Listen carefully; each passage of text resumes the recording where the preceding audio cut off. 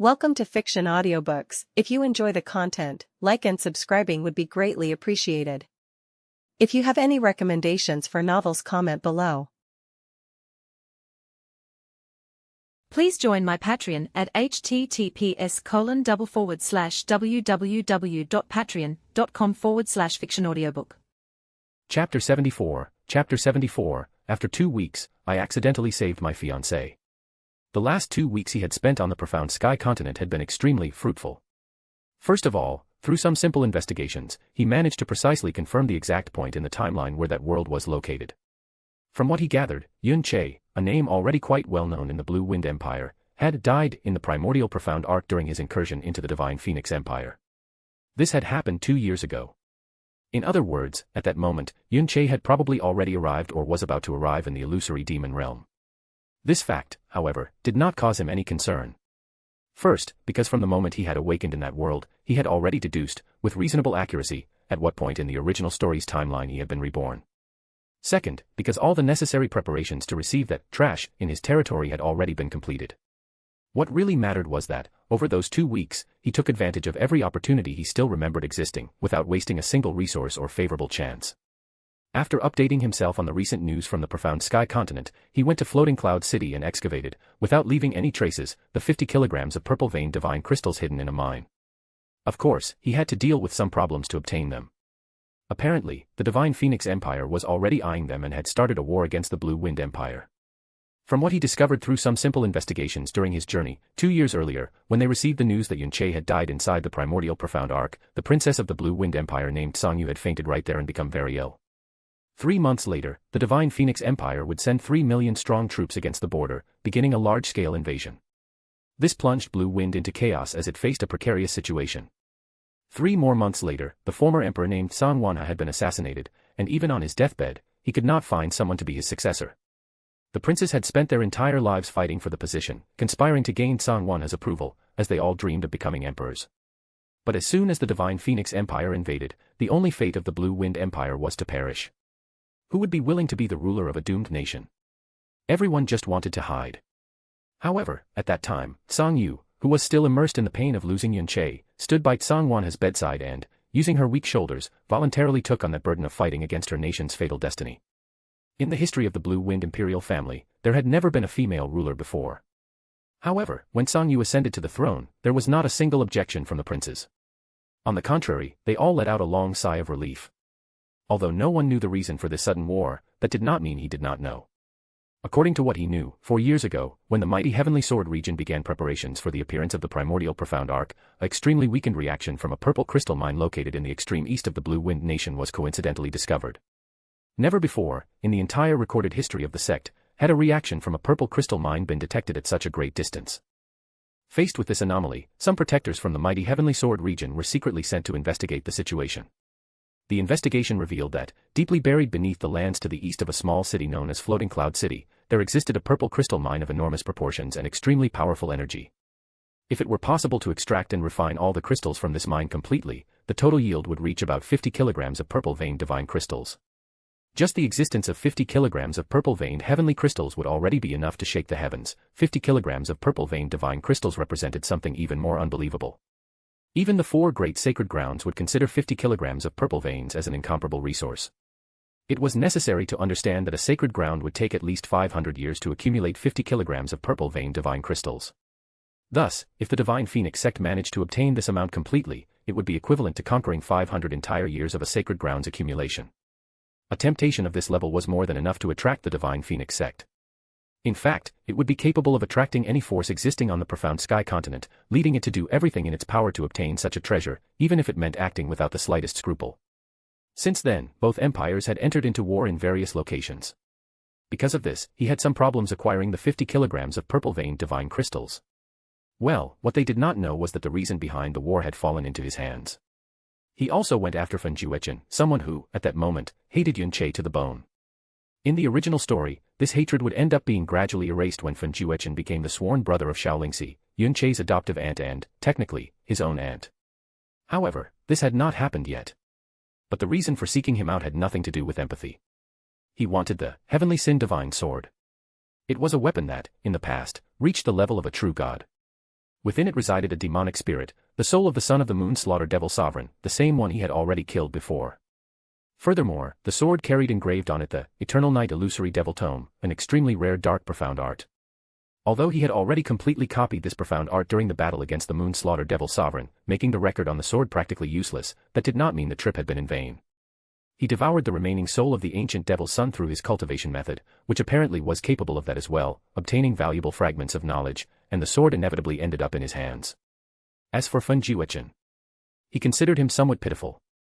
Still, he decided to help him in a limited way, preparing yet another extremely pleasant surprise for Yunche, just one more among several. Naturally, this help came at a price. He engraved on Fen Jiuchen his own slavery mark, along with a profound formation similar to the one he had implanted in Yungu. The difference was that this formation had a specific function, to detect any weakening or disappearance of Fen Jiuchen's hatred for Yunche. The moment the boy stopped desiring his revenge, the instant he lost the will to kill him or to sacrifice everything for that goal, he would cease to be useful. And then, he would turn to ashes. Obviously, he was a villain and could simply have done all this without offering any explanation. Still, he granted Fen Jiuchen himself a choice. The answer came without the slightest hesitation. Faced with the promise of enough power to take revenge, Fen Jiuchen readily accepted. For him, nothing had greater value than that goal. Sacrificing everything, dignity, freedom, or even his own existence, did not seem like too high a price. So, after taking all necessary precautions, he personally opened all of Fen Jiuchen's profound entrances. Then, he transmitted some profound arts to him, treating him as a disciple for a few days. Only after that, satisfied with the results, did he proceed with his own journey. Next, he began to systematically plunder the entire profound sky continent with regard to medicinal herbs. The amount was so absurd that he needed to expand his special ring twice just to accommodate everything. Still, his collection was not completely destructive. Just as he had done on the Azure Cloud continent, he left buds, secondary roots, and profound seeds to allow the fields to regenerate over the next years. He also found a much larger amount of purple veined divine crystals that had never been excavated. When he plundered the Azure Cloud continent, he had barely gathered a few dozen kilograms, added to a little more taken from the coffers of the sex he plundered. But there, just by robbing the profound sky continent and not sex and everything else, he obtained hundreds of kilograms of these crystals. That represented more than 10,000 years of accumulation from one of the great sacred grounds. After that, he visited the Divine Phoenix and Primordial Azure Dragon trial sites, just to check if there was still any chance of obtaining one of those two supreme bloodlines. As expected, he had no success in either case. Even so, this did not represent a real loss. He had already considered, in advance, various ways to appropriate Yunche's bloodlines at a later time, when his plans were properly aligned. Compared to that, the failure in these attempts was nothing more than a small setback. In the end, it was not such a great loss. After plundering everything he remembered still existing as opportunities on the profound sky continent, he headed to the snow and ice polar region, seeking isolation. Later, he planned to visit the frozen cloud Asgard to learn the profound art used by the fairies of that place. After all, he needed a technique suitable for the water laws he had mastered, and what better technique than the frozen and divine arts, which were also known as the Ice Phoenix God Investiture Canon, a profound art that came from the three supreme water element beasts. Before that, however, he just wanted to refine some pills and cultivate in peace. That was how he found the valley where he now was. A naturally protected, silent, and stable place. There, he built a simple cabin and remained secluded for the last weeks, living tranquilly, away from interferences. During his time there, he spent most of his days refining pills and cultivating in silence. Based on his vast medicinal knowledge, he created various pills with extraordinary effects, all of them tested and refined with absolute success. The first was the full moon pill clothed in autumn dew. After ingesting it, his spiritual sense was drastically elevated, reaching a level completely incomparable to the previous one. Even without resorting to fusing his senses with the spatial laws, he began to perceive with clarity all three continents of that world, as if they were within the reach of a single thought. Next, he refined the Celestial Wind Emperor pill, which allowed him to advance at an absurd speed in the wind path of the 10 Extreme Daos technique. This pill forced his body to face the winds of the world itself directly, allowing him to experience firsthand the profound wind element in its purest and most natural form. As a result, practically all the natural winds of that world converged toward him. Thanks to this, in just a few days, he completely concluded that path, achieving an absolute understanding of the wind laws. From then on, he became immune to that element and began to exercise total subordination over it.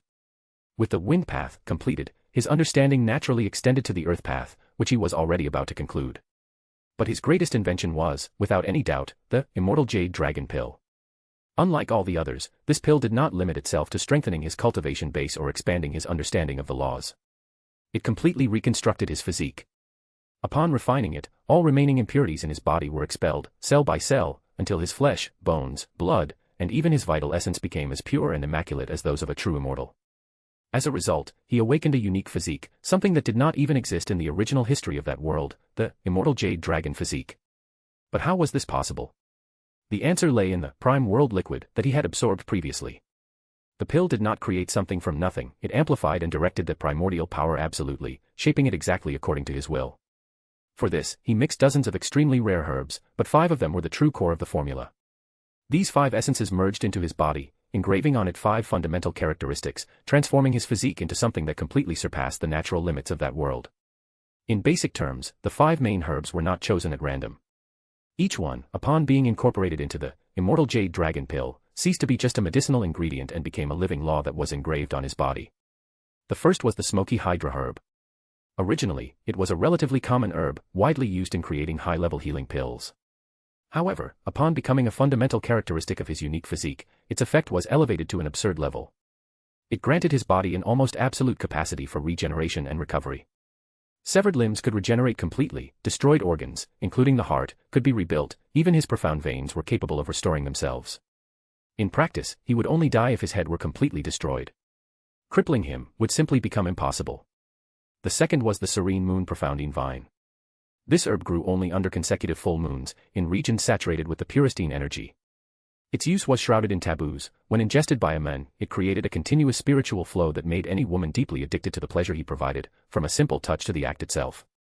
However, that was never the true reason for his choice. Upon transforming into a characteristic of his physique, obviously he not only maintained this effect but amplified it infinitely, while revealing its true value. It began to drastically amplify receptivity, allowing energy absorption with perfect efficiency and completely eliminating any conflict during dual cultivation. In other words, his body became the perfect vessel for dual cultivation. Any woman who slept with him would have her cultivation accelerated to absurd levels, and so would he. The third was the intertwined heart orchid. A legendary, extremely rare herb that only bloomed when 2 cultivators shared a deep karmic destiny. In antiquity, it was disputed by couples seeking a true spiritual connection.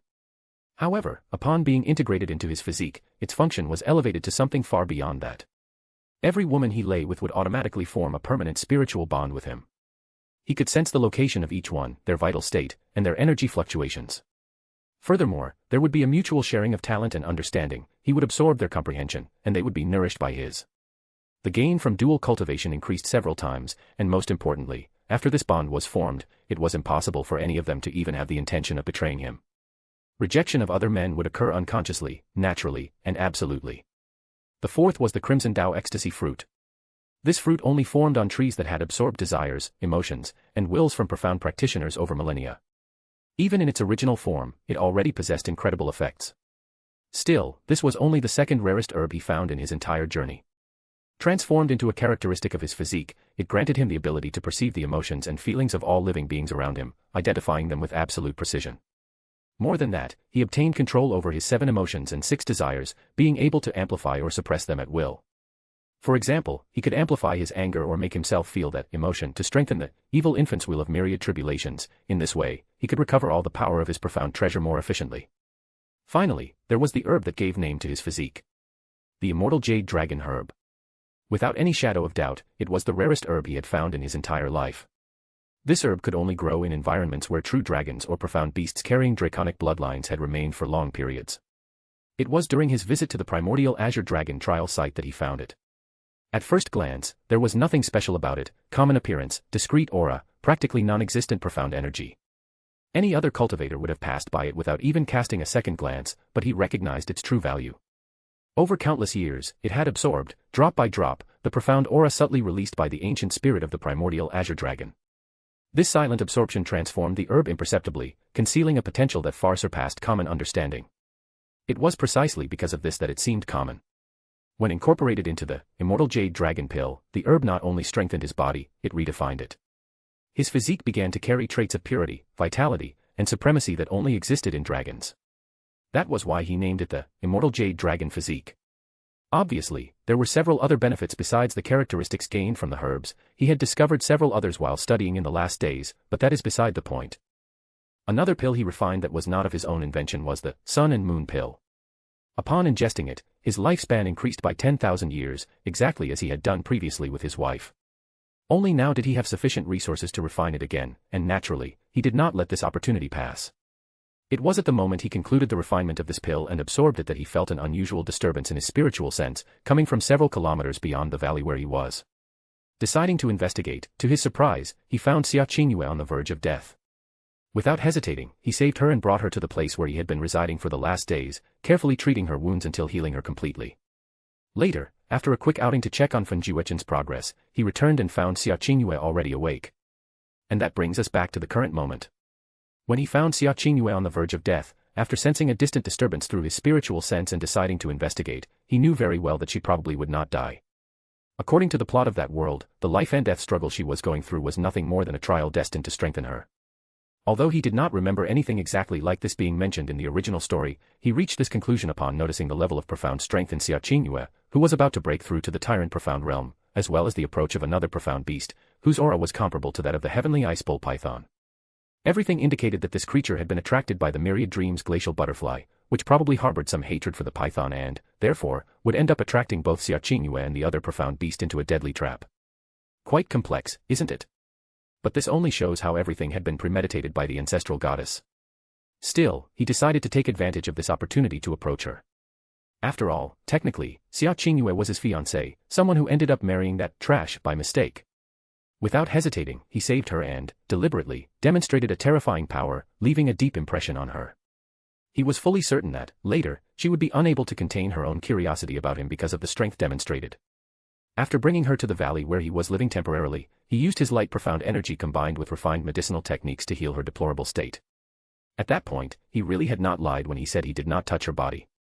Although he was a villain, he had his own principles. He was not a rapist like a certain someone, nor a harasser who took advantage of medical skills to exploit women. In a way, ironically, he was much worse, wasn't he? After all, everything he had done was skillfully manipulate a conversation, leading a girl desperate for answers to reveal her own desires while he offered her what he knew about the god realm. Of course, there were personal objectives behind this. Ren Zu looked at that face beautiful enough to take anyone's breath away.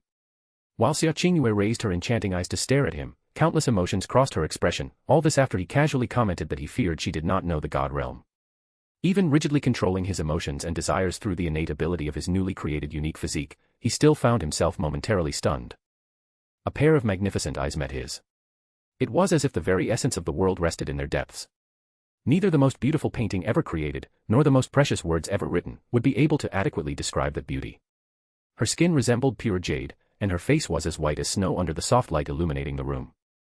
Her lips seemed like petals of the world's most delicate flower, while her nose resembled the most perfect sculpture carved from white jade, raised with elegance, pride, and an innate nobility impossible to ignore. Yes, honestly, Xia Qingyue was an extraordinary beauty. The instant his eyes landed on her, he desired her, as any man would. From that moment, he decided he would try to conquer her. Both for her undeniable beauty and for the fact that, originally, she was his fiancée, although he did not attach much importance to that detail. He snapped out of his thoughts when Xia Qingyue took an involuntary step forward. Her bare feet touched the heated floor, but she did not even notice. Her eyes, normally cold and apathetic, now shone with a feverish light, almost desperate. Lord Ren Zu. The voice came out low and trembling, laden with an urgency she herself did not recognize. She tried to control herself, took a deep breath, but the words escaped before she could contain them. The god realm, does the Lord know any way for someone like me to reach? Ren Zu tilted his head slightly, observing her with those black and unfathomable eyes. The almost imperceptible smile on his lips disappeared. He raised an eyebrow and asked, in a calm tone. I may know. But why would you want to go to the god realm? He took a step forward, reducing the distance between them. Xia Qingyue looked in his direction, and a deep sadness crossed her eyes for a brief instant. They became misty as she began to speak, her voice laden with long-repressed emotions. Because of my mother. The union of my father and my mother was something almost magical. When my father found her outside the city, she was in a coma, her entire body covered in blood. After she woke up, she had no memories, and her body was extremely weak. Even so, she married my father. Giving birth to me was something terribly difficult for her, and I almost died at birth. She took a deep breath before continuing. When I was 4 years old, my mother suddenly recovered her memories. She left like a fairy, flew away and left us. Before going, she hugged me and my brother while crying desperately, saying that if she did not leave, she would bring calamity to the entire family. She said the place she was going to was called the God Realm, a place we could never reach. Her voice trembled. After that, even though my father appeared strong, many times I saw him crying silently when he was alone. For more than 10 years, he never remarried. My brother was too young to understand at first, but as he grew up, the thing he envied most was people who had mothers. Xia Qingyue clenched her fingers tightly. I researched countless ancient books, but I never found that name. That was the reason I sought to become stronger. I just wanted to reunite my family again. Even if the goal seemed too distant, I believed that if I climbed higher and higher, I would inevitably see my mother's silhouette one day. She raised her gaze and fixed it on Ren Zu with an almost painful determination. Until I met the Lord. The Lord is the only path Qingyue has found to achieve this goal. That is the reason I want to go to the God Realm. Ren Zu remained silent for a few moments. The cabin seemed to have become quieter, as if even the discreet crackling of the wood in the fireplace had diminished, respecting that moment. The snow outside continued to fall, slow and steady, but Xia Qingyue was no longer aware of anything besides the figure in front of her and the almost painful expectation accumulating in her chest. She realized, with a slight delay, that she was holding her breath. His eyes rested on her unhurriedly, deep as a bottomless abyss. There was no pity in them, nor disdain. They were calm, excessively calm, as if he were observing something far beyond what her words had just revealed. I understand. Well, I will explain the basics to you and then you decide what you want to do next. Pay attention. Xia Qingyue nodded slightly, her eyes full of expectation. At no point did it cross her mind that he might be deceiving her. After all, why would someone so powerful, someone who saved her life, lie to her?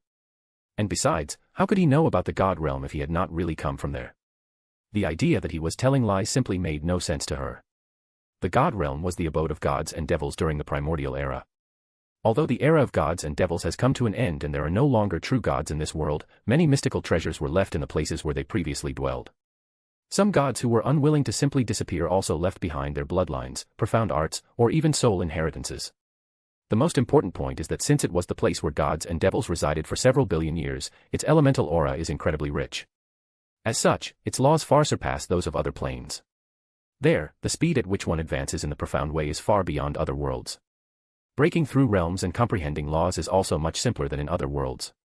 Well, the divine profound realm, as you must know.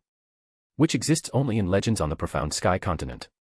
Since you managed to advance at such a shocking speed on the profound sky continent, which has such thin and turbulent aura and inferior laws, if you were in another star realm, it is extremely possible that you would have already reached that level of profound strength before 20 years old. Xia Qingyue's world seemed to freeze. She parted her lips slightly, but no words came out. Before she could react, Ren Zu continued, his voice firm and relentlessly logical. We are currently on the blue pole star, which could not even be considered one of the star realms. At most, it could be considered a planet, a small planet. In the entirety of the God Realm, there are a total of 40,000 star realms, and each star realm is divided according to its level of strength. There are lower star realms, middle star realms, and upper star realms. There are 30,000 lower star realms, 8,000 middle star realms, and the remaining 2,000 are the strongest star realms. Xia Qingyue felt her heart beating violently, shocked by the magnitude of the place she had always sought. With her current knowledge, it was still fundamentally impossible for her to imagine what kind of concept a gigantic world that possessed a total of 40,000 star realms was. Each one of them surpassing the blue pole star as well. In the primal chaos dimension, the blue pole star was just a mere drop in the ocean, or perhaps not even a drop in the ocean. Before she could formulate any question or process the newly acquired knowledge, he continued calmly.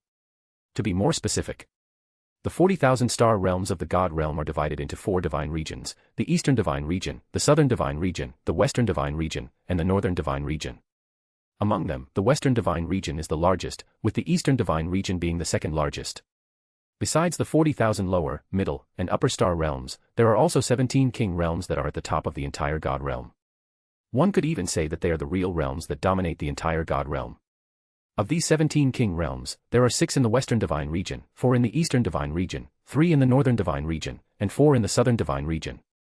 What you consider as the Divine Profound Realm is simply the entry gate to be able to navigate the waters of the God Realm.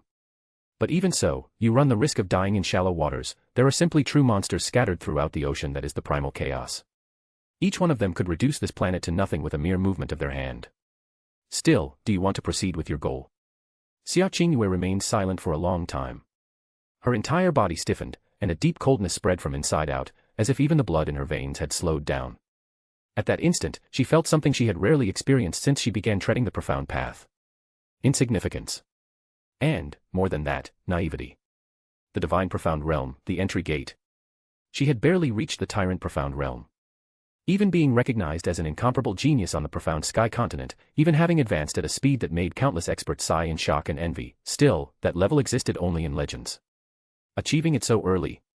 Perhaps, no. Perhaps it was simply impossible. Her chest tightened. The God realm, 40,000 star realms. Countless dominating existences. True monsters that could erase entire worlds like dust carried by the wind. And her mother would be somewhere in that vast colossus. A place so large that the profound sky continent was nothing more than an insignificant point.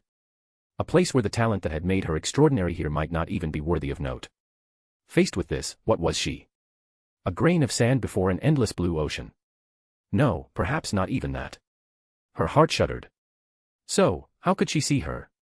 How could she cross such a vast abyss, break such absurd limits, surpass existences that could reduce worlds to dust? Just with the desire of her own heart. The doubt, silent and heavy, began to corrode her convictions. If this was the path. If this was the reality beyond the sky. Then her oath, her determination, her obstinate search for so many years, all of that would be nothing more than a childish whim. Xia Qingyue's fingers slowly closed, her nails pressing into her palm until almost piercing it. Even her frozen cloud Asgard profound art could not make her calm down for a long time, and since it did not work since she woke up in this valley because of Lord Ren Zu, she felt a feeling she had forgotten a long time ago. She felt fear. Not of danger. Not of death. But of the possibility that, no matter how much she tried, she would never be able to achieve what she sought. It was then that Ren Zu spoke again. His voice was not loud, nor solemn. It was calm, almost indifferent, but it cut directly through the turmoil in her heart. The desire of the heart, by itself, is useless. Xia Qingyue shuddered slightly. If it does not come accompanied by clarity, he continued, his black eyes fixed on her, deep as the void itself, it only leads to frustration. But do not confuse difficulty with impossibility. She raised her gaze. You are looking at the God realm using the eyes of someone born in this small world. He said, without cruelty, just with absolute frankness. It is natural that everything seems unattainable. But that does not mean it really is. Your luck was that you met me, if not, indeed. Perhaps, you would never be able to achieve your goal. I know a way for you to achieve your goal quite quickly. Xia Qingyue was visibly surprised. His words contained no explicit arrogance, nor empty promises. Still, there was an absolute certainty in them, as if he were describing a fact, not a possibility. Her heart, which moments ago was heavy as lead, shuddered violently. She took a step forward almost by reflex, while asking, the Lord knows a way. She realized, belatedly, that her hands had clenched too tightly. When she noticed, she tried to relax them in vain. Ren Zu observed her in silence. He did not answer immediately. Instead, he averted his gaze for a brief instant, as if evaluating something invisible in the air, or perhaps reorganizing his own thoughts. The soft flame of the fireplace reflected in his black eyes, making them even deeper, almost unreal. Then, finally, he turned back to face her. Yes. The word fell like muffled thunder in Xia Qingyue's heart. She felt the blood running faster through her veins. But are you willing to follow this method even if you have to sacrifice everything? Xia Qingyue remained silent for a moment. The expression on her face, previously taken by turbulent emotions from finally finding a clue to the place where her mother was and why simply her profound art could no longer suppress or freeze her heart due to the indescribable charm of the men before her, gradually became more lucid. She took a deep breath and spoke with total frankness. Since the day I saw my mother leave, this Qingyue swore to herself that one day she would reach that distant place to reunite with her, to understand why she left us and, perhaps, heal the wounds that remained in my family. My father, he was never the same again. And my brother, Xia Yuanba, grew up without the warmth that only a mother can provide. Her voice remained firm, but laden with deep feelings. For years, I cultivated tirelessly in the frozen cloud Asgard, all with this single goal.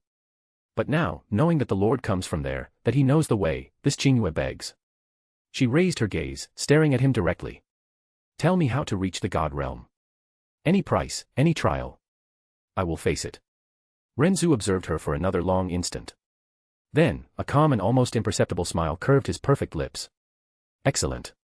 The word came out low, soft, but laden with a certainty that made Xia Qingyue's heart give an involuntary leap. Even more so upon seeing that smile so beautiful. She was so focused on her goal coming within reach that she forgot how beautiful Lord Ren Zu was. He turned with natural grace, walking to the simple wooden table beside the fireplace. With a casual wave of his hand, a discreet glow appeared in the air. In a few moments, the table was set, a platter of roasted profound beast meat, exuding a rich and tempting aroma, fresh vegetables glazed with a crystalline sauce that seemed made of frozen dew, soft bread still warm, and 2 glasses of a translucent wine, jade-colored, emanating a subtle fragrance of snow flowers. "But first, let's eat something and sit down," he said calmly, explaining all the details takes time, and nothing like a good meal for a proper conversation. He pulled out a rustic but perfectly carved chair, indicating it to her with a polite gesture. Then, he sat in the opposite chair, his movements fluid and elegant, as if each gesture were part of an ancient and forgotten dance. Xia Qingyue hesitated for a brief instant, not out of distrust, but because his mere proximity made her heart beat uncontrollably again. The blush she fought so hard to contain threatened to return, but she took a deep breath, forcing herself to maintain composure. With a light nod, she accepted the invitation and sat down, her hands delicately placed on her lap. The aroma of the food invaded her senses, and only then did she realize how strangely hungry she was. Ren Zu served a portion on a simple plate in front of her, then on his own. He raised the jade wine glass, swirling it lightly between his long and perfect fingers, observing the liquid dance. "Try it. It's made from millennial ice mist and fruits of the frozen moon flower. It helps stabilize the profound veins. This will save you a couple of days of cultivation as well, and it has a flavor that suits someone like you." Xia Qingyue was surprised by a wine capable of that. She accepted the glass, her fingers briefly brushing his upon receiving it, a minimal, accidental touch, but one that sent an electric current through her entire body. She lowered her gaze quickly, disguising the blush rising to her cheeks, and took a small sip. The wine was cold on the tongue, but exploded in soft warmth as it went down, spreading like snow melting in the sun. It was refreshing, pure, with a sweet touch that recalled winter mornings under moonlight. "Delicious," she murmured, sincerely surprised. Ren Zu merely nodded, taking a sip of his own wine before beginning to eat calmly. For a few minutes, they ate in silence, not an awkward silence, but something almost comfortable. Finally, he set down his utensils and leaned back slightly in the chair, his black eyes fixed on her with that unfathomable depth. "Now that we are more at ease, let's get to the details. The link is right below. See you there. Thank you so much for your support, you make all of this worthwhile." Chapter 75, The Inevitable Proposal. Some hours later, the cabin was immersed in a profound silence, broken only by the occasional crackling of the fireplace and the distant howl of the wind against the icy mountains. The meal had ended long ago, the plates were carefully stacked on the table, and the now empty jade wine glasses reflected the golden light of the flames from the hearth. Xia Qingyue remained seated, still as a snow statue, her hands clasped in her lap. Her expression was strangely troubled, something entirely foreign to her usual demeanor. Anyone who knew her would have been shocked to see her like this, for her countenance was normally as serene and unchanging as the still water of a well, devoid of any trace of emotion. Yet, ever since meeting Lord Ren Zu, even her profound art capable of freezing her feelings had proven useless. It was like snow cast into the sun, a single glance at him, or the mere sound of his voice, was enough to melt all her self-control. Her heart raced, her thoughts slipped from rational dominion, wandering down dangerous paths. And it was not merely Ren Zu's extraordinary beauty that unsettled her. What truly disturbed her was the fact that he had offered her, without reservation, all the information about the realm of the gods, the destiny she so desperately longed to reach. Yes, she had learned everything. Over the past few hours, as she savored the delicious food prepared by Lord Ren Zu, they had spoken at length about every detail. Xia Qingyue had laid bare all her doubts, from how one could reach the realm of the gods upon breaking through the divine profound realm to the mechanisms behind such ascension. He explained that when the time came, she would understand it herself, she would be able to sense beyond the limits of this small planet. She had also questioned him about the cultivation levels, and the young men before her revealed everything with precision.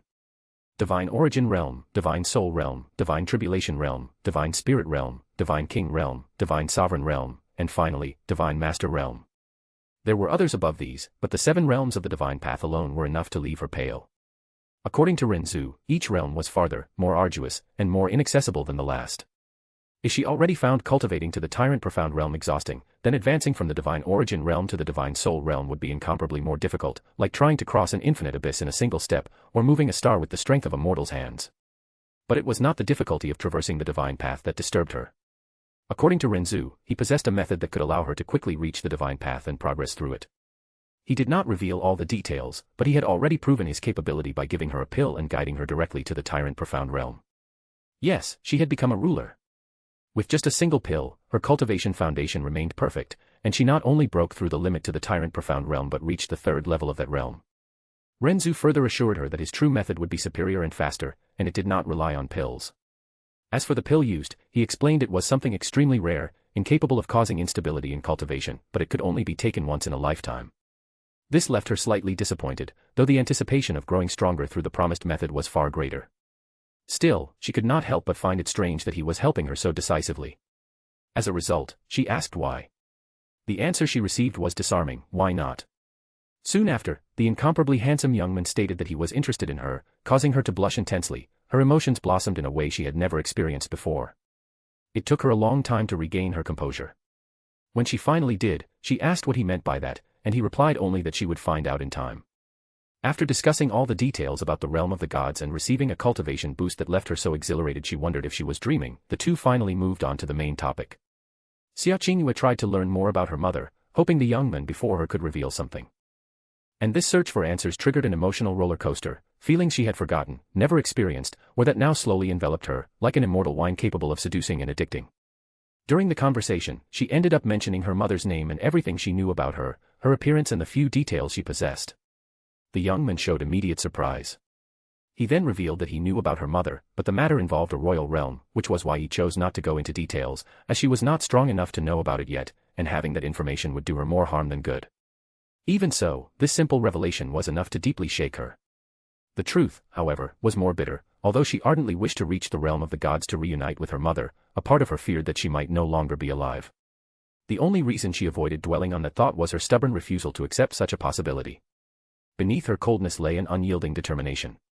So much so that, after a few minutes processing everything, her eyes involuntarily fixed on Ren Zu. He was reclining in his chair, his black hair falling like a nocturnal curtain over his shoulders, his half-closed eyes reflecting the flames with a serenity that almost seemed divine.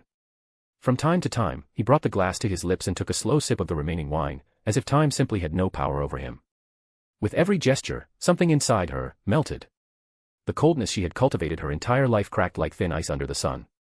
His flawless face, his low and serene voice, the patient and almost inhuman way he had explained everything, every detail seemed to conspire to make her completely enchanted. Xia Qingyue bit her lower lip, trying forcefully to avert her gaze and focus it on her hands resting in her lap. But it was useless. And she knew it. Ren Zu seemed to catch her gaze, or perhaps he simply knew, and slowly turned his head. His black eyes met hers with a gentle, almost warm intensity. "Is everything all right?" he asked. His voice was no more than a murmur, but it was enough to make the air around them vibrate. Xia Qingyue blinked, feeling the blush threaten to rise once more. She nodded quickly, too quickly to seem convincing. She took a deep breath, invoking the frozen heart arts to contain her own emotions. Even so, it was difficult, very difficult, with him there, so close, with those beautiful black eyes that seemed to eclipse the sun and moon, with that face and figure that resembled a sublime painting. "Yes. I'm fine," she finally replied. Her voice sounded cold on the surface, exactly as it always had. However, there was a subtle stiffness in it, an almost imperceptible hint that calm had been achieved by force. Her fingers intertwined more firmly in her lap, and her clear, perceptive eyes slowly rose to meet his. "Lord Ren Zu, about my mother." She paused briefly, as if gathering courage. "If I truly want to see her again, what level of cultivation would I need to reach?" Ren Zu turned his gaze to her calmly and answered without hesitation. "At least the Divine Master realm." Xia Qingyue's body stiffened. "Master. Divine." The air seemed to catch in her throat as she murmured the words. Divine Master, the pinnacle of the divine path, a realm that, from his explanations, already surpassed the imaginable. Even so, she nodded slowly, absorbing those words without retreating. "Yes. At that level, you would have enough strength to protect yourself and involve yourself with royal realms without being immediately crushed. Below that, it would be far too risky. Very risky. But, your mother's situation is a bit complicated." Ren Zu's voice remained calm. There was no hesitation, no pity, it's not something simple to resolve. So, even if you reach the level of a divine master, it would not be enough. Despair came quickly, like a sudden crack in the ice covering a deep lake. Xia Qingyue's eyes widened slightly, and for the first time in years, her voice emerged with an almost pleading tone, something she herself did not recognize. "Complicated, why? Please, Lord Ren Zu, tell me. I need to know." Ren Zu let out a long sigh and set the empty glass on the table. He interlaced his fingers, leaning slightly forward. His black eyes fixed on hers with an intensity so firm that Xia Qingyue had to hold her breath. "I won't go into all the details now, but I can summarize what I know. Your mother was born into an ordinary family in the moon god realm. However, she possessed an extremely rare physique, one that appears only once every 100,000 years, perhaps even longer. And according to what I've learned about that physique, those who possess it are capable of producing descendants with talents and bodies as extraordinary as yours. Xia Qingyue furrowed her delicate brow, more or less understanding where this was leading. That was what drew the attention of the king of the moon god realm. He continued without hesitation. And eventually, she became his fiancée. She closed her eyes for a moment, trying to control her breathing. The frozen heart arts reacted instinctively, seeking to suppress the whirlwind threatening to overflow. She was forced, she asked, almost in a whisper. Ren Zu shook his head slowly. There are no records indicating it was against her will at first. However, before the marriage could be consummated, she insisted on returning one last time to personally bid farewell to her parents. It was then that she suffered a brutal attack. She was gravely injured and disappeared. No one in the moon god realm heard from her again after that. He paused briefly before continuing. She fell to this small planet. Met your father, lived here, and the rest you already know. Xia Qingyue swallowed hard. So, that was why she disappeared back then. Ren Zu nodded calmly and explained. Yes, that was very likely the reason. I don't know exactly everything that happened, what I know comes largely from what you yourself told me. Even so, all signs indicate that after falling to this planet, your mother suffered profound damage, not only to her body but also to her soul. Her memories of the realm of the gods, her identity, and even her strength, all of it was forgotten by her. He paused briefly before continuing, his voice firm and controlled. Only on the day of her departure did those memories very likely return, motivating her to leave and return, for along with them, her true strength also came back. The instant her aura re-emerged, even if only briefly, it was sensed. Had she remained in this world, her presence would eventually have drawn eyes that should never turn to this place. That would have been a catastrophe, not only for your brother, your father, and you, but for this entire small planet. It would have been reduced to dust. If the king of the royal realm discovered that your mother had remained missing all those years with another man, he would have done everything to erase every trace of her existence. Well, the good news is that the royal realm has no knowledge of your existence, which means that, for now, your mother is safe. Therefore, do not worry excessively about time, though you should not relax either. Many things can change in an instant. It would take only someone discovering this place by chance, perhaps while investigating where she went after disappearing, for your family to be revealed. If that reached the ears of the king of the royal realm, he would not hesitate to send subordinates to reduce this world to dust. In the end, it all comes down to strength. Without sufficient strength, there is no guarantee of anything. Xia Qingyue remained motionless, but inside she felt a torrent of intense emotions. Her lips trembled almost imperceptibly, and her clear eyes, once so cold and distant, now glistened with moisture. Anger, sadness, relief, fear, everything blended into a flood that the frozen heart arts could no longer contain. For the first time in years, a solitary tear escaped, sliding slowly down her pale cheek, cold as a dewdrop on virgin snow. The solitary tear descended slowly down her face, leaving a faint, glistening trail before disappearing at the delicate curve of her chin. She raised her hand to her face almost reflexively but stopped halfway, as if refusing to hide that belated weakness. She bit her lower lip. Hard. The metallic taste of blood mingled with the chill in the air, helping her regain a minimum of clarity. The frozen heart arts reacted once more, not to fully suppress her emotions, but to help her recover her composure. When she spoke again, her voice was still low, but firm. If the situation is like that, she said slowly, each word chosen with extreme care, then what level would I truly need to reach to act without anyone being able to stop me? Her eyes rose once more, staring directly at Ren Zu. There was no longer confusion in them. Nor hesitation. Only a silent determination, cold as eternal ice. Ren Zu observed her for a prolonged moment. If the situation directly involves a royal realm, he finally replied with absolute calm, then the safest minimum would be the peak of the divine master realm. Xia Qingyue drew a deep breath. The peak. Yes. Ren Zu nodded.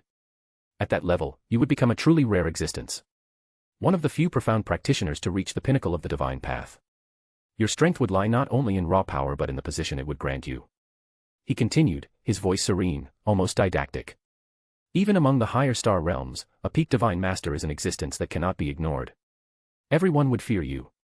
Even those who did not fear you would think twice before touching you. Only in that way would you have enough power to resolve your mother's situation. Xia Qingyue clenched her fists. Then, I could find her and achieve my goal. Yes. However, Ren Zu added without softening his tone, there are still many variables. She frowned slightly. Variables. Ren Zu nodded. No one truly knows the depths of a royal realm. Not even a divine master can act with complete certainty before them. There are hidden trump cards, ancient existences.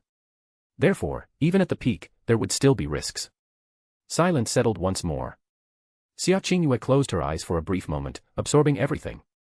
After opening them, she looked in his direction with hopeful eyes and spoke again, this time with an almost cutting clarity.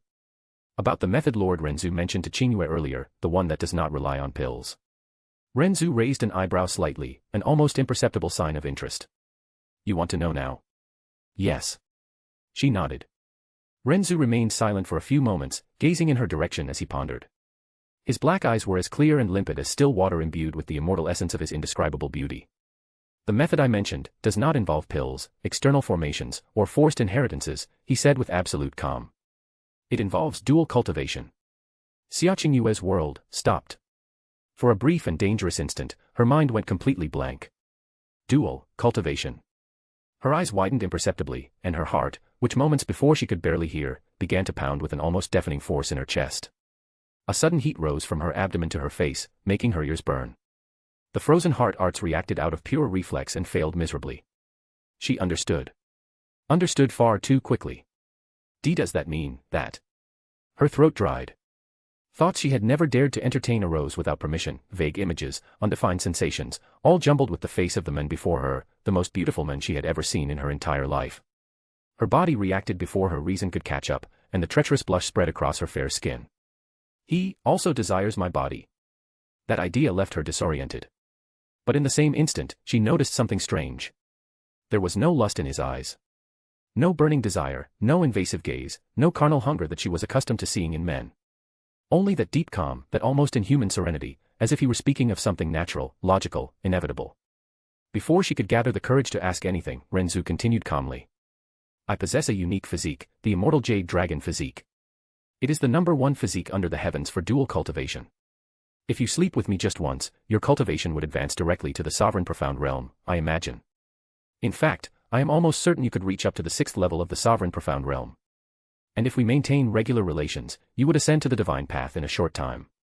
The benefit would be mutual, but for you, it would be exponential, because my cultivation is far higher than yours.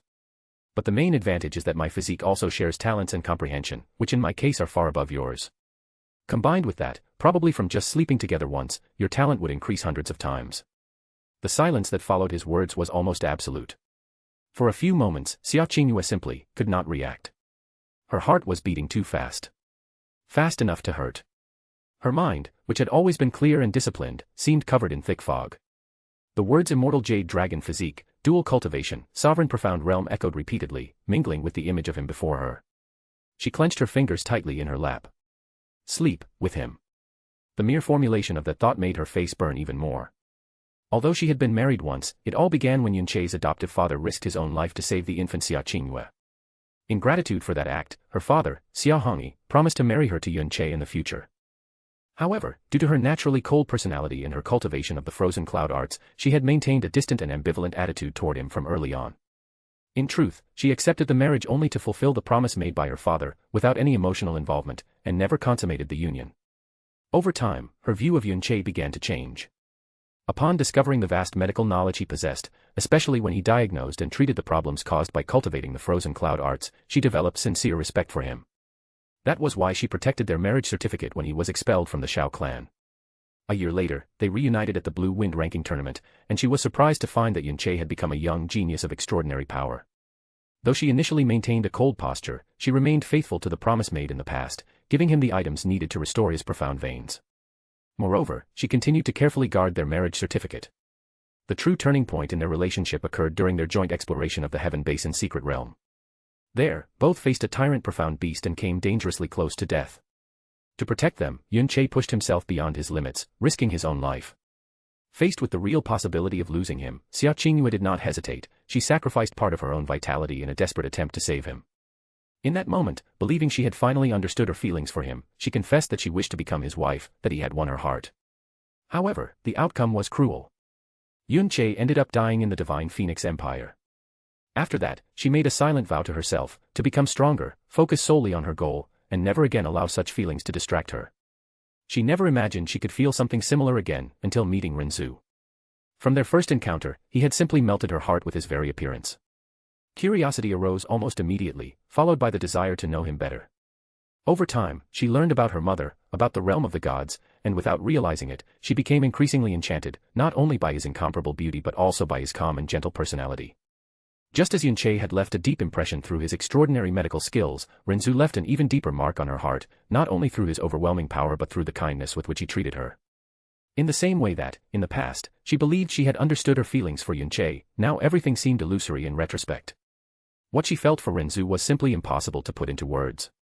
He had saved her life, offered her a path to reunite with her mother, and given her hope to achieve her goal. Moreover, he was the most beautiful man she had ever seen in her entire life. She could not lie to herself by saying she was not so attracted to him that, were it not for her firm will, she would have already forced him.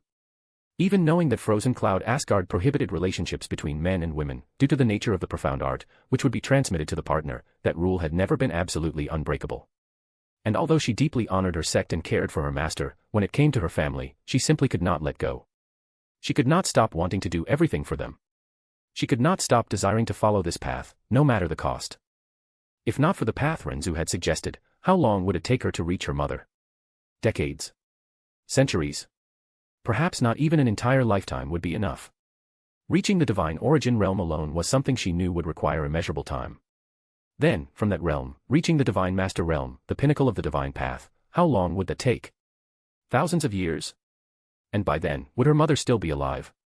Although a profound practitioner's lifespan increased as their cultivation rose, she had no idea what level her mother had reached. She did not know how far she had gone or how much time she had left. Perhaps she would still be alive when Xia Qingyue gained the strength needed to reach her. Perhaps not. She simply had no way of knowing. Though it meant sacrificing her purity and doing that with him, something that, to her own surprise, aroused not the slightest feeling of rejection or repulsion, Ren Zu's words were far too rational to be simply ignored. In her mind, everything made sense. She could not see that proposal as something wrong. If it had come from anyone else, she would have immediately dismissed it as disguised indecency, a veiled insult to her own dignity. But coming from him, there was no vulgarity at all. Even so, that certainty troubled her. Were these merely justifications she created to hide her own desire? The desire to become stronger quickly? Or the desire to be with him? The two feelings seemed to blend indistinguishably, intertwined to the point where she no longer knew where one ended and the other began. Xia Qingyue felt her heart race, beating so hard it seemed to echo throughout the cabin.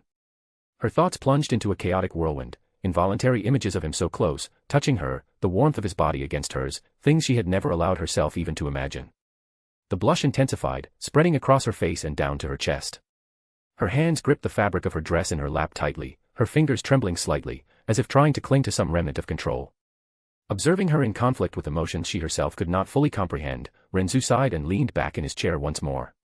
His eyes remained fixed on hers, filled with a patience that seemed infinite. One of the many reasons he considered the frozen heart art's complete garbage was precisely that, by freezing one's own emotions, a person prevented any true emotional growth. Xia Qingyue was acting so differently from her usual self because the profound art simply did not work when it came to him. To him, it was as obvious as daylight.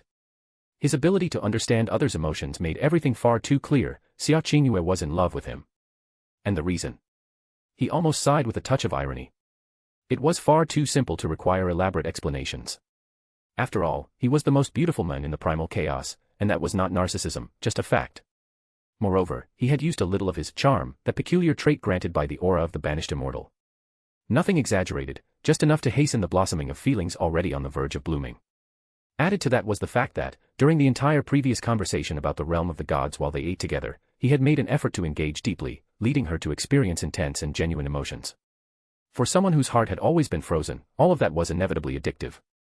After all, one only learns the value of feeling when one finally feels something. That was why he had spoken so directly about dual cultivation and chosen to be honest, at least as far as it suited him. Understanding people's emotions was truly divine. That ability had elevated his powers of persuasion to an absurdly high level. Manipulation? Ah, no. He had not manipulated Xia Qingyue. All he had done was guide her to feel emotions she had never fully experienced, awaken curiosity, spark hope, instill fear, ignite desire. All through what seemed like a simple conversation. Then, little by little, he let the reality of the realm of the gods weigh on her, revealing just enough to make her feel cornered, desperate for strength. Of course, he had not mentioned that she was the biological daughter of the king of the royal realm. Nor had he spoken of countless other truths. He said only what needed to be said to lead her to accept his proposal. For someone desperate, whose goal required absolute power, the idea of obtaining it at the cost of her purity seemed acceptable, especially when she did not even realize she was already in love with him. Was that despicable? No. After all, she liked him.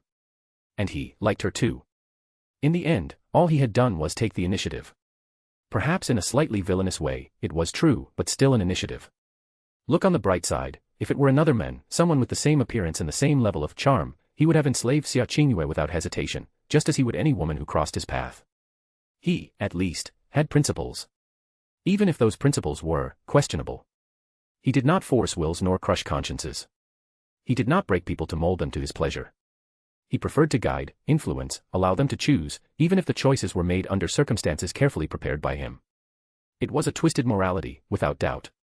But still a morality.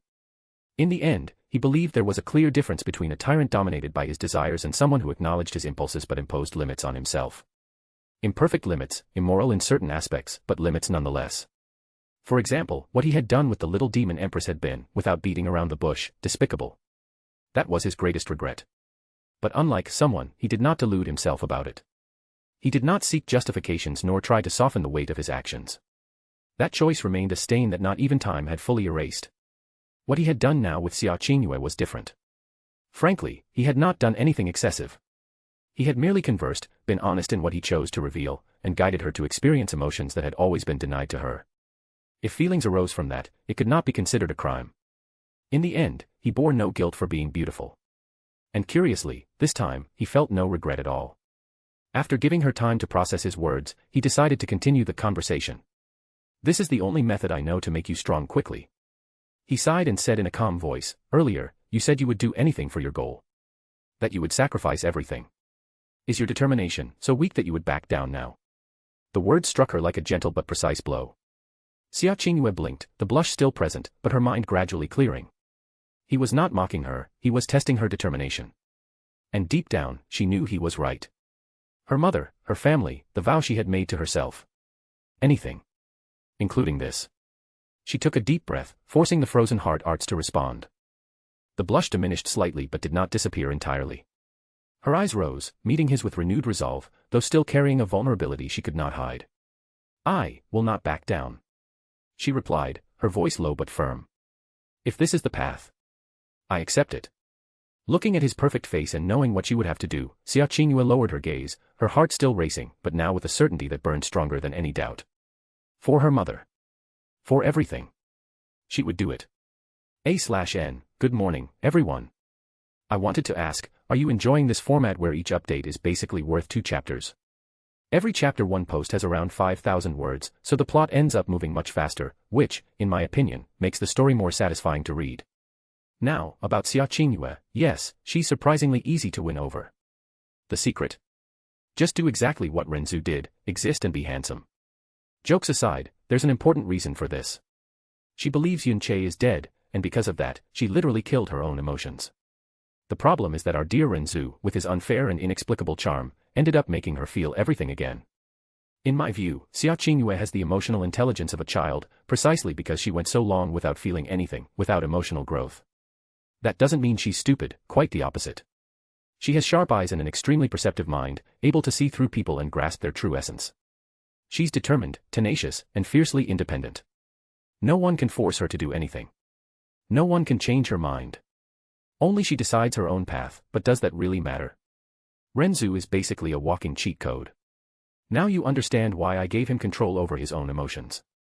No matter how good Xia Qingyue is at reading people, it simply doesn't work against someone like him. Anyway, I hope you enjoyed this development. From now on, the two of them will start out as dual cultivation partners.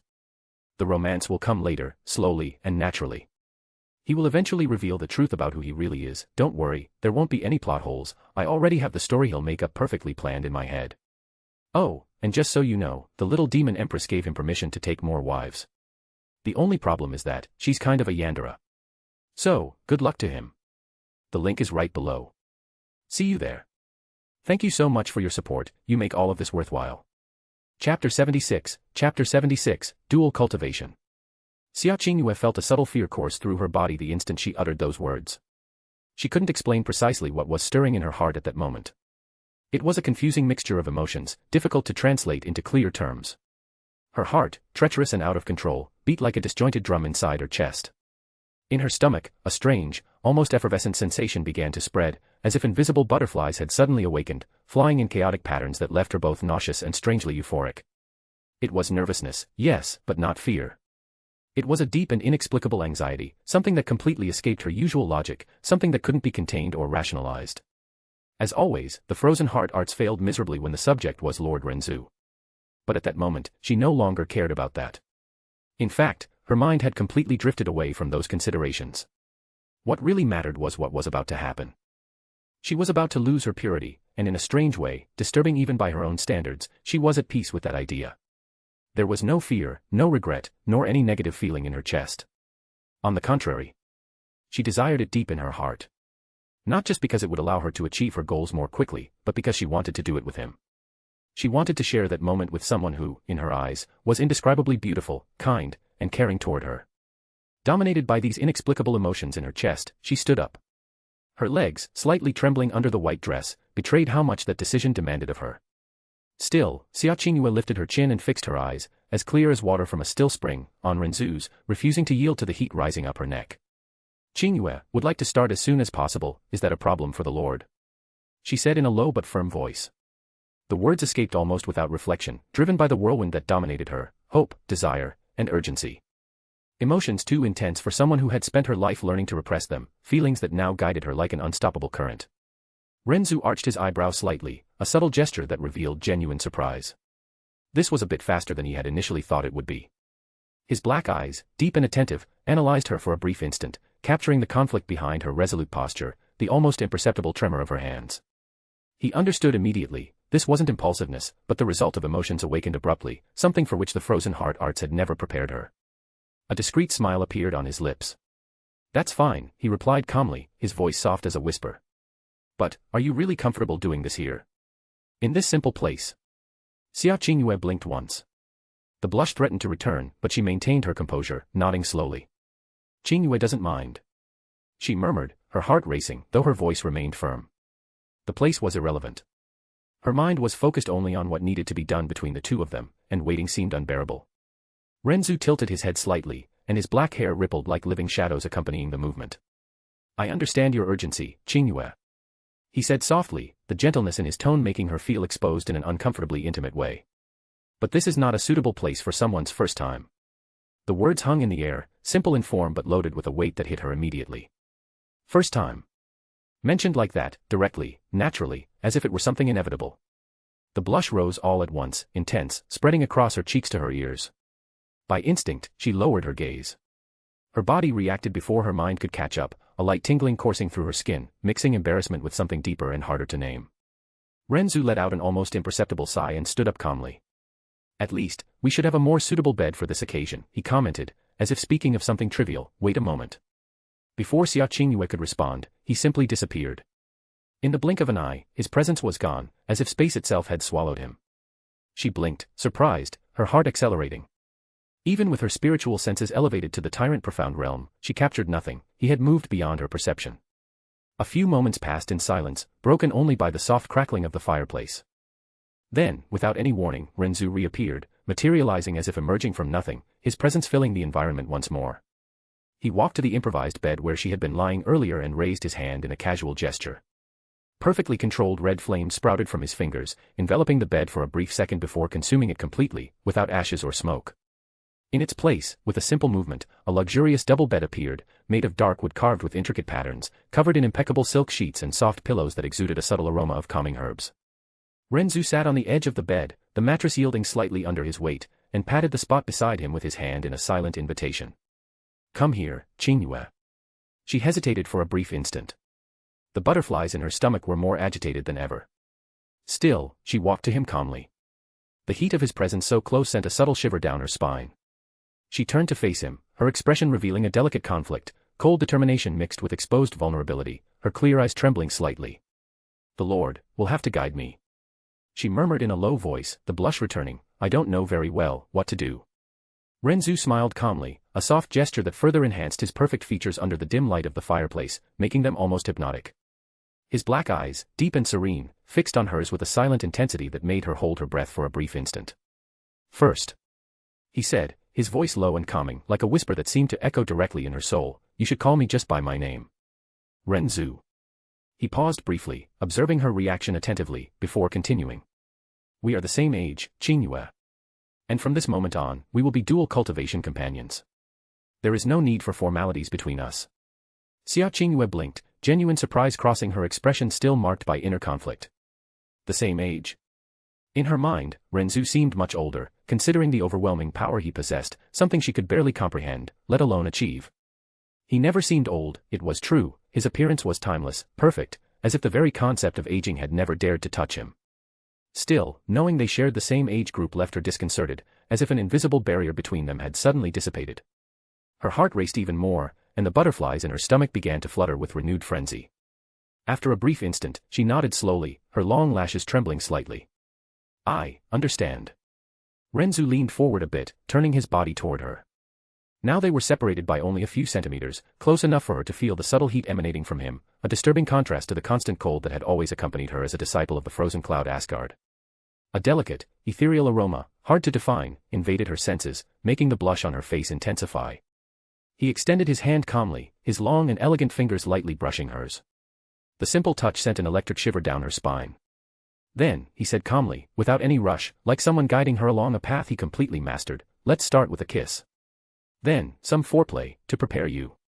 Although this is, in essence, an exchange for our cultivation, Qingyue, we both should enjoy the act in the same way. There is no need to rush. The words hung in the air, loaded with a silent promise that left her even more nervous. A kiss. Foreplay. The mere mention made her body react before her mind could catch up, an unknown heat spreading slowly from her chest downward, mixing anxiety with an expectation she didn't dare admit out loud. Her eyes, almost without realizing it, fixed on his lips, perfect, too close. Unable to find words, Xia Qingyue simply nodded once more, her heart pounding hard in her chest, ready to surrender to that immortal who had saved her. Ren Zu raised his hand slowly, his long and firm fingers touching her delicate chin with a gentleness that contrasted with the intensity of his gaze. He simply couldn't look at that face without being overcome by desire. The cheeks, smooth as immaculate silk, were whiter than the virgin snow covering the valley around them, without a single imperfection capable of marring such purity. The dimples, subtle and enchanting, seemed to echo poetic descriptions from ancient paintings and immortal verses, as if they had been sculpted to inspire eternal admiration. As for the lips, soft and in a perfect pink tone, they gave the impression of having been drawn with absolute care, a temptation so delicate that it would make the heavens and earth pale, and even the stars and moon fade before her. Combined in a single girl, all these characteristics composed a truly transcendental beauty, capable of eclipsing the entire world. And now, she was his. He approached slowly, their lips meeting in an initial gentle touch. Xia Qingyue leaned instinctively to receive him, her eyes closing the instant a wave of heat coursed through her completely. The kiss began soft, almost shy, like a warm breeze slowly melting the ice accumulated in her chest. An indefinable feeling spread through her body, his lips were soft and warm, carrying an impossible-to-describe flavor, but addictive enough to make her want more. Each second of contact seemed to envelop her in an irresistible web, making her heart race while butterflies danced frantically in her stomach. Then, with contained assertiveness, he deepened the kiss, forcing his tongue between her pearly teeth.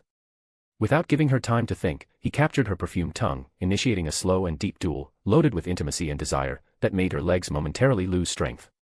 She melted completely, a muffled moan escaping her throat as her body surrendered to the overwhelming pleasure. All the barriers she had built over the years as a disciple of the frozen cloud Asgard regarding any kind of intimacy with men dissolved completely, leaving only pure and intense sensations. Ren Zu removed his hand from her chin and pulled her into his arms, pressing her soft breasts against his firm chest, the contact sending waves of heat through both. She didn't know what to do with her hands and kept them pressed against his chest, feeling the defined muscles under his clothes. Before fully accepting the embrace, her mind melted in an addictive pleasure, where logic and control no longer existed.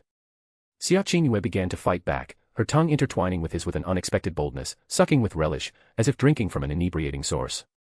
The kiss deepened, becoming more urgent, and Ren Zu laid her on the bed with ease, positioning himself on top of her without interrupting the contact. Their bodies molded to each other, and he could feel her soft breasts even more pressed against his chest, a subtle fire rising in his belly as his member awakened, hardening with the proximity. After some moments that seemed eternal, he interrupted the kiss, their lips separating with a soft, wet sound. His black eyes remained fixed on hers for a brief instant, before slowly sliding down to her delicate neck. Xia Qingyue's mind was enveloped in a dense fog, the world reduced to pure sensations, and when he sucked gently on the sensitive skin there, an involuntary moan escaped her lips, partially pulling her from her reveries. Intense shivers coursed through her body, pleasurable and deep, making her heart race even more. Ren Zu approached her ear and whispered, his voice low and hoarse, sending waves of heat directly down her spine. The clothes are in the way. Each word sounded like an invisible caress. Xia Qingyue blinked, trying to catch her breath. Qingyue, can remove them. She murmured, her voice trembling. Ren Zu simply smiled softly against her skin. No need. With a casual touch of his finger, the white robes were consumed by instantaneous red flames, dissipating without a trace and leaving her completely nude before him. A brief panic crossed her heart when the cabin's air met her exposed skin, contrasting sharply with the heat that still enveloped her. She opened her mouth to protest, but before any word could escape, Ren Zu captured her lips again, silencing her with a deeper and more enveloping kiss. He pulled her carefully to the side, settling them lying face to face on the bed, their bodies naturally intertwining. His hand descended slowly, squeezing her white and soft but with firmness, with a confidence that sent an intense shiver down her spine. Xia Qingyue arched slightly against him, surrendering to the touch, while an uncontrollable heat spread through her body, a mix of desire and surrender that enveloped her in a silent and irresistible dance.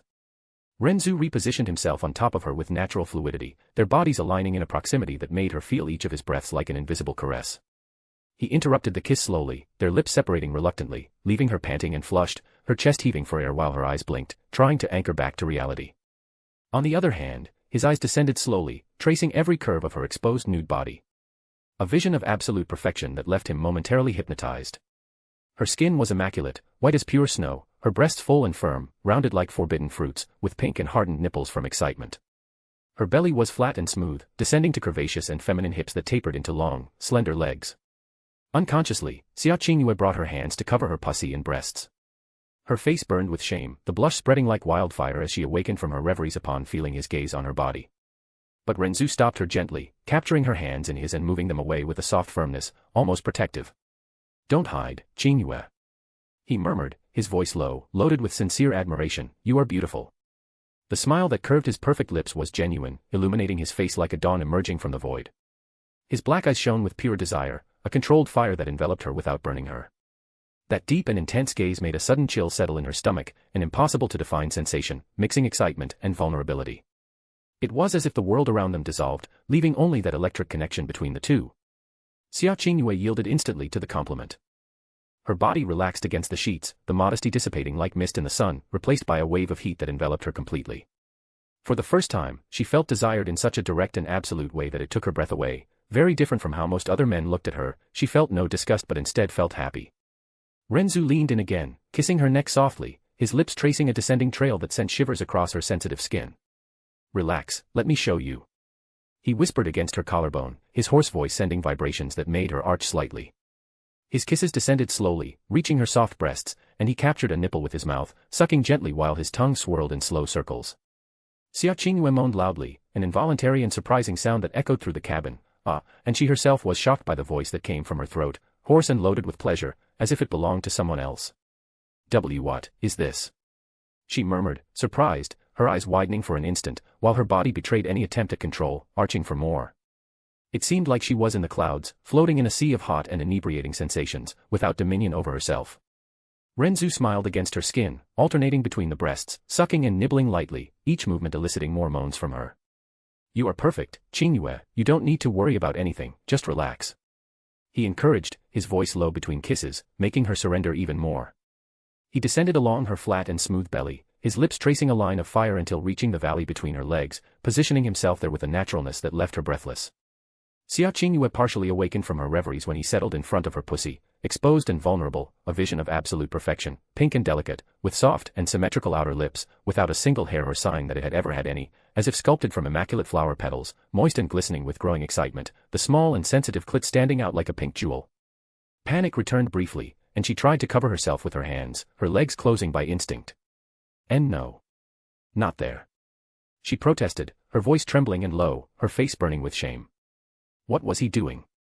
Although she didn't know much about intimacy between man and woman, she knew enough to know how sex was done, so his action confused her slightly.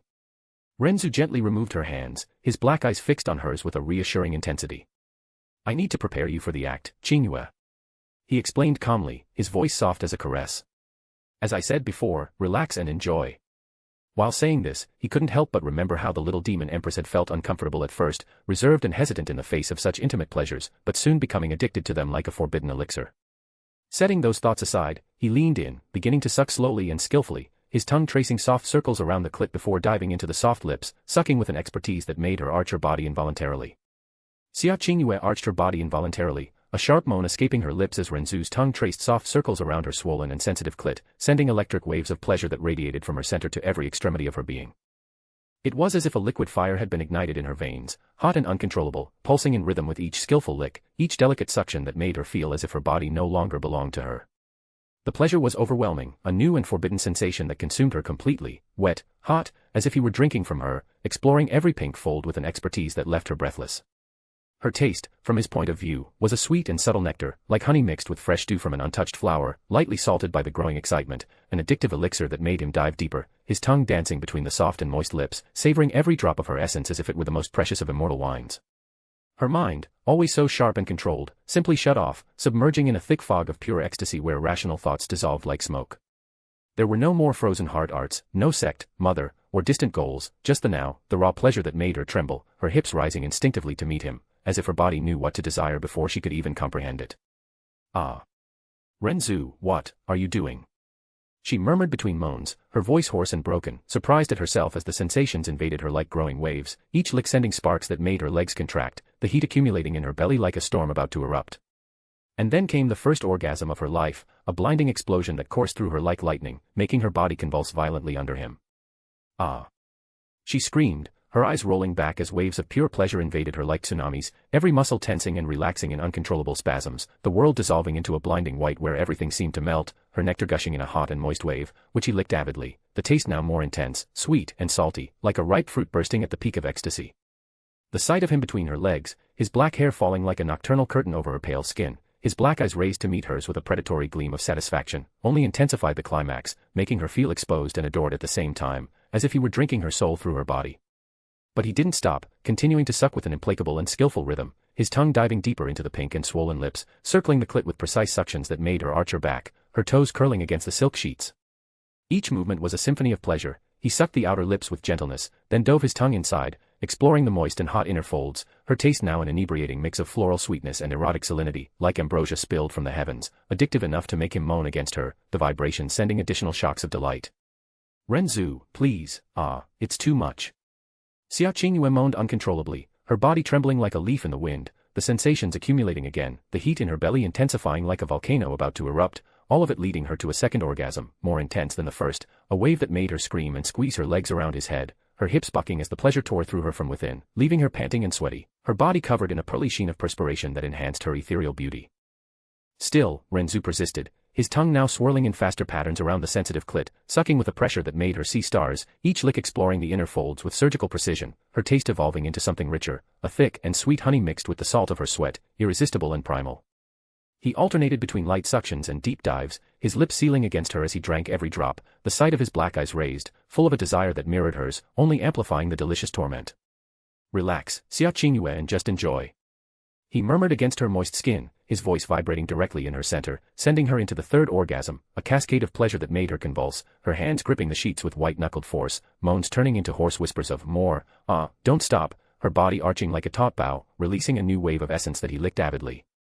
The fourth orgasm came next, built on the remnants of the previous ones, with Ren Zu accelerating the rhythm, his tongue playing with the clit with quick and precise touches while two fingers joined, lightly brushing the moist entrance before diving slowly, stretching her gently while sucking the outer lips.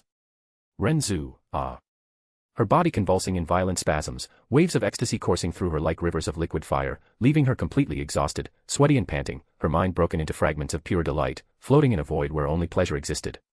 Finally, he stopped, rising slowly to observe her, his lips moist with her taste, ready to proceed.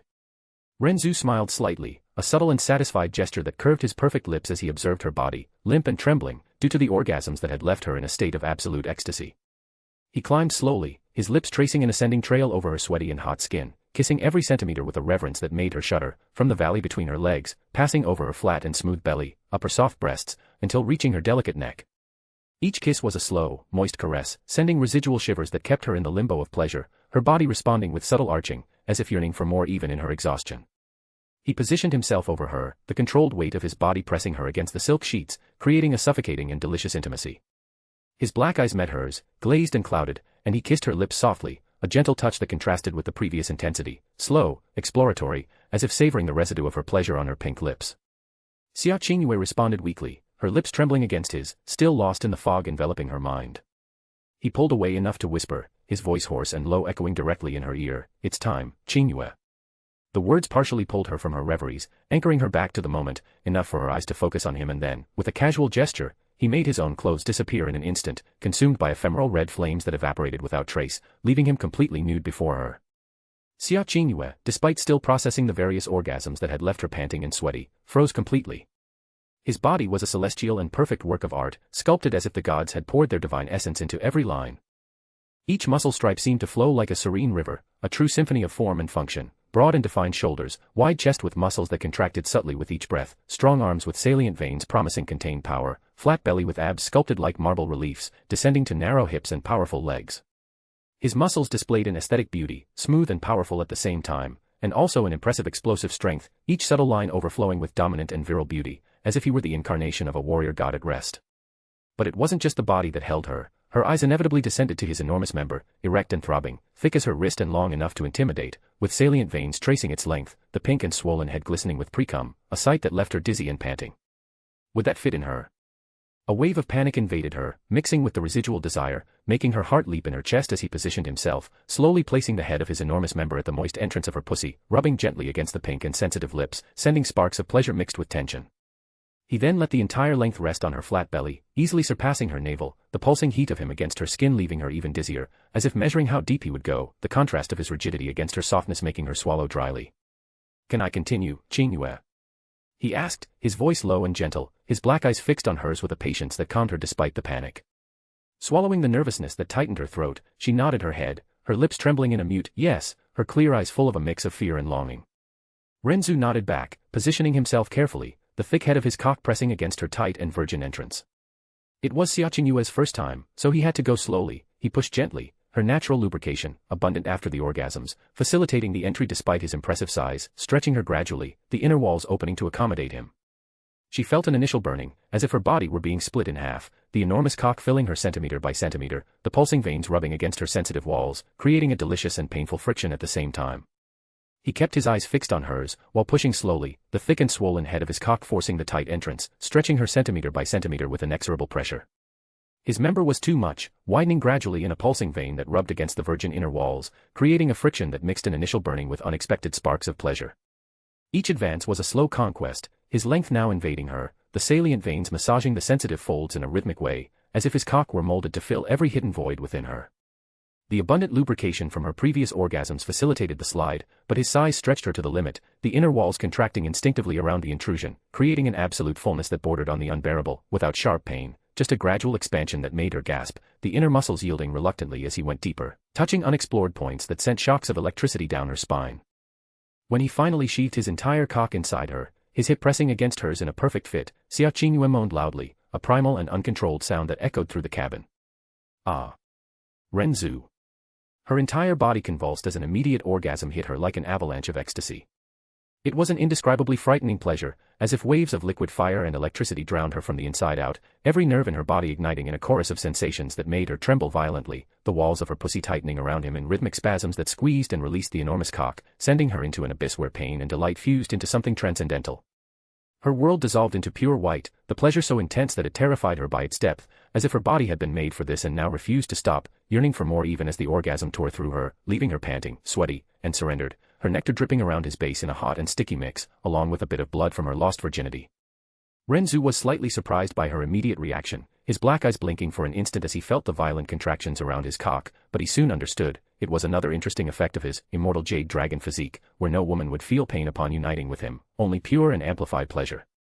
Speaking of his physique, at the moment of complete union, he could feel a subtle energy flowing from his cock into her body, like soft and addictive waves of immortal essence, impregnating every cell with a heat that addicted her even more than any celestial or forbidden fruit, creating a deep and inescapable dependence. She probably wouldn't be able to live without him after this, her body and soul now bound to this sensation, yearning for eternal repetitions.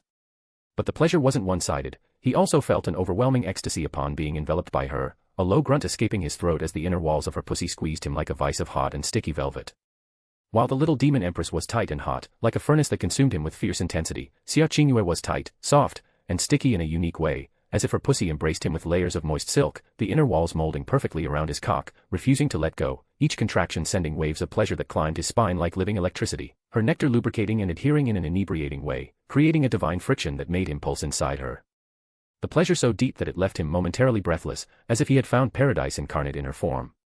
Did his physique also amplify his pleasure? It seemed he too would become addicted to sex soon. He positioned himself over her while she still recovered from the orgasm, her body limp and trembling under his, and began to move slowly at first, withdrawing his cock almost completely before thrusting back with torturous slowness, each movement stretching her again, the veins rubbing against sensitive points that made her moan. Xia Qingyue hugged him tightly, her arms wrapping around his neck and pulling him to her as if fearing he would pull away, her soft breasts pressed against his chest as he kissed her lips with urgency, his tongue dancing with hers in a rhythm that mirrored the thrusts.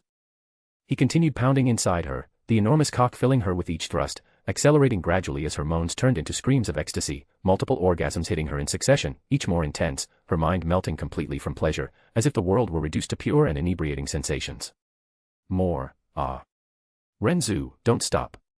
She moaned without shame, her voice hoarse and uncontrolled, not caring about holding back the sounds or begging for more. She just wanted this, more and more, her body writhing under him, the inner walls tightening in rhythmic spasms that squeezed and released his cock, the pleasure consuming her in infinite waves, as if she never wanted to stop, surrendered to the addiction he had awakened.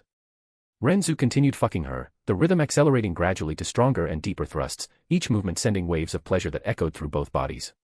His enormous cock plunged inside her with force, filling her completely with each thrust and easily reaching her womb and beyond, but instead of pain, she felt only pleasure, the pulsing veins rubbing against the sensitive walls in a friction that made her scream in ecstasy.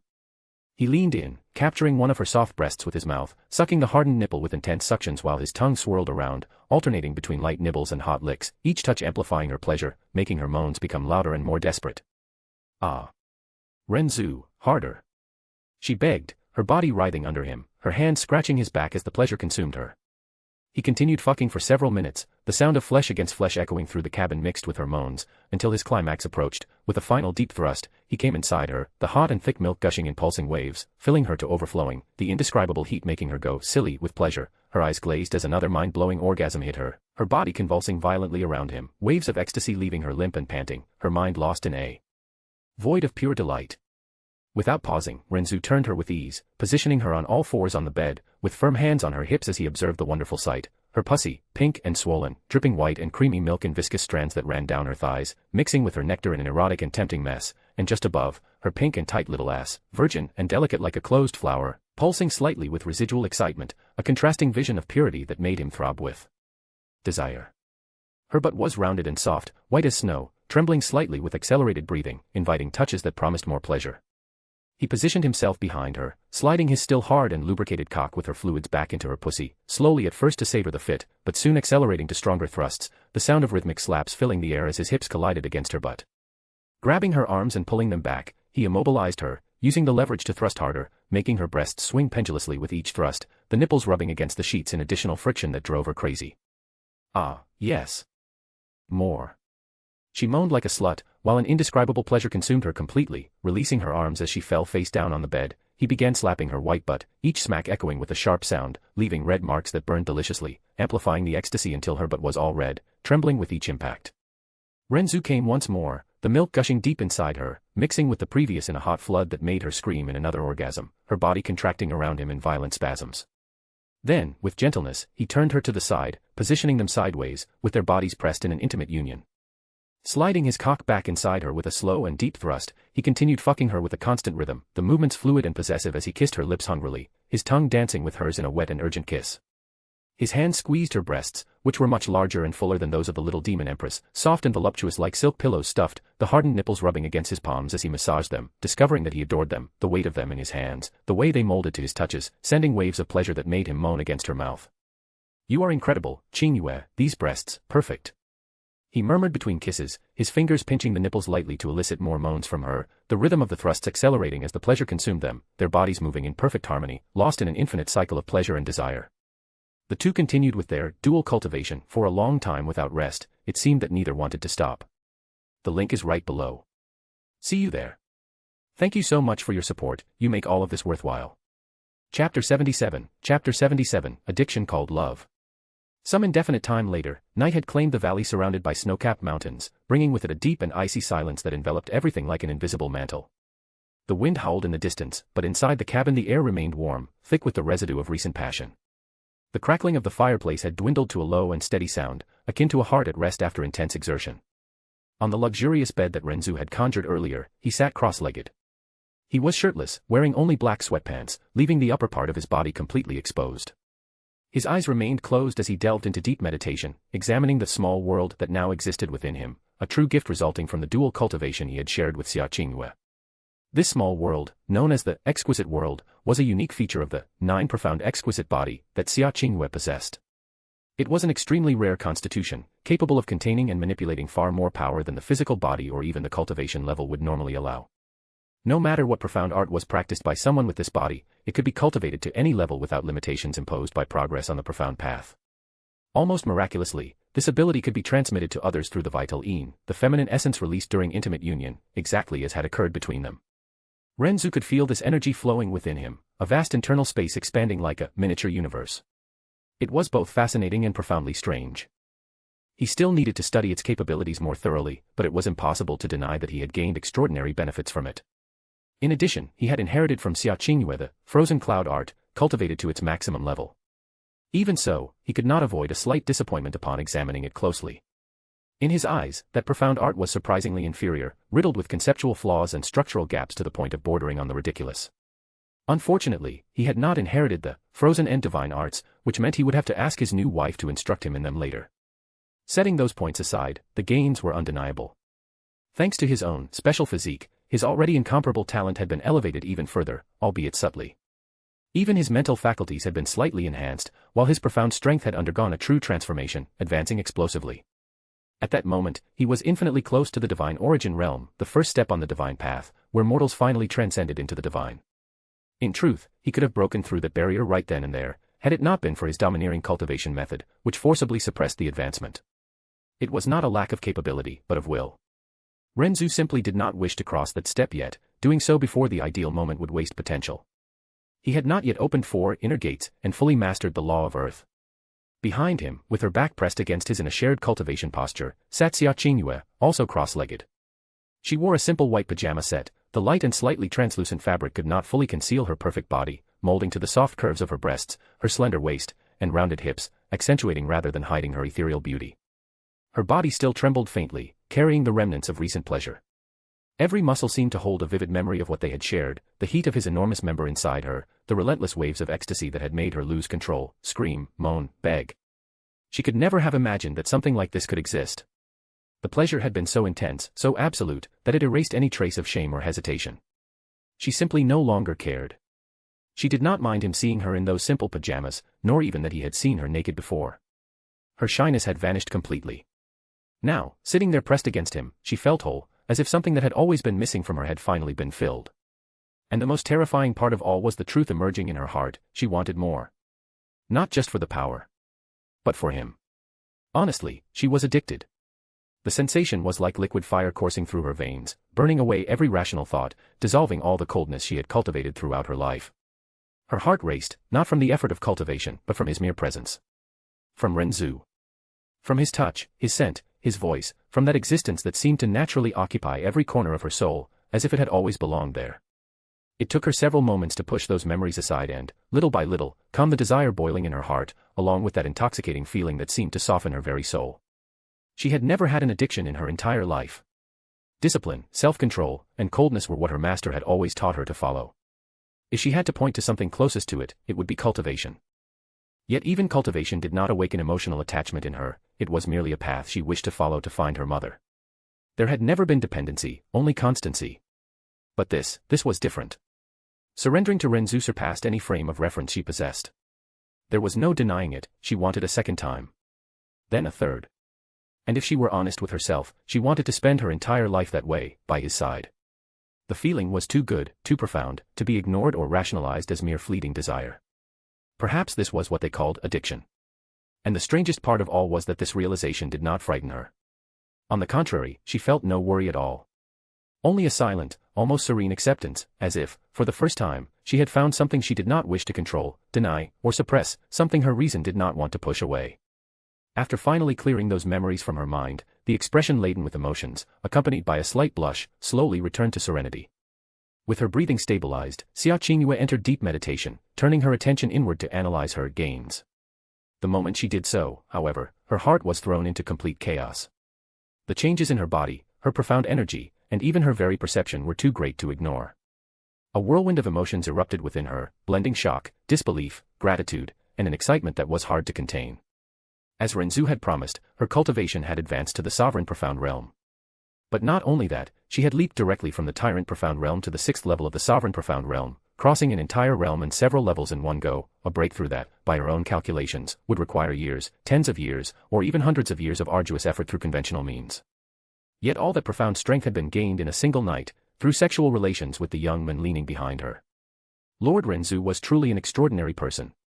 Profound energy flowed through her veins like a mighty river, so pure and refined that she clearly perceived her very foundation had been drastically improved, becoming as stable as an eternal mountain of ice. Her body overflowed with vitality, as if it had been rebuilt from the ground up, elevated to a clearly superior state of existence. The loss of her vital yin had not weakened her. On the contrary, Ren Zu's vital yang, infused by the immortal jade dragon physique, strengthened her in ways she was only beginning to understand. Her talent seemed amplified, her perception of the world sharpened, and with a mix of shock and reverence, she realized that her cultivation speed was now at least 100 times greater than before. If her memory served her correctly, this aligned with what Ren Zu had said, she would come to share part of his talent. This realization made her heart tremble. It could only mean one thing: Ren Zu was not merely powerful. He was overwhelmingly, incomparably more talented than she was. But all of that was ultimately set aside, overwhelmed by the emotion of deep and overwhelming gratitude. Ren Zu had not only saved her life, he had granted her far more than that. He had helped her take a gigantic step toward her goal, sparing her years, perhaps centuries, of arduous effort. More than a benefactor, he had become the very path that would lead her to the realm of the gods. Faced with this, an inevitable question arose in her heart: how could she ever repay something so immense? After long reflection, she made a simple yet emotionally weighty decision. To give herself to him. To become his woman. Still, insecurity gnawed at her. She did not feel worthy. Ren Zu was extremely handsome, powerful, infinitely superior to any man she had ever known. Moreover, her past weighed on her thoughts. She had already been married once. Though the marriage had never been consummated and her husband was dead, she feared that might be enough to make her undesirable in his eyes. This silent fear tightened her chest, even as her gratitude and devotion spoke louder. Xia Qingyue slowly opened her eyes, blinking a few times to adjust to the dim light of the fireplace. Her body still carried a slight discomfort, a remnant of the excesses of the so-called dual cultivation, but it was not an unpleasant pain. On the contrary, there was something strangely captivating about it, almost addictive, like a constant reminder of the hours they had spent entwined, trapped in a cycle of surrender and connection that seemed to have erased the notion of time. She felt the warmth of Ren Zu's back against hers, a firm and reassuring presence that kept her anchored to reality. That sensation, both physical and spiritual, conveyed a security she had rarely experienced in her life. Ren Zu. My cultivation, is it real? Did I advance that much? He opened his eyes and turned slightly to face her, a smile returning to his well-defined lips. His gaze was calm, confident. Yes, Qingyue. My special physique never fails. Besides, we both put in a lot of effort.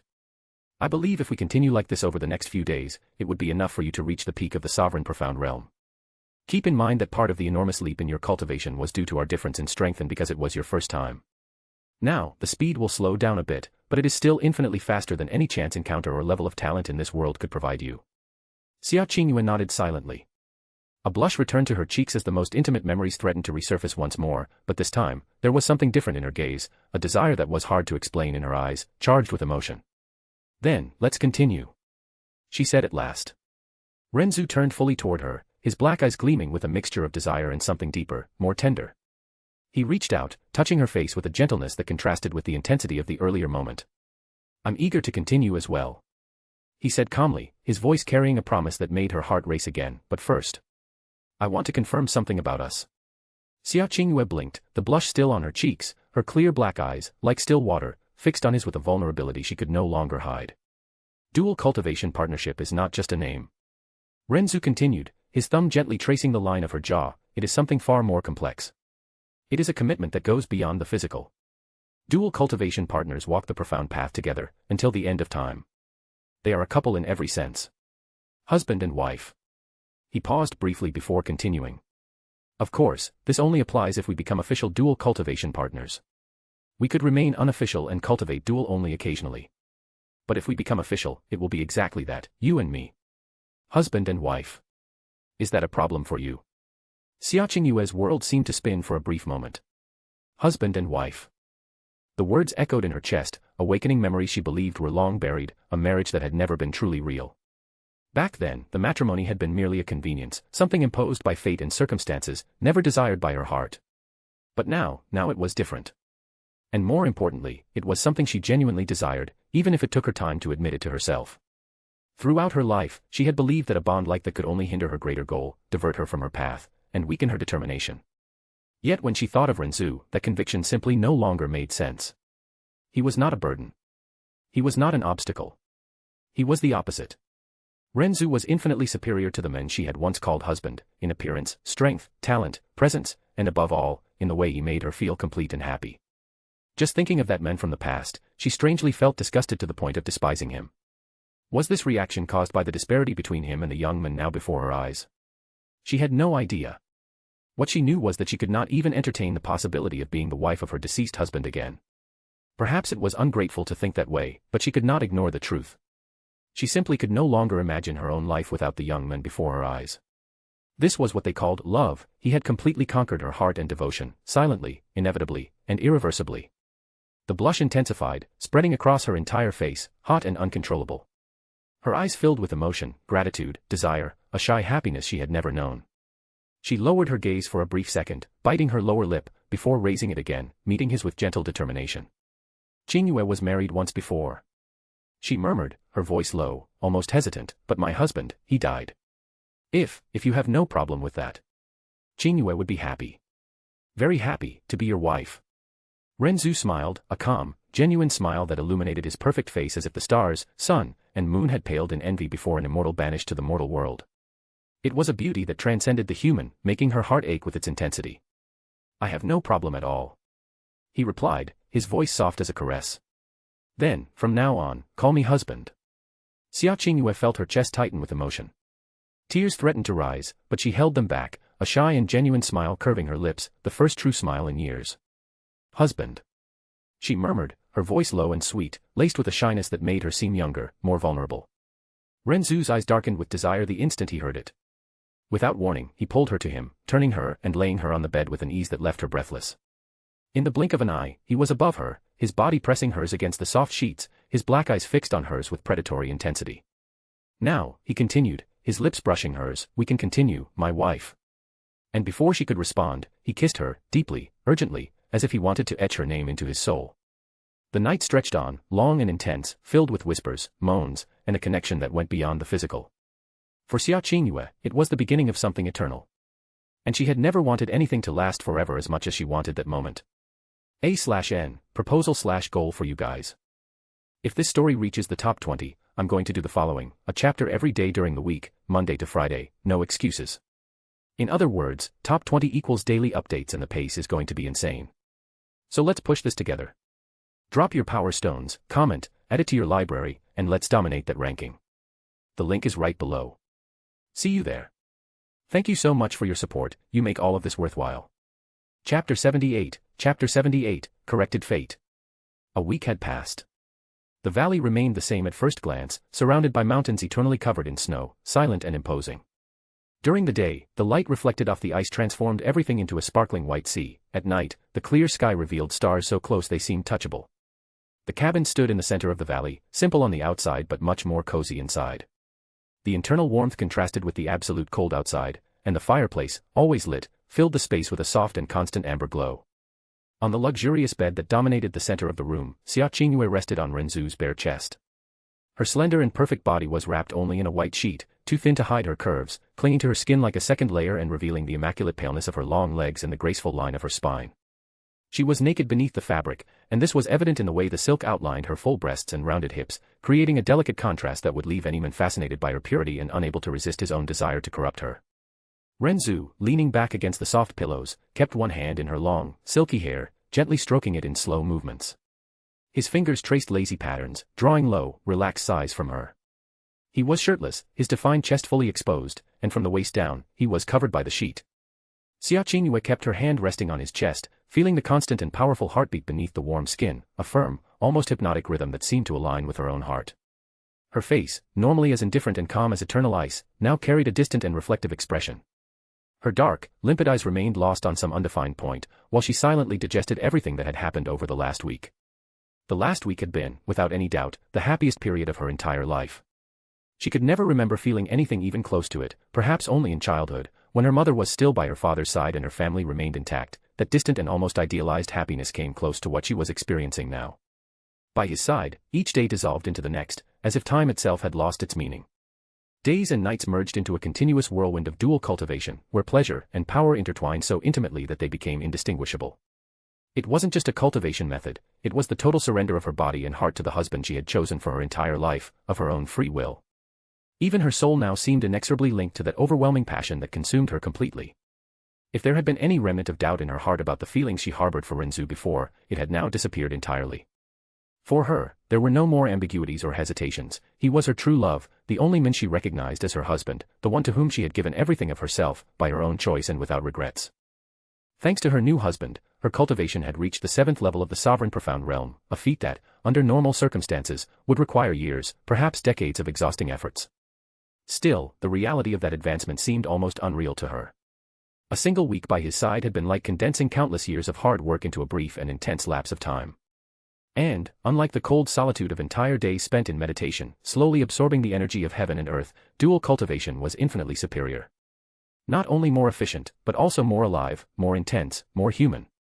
If she had to choose, she would prefer 1,000 times to surrender to lust by his side for hours on end rather than return to that ancient, impersonal method completely devoid of warmth. If anyone knew the thoughts now occupying her mind, they would be shocked, for as a disciple of the frozen cloud Asgard, any intimate contact with a man was strictly forbidden. Still, there she was, surrendering to her husband without the slightest hesitation throughout that last week, doing things she had never imagined possible during sex, increasingly bold actions that she had never even considered trying. But she had done all of it with genuine enthusiasm, as if discovering a new world full of unknown sensations and pleasures.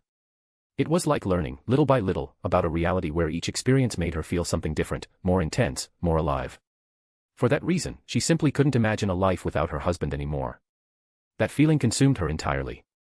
Love and passion intertwined into something deep and overwhelming, like invisible flames that enveloped her heart and melted any trace of the coldness that had once defined her. Every touch, every low whisper in her ear, every moment when he filled her completely made her body and mind crave more. He had become the air she breathed, the unrelenting sun that melted the eternal ice of her once immutable emotions. It was an addictive love, beautiful and frightening in its intensity. A feeling that made her silently fear the day she might lose him. A passion that made her vulnerable in a way she had never allowed before, but that, paradoxically, also made her feel more alive than she had ever been. She loved him so much that, even if her deceased husband rose from the grave, she wouldn't give him so much as a sidelong glance. Just the idea of having been married to another man besides Ren Zu caused her repulsion. In her heart, that past was definitively dead, and any previous connection seemed distant, strange, almost impure in the face of the absolute feeling she now harbored. Even more so because now she knew the truth. During that last week, a bitter truth had emerged, like a necessary medicine, though unpleasant to the taste. Some truths are exactly like that, bitter, hard to swallow, but essential for healing. The moment they touch the tongue, the throat resists, the whole body seems to protest, and yet we know that spitting it out won't solve anything. Swallowing hurts, leaves a bad taste that lingers for a while, but it's precisely that discomfort that prevents the disease from advancing. The same happens with truth. Refusing it may be more comfortable for a few moments, accepting it, however, even with difficulty, is what allows one to move forward with greater clarity. Yes, she had discovered her husband's past. And she would never have imagined that her new husband was, in fact, the biological son of Xiaoying and that, because of this, he was the one who should have been her original fiancé. The revelation came by chance, during one of the many conversations they had over the last month, while she rested on his chest, still breathless, after another intense session of dual cultivation. Originally, Ren Zu had come to the profound sky continent in search of his biological parents and, along the way, ended up saving her while exploring the continent in pursuit of them. When she mentioned her life before meeting him, he was visibly surprised to realize that she knew part of his origins. She still clearly remembered the expression on his face upon hearing that she was, essentially, his original fiancée, due to a past agreement between her father and his biological father. That's when he explained everything he knew. Apparently, Ren Zu had been switched as a baby by Xiaoying himself with the father of her deceased husband, Yun Qinghong, who now occupied the strange position of her adoptive father-in-law. The whole situation was, inevitably, confusing. Originally, Yun Qinghong should have been just her ordinary father-in-law, since she married his biological son, Yun Che. However, Yun Che died during the expedition to the Divine Phoenix Empire, abruptly ending that destiny before it could fully materialize. Now, she found herself married to Yun Qinghong's other son, not the biological one, but the adoptive, Lord Ren Zu. It was a strange feeling she had about this fact. According to her husband, the root of that baby switch went back to an extreme decision. Xiaoying, in a desperate effort to save the heir of his sworn brother, Yun Qinghong, decided to switch the newborn children. Pursued by countless enemies, he couldn't bear the idea of allowing his brother's son to die in the chaos and, therefore, placed his own son in his stead. It was a cruel choice and, yet, an absolute proof of loyalty. But that didn't matter to her at all. The hard truth to swallow was simple and devastating: Ren Zu had been switched for her deceased husband. If that had never happened, she would have been with him long ago. With his help, perhaps she would have found her mother much earlier, and could have been truly happy. The revelation shook her heart deeply. On one hand, she felt renewed gratitude for Ren Zu. He was, in a way, the corrected destiny that the universe had granted her. On the other, a bitter pang of regret for what could have been emerged, mixed with a silent anger directed at the deceased Yunche, who seemed even more insignificant in the face of the men holding her. But, above all, that bitter truth only reinforced her feelings. Ren Zu was the right one. The only one who truly completed her. And accepting that reality, as difficult as it had been at first, only propelled her to follow him, without hesitation, wherever the path might lead them. After discovering that truth, bitter especially for realizing she hadn't known her husband sooner, Xia Qingyue's curiosity about Ren Zu grew inevitably.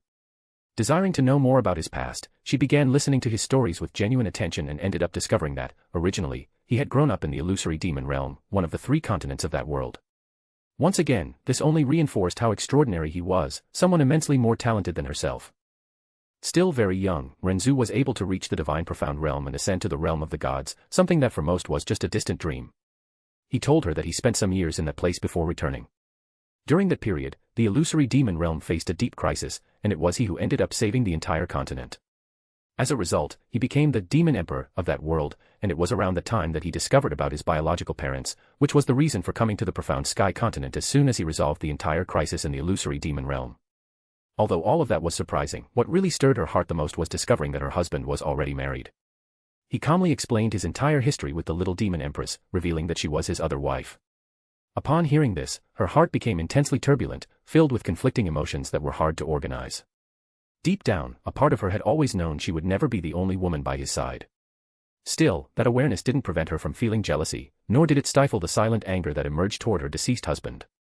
If he had never existed, if from the beginning Ren Zu had been her fiancé, then she would have been his first wife. That was the reason for the anger she felt toward Yunche at that moment, since that thought bothered her more than she cared to admit.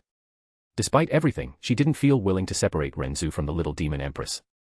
Above all, she desired his happiness. She didn't want to become someone who tore from her own husband another person he loved, especially when, in her mind, the two could coexist by his side without it meaning loss for either of them. Still, her feelings weren't simple. In the past, she had accepted that her former husband had other women, but that situation was different. Back then, although there was affection, it had never been something deep enough to truly hurt her. What she felt for Yunche didn't compare, not even remotely, to what she now felt for Ren Zu. Precisely because of that, the idea of sharing him became harder than she had imagined. Not out of selfishness or a desire for absolute possession, but because her heart had already rooted itself deeply in him in a way she had never experienced before. Ren Zu noticed that she had remained silent for a long time and imagined she was reflecting on the entire truth he had told her over the last week. Although much of that story was, in reality, a carefully constructed tale about the realm of the gods, it had enough elements of truth to lend it credibility and, above all, to not bring him any problems. After all, he really had spent an entire year in isolation that could be used to say he had spent all that time in the realm of the gods, and it was also a fact that he had met the vermilion bird, something the little demon empress knew because of the golden crow. His parents even knew that he had a master in medicine, a profound practitioner of the divine profound realm. These details, mixed with fiction, made his story convincing enough not to arouse suspicions. Was he manipulating the truth about all this? Of course he was. The slow stroking of her hair didn't cease while he thought about this, but his fingers slowed their movement, as if he were listening not only to the silence of the room but also to the silent whirlwind forming in her chest. Xia Qingyue's hand remained on his heart, but her fingers had contracted slightly, a gesture almost imperceptible. But one that didn't escape him. Ren Zu murmured, his voice low and lazy, vibrating softly under her cheek. "You're too quiet." She didn't respond immediately. Xia Qingyue's gaze remained fixed on some distant point, as if traversing layers of thoughts she didn't quite know how to organize. Finally, she took a deep breath and shifted a little on him, settling her body better before speaking. Qingyue was thinking. She began, in a soft, almost cautious tone. There was a brief pause, and then she completed, without beating around the bush, about your other wife, husband. Ren Zu's fingers interrupted their movement for an instant. He opened his eyes, looking at the ceiling before lowering his gaze to her, one eyebrow arching slightly, more in quiet surprise than tension. Tsai? He asked, as if confirming something obvious. Xia Qingyue nodded slowly. Her dark eyes shifted slightly before finally rising to meet his, laden with a silent honesty. Qingyue always knew that you wouldn't be just mine. I imagined you would have other dual cultivation partners. You always seemed comfortable suggesting that Qingyue be one of them. And it's not like I want to take you away from her. Truly. She pressed her lips for a brief instant, gathering courage before continuing, but sometimes, I wonder if I'm being selfish for feeling what I feel. Qingyue wants to have her husband always by her side. She doesn't want to share with anyone this happiness she finds when she's with you. Ren Zu remained silent for a few seconds, observing her attentively. Then he let out a light sigh, almost a low laugh, while resuming sliding his fingers through her hair naturally. Qingyue, you don't need to worry about that. Just as I've always made Tsai happy, I'll make you happy too. You're my woman, and that's for life. His tone was calm, firm, laden with a certainty that left no room for doubts, and I don't think you're being selfish for feeling that. In fact, I'm glad, because it means you truly love me. If there's anyone selfish here, it's me. I simply can't content myself with just one woman. Xia Qingyue felt a tightness in her chest upon hearing those words, but not of pain. It was something softer, a mixture of relief and a pang of envy she couldn't completely ignore. She raised her gaze to him, her eyes shining with a vulnerability that, a week ago, she would never have allowed to show. I understand, husband. She murmured, her voice low and laden with emotion. And I accept that. Because I love you more than anything. But, what if Tsai doesn't accept me? What if she sees me as an intruder? In truth, ironically, that was one of her greatest concerns, something she hadn't had the courage to show throughout the entire week she had spent by his side. The simple idea that his other wife might not accept her made her heart tighten. She didn't even want to imagine a future where she was pushed away from him, left behind like someone dispensable. For her, the possibility of living without Ren Zu was unthinkable. If she had to choose, she would prefer to die without the slightest hesitation. Tsai wouldn't mind. Ren Zu smiled tranquilly, dispelling her concerns. She's never minded that. He paused briefly, the corner of his lips curving into a discreet, almost amused smile. Well, maybe a little. She's jealous. Quite a bit, actually. Xia Qingyue blinked, surprised. Jealous? She repeated, disbelief softly marked in her voice. Would her greatest fear come true? Extremely. Ren Zu confirmed, without trying to soften the truth. But not the kind that hurts or demands exclusivity. It's more. He reflected for a moment. Pride. Attachment. She knows exactly who she is and what she wants. I'm sure she'll accept you without problems as my second wife. He lowered his head, lightly resting his forehead against hers, the simple gesture laden with intimacy. So, you don't need to worry about that. He added in a low voice.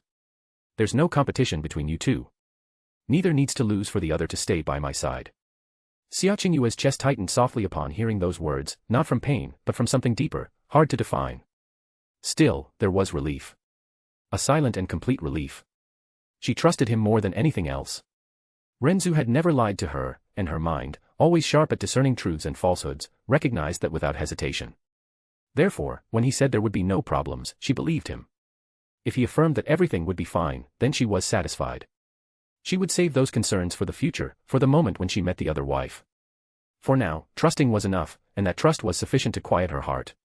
She slowly raised her face, her clear eyes meeting his with a gratitude that overflowed in silence, the blush on her cheeks now softer, almost shy. I trust you, husband. She murmured, her voice low and laden with an emotion that surprised her in its intensity. Her fingers traced a slow pattern on his chest, feeling the warm texture of the skin beneath the tips, an instinctive gesture that anchored her to that moment. If you say it's going to work out, then Qingyue believes. Ren Zu tilted his head, kissing the top of hers with a tenderness that made her close her eyes for an instant, the gesture sending a subtle shiver down her spine, as if his touch could melt any remnant of doubt. Good, I'm glad you trust me, Qingyue. Now rest a little more. We still have a long way to go to take you to the peak of the sovereign profound realm. We need to dual cultivate for at least 2 more weeks. Xia Qingyue nodded with a blush, nestling even closer against him, the white sheet slipping slightly to reveal more of the curve of her hip, but she didn't care. She closed her eyes, her heart full of a love that transcended words, knowing that, despite the complexities of the past and future, in his arms, she had found her eternal place. The cabin plunged into a comfortable silence, broken only by the crackling of the fireplace and the synchronized breathing of the two, as if they were one being, ready to face whatever came next. A/N, proposal/goal for you guys. If this story reaches the top 10, I'm going to do the following. A chapter every day from Monday to Friday, no excuses. And as a bonus for hitting the top 10, 2 extra chapters on Saturday and 2 extra chapters on Sunday. In other words, top 10 equals daily updates plus 4 bonus weekend chapters. The pace is going to be absolutely insane. So let's push this together. Drop your power stones, leave a comment, add the book to your library, and let's dominate that ranking. The link is right below. See you there. Thank you so much for your support, you make all of this worthwhile. Chapter 79, Xia Qingyue's decision. Guys, seriously, thank you so much. When I saw this story hit ranking 19, I was genuinely happy. So I want to give something back the best way I can, by writing. From now on, you're getting a chapter every single day until Friday, no excuses. But I need to ask you for one thing, let's hold this position and not drop. If we keep it steady, I'm going to keep going at this pace and deliver like crazy. And now here's the proposal, the real goal for you guys. If this story reaches the top 10, I'm going all in. It'll be a chapter every day from Monday to Friday, and on top of that, I'll release 2 extra chapters on Saturday and 2 extra chapters on Sunday. Yes, 4 bonus chapters on the weekend. In other words, top 10 means daily updates plus 4 extra chapters. The pace is going to be insane. So let's do this together.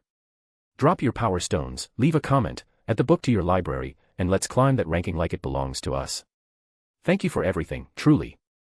Several days had passed since then, dissolving into one another with the same smoothness with which the snow fell from the night sky, silent and constant, covering everything with a thick and untouched layer. On that particular night, the valley seemed even quieter than usual. The wind blew low between the mountains, like an ancient whisper, and the full moon hung high in the sky, casting its silver light over the snow and making the entire world seem suspended outside of time. Inside the cabin, the warmth was welcoming. The fireplace crackled with life, casting long and dancing shadows across the polished wooden walls. The soft smell of burning wood mingled with the clean aroma of the deep incense that had been lit earlier, creating a tranquil atmosphere. Ren Zu was crouched in front of the fireplace. Shirtless, his body was bathed in the vivid glow of the flames, which drew golden and reddish tones over his white and impeccable skin. The muscles of his back and shoulders moved in a slow and controlled manner as he used a long piece of iron to casually stir the fire, pushing aside embers and adjusting the wood, keeping the fireplace alight.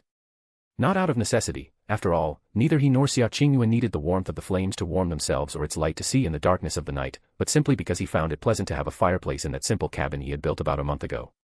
Yes, stopping to think up to that point, it had already been a month since he arrived in the profound sky continent. Added to the time he spent in the azure cloud continent, almost 2 months had passed since he left the illusory demon realm. And, if his memory served him right, the time to return was approaching. He had promised the little demon empress that he would return in 3 months, and now only 1 more remained. Since he met Xia Qingyue, several weeks had passed. It had also been several days since the conversation he had with her about his other wife.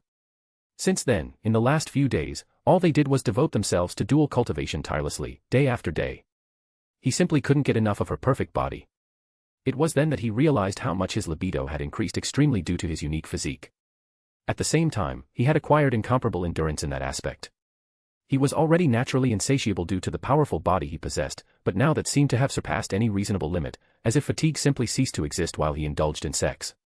It was an apparently inexhaustible source of desire and vigor, to the point that he knew if he weren't able to control his own desires and emotions, he would never be satisfied, even if he spent entire days having sex non-stop. Speaking of the characteristics of his physique, currently he was able to sense with precision the exact location of Xia Qingyue, her vital state, and even the fluctuations of her spiritual energy. Thanks to that, he could immediately perceive if she were in danger just by observing those variations. Furthermore, with his mastery over the spatial law, teleporting to where she was as simple as eating or drinking, as long as, of course, she wasn't on the other side of the universe. He also noticed other benefits that this body granted him. Among them, the ability to consciously decide whether or not he wanted to impregnate a woman during the sexual act, as well as precise control over the stimulating energy he released in those moments. He could regulate this energy at will, amplifying his partner's pleasure to levels far beyond normal or restricting it as he wished. This was just one example among many. Currently, he possessed a vast array of abilities of this type, all derived from the unique particularities of his physique. But, setting aside his dual cultivation abilities, during the last few days, he had successfully learned the frozen and divine art directly from Xia Qingyue, mastering all 7 stages of the technique. Originally, his new wife only comprehended up to the 6th stage. However, after he shared part of his talent with her, advancing to complete mastery of this profound art became inevitable. Still, what truly shocked her was the fact that he only needed to see her demonstrate the technique once to comprehend it completely. The profound formula of the frozen end divine arts was incomparably difficult to comprehend. It incorporated the most fundamental law of ice energy, at the same time the most direct in essence and the most cruel in terms of complete understanding.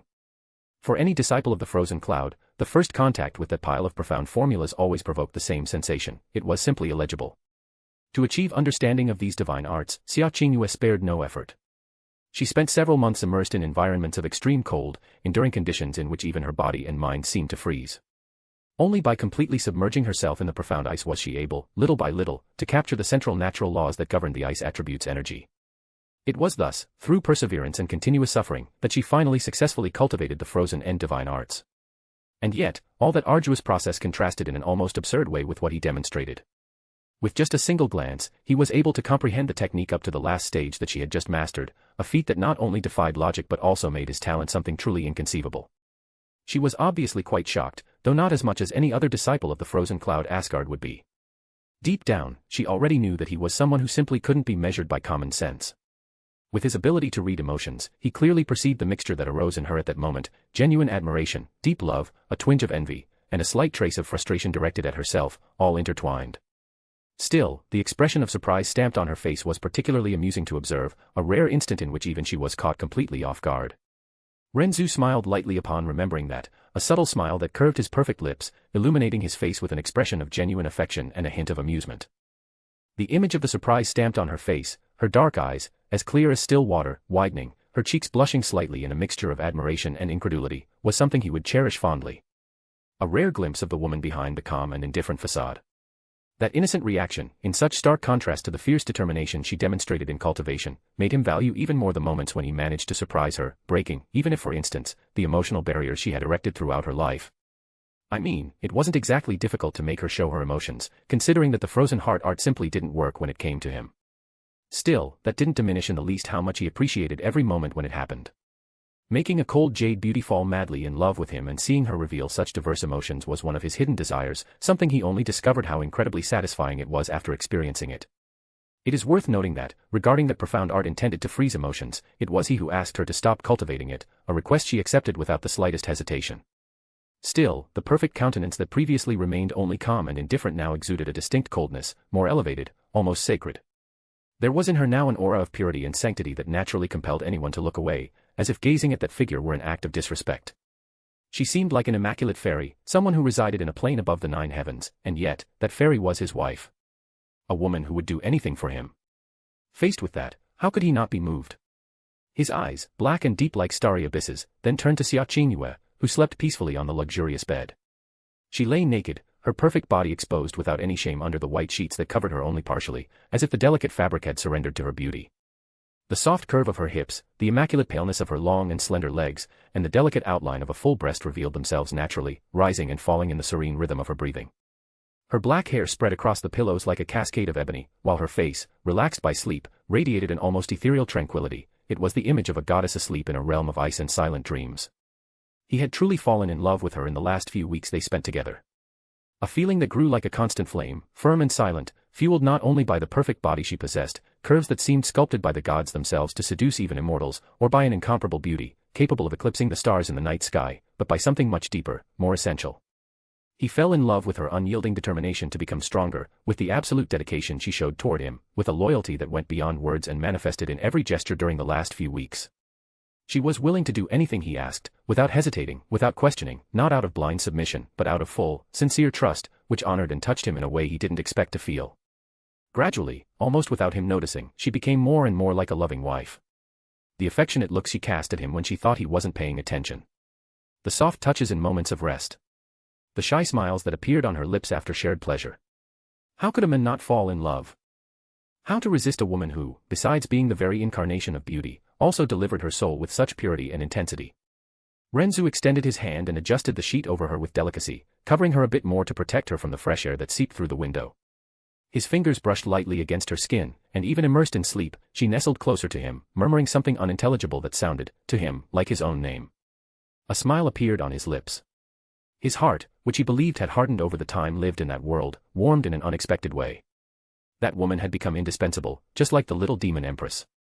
He loved both more than anyone could imagine. Living in that world had been worth it solely because of them.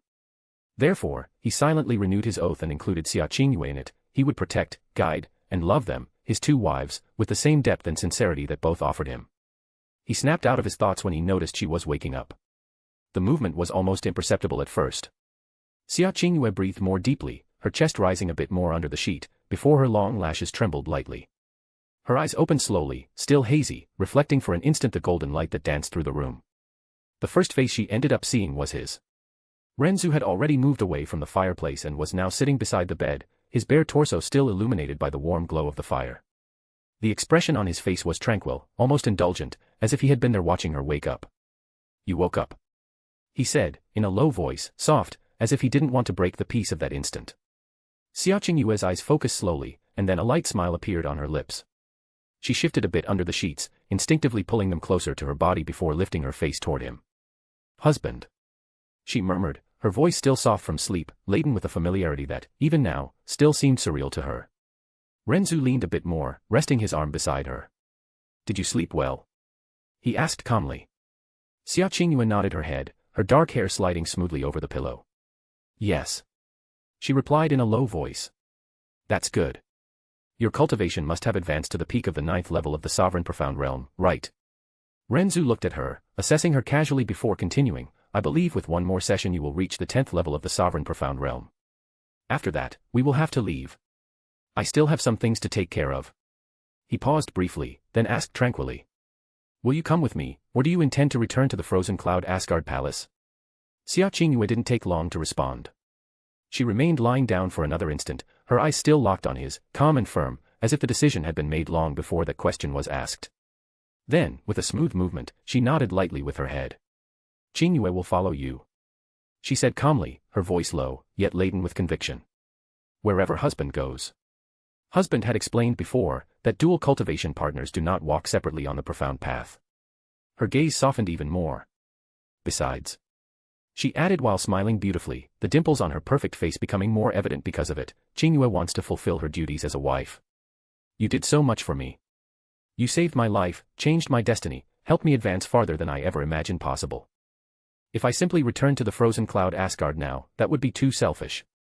The silence that followed was filled only by the crackling of the fireplace. Ren Zu smiled. It wasn't an arrogant or triumphant smile, but something soft, genuine, almost warm. He extended his hand and touched her face with delicacy, his fingers sliding over her cold and smooth skin like jade, lightly lifting her chin. "Cute." Before she could respond, he leaned in and placed a light kiss on her lips. Xia Qingyue froze for an instant. Then, a soft color rose to her cheeks, a discreet but unmistakable blush. She looked away for a second, clearly embarrassed, something rare enough to make him find it even more adorable. "Husband," she murmured, in a low tone. After a small moment of hesitation, she added, "Still, Qingyue would like, if possible, to say goodbye to my master. It was she who guided me to here. I don't want to leave without at least saying goodbye." Ren Zu showed no surprise. "No problem," he replied calmly. "We will go together." Upon hearing that, the blush on her face seemed to deepen slightly. The idea was strangely similar to introducing her own husband to the family, and that left her a bit uneasy, even though she herself couldn't explain the reason for that sudden shame. Seeing the blush on that perfect face, Ren Zu then smiled mischievously, a predatory gleam appearing in his black eyes. Without warning, he pressed her down with gentleness but firmness, his bare torso covering hers against the soft sheets, the weight comforting and exciting at the same time. "Since you rested and we both have things to do," he murmured, his voice husky and low, his lips brushing hers as he spoke, "then, we should continue, shouldn't we, my wife?"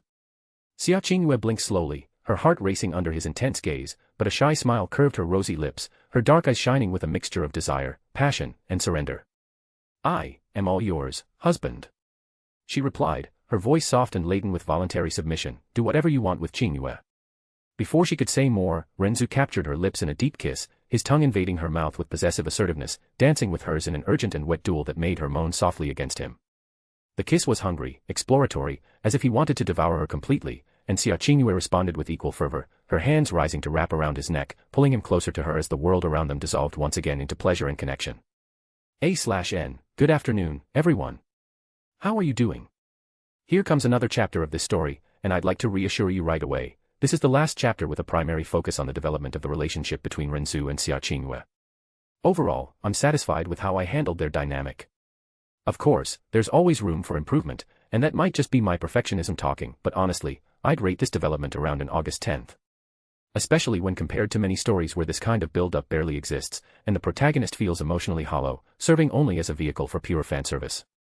In Xia Qingyue's case, it's not particularly difficult to justify her developing feelings. Besides Ren Zu being strong and attractive, she was emotionally vulnerable due to Yun Chei's death. On top of that, the protagonist had prior knowledge of the realm of the gods. In other words, everything was working in his favor, the knife and the cheese were already in his hands. In the upcoming chapters, the focus on Xia Qingyue and Ren Zu will still be present, but more balanced with the overall plot. As many of you know, I like to stay faithful to the characters' original personalities. Xia Qingyue shares some similarities with the Little Demon Empress, but while one is a cold beauty, the other is a proud beauty who expresses that coldness in a more tsundere-like way. I need to be careful not to make them feel the same. I hope you enjoyed the chapter. The next one will feature a brief lemon scene and Yun Chei's POV. The link is right below. See you there. Thank you so much for your support, you make all of this worthwhile. Chapter 80, Green Hat Sensation. We're really close to the top 10. So I'm here to ask for your support once again, drop your power stones, leave a comment, and don't forget the 5-star rating. Every bit of support helps this story grow even more, and it genuinely motivates me to keep pushing forward. And as promised, here's the chapter for reaching the top 20 goal. This was only possible thanks to all of you. I truly hope you enjoy the chapter. Now let's push this story together all the way to the top 10. Ren Zu deepened the kiss, capturing her lips with an urgency that was hard to ignore.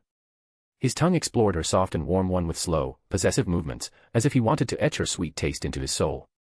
At the same time, his large and firm hands began to roam her body calmly, sliding down her back in light touches that sent shivers down her spine.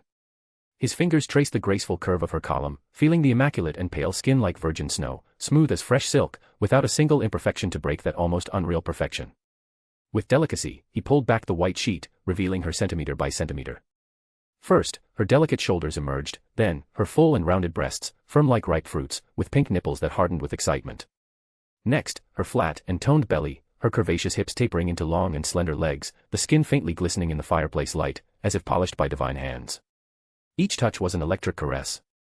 The warmth of his palms contrasted with her natural coolness, making her arch instinctively against him, her body reacting with a surprising internal heat, as if every cell begged for more. Ren Zu broke the kiss for a brief moment, his black eyes locked onto hers with a lustful desire that was hard to hide. Then, he lowered his lips to her delicate neck, brushing the sensitive skin, nibbling lightly at the elegant curve where her pulse beat rapidly. Waves of pleasure coursed through her body, drawing a low sigh from her. The descent continued slowly and deliberately, kisses along her collarbone, until reaching her large and voluptuous breasts.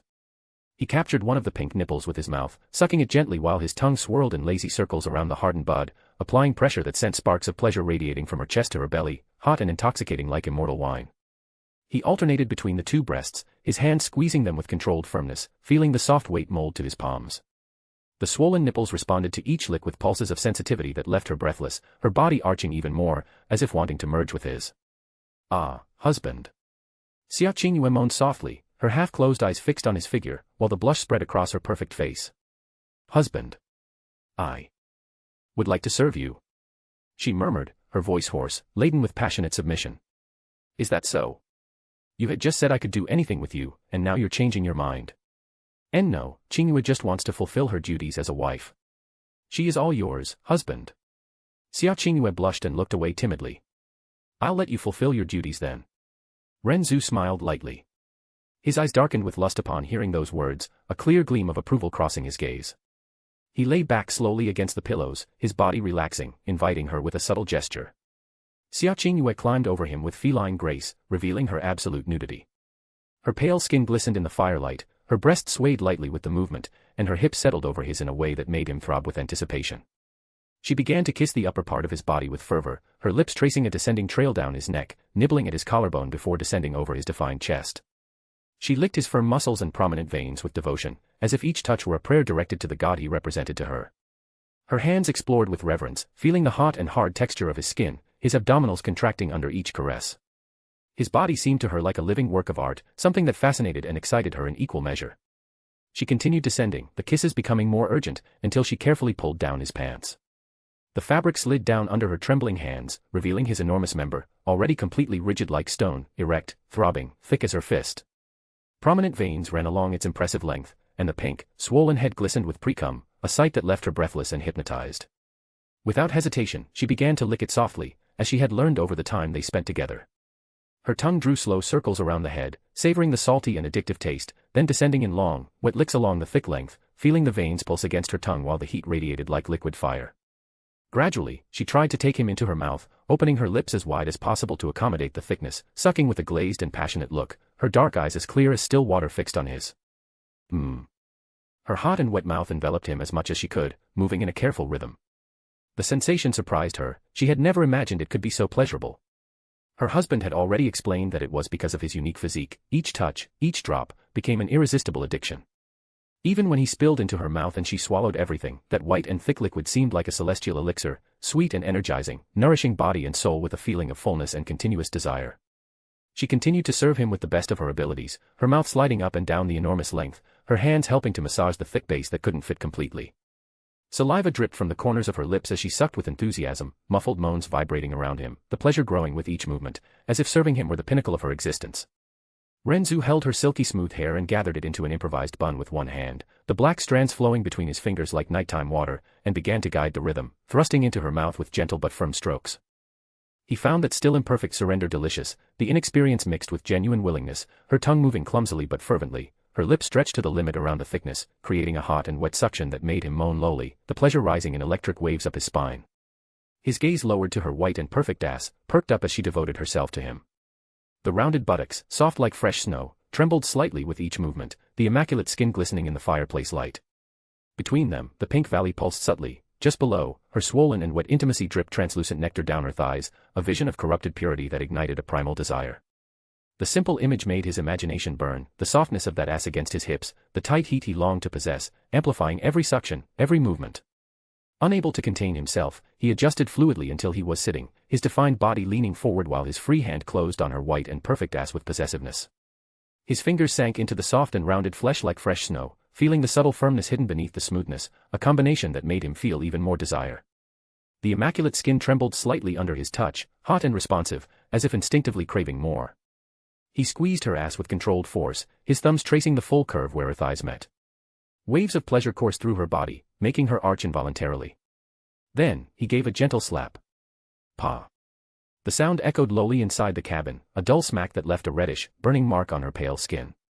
The reaction was immediate. She moaned around his cock, the muffled sound vibrating around the thickness and intensifying the pleasure that rose like electric sparks up his spine, while the hot and wet tightness of her mouth became even more intense with the shock. With his other hand, Ren Zu continued to guide the rhythm, thrusting deeper into her hot and wet mouth. The sensation was overwhelming, the firm suction, her tongue moving clumsily but full of fervor, her lips stretched to the limit around the thickness, creating an addictive grip that made him grunt lowly. Keep going like that, Qingyue. The pleasure rose in electric waves up his spine, each of her movements was a wet and sticky caress that brought him closer to the edge, while the precum mixed with saliva in a salty and intoxicating flavor that made her salivate even more. While she continued to serve him with dedication, muffled moans escaping with each slap received, Ren Zu stopped squeezing her ass with his free hand and brought his fingers to her swollen and sensitive clit. He traced light circles around the pink jewel, feeling it pulse under his touch like a racing heart. The translucent nectar dripped in greater quantity down her pale and glistening thighs, the hot and viscous moisture lubricating his fingers as he played with her wonderful pussy. The outer lips, soft and swollen, opened to his touch like the petals of a wet flower. He inserted 2 fingers into the hot and tight folds, stretching her with slow, rhythmic movements. MMMPH. The reaction was intense. She arched her back, moaning louder around his cock, the sounds vibrating like waves of pleasure that pushed him even closer to ecstasy.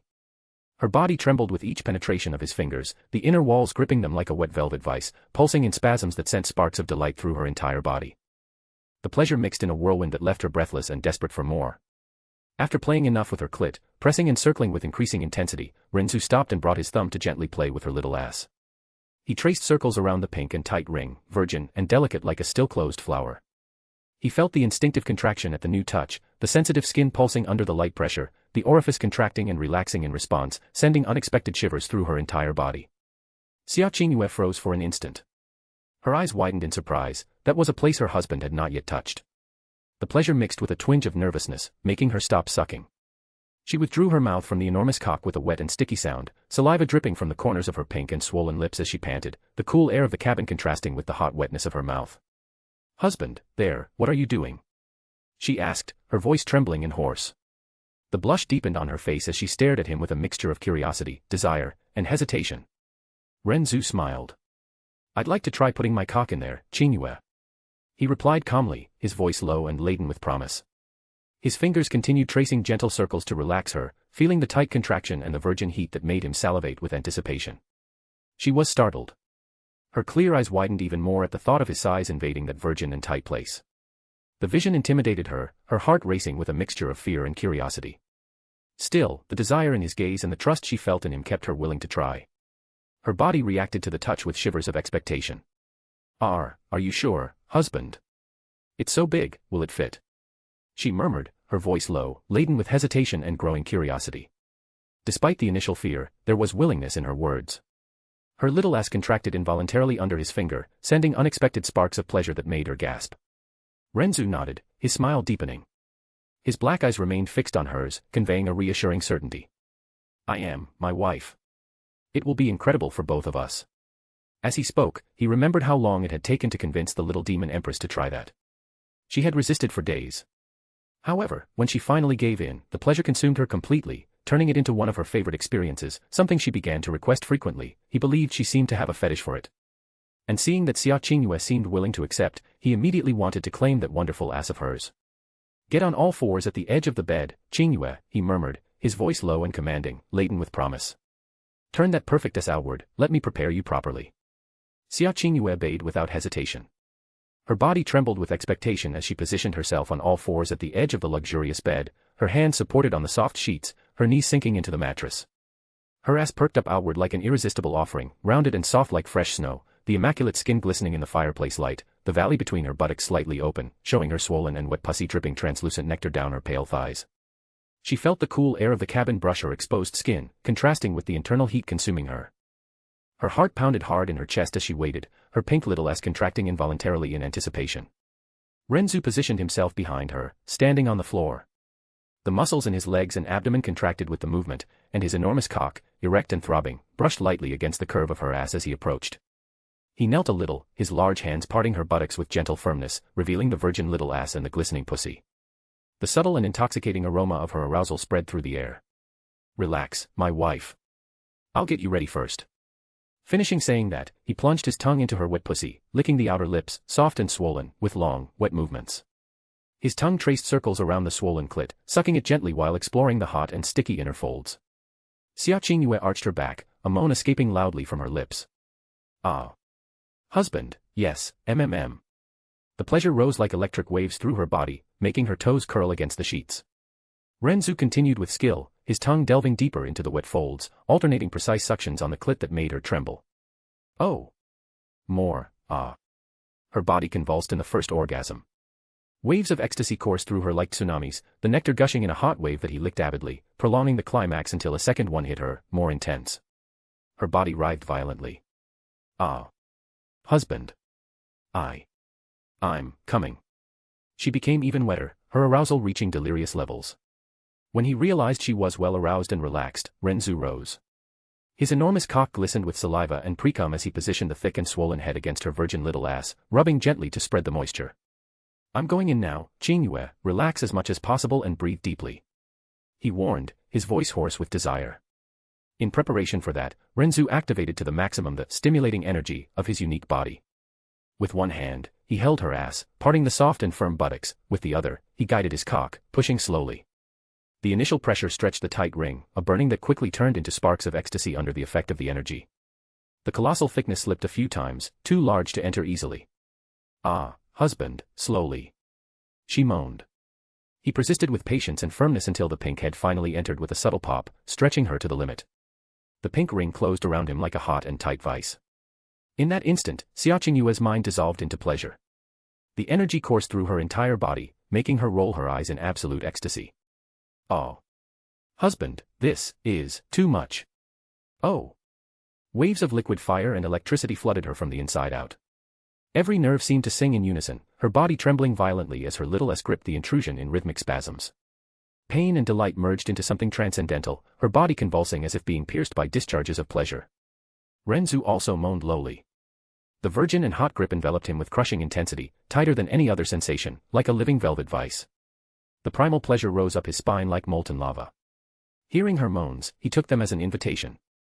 He inserted himself slowly to the hilt, centimeter by centimeter, stretching her beyond imagination. The throbbing veins brushed against the sensitive inner walls, drawing moans from both. So tight, Qingyue.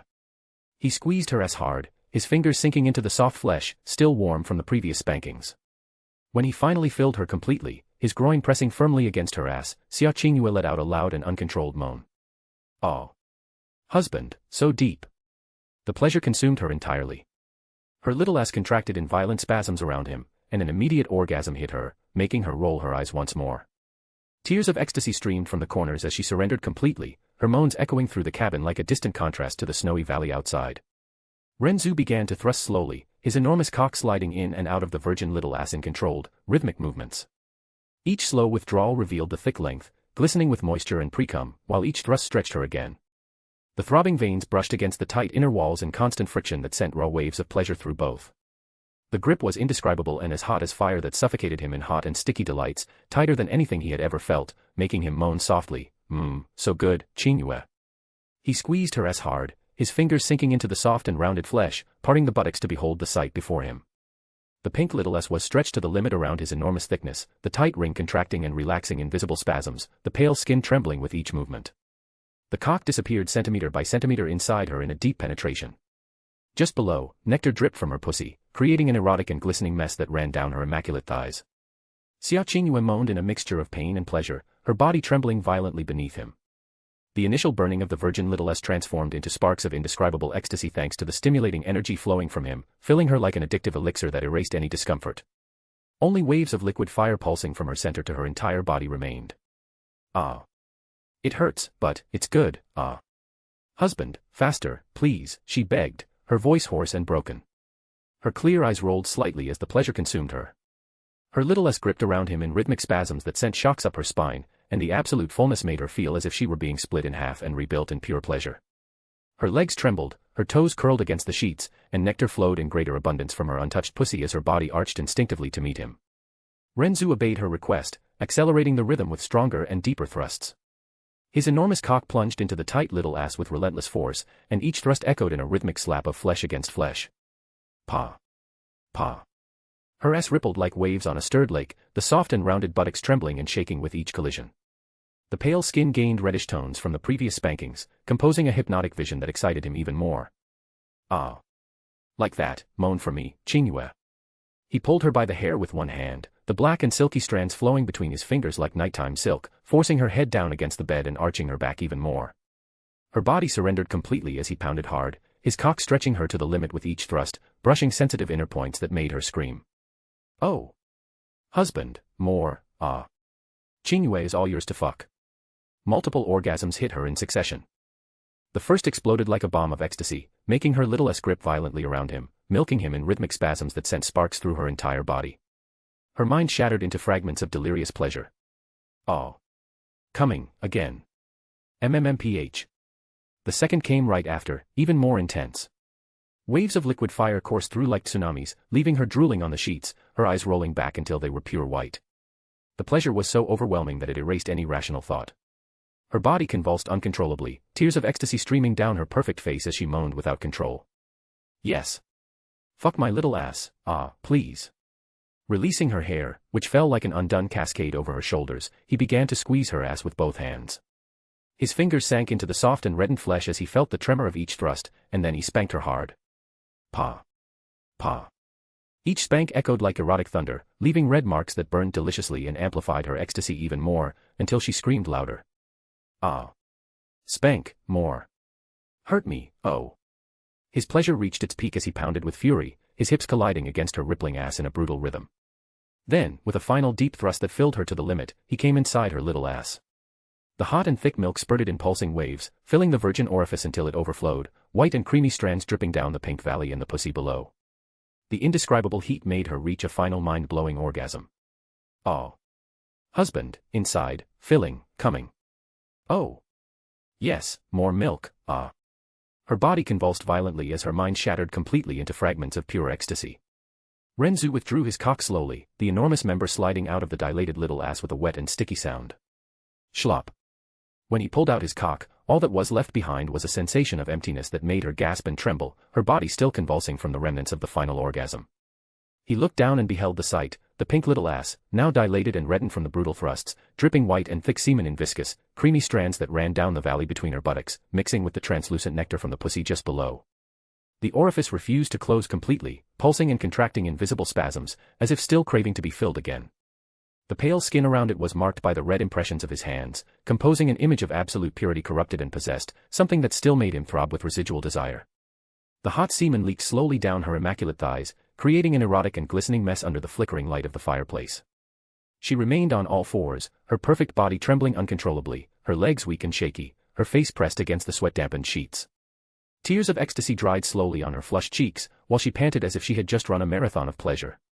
Her mind was fragmented in delight, and her little ass winked empty, sensitive and burning in a deliciously intense way, making her moan even without any direct touch. Ah, husband, so, full, Ren Zu then decided to shift focus, his cock still hard and throbbing, glistening with semen and moisture.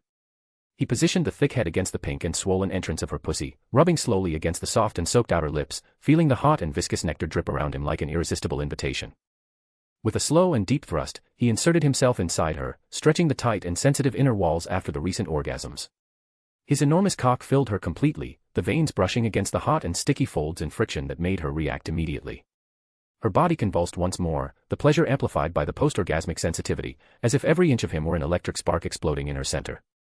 The contrast between the little still dripping semen and the new filling intensified the waves of delight that coursed through her like tsunamis, leaving her breathless, arching her back to meet him. Oh. Husband. Qingyue is sensitive, ah. So good, Oh. Fuck, more, please.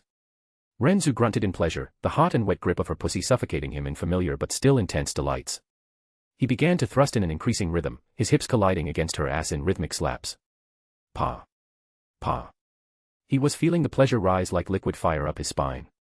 His hands squeezed the soft and reddened ass as he pounded hard, prolonging the ecstasy of both inside the heated cabin, while the snowy valley outside remained just a distant backdrop to the endless echoing moans. I'm going to fuck you all night, Qingyue, until you beg for mercy. The sensation came without warning. Yun Che shuddered mid-step. It was as if something had been forcibly ripped from his chest, not suddenly, but slowly, insistently, leaving behind a cold void that spread through his heart like poison. His face paled almost instantly, the blood seeming to drain from his features as a suffocating pressure built in his chest. He brought his hand to his heart by reflex. What? That sensation again.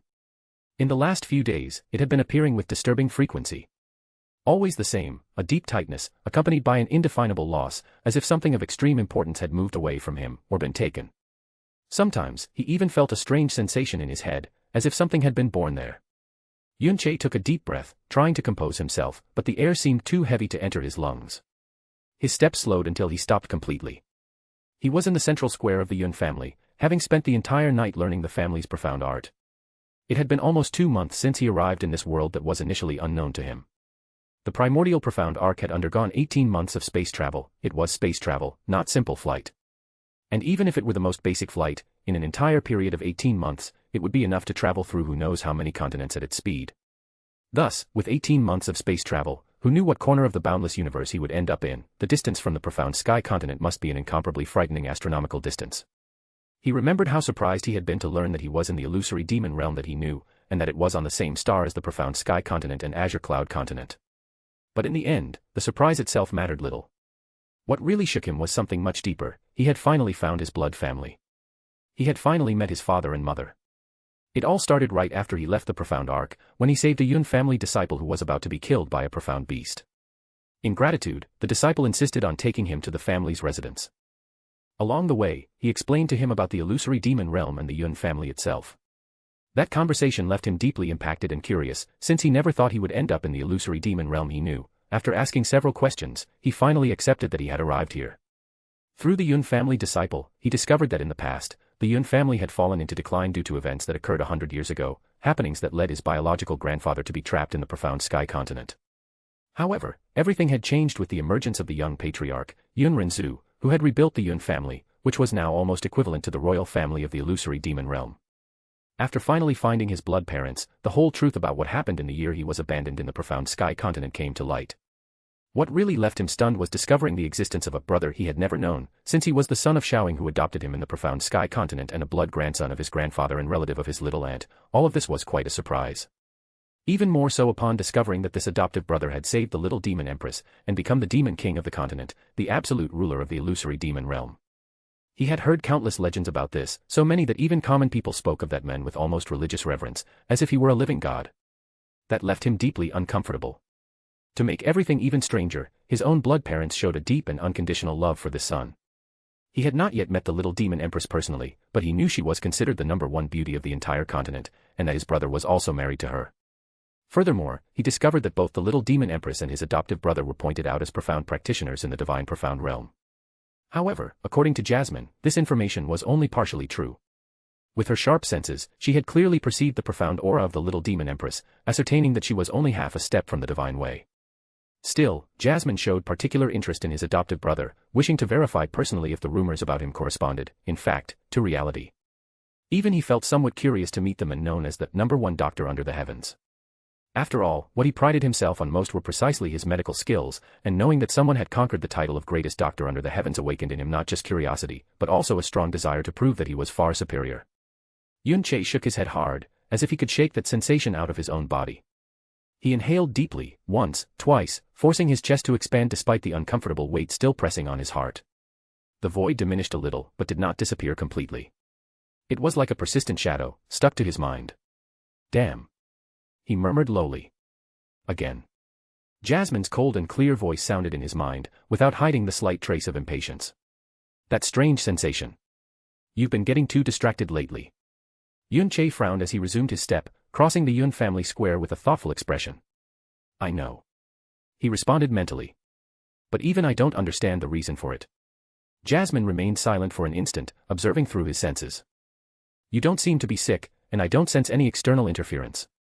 Are you worried about the people in the profound sky continent? Yun Che clenched his fists. At first, I thought it was something happening in the profound sky continent. Maybe some chain reaction, some omen linked to my destiny or the enemies there. He paused, his eyes narrowing slightly. But it's not just that. This sensation is strange, somehow I feel like something very important to me has been stolen. He raised his gaze, observing the familiar buildings of the Yun family, everything so solid, so real, so peaceful. His parents were there. His blood home was there. Still, that sensation insisted on reminding him that something important was out of his reach. Maybe it's linked to that so-called brother. Jasmine commented, in a tone too casual to be disinterested. The young patriarch. Ren Zu. He basically stole the life that was meant for you here in the illusory demon realm. The name echoed in Yun Che's mind like a stone thrown into a calm lake. He remained silent for a few seconds. I've thought about that too. He admitted. But it doesn't make sense. I've never met him. We've never exchanged even a word. Still, every time I hear stories about him, or think about that absurd title of Demon King, my heart gets restless. Jasmine laughed softly. Maybe it's simple envy. Yun Che twisted the corner of his mouth.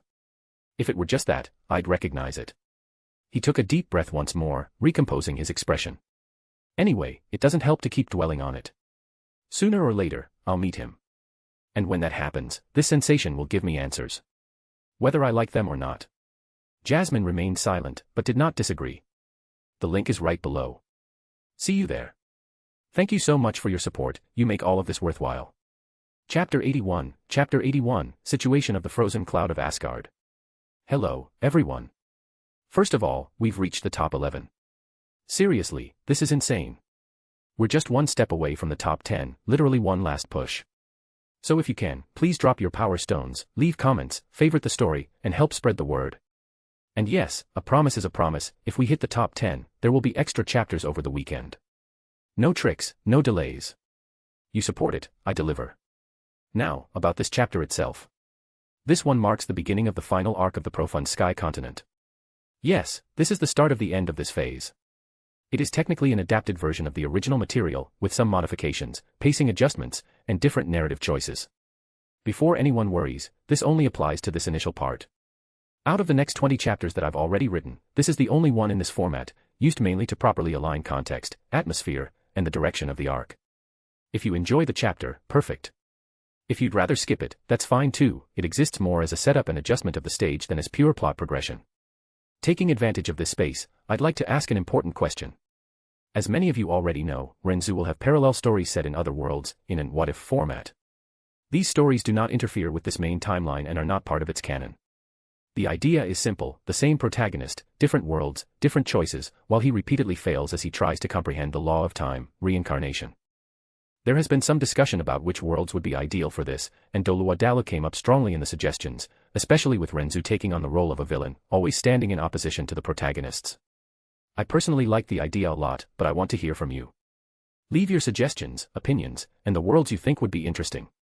This story grows much more when you participate. Profound Sky Continent, north of Blue Wind Nation. This place is the extreme ice snow region. A middle-aged man dressed in green, who appeared to be around 50 years old, spoke as he looked at the endless glacial world before him. The scenery isn't too bad. This should be your first time setting foot in Blue Wind Nation, correct? The purple-robed elder said placidly as he stopped beside the green-robed man. Humph. The green-robed man snorted coldly and irritably, his eyes gleaming with arrogance and deep contempt. If it weren't for the young master's instructions, why would I even deign to step into this modest space? However, with such scenery to admire, coming here wasn't a complete waste of time after all. This was a group of 20 people, led by the green-robed man and the purple-robed elder. They were dressed in tight-fitting clothes of a single color, and no features or symbols could be seen on their attire. But what was truly shocking was that all 20 of them emitted a profound aura that was undoubtedly incomparably terrifying.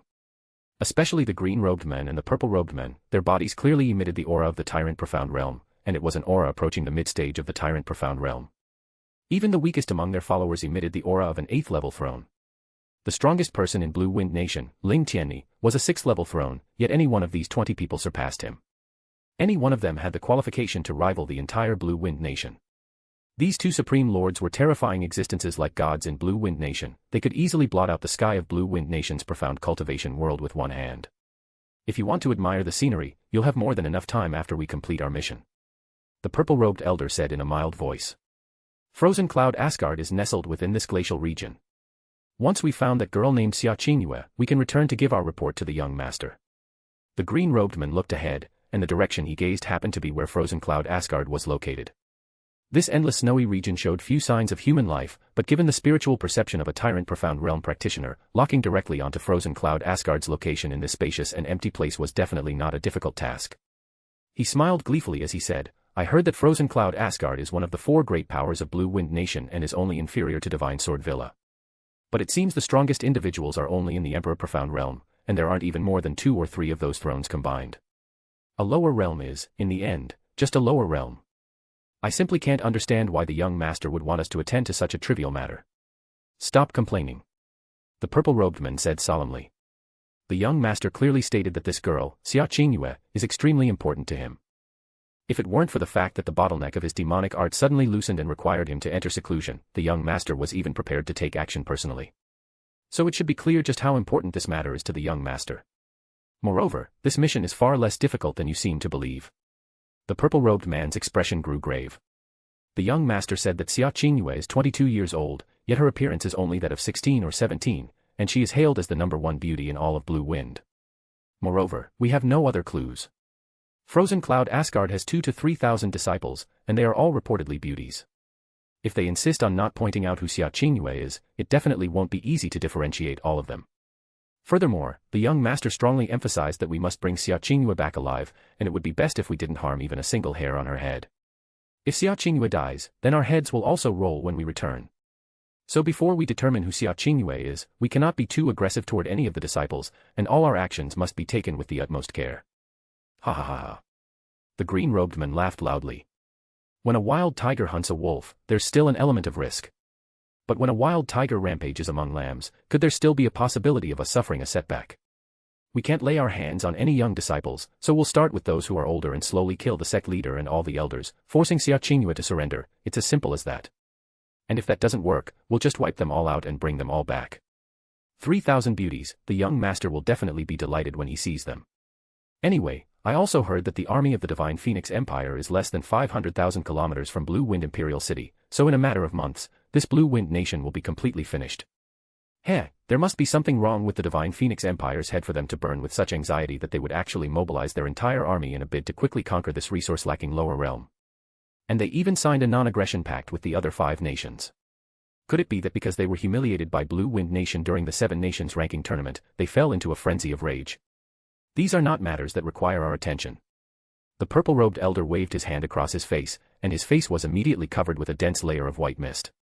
Frozen Cloud Asgard is 250 kilometers away. We can begin our operation. I'll repeat it again. Do your best not to expose your identities. These are the young master's orders. Yes. All the followers sounded out at the same time, and they also waved their hands across their faces, using profound energy to conceal their appearances. The green-robed man performed the same actions and said with disdain, I hope that this Frozen Cloud Asgard can bring us some surprises. Perhaps they'll even sacrifice some precious treasure and wrinkle my clothes a bit. If not, it'll simply be too boring.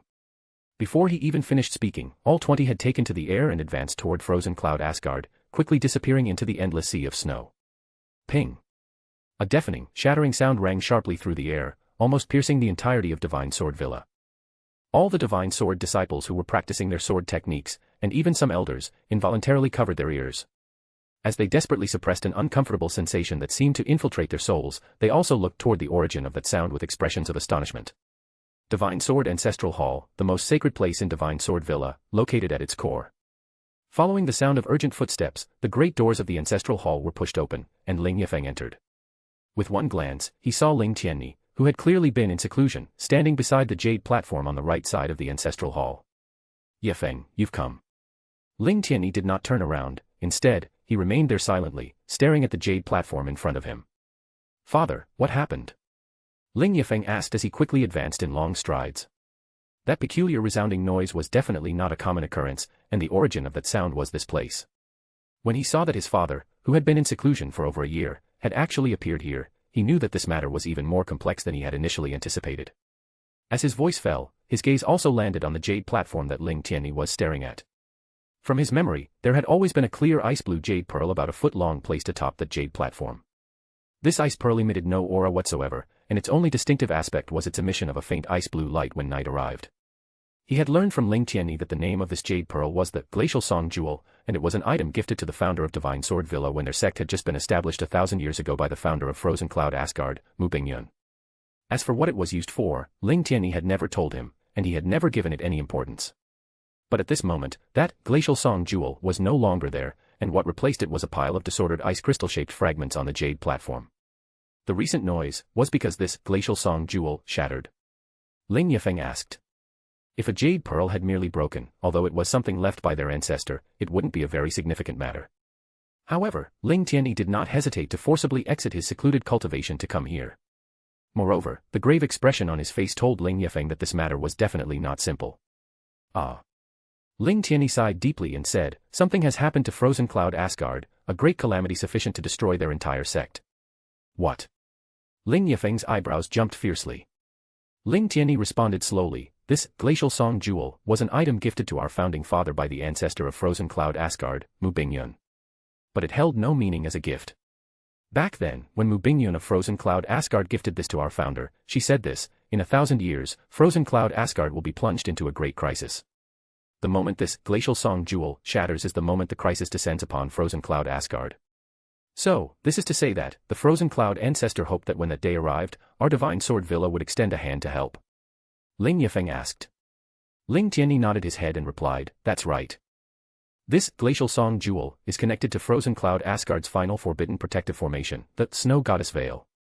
The Snow Goddess Veil is something that the Frozen Cloud ancestor established herself back then, and it is a forbidden protective formation that will only open when Frozen Cloud Asgard is pushed into a truly desperate situation. Once this Glacial Song Jewel shatters, it will emit a high-pitched hum. This means that the Snow Goddess Veil has already been activated. For the next 7 days, Frozen Cloud Asgard will be under the protection of this Snow Goddess Veil. Back then, Frozen Cloud Asgard hoped that Divine Sword Villa would be able to assist them within 7 days when the hour of their destruction arrived. 7 days. Ling Yifeng had a rather complicated expression on his face. To be able to plunge Frozen Cloud Asgard into such a disaster, the other party must be immensely strong, or they might even be individuals at the sovereign level. The Frozen Cloud ancestor and our Divine Sword ancestor were high-level thrones in their time, so the profound protective formation she established could be, at most, of Emperor profound strength. If they are truly fighting against enemies of sovereign caliber, the formation shouldn't last even a single blow, let alone 7 days. So, even if we extend our hand to help, it would be days before we reach Frozen Cloud Asgard. It's impossible for us to arrive in time, correct? Moreover, the current situation in Blue Wind Nation. No. Without waiting for Ling Yifeng to finish, Ling Tianyi interrupted him and said, if your words were true, why would I still be so hesitant? Ling Tianyi quieted down, and only after a long time did he turn around and face Ling Yifeng. Yifeng, I originally planned to only tell you these matters regarding Frozen Cloud Asgard when I approached my final years. But the day of Frozen Cloud Asgard's calamity has arrived, and this involves a request made by the Frozen Cloud Ancestor. As the Villa Master of Divine Sword Villa, the decision on our next course of action rests with you. So, I need to tell you about all these matters right now. Does Frozen Cloud Asgard still hide a secret that has been concealed from the rest of the world? Ling Yifeng asked solemnly as he observed Ling Tianyi's grave expression. The secret does not lie with Frozen Cloud Asgard itself, but with its founder. Mu Bingyun. Ling Tianyi said slowly. For the next 7 days, Frozen Cloud Asgard will definitely be safe from all harm, because once the Snow Goddess Veil has been activated, no one in this world will be able to break it. Even if it's the Absolute Monarch Sanctuary, Supreme Ocean Palace, Sun Moon Divine Hall, and Mighty Heavenly Sword region. Even if all these 4 great sacred grounds united their forces, there is no possibility that they could break it. What? Ling Yifeng was greatly shocked. This. How is this possible? Even if the Holy Emperor, the Sovereign of the Seas, the Heavenly Monarch, and the Sword Master acted in unison and used all their power, it would still be impossible for them to raise such a formidable profound formation. How could a high-level throne like the Frozen Cloud Ancestor have such ability? Could it be power borrowed from some kind of incomparably strong artifact? Ling Tianyi shook his head once more and raised his head slightly. His expression was unexpectedly one of complete subconscious admiration. Wrong. The power of the Frozen Cloud Ancestor, Mu Bingyun, was far beyond what you or anyone in this world knows. Ling Yifeng. 1,000 years ago, before our Divine Sword Villa was established, Frozen Cloud Asgard already existed. But when our Divine Sword Ancestor traversed Blue Wind, he challenged all the experts within Blue Wind and lost not a single bout. After that, he came to know of Frozen Cloud Asgard's existence and went to challenge the Frozen Cloud Master, Mu Bingyun. Our ancestor thought it would be a fight without suspense, yet he lost to her. All those back then who heard of that duel knew that our ancestor lost only after a long struggle with Mu Bingyun, but the true story that our ancestor left for us was that Mu Bingyun defeated him in one move. This. Before such a shock, Ling Yifeng's pupils contracted uncontrollably for an instant. The extreme ice snow region was not always called by that name, because in the past, it rarely rained or snowed there. It was just a vast and bitterly cold land, filled with shrubs that stretched as far as the eye could see. However, 1,000 years ago, a great blizzard descended upon the region for 7 days and 7 nights, and since then, it has been locked in snow and ice. And after that, Frozen Cloud Asgard appeared. What our ancestor left behind was this: the blizzard that lasted for 7 days and 7 nights was caused by Mu Bingyun. Ling Yifeng. The true strength of Frozen Cloud Asgard's ancestor, Mu Bingyun, was immeasurable. From the description left by our ancestor, Mu Bingyun's strength was at an incomprehensible level. Our ancestor swore to the Frozen Cloud Ancestor, Mu Bingyun, that he would keep all this a secret and never divulge it to anyone else. Because the Frozen Cloud Ancestor established Frozen Cloud Asgard with the intention of taking in some unfortunate girls who had no place to go, she was unwilling to let the world perceive their existence. Ling Yifeng fell into a stupor. Divine Sword Villa was the most powerful force that dominated Blue Wind. 1,000 years ago, the ancestor who established Divine Sword Villa dominated everything under the heavens with his sword and was without rival. He was publicly known as the strongest in Blue Wind. It was only the direct heirs of the villa who knew of his defeat to Frozen Cloud's ancestor Mu Bingyun all those years ago, and it was said to them to have been a narrow defeat. But no one would have imagined that Frozen Cloud Asgard's ancestor Mu Bingyun was actually such a terrifying existence. Defeating the Divine Sword Ancestor in a single move. If she had the ambition, how then could Divine Sword Villa have dominated Blue Wind for the last 1,000 years? Where did that Frozen Cloud Ancestor come from? Could she also be like our ancestor and come from one of the 4 great sacred grounds? Ling Yifeng asked with a face full of astonishment. This kind of strength could only come from the 4 great sacred grounds. No. Ling Tianyi shook his head once more. No one knows where her origins lie, not even our ancestor knew. It wasn't just her origins that no one knew, but also the profound art she used back then. The frozen and divine art is incomparably strong, yet no one has heard of it. Putting aside our ancestor, even to this day and even among the 4 great sacred grounds, not a single person knows where the frozen and divine art truly originated from. Our Divine Sword Villa's Divine Sword Might art comes from mighty heavenly sword region, but our ancestor declared that the Frozen Cloud ancestors' Frozen End Divine art was far superior to our Divine Sword Might art, and that it was by no means inferior to the core profound arts cultivated by those of the four great sacred grounds. For a profound art to reach that level, it would require at least 1,000 years or even more than 10,000 years of foundation and continuous tradition. But Mu Bingyun's Frozen End Divine art seemed to have descended from the heavens. Even if you searched the thousands of years of previous history, you wouldn't be able to find a single trace of it. And because the level of the Frozen End Divine art was too high, although the disciples that Mu Bingyun accepted all had excellent innate talent, not a single one of them could learn it. So, Mu Bingyun created the Frozen Cloud arts, and although the Frozen Cloud arts were weaker than the Frozen End Divine art, within Blue Wind and even throughout the entire Profound Sky continent, it would definitely be considered a profound art of the highest quality. However, Mu Bingyun used only 7 days in its creation. Ling Yifeng remained quiet for a long time, but following that, he continued in a mystified voice, if the Frozen Cloud ancestor was truly that strong and even approached the level of an elder from a sacred ground, then why was her lifespan so short? If she had reached that level, shouldn't she have a lifespan of several thousand years? Ling Tianyi closed his eyes and replied, that is something no one knows. What was passed down within Frozen Cloud Asgard is that their ancestor had died in their Frozen End Divine Hall.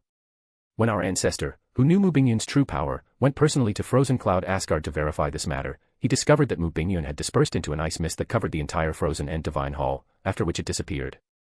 No body was left behind, and what remained were only a few words. Because he never saw the body, our ancestor always suspected that Mu Bingyun never died. However, she left the Glacial Song Jewel with him, which indicated that she would no longer be able to protect Frozen Cloud Asgard from then on, suggesting the possibility that she might no longer be in this world. So, even up to the point of his death, our ancestor could not completely conclude whether Mu Bingyun was alive or dead. But 1,000 years have passed, and there have been no more traces of Mu Bingyun left in this world, so she must have indeed passed away. The reason she passed on this Glacial Song Jewel probably means that she also sensed her life was coming to an end. If not, given her ability, why would she request assistance from our Divine Sword Villa out of her own volition? After the Frozen Cloud ancestor passed away, the reason for Frozen Cloud Asgard's existence also continued to change. When the Frozen Cloud ancestor established Frozen Cloud Asgard, she accepted only some girls who had suffered bitter hardships and were in hopeless situations. But even after Frozen Cloud Asgard lost Mu Bingyun, the strength of the Frozen Cloud art still made its reputation prosper. The new disciples accepted gradually were no longer taken in solely on the basis of being in bitter and desperate situations. The qualifications also grew more and more stringent, where in the end, aptitude and appearance became the most important factors. A change like that is also reasonable. Ling Yifeng said. Frozen Cloud Asgard consists exclusively of women, so it's easy for them to be oppressed, humiliated, and coveted. So what they needed to do was increase their overall strength. Only then could they protect everyone within Asgard. You're right. Ling Tianyi said slowly. Incessant change is what made the current Frozen Cloud Asgard no longer resemble the Frozen Cloud Asgard that our ancestor knew 1,000 years ago. But before our ancestor left the world, he requested that this Glacial Song Jewel be preserved in this ancestral hall until the day it shattered. This showed that our ancestor considered the promise he made as extremely important and demonstrated his determination to uphold it. And now, when Blue Wind is reaching its end, it turns out that a catastrophe of this magnitude falls upon Frozen Cloud Asgard. If we continue to close our gates and ignore worldly affairs or uphold the promise made by our ancestor and extend a hand to Frozen Cloud Asgard. The first option is to ensure the safety of our 1,000-year foundation, but in turn, we will lose our honor and righteousness. The second option is to defend our honor and righteousness, but we may possibly bring calamity upon our heads.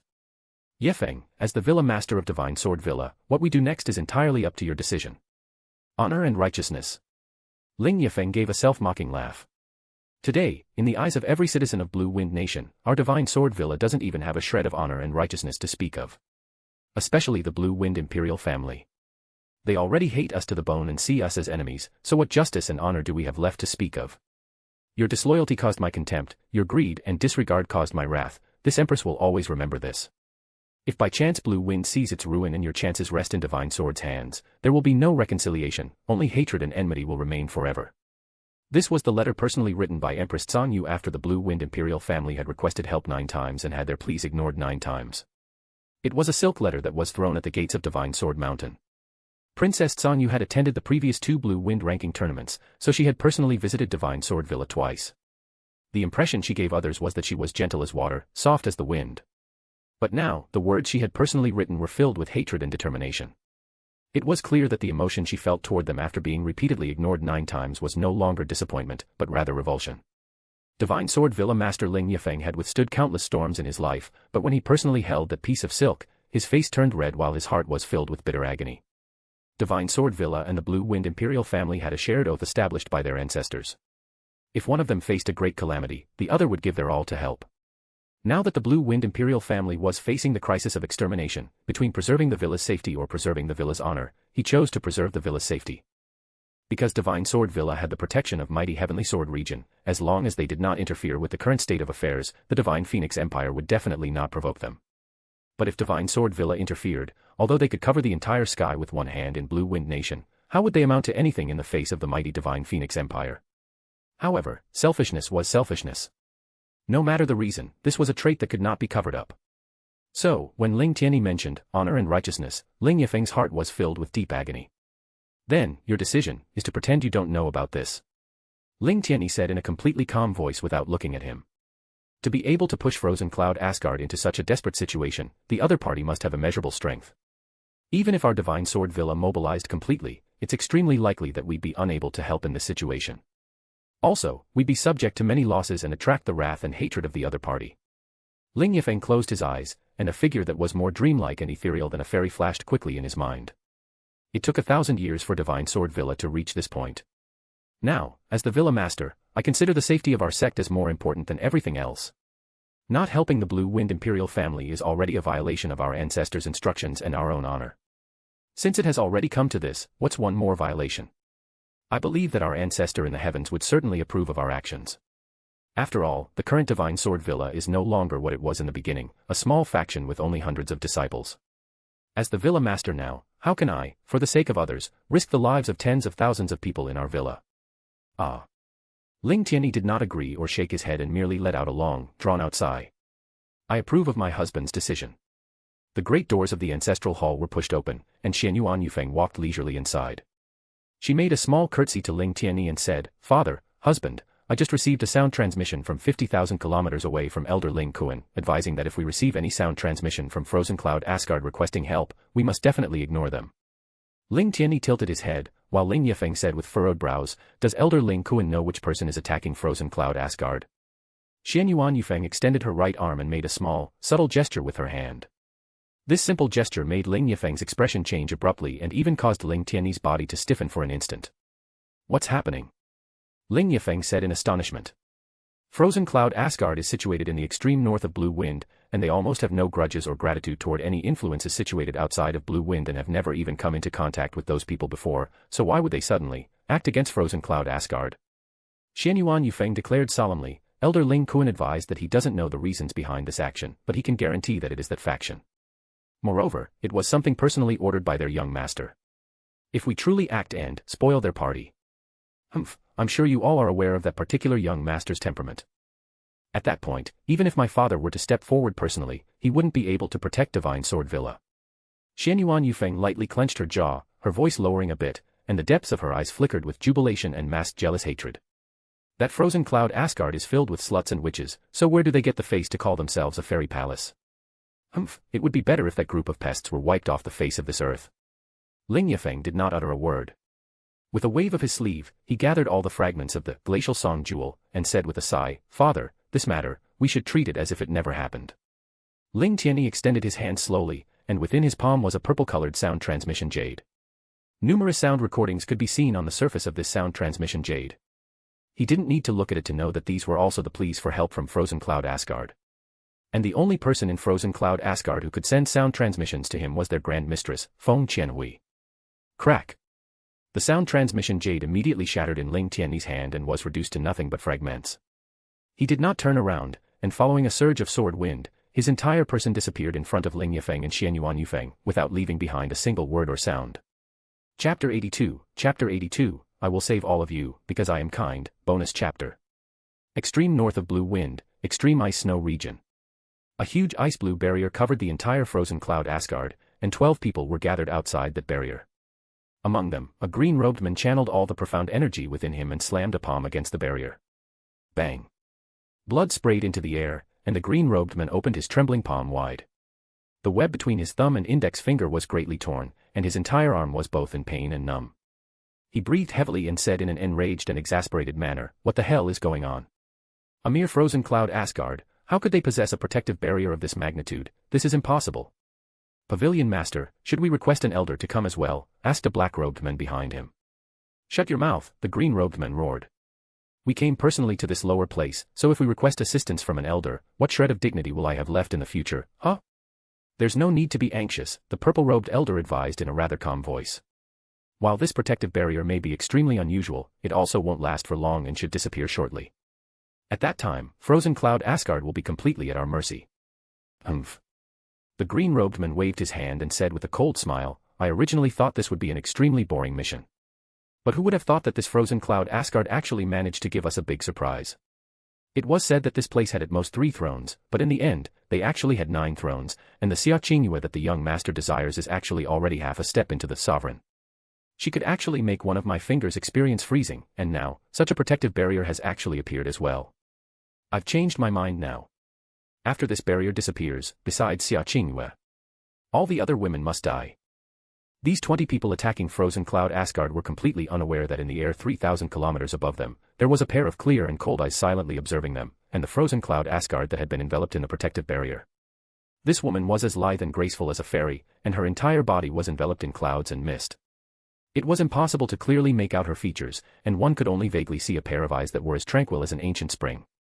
This day has still come, after all. She let out a faint sigh.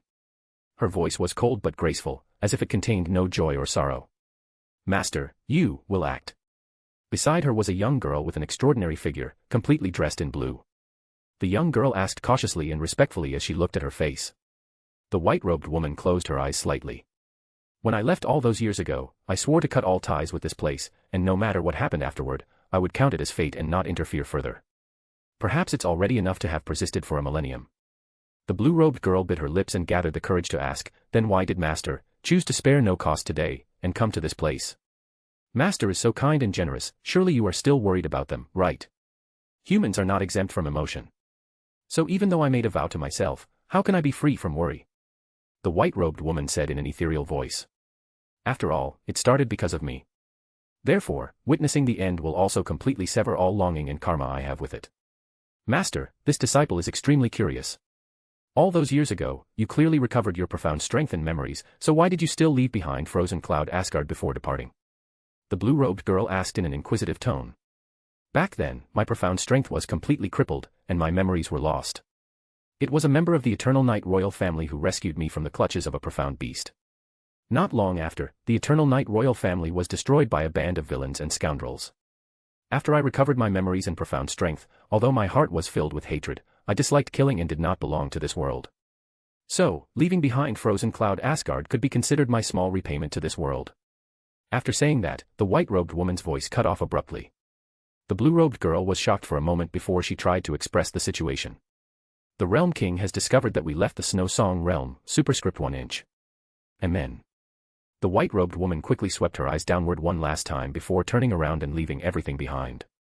We must return. Do not tell your senior sister that we came here. She has always harbored some resentment for me leaving the frozen and divine art in such a place. Yes, Master.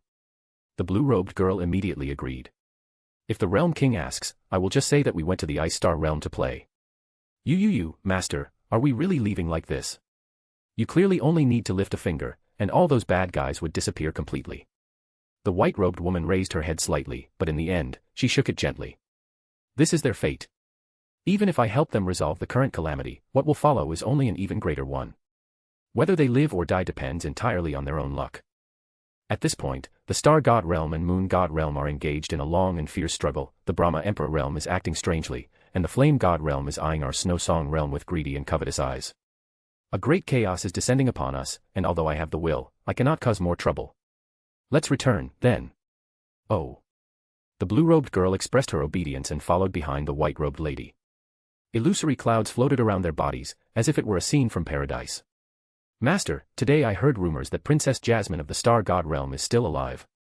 It seems that some universe-devouring beast saw her between dimensional fissures. Do you think it's really true? The ritual of the Star God Realm King is only missing Princess Jasmine. If Princess Jasmine is really alive, then the Star God Realm King will be able to. Do not believe any rumors and empty words you hear. Moreover, what happens with the Star God Realm is not something we should be concerned about. the white-robed lady said in a clear and cold voice. Oh, understood. Then Master, where does the teleportation formation you left in Frozen Cloud Asgard lead? The blue-robed girl asked once more. The white-robed woman paused for a moment before responding softly. Perhaps the teleportation formation will be used soon. As for the direction of the transmission, that would depend on her fate. I am also unable to decide that. What a bunch of foolish women. Do you think a mere heavenly jade stone is enough to stop us? Obediently open the door right now and hand over Xia Qingwe to us, and we might still be able to spare your lives. After all, if our young master finds out that we killed so many beautiful women, his heart would surely ache. But if all of you remain stubborn and stupidly obstinate, wait until I blast open this great door, then all of you will have to die. Bang. The green-robed man viciously smashed his fist against the great door in front of him, and a huge piercing resonance followed his attack. The explosive profound energy made the space around him tremble violently, but the great door he attacked was left without any deformity. Damn it. The green-robed man retreated a step, his entire arm was trembling, and his wrist was filled with incessant pain. He said with a sinister and dark expression, not only does Frozen Cloud Asgard possess this bizarre protective formation, they actually have an entire great hall built of heavenly jade stone. This is simply absurd. This amount of heavenly jade stone, even if it were the Divine Phoenix sect of the Divine Phoenix Empire, they might not be able to produce it. A person half a step into the sovereign, who was only 22 years old, a profound protective formation that persisted for 7 days and refused to break despite all their efforts. These were things they never imagined possible. With great difficulty, they waited for that profound protective formation to disappear, and when they thought that the lives of the people from Frozen Cloud Asgard would easily fall into the palms of their hands, who would have thought that all of them would take refuge in a great hall hidden underground? And this great hall was actually built completely with the incomparably rigid and firm heavenly jade stone that even sovereigns like them would have extreme difficulty destroying. And the great doors that sealed this great hall were at least 2 feet thick. Heavenly jade stone that was 2 feet thick, even if the 20 of them worked day and night and attacked this door in unison, there was no way they could blast it open in a short period of time. I admit that even the young master did not know that Frozen Cloud Asgard actually had an entire great hall built solely of heavenly jade stone. The purple-robed elder said solemnly. Given the strength of us 20, we definitely won't be able to blast open this door in a short period of time. So it seems we will have to send a sound transmission to inform the young master to send a monarch elder. That's out of the question. The green-robed man gestured fiercely. If we, 2 sovereigns together with 10 other thrones, cannot come to this tiny blue-winged nation and fulfill our mission of capturing a girl and instead request help from an elder, what face will we have left when we return? Humph, those people who normally dislike us will mock us until we become dogs. The young master's current seclusion will last for at least half a year. During this half-year time, I don't believe that I am incapable of blasting open this heavenly jade stone. The sound of the hall doors being heavily struck echoed incessantly through the great hall, and each strike was punctuated by a loud and exasperated roar of fury. All the disciples belonging to Frozen Cloud Asgard were trapped inside the Frozen End Divine Hall. However, the Frozen End Divine Hall was exceptionally vast, so the 2,000 disciples did not have to squeeze together. Instead, the hall seemed quite spacious and desolate. Within the Frozen End Divine Hall extended a transparent ice coffin. And inside that ice coffin lay the still body of an old lady with white hair, and it was clear that she had already passed away. However, her expression was not very serene. Instead, it was an expression filled with resentment and heavy, somber hatred. She was not an ordinary disciple of Frozen Cloud Asgard. She was the previous mistress of Frozen Cloud Asgard and the current Grand Asgard mistress, Feng Qianhui. Several Frozen Cloud disciples knelt beside the ice coffin, while ice spirits hovered around them. They repented and wept quietly, and the entire atmosphere inside the Frozen End Divine Hall was one of deep mourning. The 1,000-year calamity prophesied by our Frozen Cloud ancestor. In the end, we were unable to hide from it. Cough, cough, cough. Gong Yuxian's eyes stared blankly at the ceiling. Asgard mistress. Asgard mistress. The Frozen Asgard disciples cried out in alarm, and the 2 people supporting Gong Yuxian, Murong Qianxue and Mulanyi, hurriedly circulated their profound energy and used all their power to suppress her injuries. Gong Yuxian's injuries were extremely severe, and even if she used all her power as a 6th-level throne to sustain herself, she would only be able to live for a few more months. In order to allow Frozen Cloud Asgard to survive this current crisis, the Grand Asgard Mistress did not hesitate to break a 1,000-year sect rule and allowed Yunche to join us as the first male disciple. But in the end, heaven's calculations are beyond man's calculations. Asgard Mistress. Jun Lianxia pressed both hands to her chest as she, Murong Qianxue, and Mulanyi together suppressed her injuries. After all, their profound entrances had been opened by Yunche, and their profound strength cultivation had advanced at a tremendous rate. The Frozen Cloud 7 fairies had all advanced to the Emperor Profound Realm, and the cultivation levels of the three had just surpassed Asgard Mistress Gong Yuxian's cultivation. Asgard Mistress, please don't be too pessimistic. We are still under the protection of the Frozen End Divine Hall, they can't invade, and there will definitely be someone who comes to save us. We will definitely have a way. And as she said these things, these frozen cloud fairies, who were considered celestial beings by the people of Blue Wind Nation, had their vision completely blurred with tears. Because in their hearts, they were well aware that now that things had reached this stage, there was no way anyone would appear to save them. This Frozen End Divine Hall was their only place of refuge, and once those great doors were blasted open, they would truly be forced into a desperate situation. They, our sovereigns, the Frozen End Divine Hall, can stop them for a while. Cough, cough, cough. Qingyue, have you had any news from her? Gong Yuxian asked with regret. Chu Yueli pursed her lips for a moment before responding, her voice low but firm. Qingyue informed us that she would go out to train almost a month ago. Since then, we have had no news. She has not returned yet. Upon hearing this, Gong Yuxian's already weakened eyes trembled slightly. A heavy sigh escaped her lips, laden with worry and fatigue. That child, always like this. Too silent, too stubborn. She closed her eyes for a brief moment. I just hope she is safe. It was then that something completely unexpected happened. Without any warning, a male voice echoed within the Frozen End Divine Hall, calm and beautiful, but laden with a presence that made the entire air shudder. If safety is the concern, then there is no need for worry. Since I am here. Everyone's hearts jumped violently. The disciples rose in an instinctive reflex, the frozen cloud seven fairies widened their eyes, and even Gong Yuxian forced herself to raise her head a little, incredulous. Who's there? Chu Yueli exclaimed. The space in front of them rippled softly, like the surface of a lake touched by an invisible breeze. A silent fissure opened in the void, without noise, without violence, just a perfect rupture in the laws of the world. From that fissure, a man stepped forward. In the instant he appeared, the Frozen End Divine Hall seemed to lose its breath. Black hair like the starless night fell loose over his shoulders, his skin was flawless, without the slightest flaw, like jade carved by the heavens. His eyes, with pupils as black as a primordial abyss, were at the same time deep and beautiful, like the most precious of immortal jewels. Dark robes adorned with golden traces enveloped his body with a natural elegance, worthy of someone who had never needed to bow to anyone. There was no oppressive pressure, no aggressive aura. Yet, his simple figure made hearts race and minds waver. For a brief instant, none of the women could react. Some disciples felt their faces heat up, others had their breathing involuntarily disrupted. Even those who had cultivated the frozen heart for decades felt their emotions tremble like thin ice before the sun. Before any word was spoken, a familiar figure emerged right behind him. Sect Master. Xia Qingyue advanced quickly, her normally cold countenance completely taken by concern. In a few steps, she reached Gong Yuxian's side, kneeling without any hesitation. What happened? Why was the Frozen End Divine Hall sealed? She asked, her voice more urgent than ever before. Upon seeing her, several disciples widened their eyes. Fairy Qingyue. You've returned. Chu Yueli took a deep breath and responded gravely. They came after you, Qingyue. They demanded that we hand you over. Xia Qingyue's body stiffened for an instant. Her eyes narrowed, cold and lucid, but before she could say anything, Gong Yuxian spoke in a hoarse voice. Qingyue, are you all right? I am. Xia Qingyue nodded immediately. I'm sorry for causing all this. It was then that Chu Yueli shifted her gaze to the man who was still standing, calm and silent, near the spatial fissure that was slowly closing. And who is he? She asked, cautious. Xia Qingyue hesitated for a fraction of a second. A faint blush, almost imperceptible, appeared on her normally icy face. He is my husband. The entire hall plunged into absolute silence. If before there was shock, now there was pure incredulity. Husband, someone murmured, unable to believe.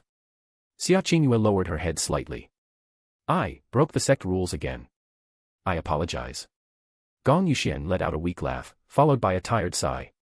At this point, worrying about rules is the last thing that should be on all our minds. She turned her gaze to Ren Zu, assessing him with difficulty. If you are by Qingyue's side, then you are not an enemy. Ren Zu took a step forward.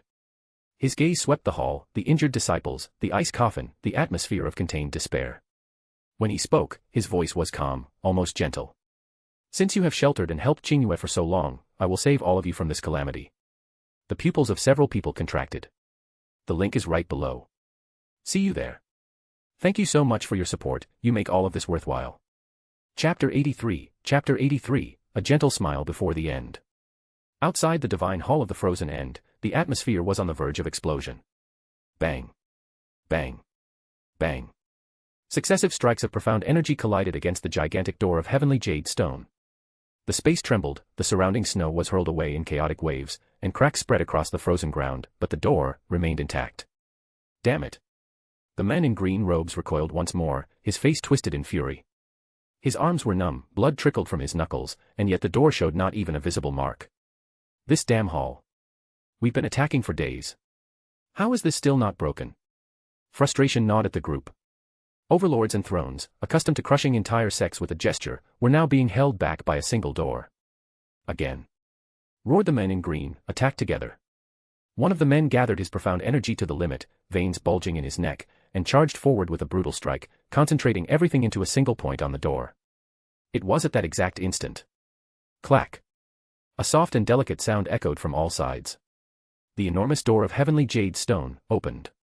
The strike, laden with murderous intent, passed through the empty space where absolute resistance had once been. Before the attacker could even react, a hand extended calmly from inside the hall and grasped his fist. The violent profound energy simply dissipated, like snow touching warm water. The man widened his eyes, his entire body freezing, not from the cold, but from instinctive terror. Before him stood a man, his black hair falling freely to his waist, straight as absolute silk, as dark as a starless night, not the dull black of absent light, but a deep, dense black that seemed to absorb the surrounding glow. His face was impeccable in an almost cruel way. Well-defined, symmetrical features, as if sculpted by the creator to be perfect. The straight nose, the firm and elegant jaw, the thin and well-shaped lips carried a dangerous neutrality. They were neither gentle nor severe. They were too beautiful to submit to any trivial emotion. There was an absolute calm in them, a silent superiority that needed no affirmation. But nothing compared to his eyes. The pupils were as black as the primordial abyss, deep to the point of seeming infinite. Looking into them was like staring at a moonless night sky, where any light was swallowed before reflecting. Yet, paradoxically, they were beautiful, beautiful like the rarest immortal jewel, something that evoked fascination and discomfort at the same time. There was no warmth in them, nor explicit coldness, just an absolute distance, as if the world was something he observed from outside. His clothes were long and black, made of a fabric that seemed to absorb the surrounding glow, adorned with golden threads. The gold was not flashy, it was deep, solemn, like the authority of something that existed long before the laws of the world. The robes fitted his body naturally, highlighting broad shoulders, erect posture, and a presence that imposed respect without effort. The worst part was that this man was holding his attack with 2 fingers, as if grasping something fragile. Ren Zu smiled gently. That strike, he said in a polite tone, almost amused. Was it meant to tickle me?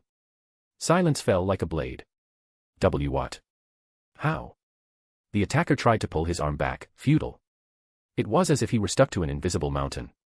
Anger and humiliation exploded on his face. You. Before he could finish, his eyes moved involuntarily. Beside that man, a figure stepped forward. Pure white robes, long and graceful. A thin veil partially covered the face, like lunar mist. The slender body seemed sculpted by extreme cold itself, and a glacial aura, silent and absolute, enveloped every movement. That figure, as beautiful as an immaculate fairy from the immortal world descending to the heavens, was precisely the one their young master had ordered to capture. She. That woman. Ren Zu immediately noticed where everyone was looking and let out a light laugh. He released the man's fist, who fell backward, staggering. With a casual gesture, he opened a bit of space in front of him, like a host presenting something precious. It seems you recognized her. Yes, allow me to introduce.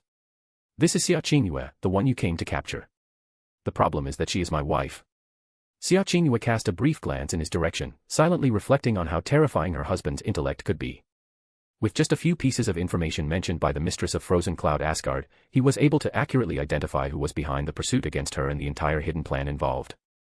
Moreover, he managed to convince the mistress of Frozen Cloud herself to allow her to become his wife and follow him from that moment on, offering in exchange the salvation of the entire sect from the impending calamity. It was true that, with her current level of profound strength, she could have resolved the crisis on her own.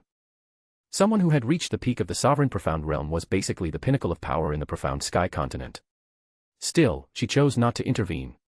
She let him take the lead, not out of necessity, but out of will. Because that was also her desire. She wanted to follow him forever. Moreover, what her husband offered to the Frozen Cloud sect went far beyond a simple agreement. In recognition of everything they had done for her, he opened the profound entrances of all the disciples, something that previously only the 7 fairies of Asgard had received from Yunche, helping most of them advance several levels in their profound strength, completely changing the future of Frozen Cloud Asgard after that. Not satisfied, he also demonstrated having fully learned the profound art of frozen cloud and, naturally, declared that they could consider him an honorary elder. If in the future they needed help, they just had to call him. For that, he gave them a special item that allowed direct contact with him, in addition to leaving behind a profound protective formation, powerful enough that even a practitioner of the divine way would be unable to scratch it.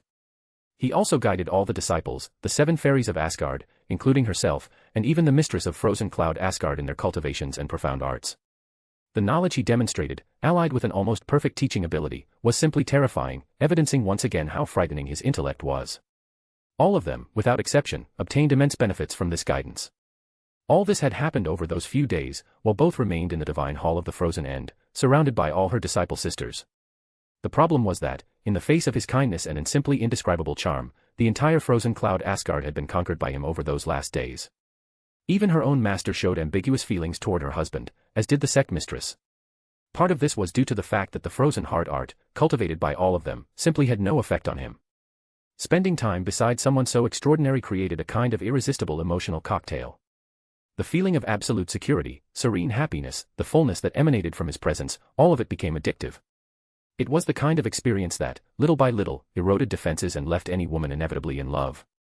Even the mistress of frozen cloud Asgard, who had fallen in love with her husband, officially declared that he would be a great elder, someone whose authority placed him even above her own, a decision that none of the disciples dared to complain about. More than that, she went so far as to declare that the ancient rule prohibiting any disciple from getting involved with men simply did not apply when it came to her husband. A decision that left her deeply surprised, especially since such an order was not even known to her husband himself. Of course, her master had talked to her about it. And although she felt jealous imagining having to share her husband with even more women, she did not reject the idea. At least, they were all sisters from frozen cloud Asgard, and she knew them. And it wasn't as if her husband had accepted any of them. That only made her admire him even more. Any man in his position would have taken advantage of the situation, would have given in to temptations almost without thinking. But he didn't. At no point did he cross that line, although she had no doubt that it could happen sooner or later. After all, the fairies of frozen cloud Asgard were not called fairies for nothing, each one was a beauty capable of toppling an entire nation. But her husband seemed to let that kind of thing follow its natural course, without forcing anything at all. That only highlighted his self-control, something worthy of someone who possessed an appearance as extraordinary as an equally indescribable profound strength. Her husband was truly incredible. She was immensely lucky to have him as her husband. Her eyes shone with complex emotions as she concluded her thoughts about the last days and, finally, turned her attention back to the current situation. Despite having thought about so many things, barely a second had passed. It was one of the advantages of her mental faculties having expanded extremely after sharing talent with her husband through dual cultivation, something she had missed greatly in the last days. After Ren Zu's words, for a second, the world seemed to stop. Then, laughter exploded. Ha ha ha ha. Wife. What a ridiculous joke. The man in green stepped forward, his smile twisted in contempt. This woman is already destined for our young master. Do you really think a nobody can claim her? The instant those words were spoken, the air changed. The cold exploded. An absolute glacial intent erupted from the body of the woman in white. Just a glance. The man who had mocked her didn't even have time to scream. His body was instantly enveloped in translucent blue ice, from the top of his head to his feet. The expression of scorn remained eternally frozen on his face, eyes wide with terror. Crack. The ice solidified completely.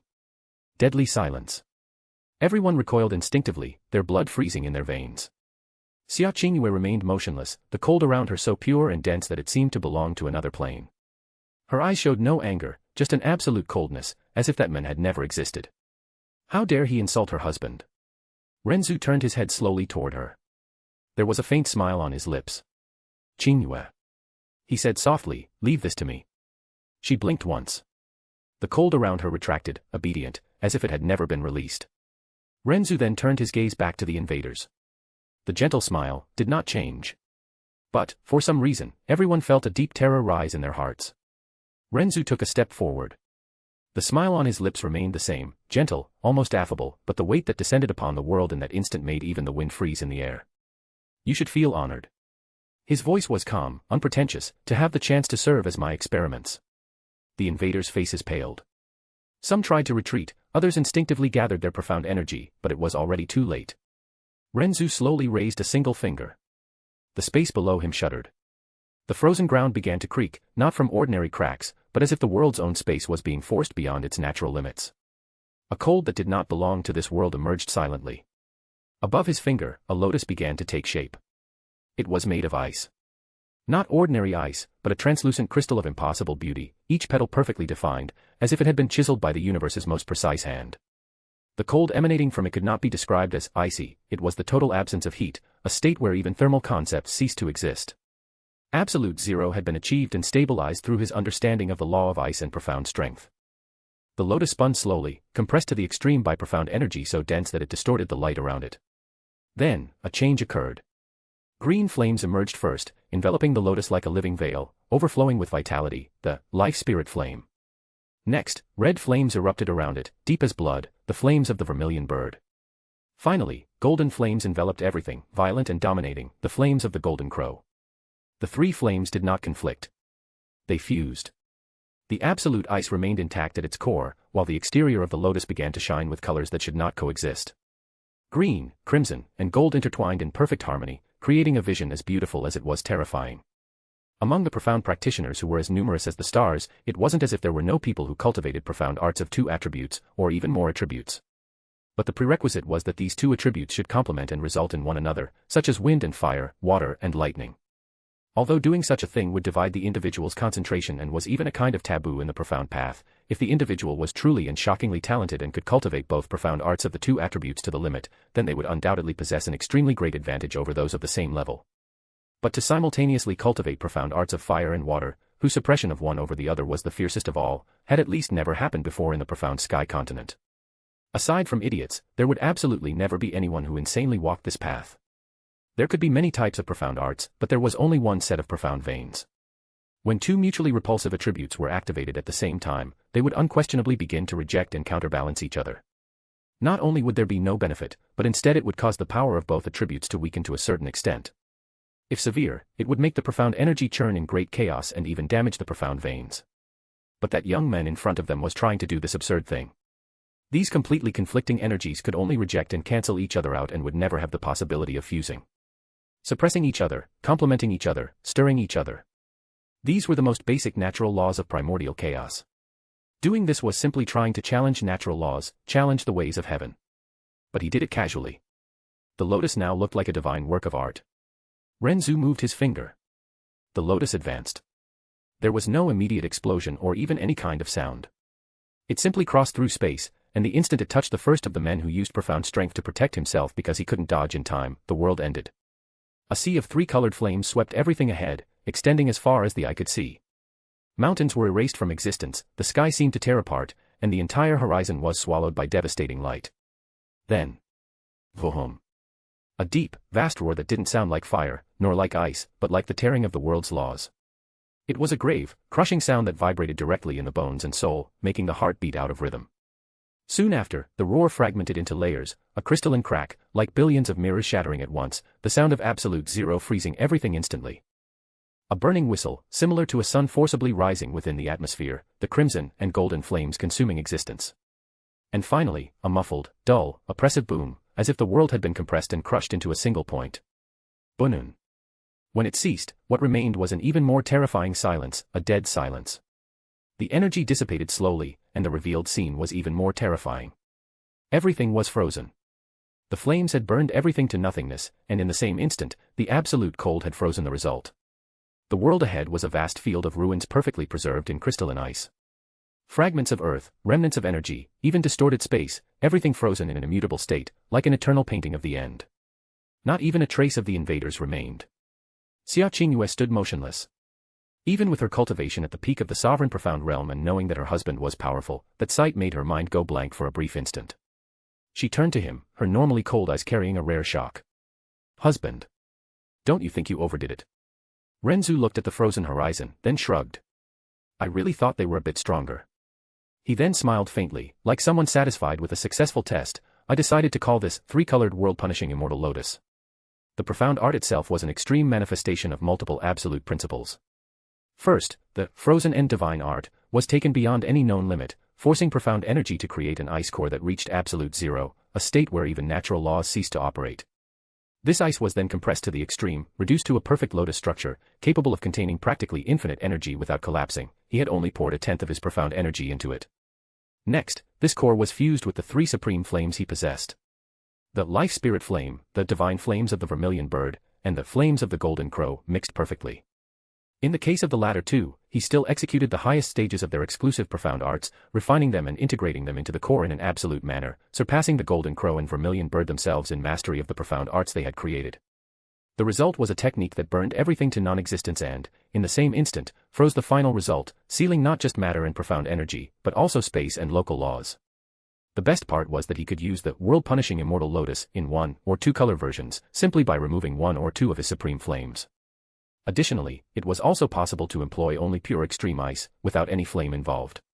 In this way, this profound art came to possess 4 volumes or distinct stages, each adapted to different situations and power levels, with the 3 colors being the strongest.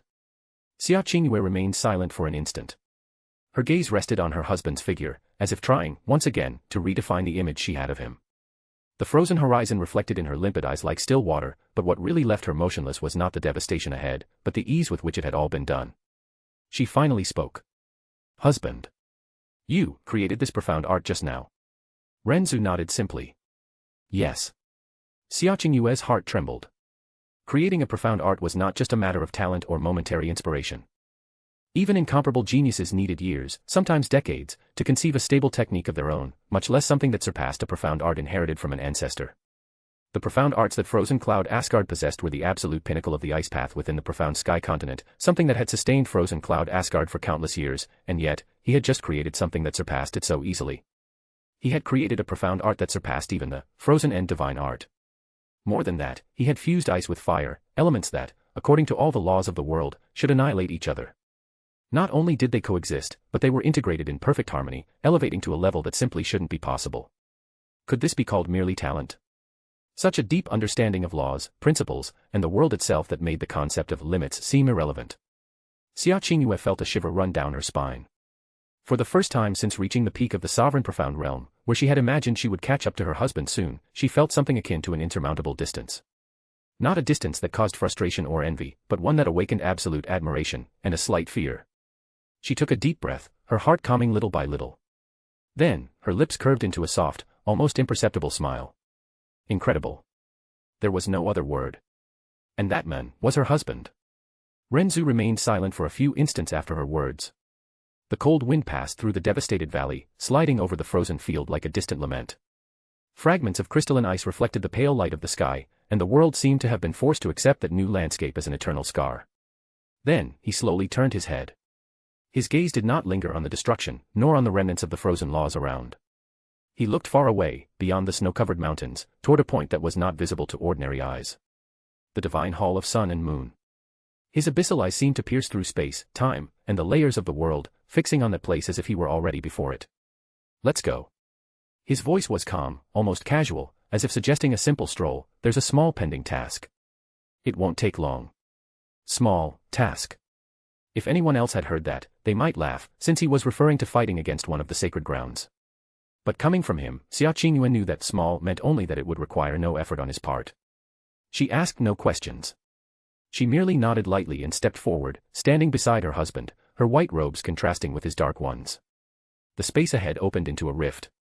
Then, together, they took a step forward. The space closed behind them with a soft sound. As if it had never been torn. A/N, the days Ren Zu spent in Frozen Cloud Asgard were deliberately skipped. Unlike Xia Qingyue, who possesses exceptional willpower, the other women of Frozen Cloud do not share the same level of resistance.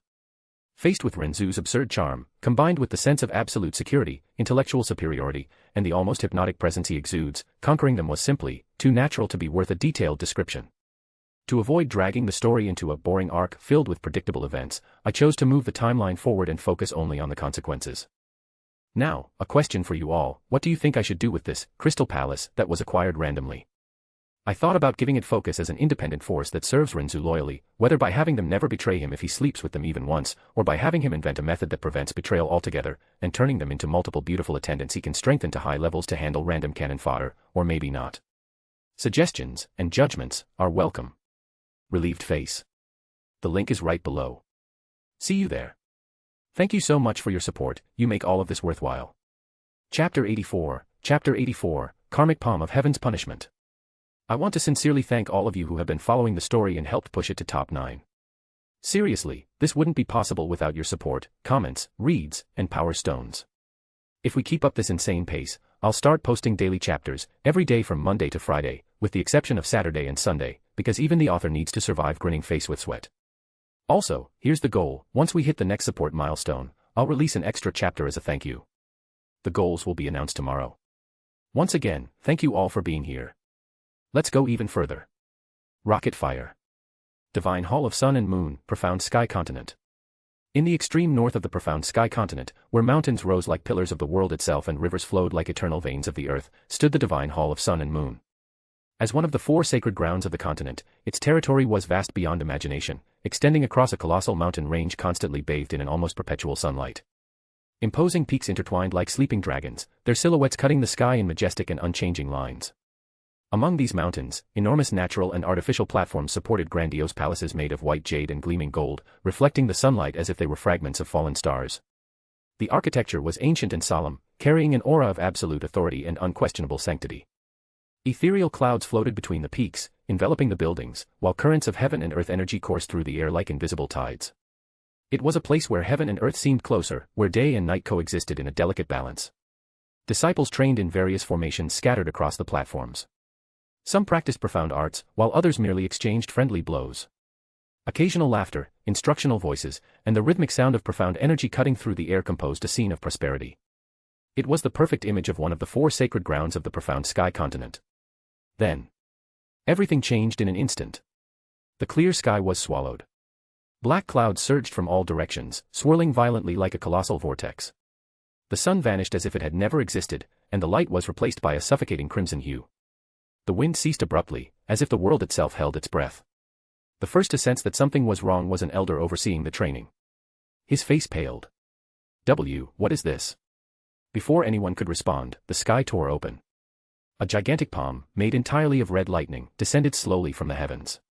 Lightning snaked along its contours like maddened dragons, while blood-red flames burned intertwined with the electricity, not scorching the air, but existence itself. That palm was so vast that it covered the entire firmament. There were no visible edges. No end. It was as if the heavens themselves had transformed into a divine hand about to crush the world. That terrifying sight was enough to make anyone's legs buckle under the weight of absolute fear. It was like staring at the sky collapsing upon oneself, an oppressive sensation of insignificance, of total despair. There was nowhere to run. Nothing to do. In the face of that overwhelming force, all that remained was the cruel certainty that death was inevitable, approaching in a slow and merciless manner, crushing not just the body, but the will as well. Panic exploded. Heavens! Run! Is it an enemy attack? Disciples ran in all directions, flying desperately out of the Divine Hall of Sun and Moon's territory. However, the moment the fastest ones reached the border, they all stopped abruptly, overcome by shock and dread, unable to cross it. The space around the entire territory had been completely sealed. Despair fell like an icy tide. Some fell to their knees. Others screamed the names of masters and elders. Some simply stood paralyzed, unable to look away from that palm approaching slowly, relentlessly. At that instant, a figure appeared in the sky. Tall. Simple white robes, without luxurious adornments. No dominant aura escaped from his body. His face was ordinary, so ordinary that it could get lost in a crowd. There were no striking features, no extraordinary beauty, nor ugliness. But his eyes possessed an indescribable depth. That man floated calmly above the Divine Hall of Sun and Moon. He was Imashia, also known as the Heavenly Monarch, the supreme leader of the Divine Hall of Sun and Moon. A practitioner at the 10th level of the sovereign profound realm, someone who stood at the absolute pinnacle of the profound sky continent. And yet, the instant he perceived that palm, his heart sank violently. Absolute death. There was no doubt about it. What kind of enemy had his sacred ground provoked? Certainly, someone from the legendary divine profound realm, a profound god. And, to make matters worse, a master of formations. The space around them was completely sealed. A formation of such profound and complex level that even he, with all his understanding and sensitivity, only noticed its existence when it was already too late. The laws of space had been distorted, overlaid, and locked onto one another, forming a perfect prison, without gaps, without escape routes. Sweat ran down his back. He raised his head, staring at the crimson-tinged heavens. What wrong has the Divine Hall of Sun and Moon committed to provoke such a supreme senior? His voice echoed, forcibly firm, but laden with an impossible-to-hide tension. In the next instant, A gentle laughter echoed from the sky. It didn't come from the palm. It came from everywhere. A calm, polite laughter, almost pleasant. You can blame your son. Yi Meixia's heart nearly stopped. In the main courtyard, among panicking disciples and elders, a young man trembled. Yi Xinghan. The young master of the divine hall of sun and moon. Beautiful as a painting. Sharp eyebrows like swords, eyes bright as stars, face white as refined jade. The thin, slanted eyebrows extended deeply into the hairline, giving him a naturally arrogant and seductive appearance. Normally, that face always carried an obscene, lascivious smile, a gaze that stripped women with shamelessness. Now, his face was distorted. Eyes wide. Lips trembling. Fear had erased any trace of arrogance. He looked at the sky, and his body trembled so much that he could barely stand. A hot liquid trickled between his legs, staining the white robes of the hall. Nearly pissing himself in terror. The gentle voice continued, clear as a divine sentence. He tried to capture my wife. Absolute silence. The words fell like invisible hammers. Yi Meixia's eyes widened. He turned his head toward his son, his mind blank for an instant. Before he could say anything.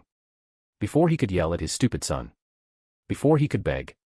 The palm descended. The world collapsed. Red lightning exploded like furious suns, and blood flames enveloped everything. Jade palaces were reduced to nothing before even crumbling. Entire mountains vanished like dust carried by the wind. Millennial formations, absolute defenses, arrays, everything was annihilated in a single instant. The divine hall of sun and moon ceased to exist. When the crimson light finally dissipated, what remained was only a colossal void, a crater so vast that it seemed as if a piece of the world had been torn from the map of the profound sky continent. The sky slowly returned to normal. The sun reappeared. The clouds dispersed. As if nothing had happened. But one of the four sacred grounds had been erased from existence forever. Above the slowly dissipating clouds, two figures floated in silence. Ren Zu was in front, his black robes rippling gently with the residual air currents that still carried traces of the destruction caused by his earlier attack. Below them, where one of the four sacred grounds of the profound sky continent had once existed, there was only a colossal void. Mountains, palaces, formations, disciples, everything had been erased without a trace, as if it had never existed. Ren Zu's pupils rested on that absolute destruction. The indifference in his eyes was so pure that it became more terrifying than the annihilation itself. To him, that was nothing more than the natural outcome for those who dared to challenge him. Were there innocent profound practitioners in the divine hall of sun and moon? Yes, very likely. And he wasn't hypocritical enough to say that those innocents should blame their own decision to join their enemies, but that didn't mean he cared about them. In fact, he didn't care at all about having killed them. Any organization transmits its moral values and rules, constantly brainwashing. Those who wish to surpass humanity's achievements need to break free from this mental restriction. Unfortunately, most people remain trapped in it for life, using that same prison as fuel to move forward and, ironically, flaunting it as a symbol of pride. What he meant by that was simple: all the disciples of the divine hall of sun and moon had enjoyed the benefits of the sacred ground. They lived under its protection, its authority, and its privileges. Thus, nothing was more natural than facing destruction alongside the hall that had granted them everything. That was loyalty, right? Of course, he was being ironic. No longer being ironic. To him, the so-called innocents who lived there were not isolated individuals, but parts sustained by that structure. They benefited directly or indirectly from the power of the divine hall of sun and moon, lived under its protection, its prestige, and its supremacy. Even those who had never committed a sin with their own hands still existed within an ecosystem that inevitably produced repulsive young masters like Yi Xinghan. Of course, he didn't see himself as a moral judge to evaluate all that so deeply. He was a villain. And it was precisely because of that the existence of innocents or sinners made no difference at all. Those who got in his way or tried to harm him or those he loved had only one fate: death. He didn't try to mask his actions as justice, nor did he seek noble justifications. It was purely selfish, and he saw no need to pretend otherwise. As for those who thought his actions were despicable, those fools are everywhere, restrained by emotions and morality. They deserve to be stupidly manipulated by rules. The saddest part is that, when they see others without restrictions, they attack and criticize, trying to impose that morality on people, not allowing others to have more freedom than they do. In that process, they even enjoy that ridiculous moral superiority and that full happiness. It was worth noting one thing. Before destroying the sacred ground, he had completely looted its treasures and emptied the profound arts pavilion, all through his manipulation of space. Resources, techniques, heritages, nothing of value had been left behind.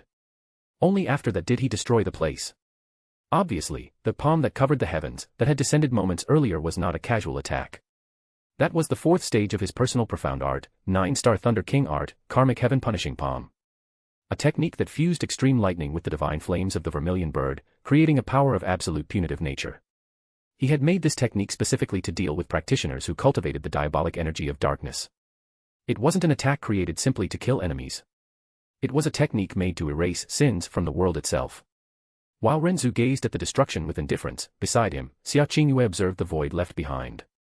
The cold wind gently stirred her white robes, and the veil still covered part of her face, but her eyes held a certain emotional turmoil. Truly, all profound practitioners below the divine profound realm were ants waiting to be crushed. Her husband was incredible. Although she could have destroyed the divine hall of sun and moon on her own, she doubted she could do it so casually. Ren Zu turned his head slightly and spoke. "It's over."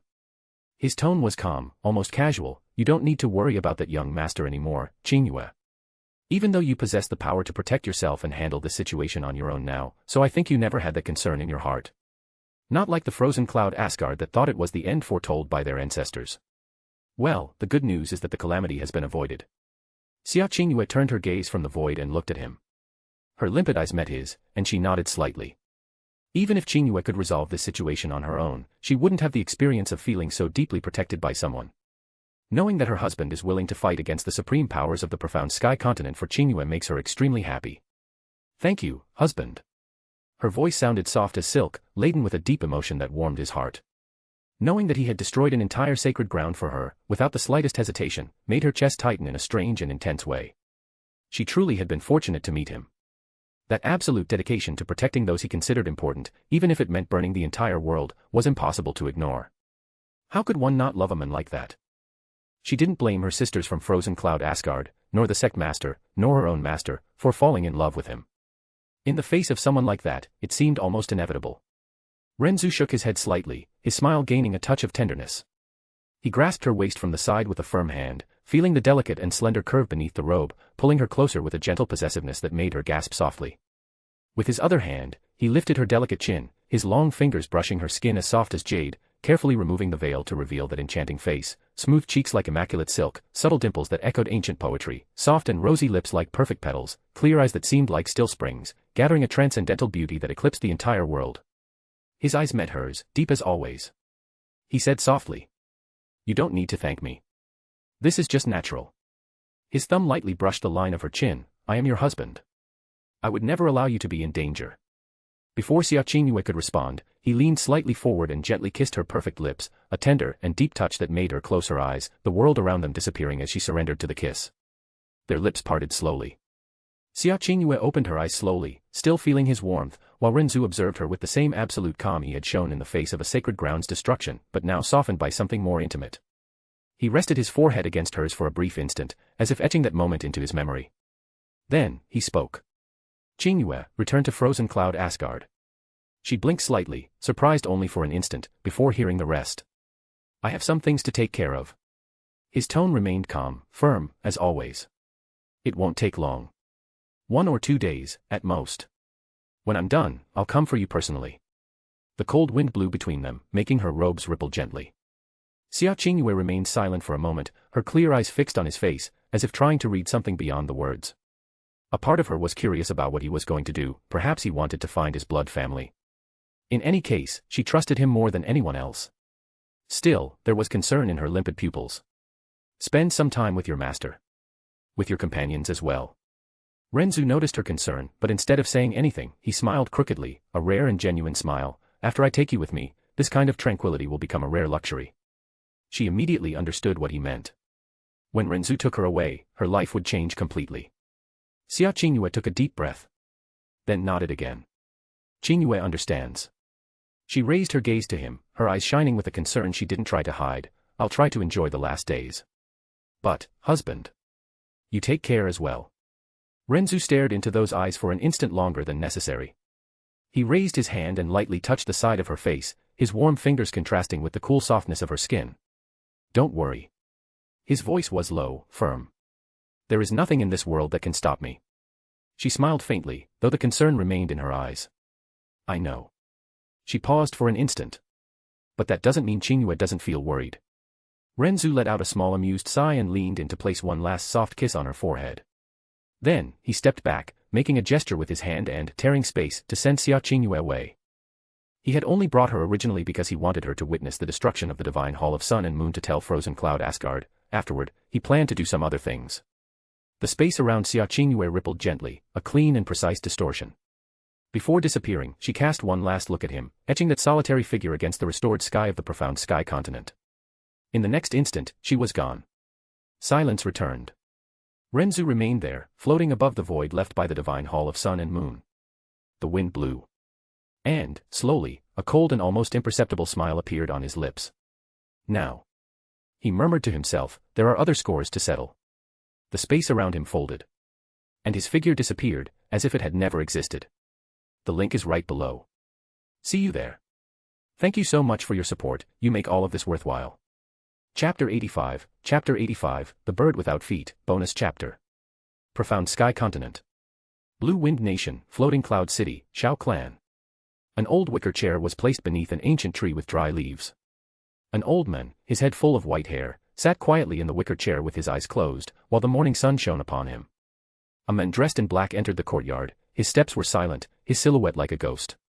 With just one step, he crossed the courtyard to arrive in front of the old man. The old man in front of him actually couldn't be called old, he was only 61 years old currently. On top of that, he was a profound practitioner, signs of aging wouldn't leave a huge mark on his body. However, in the past few years, he had aged very rapidly, his hair had turned white quickly. The man dressed in black stood in front of him. What he felt was not a kind of peace, but instead, a kind of loneliness and apathy. As if he were apathetic even toward death. As if he had detected that someone approached, the old man opened his eyes, he looked silently at the young man dressed in black, then closed his eyes. Sheer is not here. The young man in black did not say a word. He turned around, as if intending to leave quietly. At that point, a tall figure walked through the courtyard entrance. It was Xiao Yunhai, the master of the Shao clan. The Xiao Yunhai who entered looked at the young man in black who stood there, his entire body trembled violently. His bones shuddered and softened, his eyes were filled with fear, as if what he was seeing was not a person, but a demon showing its terrifying fangs. Xiao Yunhai did not have the courage to leave. He mustered the courage to move forward. After taking several steps, he almost fell because both his legs were trembling and had softened. Greetings. Young Master Fun. What are you doing here? The young man in black spoke, his voice was cold and indifferent, absolutely without emotions, as if the words were not spoken by a human but a cold, dead body.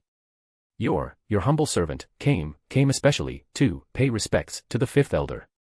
Xiao Yunhai took such a long time stuttering over such a simple sentence, and the sound of his teeth chattering could be heard. Humph. The young man in black snorted coldly.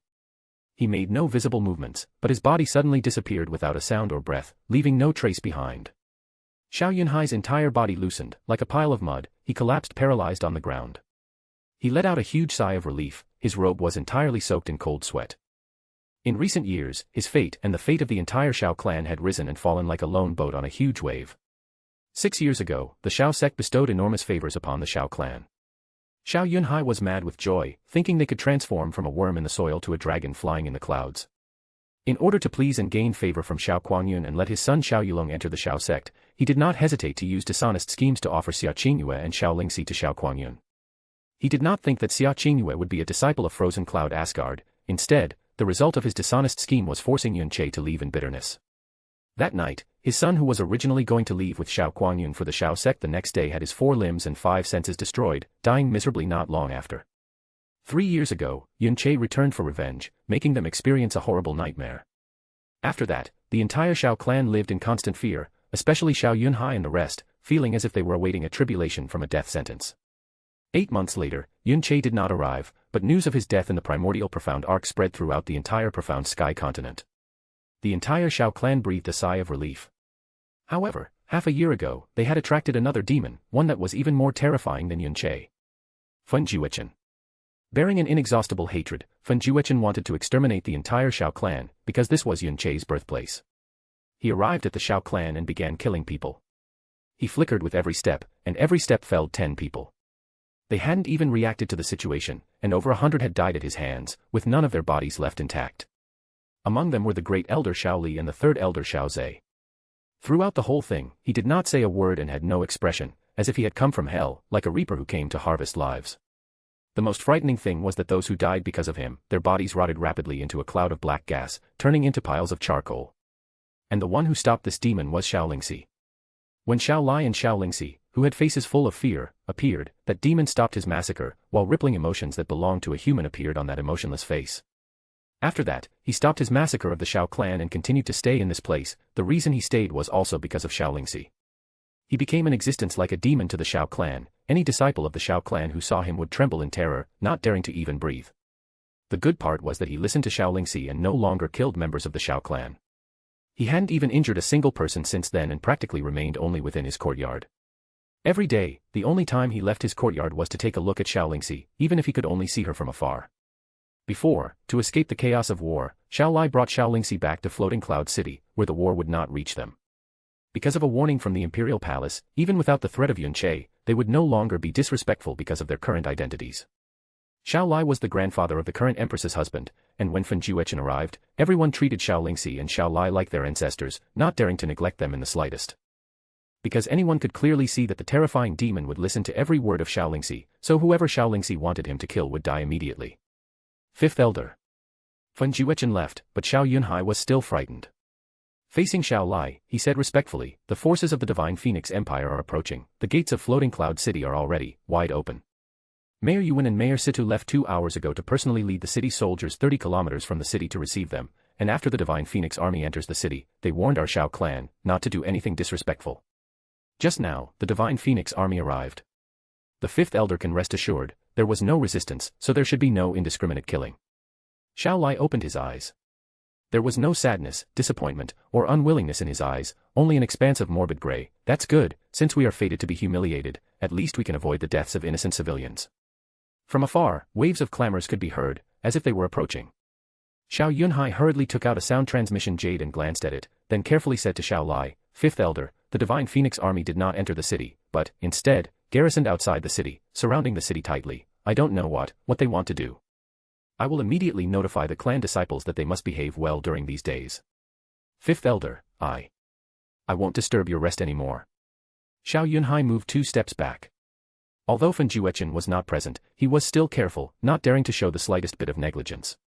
This was because, in his eyes, Fen Juechen was several hundred times more frightening than the Divine Phoenix Army.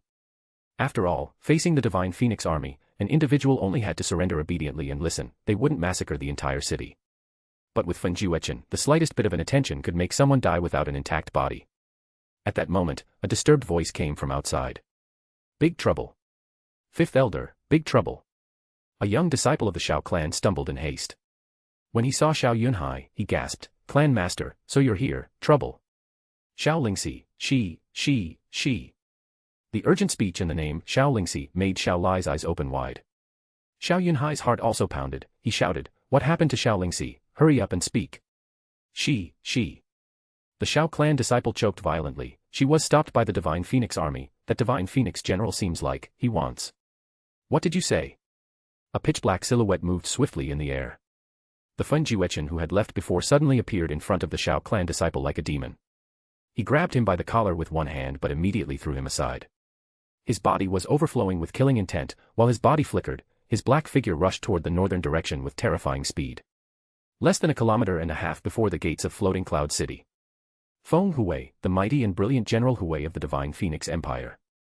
He possessed the Phoenix bloodline and belonged to the Divine Phoenix sect. Among the Divine Phoenix Army, he possessed extremely high prestige and rank.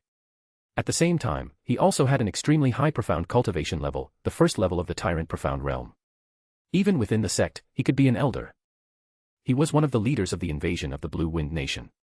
And the important duty of taking down Floating Cloud City this time was personally led by him. As he had expected, under the army of 25,000 soldiers he led, Floating Cloud City didn't even dare to show a bit of resistance. The 2 mayors opened the gates wide and went of their own will to receive the army and flatter them throughout the journey.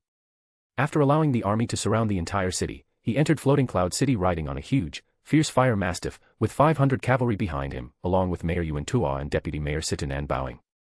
Even without his identity as General Hui, he was quite clear what an overlord was to the Blue Wind Nation, not to mention the tiny Floating Cloud City. His eyes swept over Floating Cloud City. Everything here was in the palm of his hands. It was as easy as stepping on an ant. In fact, the exaggeratedly large army of 25,000 soldiers wasn't necessary. He alone could casually level the entire Floating Cloud City to ruins. Not to mention getting injured, not even a particle of dust would touch him. After taking Floating Cloud City, the mission would only be truly complete when they found the huge crystal mine located on the outskirts of the city, and this should be done in the shortest time possible. There were many rumors that an extremely powerful profound practitioner had been causing trouble for the nation, which was why the invasion was accelerated far beyond the initially planned schedule. The original plan was to advance directly on the target within 4 months. However, the appearance of that senior, seen around the crystal mine about a month ago, completely changed the situation. In light of this, it became necessary to urgently change tactics before another force seized the target first. It was precisely for this reason that someone as powerful as him was sent.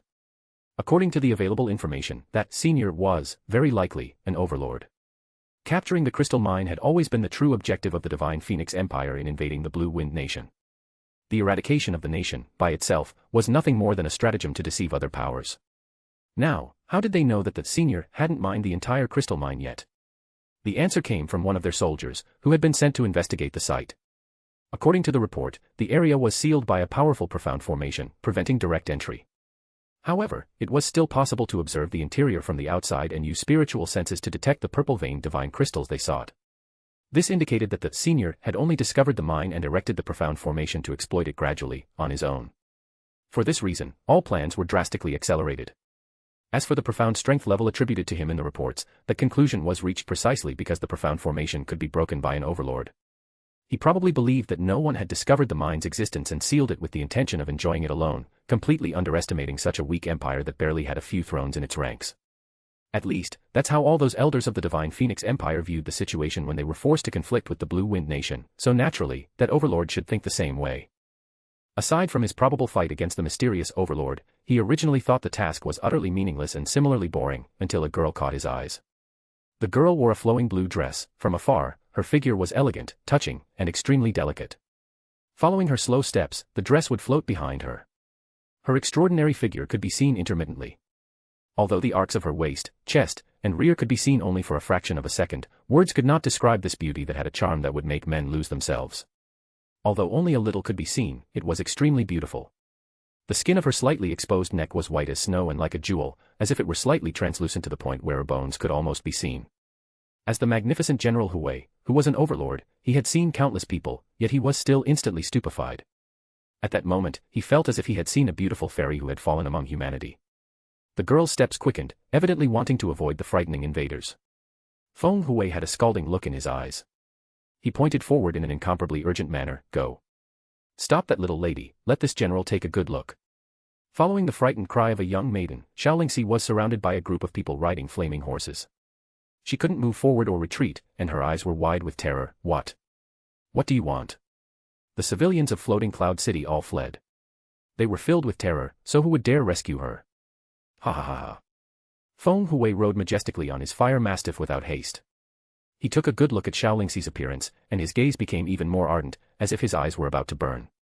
He even subconsciously licked the corner of his mouth. In this tiny place, there is unexpectedly a beauty of such quality. SSS, it seems this general did not waste his time. Ha ha ha ha. The mayor of Floating Cloud City, Yuan Tua, hurried forward.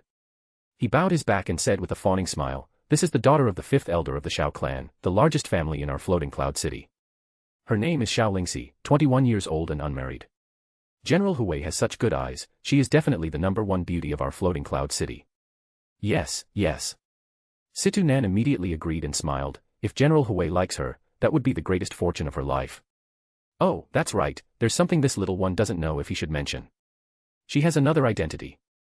That is Yun Che's little aunt. What? The 2 words Yun Che made General Hui's face change. He suddenly smiled maliciously, then laughed wildly. That means this little beauty is actually from Yun Che's family. Good. Good. Good, ha ha ha ha. This is simply wonderful. Since she's Yun Che's family, even if I have to seize her rudely, I will seize her. Bring her to this general's sedan chair. He demonstrated such tyrannical acts absolutely without restraint. This was because in these barren lands, everything in front of him was insignificant and vulgar. No matter what he wanted to do, no one could stop him, no one could bring him to justice, the only thing they could do was comply and tremble obediently. At least, that was what General Hui thought. Then, when his voice fell, a cold voice, that seemed to have come from hell, approached. Try touching her, if you dare. Silence. Feng Hui was not only a supreme practitioner of the tyrant profound realm, he was also an experienced general, the fresh blood he had bathed in was enough to form a vast ocean of blood. He was unaware of when he began to forget what fear felt like. However, this voice came from who knows where, simply a voice, made all the hairs on his entire body suddenly stand up, making a chill run down his spine. An extremely piercing sound resounded, and Feng Hui's eyes vaguely caught a glimpse of space being roughly torn by a pitch-black scar. Among all present, he was the only one who could see that moment where space was torn. A young man dressed entirely in black, whose face was cold and stiff like a corpse, appeared in front of the girl like a demon. His lifeless eyes looked indifferently at Feng Hui, who was mounted on the fire mastiff. It was as if the entire world had completely frozen at that moment. Under the gaze of this young man, the emotion of fear which had not arisen for the last 100 years suddenly awakened like a demon breeding within General Hui's soul. It swelled until he could feel his chest being pressed by an extremely high mountain. His heart stopped beating completely, even his blood stopped flowing. It was as if his entire body was in an icy hell, every cell trembling violently. That kind of fear even affected his 5 senses. He was clearly looking at the young man in front of him, but what he saw was instead only a blurry mist. He couldn't get a good look at his face. Beneath his body, a wave of intense shuddering could be felt. It was the fire mastiff trembling. His fire mastiff was an incomparably huge and powerful emperor profound beast mount that had followed him for an entire 100 years, had entered countless wars, stepping over countless fields of corpses. More than hundreds of thousands of men and beasts had died under its claws. It had never known fear. Even when encountering tyrant profound beasts it had no way to defeat, it attacked without hesitation, never retreating even a bit. But at this point, it was actually trembling violently. As an overlord and also as the famous General Hui of the Divine Phoenix Empire, Feng Hui obviously was not a fool. Although this area was the lowest of places, which couldn't have someone who had the qualifications to rebel against him, to the point where there was no one who had the qualifications for him to even look at, he clearly knew that to cause fear in his fire mastiff with simply the aura and the look in the eyes was an immense concept. Even the pressure from the Divine Phoenix Empire's Emperor Feng Henkong had never made it tremble before. This floating cloud city unexpectedly has scum that doesn't know what's good for it. To dare stop our general, it seems you don't want to live anymore. While Feng Hui's mind was trembling, a voice full of disdain sounded. The one who said this was not just anyone, but instead, it was the first vice-general under him, Feng Qianjun, who also belonged to the Divine Phoenix sect. Feng Hui was greatly alarmed. Just as he wanted to say something to stop him, he instead saw the silhouette of the young man in black flash by, abruptly moving forward. The palm, which was abnormally morbidly pale and seemingly enveloped in a black mist, grabbed toward Feng Qianjun's neck. No matter what kind of movement, including his hand movement, to an ordinary person, it would be extremely fast. However, to a strong practitioner, especially to Feng Qianjun, who was at the 8th level of the Emperor Profound Realm, it was particularly slow to the point that he was too lazy to dodge and allowed his palm to grab his own neck. When the black-clothed youth's hand grabbed his neck, aside from traces of coldness, not to mention suffocation or pain, not even a bit of discomfort could be felt. Soon after, even that cold feeling could no longer be felt.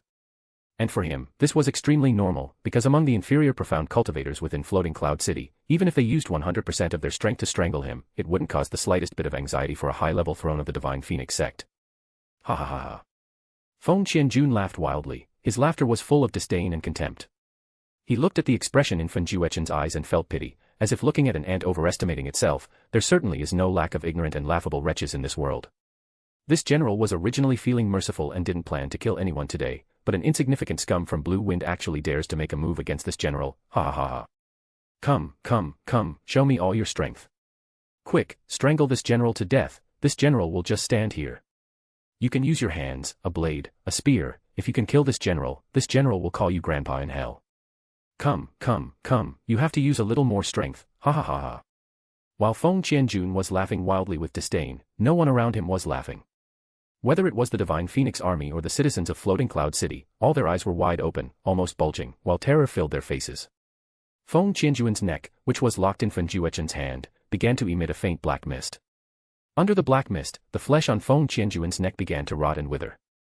In the blink of an eye, the white and dense laryngeal bone could be seen, and in the next moment, the white laryngeal bone had already turned black, becoming as black as charcoal.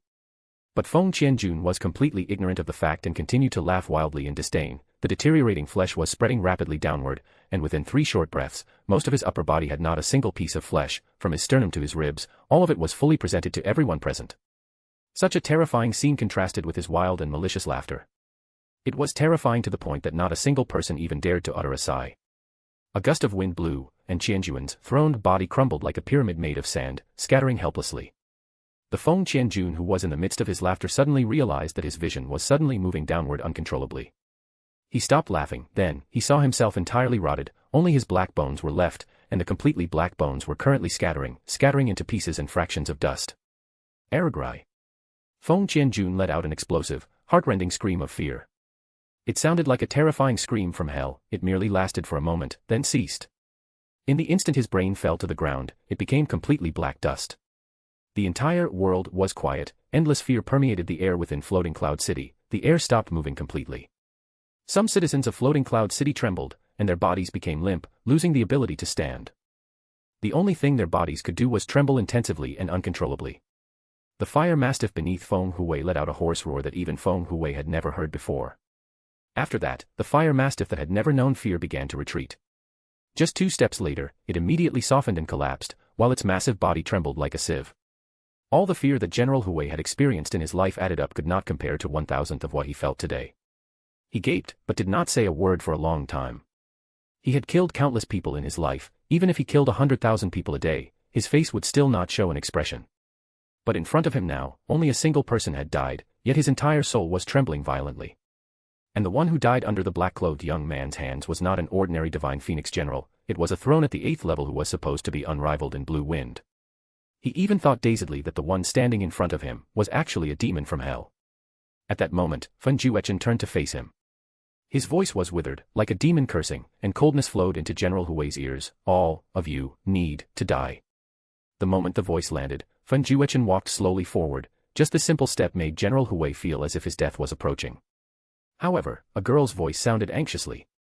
Fen Juechen's step stopped at the same time the girl's voice was heard. Xiao Lingxi hurried over. Although her face was still full of fear, she still resolutely blocked Fen Juechen. No, don't kill anyone. If you kill, they will kill everyone in Floating Cloud City, kill even more citizens of the Blue Wind Nation. You've already killed one of them, warned them, it's enough, don't kill any more. Floating Cloud City has already fallen into the enemy's hands, however, the Divine Phoenix Army has already said they won't kill recklessly. I don't want to see Floating Cloud City filled with blood. When Xiao Lingxi's voice fell, Fen Juechen's hand, which had originally been raised, slowly lowered. At the same time, Feng Hui felt that the shadow of death he was enveloped in disappeared just like that. He stared blankly at Xiao Lingxi, this girl who made the demon's killing intent fill the skies, and also ended his killing intent immediately. Fen Juechen slowly turned around. I won't kill you today. But if you dare to kill one person from Floating Cloud City, I will kill 10,000 of you. If you kill 10 people from Floating Cloud City, I will kill 100,000 of you. He looked in Xiao Lingxi's direction. If you touch a single hair on her head, I will make all of you die in this place. At the end of his words, he suddenly raised his arm and attacked. Boom. The entire Floating Cloud City trembled, and an extremely oppressive explosion could be heard, making everyone present momentarily lose their hearing. Everyone subconsciously looked up and was alarmed to see that in the distance, there was a huge black vortex, but in the next moment, the black vortex disappeared. Feng Hui, however, was alarmed to the point that his heart almost shattered. He shouted, Monarch. It was that his voice was distorted under fear, so not a single person could hear clearly what he shouted. To use profound force that could cause a fissure in space, the Emperor Profound Realm could do that. But to casually create such a huge spatial black hole. This was clearly the power of the Sovereign Profound Realm. In their Divine Phoenix sect, there were only a few dozen people in the Sovereign Profound Realm. However, those monarchs were the foundations of the Divine Phoenix sect, they were people to whom even the Divine Phoenix sect master, Feng Henkong, had to be respectful. And in the 7 nations of the Profound Sky, only their Divine Phoenix Empire had monarchs. He didn't even dare to dream that a monarch actually existed in this rural city of the Blue Wind Nation. Moreover, he seemed to be only a little over 20. He was indeed a strong overlord, however, in front of a monarch, he was no different from an ant that could be killed with just a pinch. We came only to occupy Floating Cloud City, we absolutely will not kill a single innocent citizen. Although Feng Hui was trying with all his might to calm his voice to protect his reputation as the great General Hui, even he could hear the trembling in his voice, which he could not suppress. Get out of here. Fen Juechen's response was simply those 2 words with absolutely no emotion. Looking at General Hui's entire life, who would dare say those 2 words to him? However, today, forget about anger, Feng Hui didn't even dare to say another word.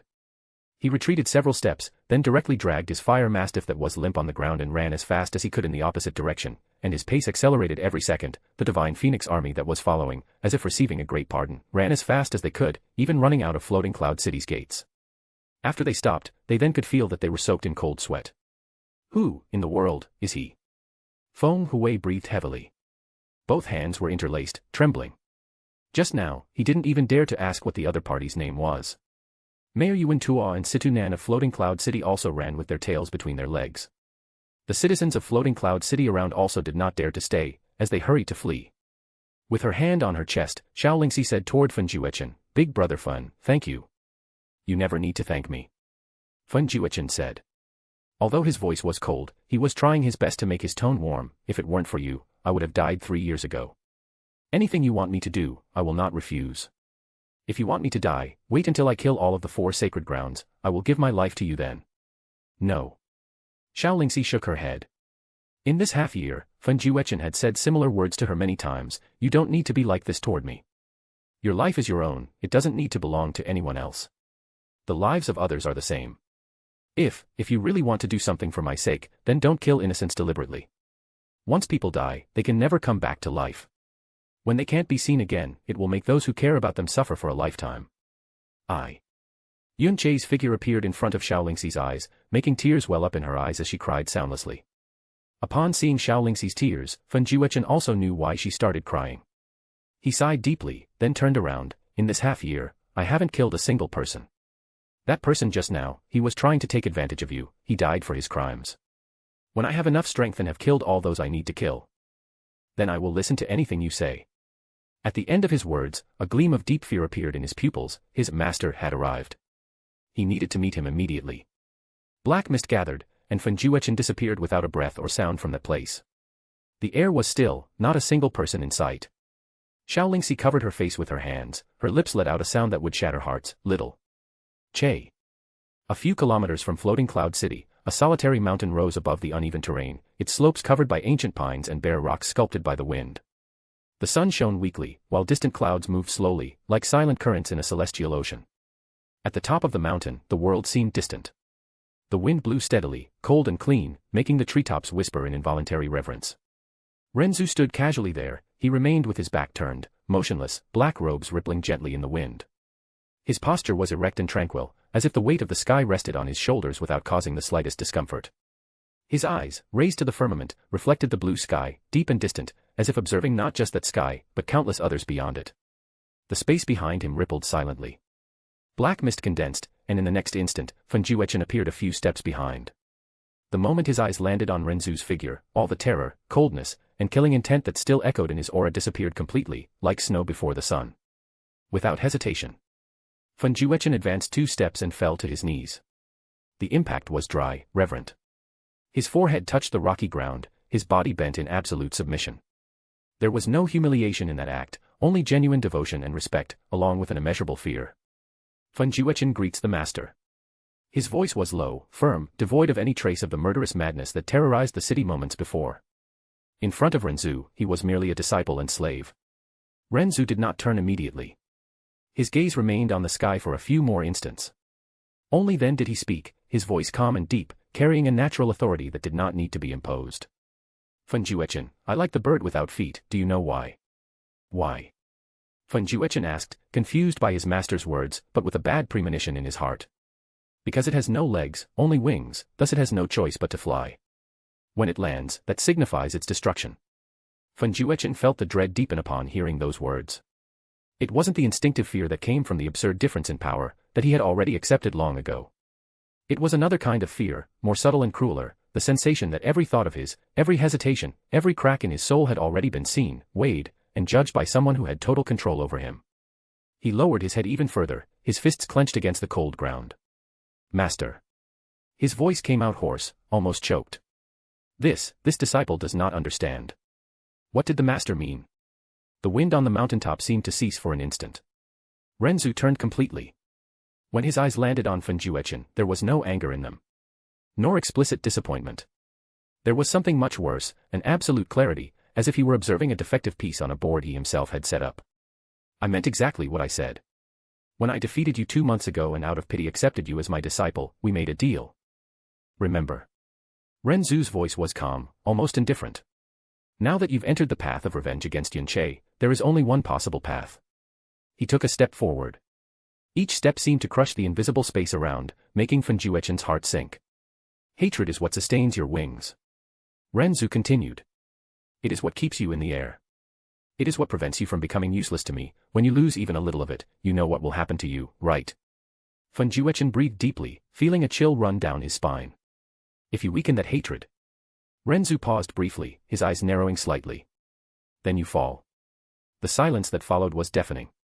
And when the bird without feet falls, Ren Zu completed, his voice low and definitive, what awaits it is not rest. It is destruction. Fen Juechen felt as if something had been ripped from inside him.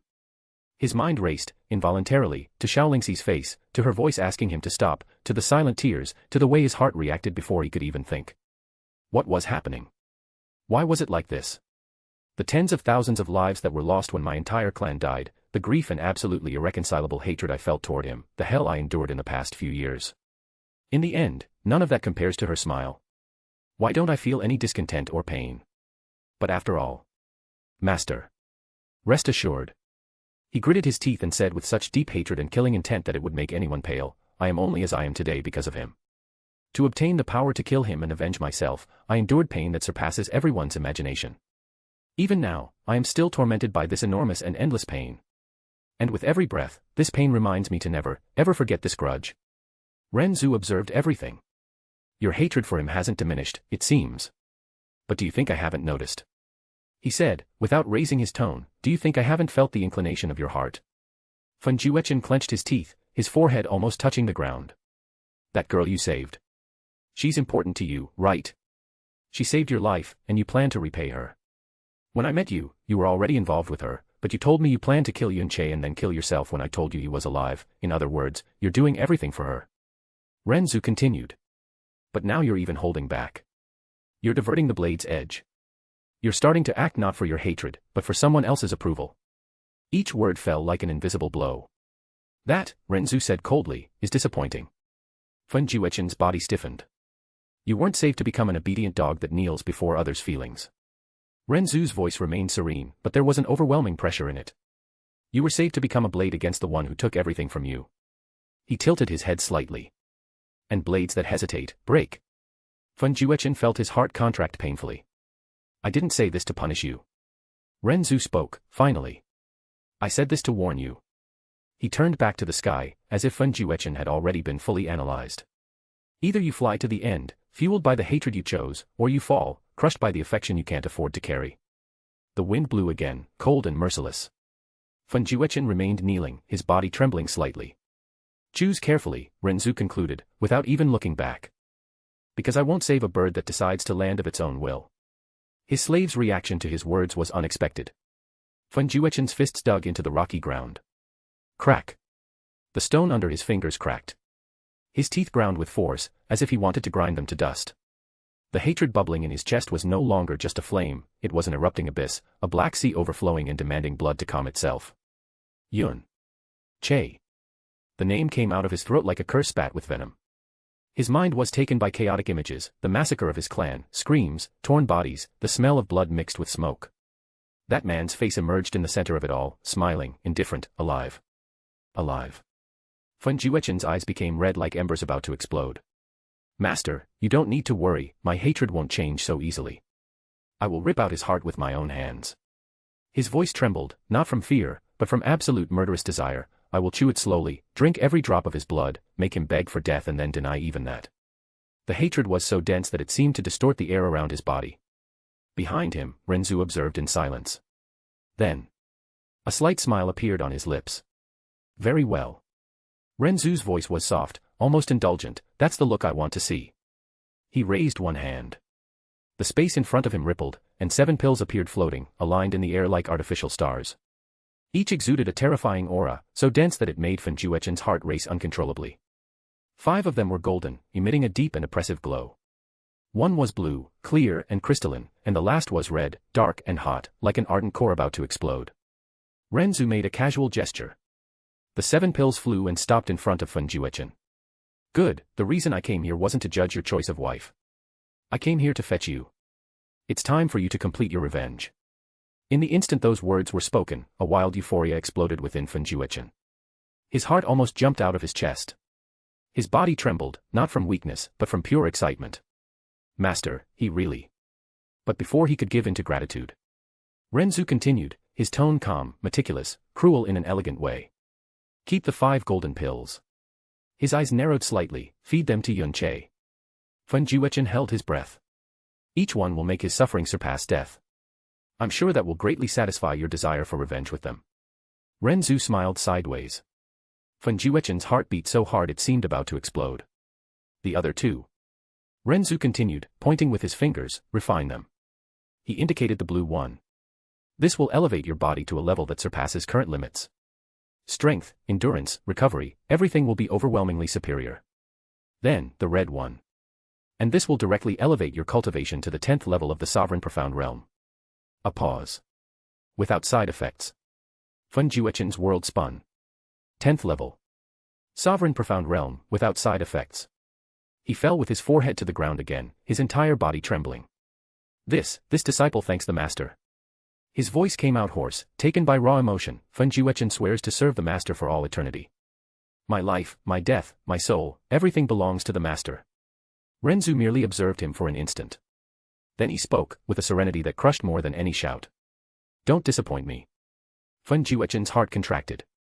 In 2 days, Ren Zu continued, I will return to fetch you. He turned his face slightly, his gaze cutting, in that time, refine the 2 pills. And say goodbye to Xiaolingxi. Fen Juechen shuddered. Ren Zu tilted his head, his voice descending to a tone almost whispered, tempting, dangerous, like sin itself. For her. Yun Che is already dead. A calculated pause, if you kill him in secret, no one will know. Fen Juechen's eyes widened slightly. You will fulfill your revenge. And you can stay with her. The words dug deep. Protect her. Console her. Ren Zu's smile deepened a little, even, marry her, if you want. Fen Juechen's heart raced violently. Xiaolingxi's image surged in his mind, the gentle smile, the concerned look, the way she called him by name. She, with me. He lowered his head even further, but within his chest, something ardent and forbidden ignited. Think of it as a bonus, Ren Zu concluded, a natural reward for flying to the end. The wind howled again on the mountaintop. When Fen Juechen raised his head, Ren Zu was no longer there. Only the 7 pills floating in front of him remained, and a dangerous, imperceptible smile beginning to form on his lips. The bird without feet had received even larger wings. Now, all that remained was to decide how much blood the flight would require. The link is right below. See you there. Thank you so much for your support, you make all of this worthwhile. Chapter 86, Golden Annihilation. Profound Sky Continent, Mighty Heavenly Sword Region. Just like the divine Hall of Sun and Moon, which possessed its own grandeur as one of the 4 sacred grounds of the profound Sky Continent, the mighty Heavenly Sword Region was not far behind. Colossal mountain chains rose from the ground, tall and straight, with peaks pointing directly toward the heavens, resembling divine swords embedded in the earth. The slopes were steep and smooth, marked by deep and precise cuts, traces left by generations of sword experts. None of these marks conveyed disorder, on the contrary, each fissure seemed to contain a clear intent, as if the very terrain had been shaped by the will of the sword over countless years. The sky above the region was vast and clear, with sparse clouds moving slowly, almost with reverence. The structures built among the mountains followed the same principle of simplicity and grandeur. Palaces and halls made of light stone aligned with austere precision, their straight lines and defined angles conveying a sense of absolute order. Tall towers rose like vertical blades, and the great gates lacked excessive ornaments, yet, merely standing before them already made the mind tremble, as if the intruder were being evaluated by an invisible intent. Upon crossing that territory, the most striking sensation did not come from the sight, but from the constant pressure that permeated everything. The air seemed to cut the skin, sounds became sharp and dry, and even thoughts needed to remain firm, for any distraction was easily crushed by the omnipresent presence of the sword. For cultivators who did not follow the way of the sword, remaining there for too long was a silent torment, but for true swordsmen, that place resembled a supreme sanctuary, where merely living there brought new insights. The disciples who walked through that land wore simple and discreet clothes in light tones, and almost all carried swords with them. The metallic sound of swords still echoed through the square when Xianyuan Wendao advanced a few steps, the light rustle of his green robes being the only noise that dared to stand out in that space imbued with sword intent. The 2 disciples who were dueling interrupted the confrontation almost at the same instant. The blades trembled slightly before being sheathed, and both bowed with deep respect, as did everyone around. Young Master Wendao. The voices overlapped in unison, clear and firm. Xianyuan Wendao nodded with a slight polite smile, the kind of expression that carried neither arrogance nor false humility. His eyes were calm, almost too ordinary for someone of such status, but they contained a depth difficult to stare at for long. It was like observing a serene lake that hid sharp currents beneath the surface. There is no need to interrupt, he said, with a soft voice, yet clear enough to reach everyone. a friendly competition is something valuable. The sword only refines itself when it meets another. The two elders responsible for supervision exchanged a brief glance before bowing slightly. Young master, the exchange was about to end. Replied one of them, an elder with long eyebrows and a penetrating gaze, but perhaps it would be beneficial for you to evaluate the progress of this generation. Xianyuan Wendao walked to the side of the square, stopping a few meters from the disciples. His posture was relaxed, with his hands hidden in his sleeves, but the invisible pressure around him intensified almost imperceptibly. Someone of his status was, obviously, extremely arrogant. He merely maintained the carefully constructed image of a respectable and courteous elder, at least in front of those who knew him within the mighty heavenly sword region. Continue. He repeated. The disciples hesitated for a fraction of a second before drawing their swords again. This time, however, each movement seemed more careful, more precise. None of them dared to waste intent or commit a gross error under the gaze of the heavenly sovereign sun. The blades collided, producing a dry and pure sound. There were no extravagant techniques nor explosions of profound energy, just clean cuts, exact defenses, and an exchange of solid fundamentals.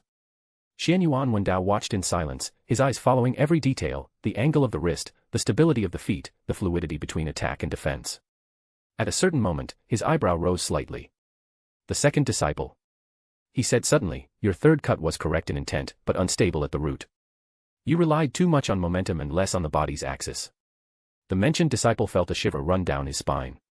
He stepped back and bowed deeply. This disciple accepts the young master's guidance. It is not a reprimand. Xianyuan Wendao replied naturally, appreciating the admiring gaze of everyone. That was the reason he had corrected that simple ant, just a reminder. The sword should not advance before the heart is still. With that, he turned away, as if that brief comment had already fulfilled its purpose. The disciples remained motionless for a few moments, assimilating each word as if it were a precious teaching. The elders observed the scene in respectful silence. Even among them, few dared to treat Xianyuan Wendao merely as the heavenly sovereign son. His real strength, consolidated at the 9th level of the tyrant profound realm, allied with his exceptional understanding of the sword, made him an existence that already walked ahead of the entire young generation and was not far behind many veterans. Everyone was still watching Xianyuan Wendao when something changed. The clear blue sky above the mighty heavenly sword region was stained in a single instant, as if someone had spilled blood directly onto the firmament. The sparse clouds turned crimson, dissolving into deep shades of dark red, and even the sun, that eternal and distant existence, was tinged with an oppressive red, like an open eye observing everything with malice. The entire world seemed to sink. At the same moment, an indescribable sensation took over the territory. A primordial fear, too ancient, too deep, as if everyone, regardless of strength or mental state, had been dragged into a bottomless hell, surrounded by countless invisible demons, all fixing their gaze on them, all desiring only one thing, to kill. The disciples were the first to succumb. Some paled instantly, their faces losing all color. Others widened their eyes, their mouths opening in a scream that never managed to come out. There were those who tried to circulate profound strength, only to discover that their own heart seemed to be gripped by an invisible hand, squeezed mercilessly. Ah! One disciple fell to his knees, his hands digging into the stone ground. His body trembled violently, his eyes shaking with pure despair, and no. This isn't. The sound of something breaking echoed from within his chest. He fell forward, dead, from the absolute terror that crushed his mind and heart at the same time. And he was not the only one. One after another, disciples collapsed like lifeless dolls. Some cried, others screamed, others simply ceased to exist, their gaze frozen in pure despair. Even cultivators in the tyrant profound realm felt their legs fail. One of the elders took 2 steps back, his face pale as paper. His voice came out hoarse, trembling, almost unrecognizable. What is happening? What kind of phenomenon is this? He tried to elevate his aura, attempting to protect the disciples around him, but his profound strength seemed irrelevant. Like a candle trying to illuminate an infinite abyss. Then came the silence. An absolute silence, so perfect that it made the ears ache. And soon after, the entire territory was plunged into infinite invisible blades. There was no sound of cutting wind, nor gleam of energy, just an omnipresent presence, like an absolute domain expanding in all directions, tearing the air, the earth, and the flesh with merciless precision. It was as if that space itself had transformed into a living slaughterhouse, where every inch was filled with invisible cuts, slicing and dicing everything infinitely. Puff! An elder tried to raise a profound energy barrier the instant he sensed the danger. The defensive formation rose for less than half a second before being torn into thousands of fragments, immediately followed by his body. He was not cut in two, he was quartered. Arms, legs, torso, head, everything was sliced into countless tiny pieces, like flesh passing through a storm of invisible blades. The disciples who had fallen to their knees were the first to be hit. Their bodies contorted for a fraction of a second before being torn into innumerable pieces, blood spurting in red arcs that mingled with the already scarlet sky. Even those who instinctively raised profound force barriers, releasing protective auras in the tyrant profound realm or higher, it made no difference. The invisible blades ignored the defenses as if they were thin paper. Screams echoed briefly, mixed with wet sounds of flesh being torn, before silencing forever. Xianyuan Wendao, with his cultivation at the 9th level of the tyrant profound realm, tried to move, his sword coming out of its sheath in a blur of light. But it was too late. The killing intent enveloped him like an inescapable net, and he felt his body being sliced from the inside out, everything breaking into tiny fragments. His eyes, still full of disbelief and fury, captured a final glimpse of the chaos, the elders being reduced to bloody mist, the palace towers collapsing into cut pieces, and the colossal mountains gaining new deep fissures, as if even the earth were being punished. In moments, the once grandiose mighty heavenly sword region transformed into a field of absolute carnage, with pieces of bodies and debris scattered everywhere, bathed in the blood red that still dominated the sky. The ensuing silence was deafening, broken only by the distant drip of blood, as if hell had claimed its prize and departed. As if that were not enough, the red sky, already oppressive and bloody, began to change again. An indescribable wave of heat emerged from nowhere, as if the entire air were being transformed into a divine furnace. The scarlet red intensified, becoming scalding, shining with a light that burned the eyes even of those already dead or dying. What remained of the territory, the pieces of bodies, the ruins of the towers, the cut mountains, began to tremble with an absolute heat that made the earth creak like superheated metal. Then came the sea of flames. Golden flames, pure and merciless, the flames erupted from the horizon like an inverted ocean, engulfing the entire sky in an instant. They were not ordinary fire, they were the flames of the Golden Crow. Flames so powerful that the surrounding air distorted. The red of the sky was devoured by this flaming gold, and at the center of that storm, the flames shaped themselves into a colossal form, a golden crow, with wings extending for kilometers, eyes like miniature suns, and a sharp beak that seemed capable of tearing the entire world. The golden crow hovered for a second, its suffocating presence raising the temperature to levels beyond mortal comprehension. The air hissed, molecules breaking under the absolute heat. Any remnant of moisture evaporated instantly, the blood scattered on the ground bubbled and vanished into red vapor, and the stones of the mountains began to melt like wax under a hot iron. With a silent cry that echoed in the souls of the few still agonizing, the golden crow descended. It crashed into the territory of the once grandiose mighty heavenly sword region like a living meteor, a primordial fireball that stopped at nothing. The impact was cataclysmic, an explosion of light and heat that blinded the surrounding world, followed by a shockwave that pulverized the ground in a radius of hundreds of kilometers. The colossal mountains did not resist, their steep slopes melted into rivers of lava, the peaks evaporating into clouds of superheated gas, leaving behind molten craters where grandeur once stood. The golden crow dissipated after the crash, its flames spreading like a devouring tide, burning away the last vestige of existence from the entire mighty heavenly sword region. After a few minutes, the flaming gold of the golden crow dissipated like mist in the wind, and the bloody red that dominated the firmament faded gradually, revealing the clear and vast blue from before. The sparse clouds reappeared, moving slowly with reverence, as if nothing had happened. The sun regained its light, bathing the continent with a normal, almost peaceful glow. Everything returned to normal, except for the absolute destruction below. The territory of the mighty heavenly sword region was now a vast smoking crater, with rivers of lava hardening into black glass, mountains reduced to ionized dust, and no trace of life. From that day on, the mighty heavenly sword region no longer existed. Beyond the clouds, a figure hovered motionless in the air. In his right hand, he held the neck of a man, lifting him without any effort, as if he were just a disposable rag. The man wore simple green clothes. His body was slender and flexible, shaped by years of absolute sword mastery. His long black hair was tied in an unpretentious ponytail that fell to his waist, swaying weakly in the wind. His face was thin and hollow, with features so ordinary that they would easily get lost in a crowd, but now they were distorted by asphyxiation, his eyes wide open, filled with panic and disbelief. That man was Xianyuan Wentian, the heavenly sovereign of the once glorious mighty heavenly sword region. An existence that had once stood at the apex of the profound sky continent, feared and revered as a god among mortals, and who now was nothing more than an ant, someone he could crush at any moment if he so desired. Ren Zu observed that figure who had once dominated the world with an absolutely indifferent gaze, as if evaluating an ant without any value. His fingers closed slightly. Xianyuan Wentian choked, his body trembling as veins pulsed under his skin, indicating that he was using all his strength in a pathetic and futile attempt to resist. I remember that moments ago, when I captured you like this and told you to stay quiet and enjoy the show, you said I was courting death, right? You ended up being quite arrogant in my presence. He looked at the destruction below them and sneered. Courting your own death, he, how good that they died, it's fabulous that they have died. Xianyuan Wentian gurgled something unintelligible, his eyes trembling with fury and terror mixed. Although he was one of the 4 sacred masters of the profound sky continent in his youth, he was a person with mediocre talent. Moreover, in a place like the mighty heavenly sword region, his aptitude could not even be considered mediocre. If it weren't for the Xianyuan surname he bore, he would have been expelled from the mighty heavenly sword region due to his weak aptitude. The profound sky continent was a world where the profound way reigned supreme, and a place like the mighty heavenly sword region even had a clear distinction of levels. The levels of profound strength represented absolute positions within the place.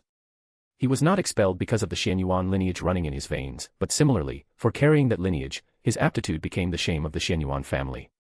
In the mighty heavenly sword region, he faced countless cold gazes of ridicule, contempt, humiliation, and even his biological parents were completely disappointed with him, closing their eyes to him. He had 6 biological siblings, but none of them paid him the slightest attention.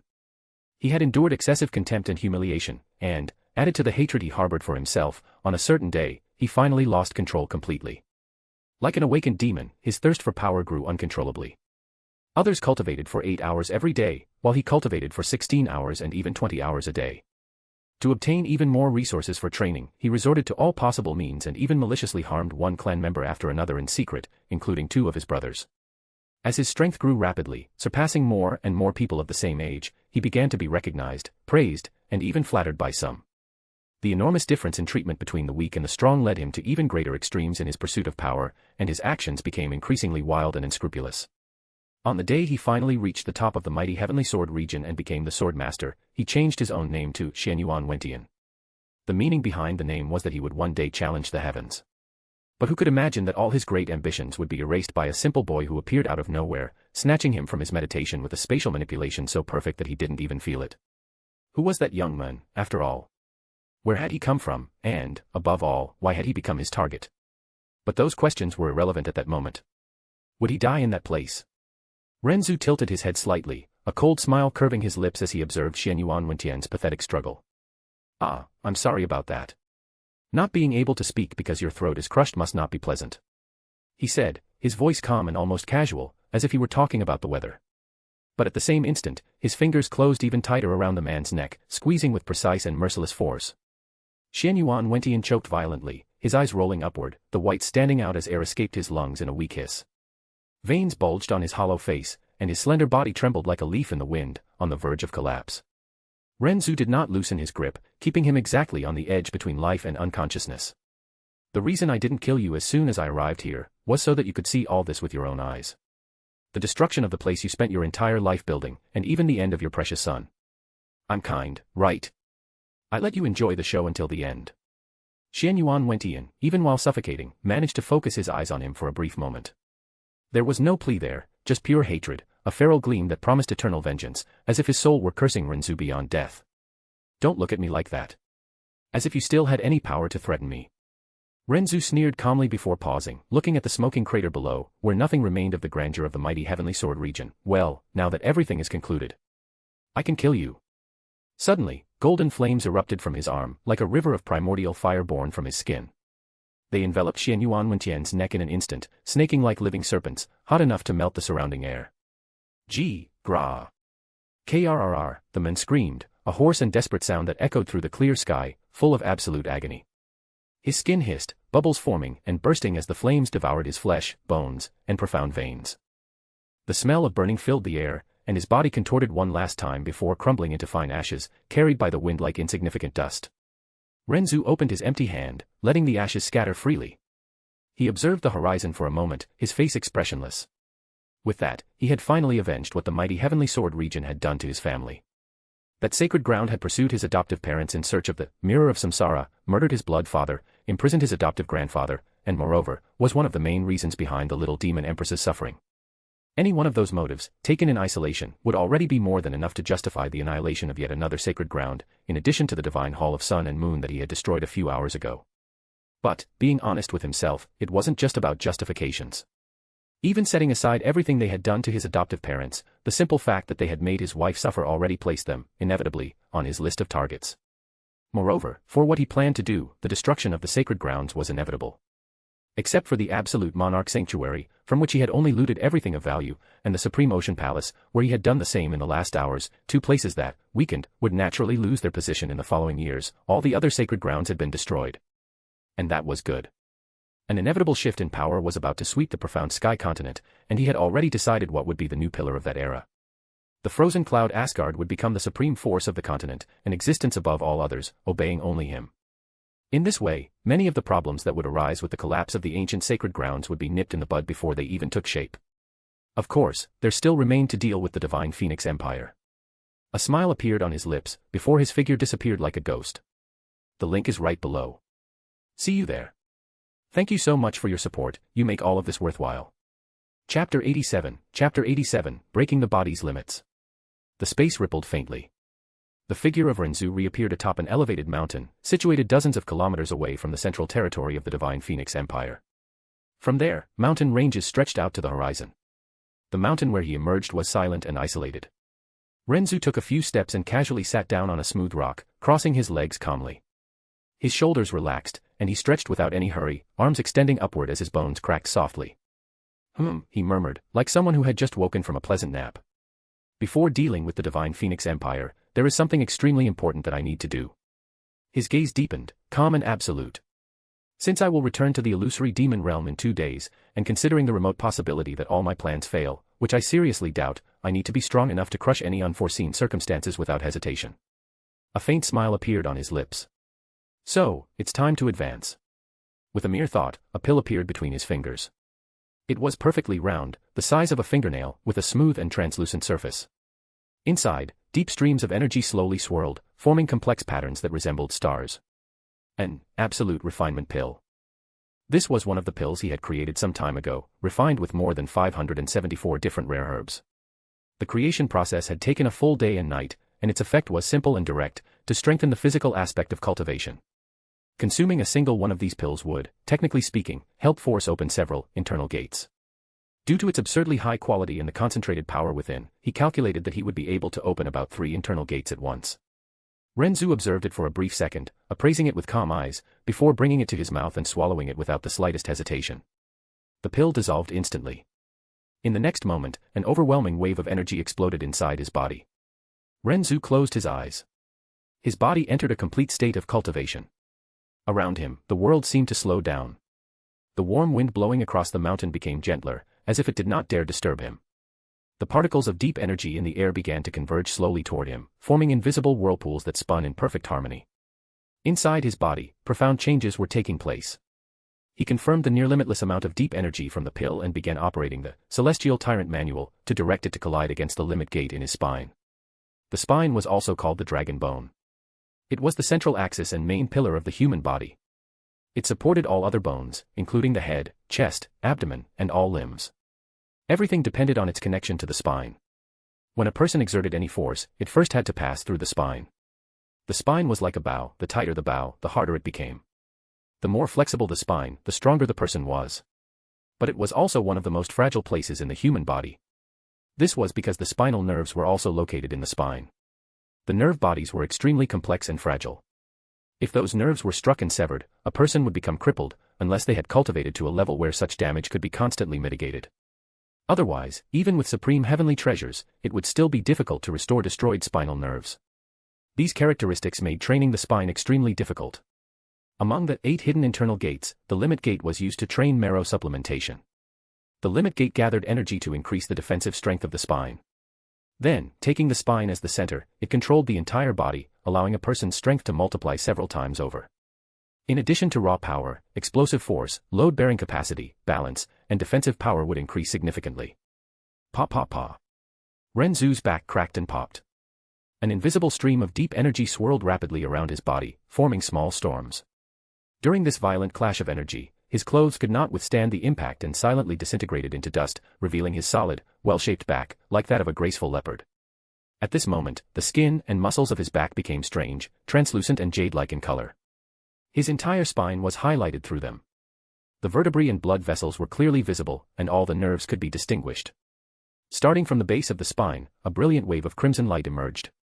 This bloody light condensed, forming a bean-sized blood pearl. This was the location of the limit gate. Break for me. Bang.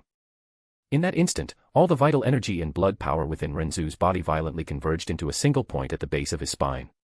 It was as if something had exploded there, a muffled detonation that reverberated through his bones. A jet of blood erupted from that point, shooting hundreds of meters away like a crimson arrow, tearing through the air with a sharp sound. However, contrary to what one might expect, Ren Zu did not collapse. His body remained upright, casually seated in the same place, legs crossed in perfect meditative posture. The expression on his face stayed calm, almost indifferent, as if that internal explosion had been nothing more than a minor inconvenience. The torn back, flesh ripped open and blood flowing, began to regenerate at a terrifying speed. In just a few seconds, bones reconnected, muscles rewove themselves, and the skin closed as if it had never been wounded. Not even a scar remained. The strange jade-like glow that covered his back pulsed briefly before slowly fading. His skin returned to normal, firm and solid, while the muscles retracted beneath it, concealing every trace of that extreme transformation. Ren Zu remained motionless, breathing steadily. He had not even used 1/3 of the pill's entire energy. So, controlling the remainder, he directed it toward the next, internal gate. The third gate was called the Gate of Wonder. After reaching the second stage of body training, every time one of the 8 hidden internal gates was opened, a person would gain greater strength. At the same time, each gate corresponded to acquiring a special ability. For example, the first gate, the Gate of Healing, was located at the point between the clavicles. After opening this gate, in addition to increasing a martial artist's overall strength, it would greatly enhance endurance and recovery capacity. The second gate, the Limit Gate, located in the spine, the area known as the Dragon Bone, would increase balance and explosive power.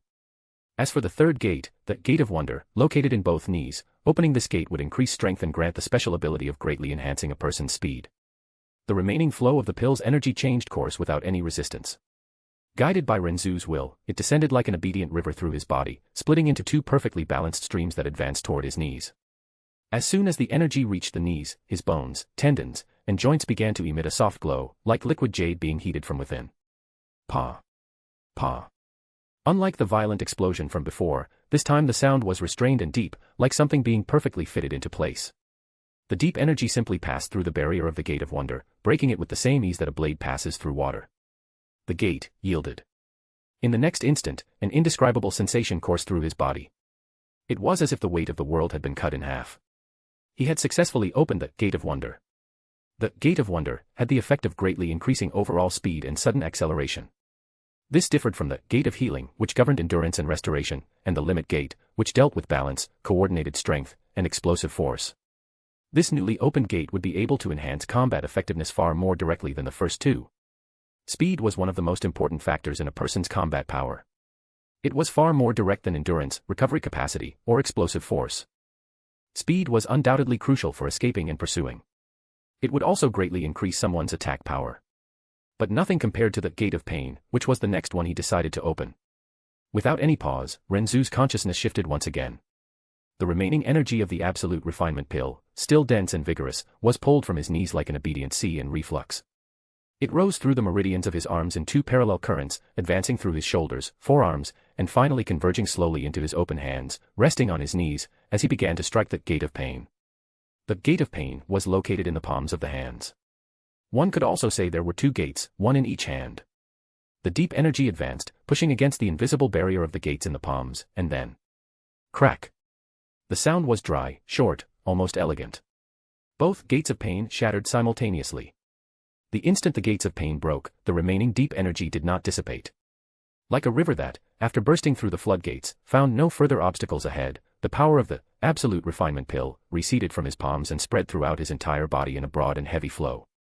His profound veins began to vibrate faintly.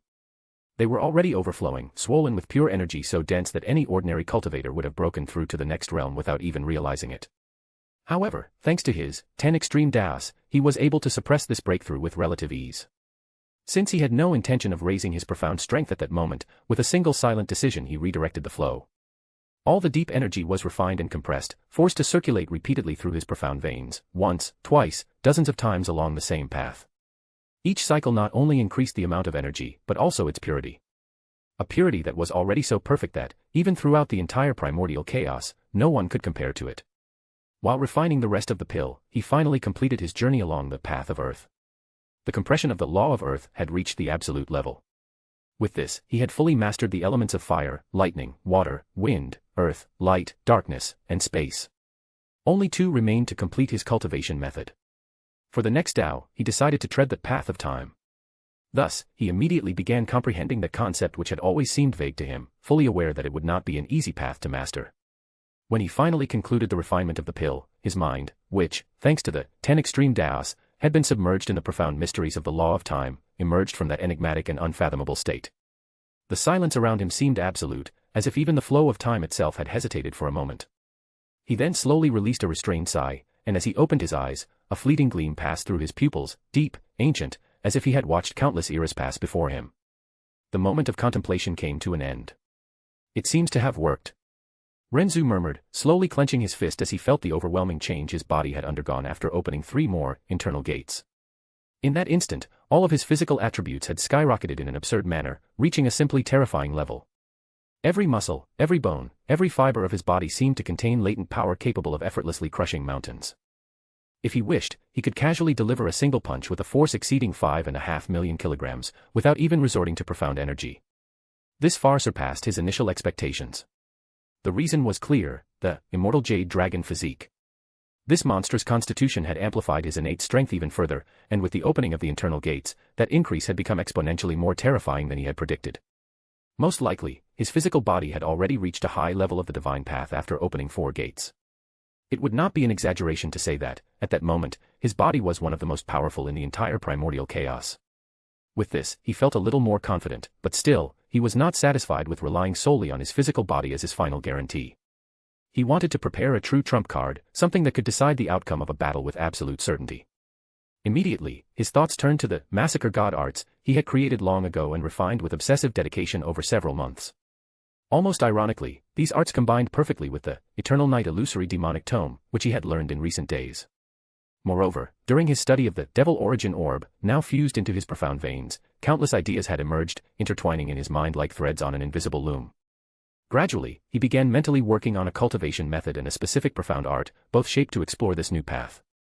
The essence of the idea was already complete. All that remained was to put it into practice. And when that happened, that method and the accompanying art would very likely become his supreme trump card. Since he had only a single day to complete it, he decided not to waste even a single moment. Without hesitation, he closed his eyes once more. In the absolute silence around him, he dove inward again, beginning the practice of his new cultivation method and the profound art that accompanied it. The link is right below. See you there. Thank you so much for your support, you make all of this worthwhile. Chapter 88, Something That Belongs to Me. After about 2 hours, Feng Hui finally calmed down enough to continue his mission. The fear hadn't disappeared, it had just been pushed to the back of his heart. After all, as long as he was safe, as long as he was far from that demon, everything would be fine. And, in the end, he was still General Hui. A powerful ruler, fulfilling a mission. There was no way he could remain terrified for long. With his command, the huge army of 25,000 men was already on the march again, skirting the city and heading toward the true target, the crystal mine. It didn't take long for the terrain to change. The hills became drier, the air heavier, and the soil seemed to emanate a strong spiritual energy as if it had a deep, almost palpable richness within it. Even before they sighted the sealed entrance, some soldiers were already swallowing hard, feeling the density of the purple-veined divine crystals hidden there. At the base of a gigantic rock formation, his men were already waiting. When Feng Hui arrived, the soldiers immediately straightened their backs, as if they had seen a savior. He dismounted from the fire mastiff with a dry leap, his gaze sweeping the area. And then, he saw it. A transparent barrier rose before the entrance like a wall of living glass. It was just a flat dome, dense, with a crystalline blue coloration, so clean that it reflected the world as if it were frozen water. Was that a profound formation? It seemed more like a profound ice art used to seal that place. Feng Hui narrowed his eyes for an instant. The memory of that demon tried to return like a nail piercing his mind, but he gritted his teeth and crushed it inside. Umph. He lifted his chin, letting arrogance recompose itself like armor. A blue wall. He snorted, as if evaluating a cheap toy. Pathetic. One of the soldiers, still cautious, stepped forward and bowed with both hands in fists. General Hui, what shall we do? The formation is very resistant. Feng Hui laughed through his nose. Step back. His voice returned to the tone he knew, the tone of one who commands and the world obeys. All of you. Now. The soldiers didn't dare question. They retreated hastily, opening a wide circle. Even the fire mastiff, which still trembled a bit by reflex, kept its distance. Feng Hui advanced alone until he was just a few steps from the blue wall. He raised his hand. And, with a red-gold flash, a spear appeared in his fist. The blade was long, sharp, with a glow that seemed to contain compressed fire. As soon as it appeared, the air around crackled, as if the temperature had risen a bit just from its existence. It was an Emperor profound weapon. Feng Hui spun the spear once, the movement elegant and cold. Then, he planted his feet on the ground. His gaze became hard. His aura exploded. The profound strength of a ruler at the first level of the tyrant profound realm rose like a wave. The ground under his feet creaked, small stones vibrated, and in the air, a heavy pressure formed, making the soldiers in the distance hold their breath by instinct. Feng Hui drew in a breath. And then all his profound strength was compressed in his arm, shoulder, spine, and finally channeled to the tip of the spear, which began to shine brighter and brighter, as if a sun were rising on the blade. Break. The word came out low. And the strike came. Boom. The spear advanced in a straight line, so fast that it left a flaming trail in the air. It hit the blue wall with a cataclysmic impact. For an instant, nothing happened. And then. Crack dash. Cracks spread through the blue glass like lightning, crossing the entire barrier in dozens of lines.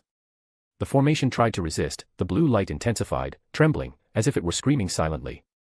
But it was useless. Crash.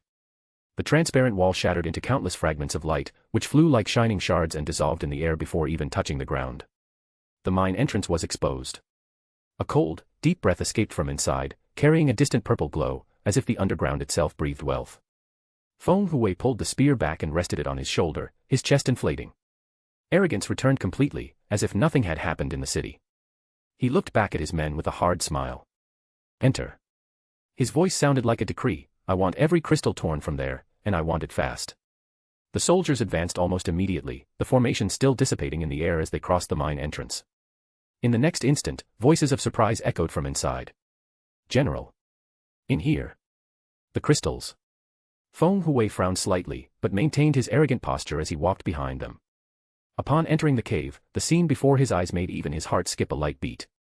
The purple-veined divine crystals had already been fully mined. There were no intact or walls, nor recent marks of hasty excavation. Instead, dozens of deep crates were carefully stacked inside the cave, each exuding a spiritual energy so dense that the air seemed heavy. The soft purple glow pulsed from inside the crates like a living treasure. One of the soldiers ran to him and knelt hastily. General Hui. All the crystals have already been extracted and organized. By quick calculations, there are about 50 kilograms of purple-veined divine crystals. For a brief instant, Feng Hui remained silent. And then, he began to laugh. Ha, ha ha ha ha. The laughter echoed through the cave, laden with relief and satisfaction. Excellent. Excellent. It seems the heavens are truly on our side. Less work. Less time spent in that damned place. Without hesitation, he advanced to the crates, his eyes shining with excitement as he felt that almost palpable wealth. He withdrew from his robe a spatial ring, a personal item granted by the Emperor himself, and with a wave of his hand, began to store one crate after another. The purple glow disappeared as the crystals were sucked into the ring's internal space.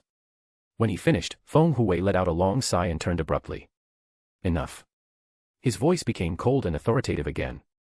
Gather everything and retreat immediately. I don't want anyone remaining here longer than necessary. He cast one last look at the dark cave, and an involuntary shiver ran down his spine. The image of that demon returned to haunt his thoughts. Let's go. He added, with a tone harsher than intended. In a short time, the huge army began the organized retreat, quickly moving away from the floating Cloud City region. Feng Hui left the final responsibility for the evacuation in the hands of one of his most trusted subordinates, a high-level throne, and without wasting more time, rose into the skies. His body cut through the air like a meteor as he accelerated. I'll go ahead. He declared coldly. The Emperor must receive this good news as soon as possible. The sky stretched vast and endless above him.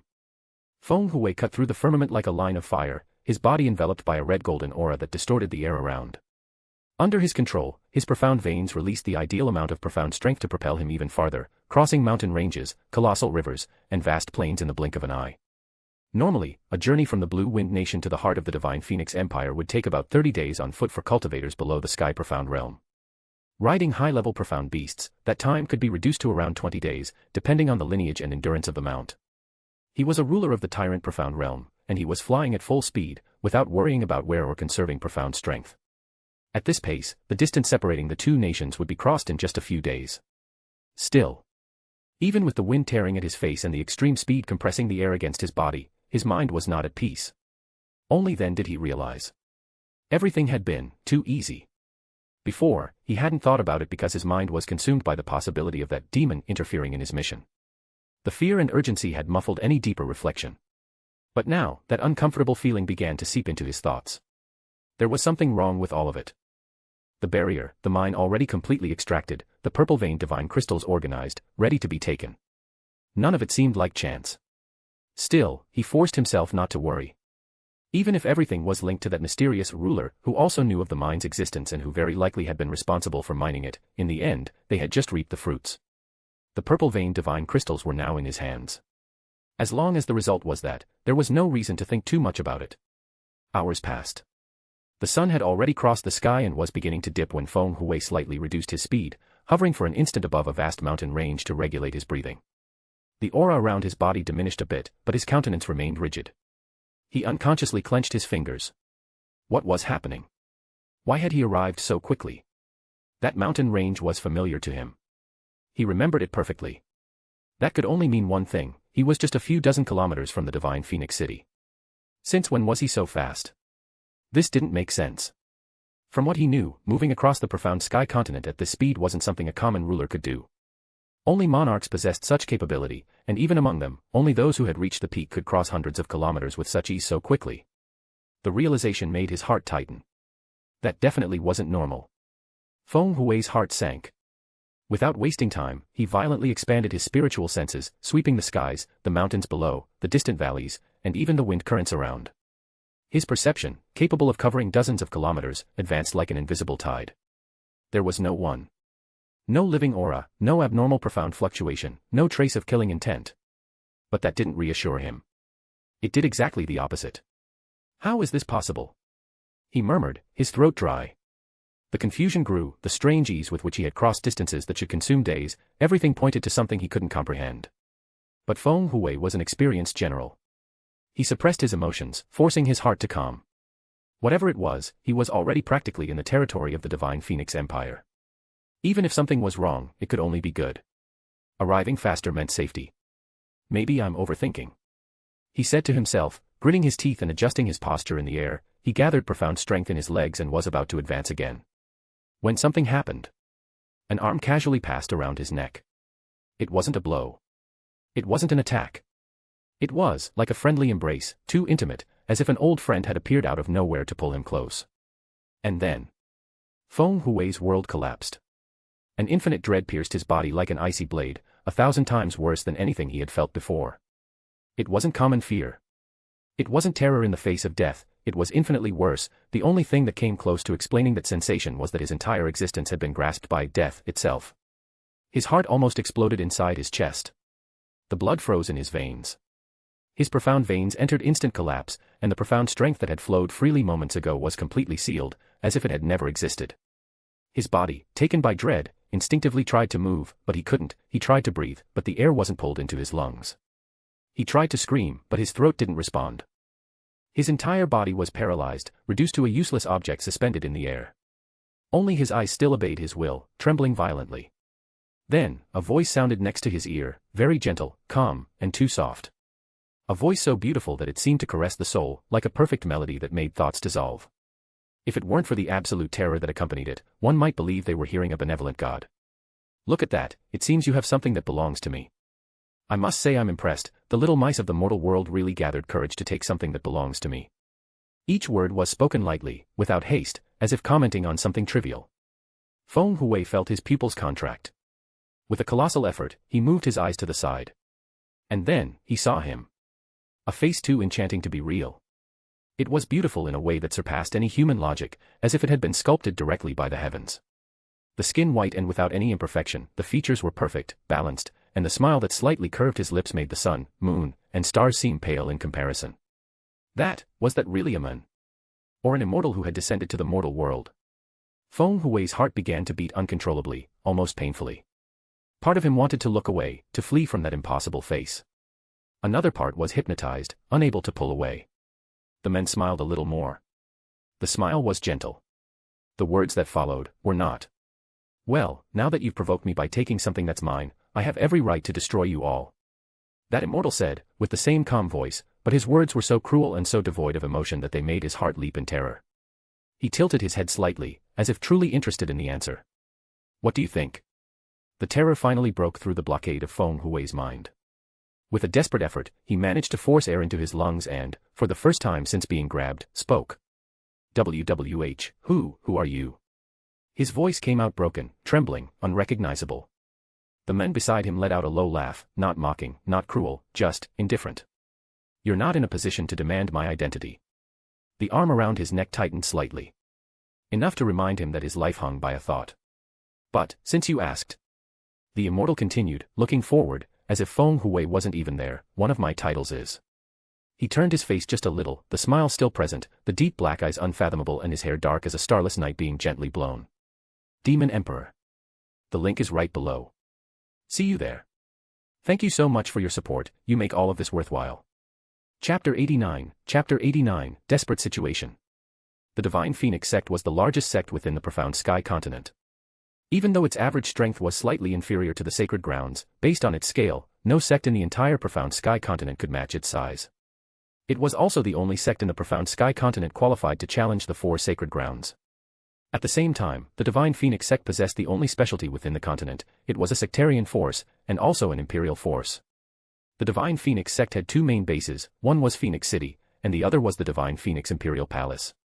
And all the external branches of the sect extended throughout the entire Divine Phoenix nation. Without exception, it was the ruler of that region. The Divine Phoenix sect unquestionably possessed the most powerful strength among the 7 nations of the Profound Sky, as well as the highest political power. Thus, these 2 aspects were both dominant. The other 6 nations gave secret offerings to the Divine Phoenix Empire, all without exception, especially the weakest Blue Wind nation. The Emperor of the Divine Phoenix Empire was named Feng Henkong and was a name known to all that resonated completely throughout the Profound Sky continent with prestige above the world. Because he was the current master of the Divine Phoenix sect and also the Emperor of the Divine Phoenix Empire. He possessed unbeatable profound strength, the power he held in his palms covered the entire Profound Sky. He was like a character from legends in the hearts of the people of the Profound Sky. For the other 6 nations, an emperor was already an unattainable existence, and the Emperor Feng Henkong of the Divine Phoenix far surpassed their own nation's emperors. He was like an emperor of the Divine Imperial Court. Since they merely thought of his name, they would feel a kind of deep oppression. In the other 6 nations, the main hall of the monarch was surrounded by a massive guard and countless apex experts would be guarding it in secret. It was the place with the highest security in the entire Imperial Palace. But the Divine Phoenix main hall, where Feng Henkong was located, was actually a field of silence. Fundamentally, there were no guards around, so much so that the patrolling imperial bodyguards would be careful to avoid this place. In the imperial palace of the other 6 nations, this was an absolutely unimaginable scenario.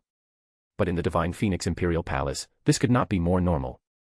What a joke, Feng Henkong was not merely an emperor, he was the #1 sect master of the Profound Sky, Divine Phoenix sect. What kind of strength was that?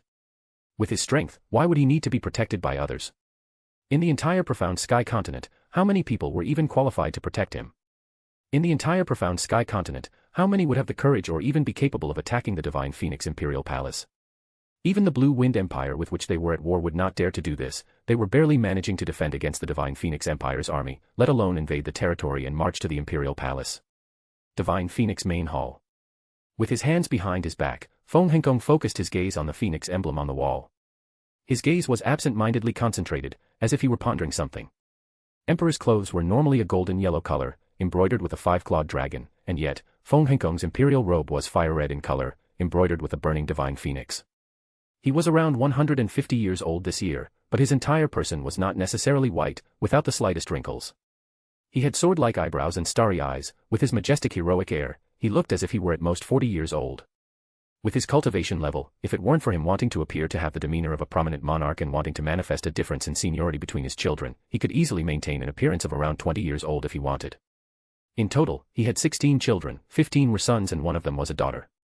His eldest son Feng Shiming was already a full 100 years old, while his youngest sister had just turned 16 this year. It took a while for a change to appear in Feng Henkong's eyes. He did not turn around, and suddenly said indifferently, "Ming'er, what is it?" It was unknown when, but a middle-aged man in a red robe appeared behind him. When he approached, he made not the slightest noise. He had been behind Feng Henkong for some time now, but he still did not make the slightest sound, for fear that he would disturb him. Now that he finally heard Feng Henkong speak, the middle-aged man immediately bowed and said, "This son greets the noble father. This son came here to report a matter of extreme importance to the noble father." Feng Henkong turned around. As valiant as a mountain, his calm and dignified face showed no emotion as he said two extremely indifferent words, proceed. Yes, father, as Feng Hengkong's eldest son, Feng Shiming was also the young master of the Divine Phoenix sect, and the crown prince of the Divine Phoenix Empire. It was clear that he still held extreme reverence for Feng Hengkong. No matter his posture or words, all of them followed the standard regulations. Not daring to seem imprudent, he lowered his head slightly. The Sun Moon Divine Hall, and the mighty Heavenly Sword region, were destroyed. Finishing speaking, he no longer hid his deeply shaken gaze and tense body upon learning this news.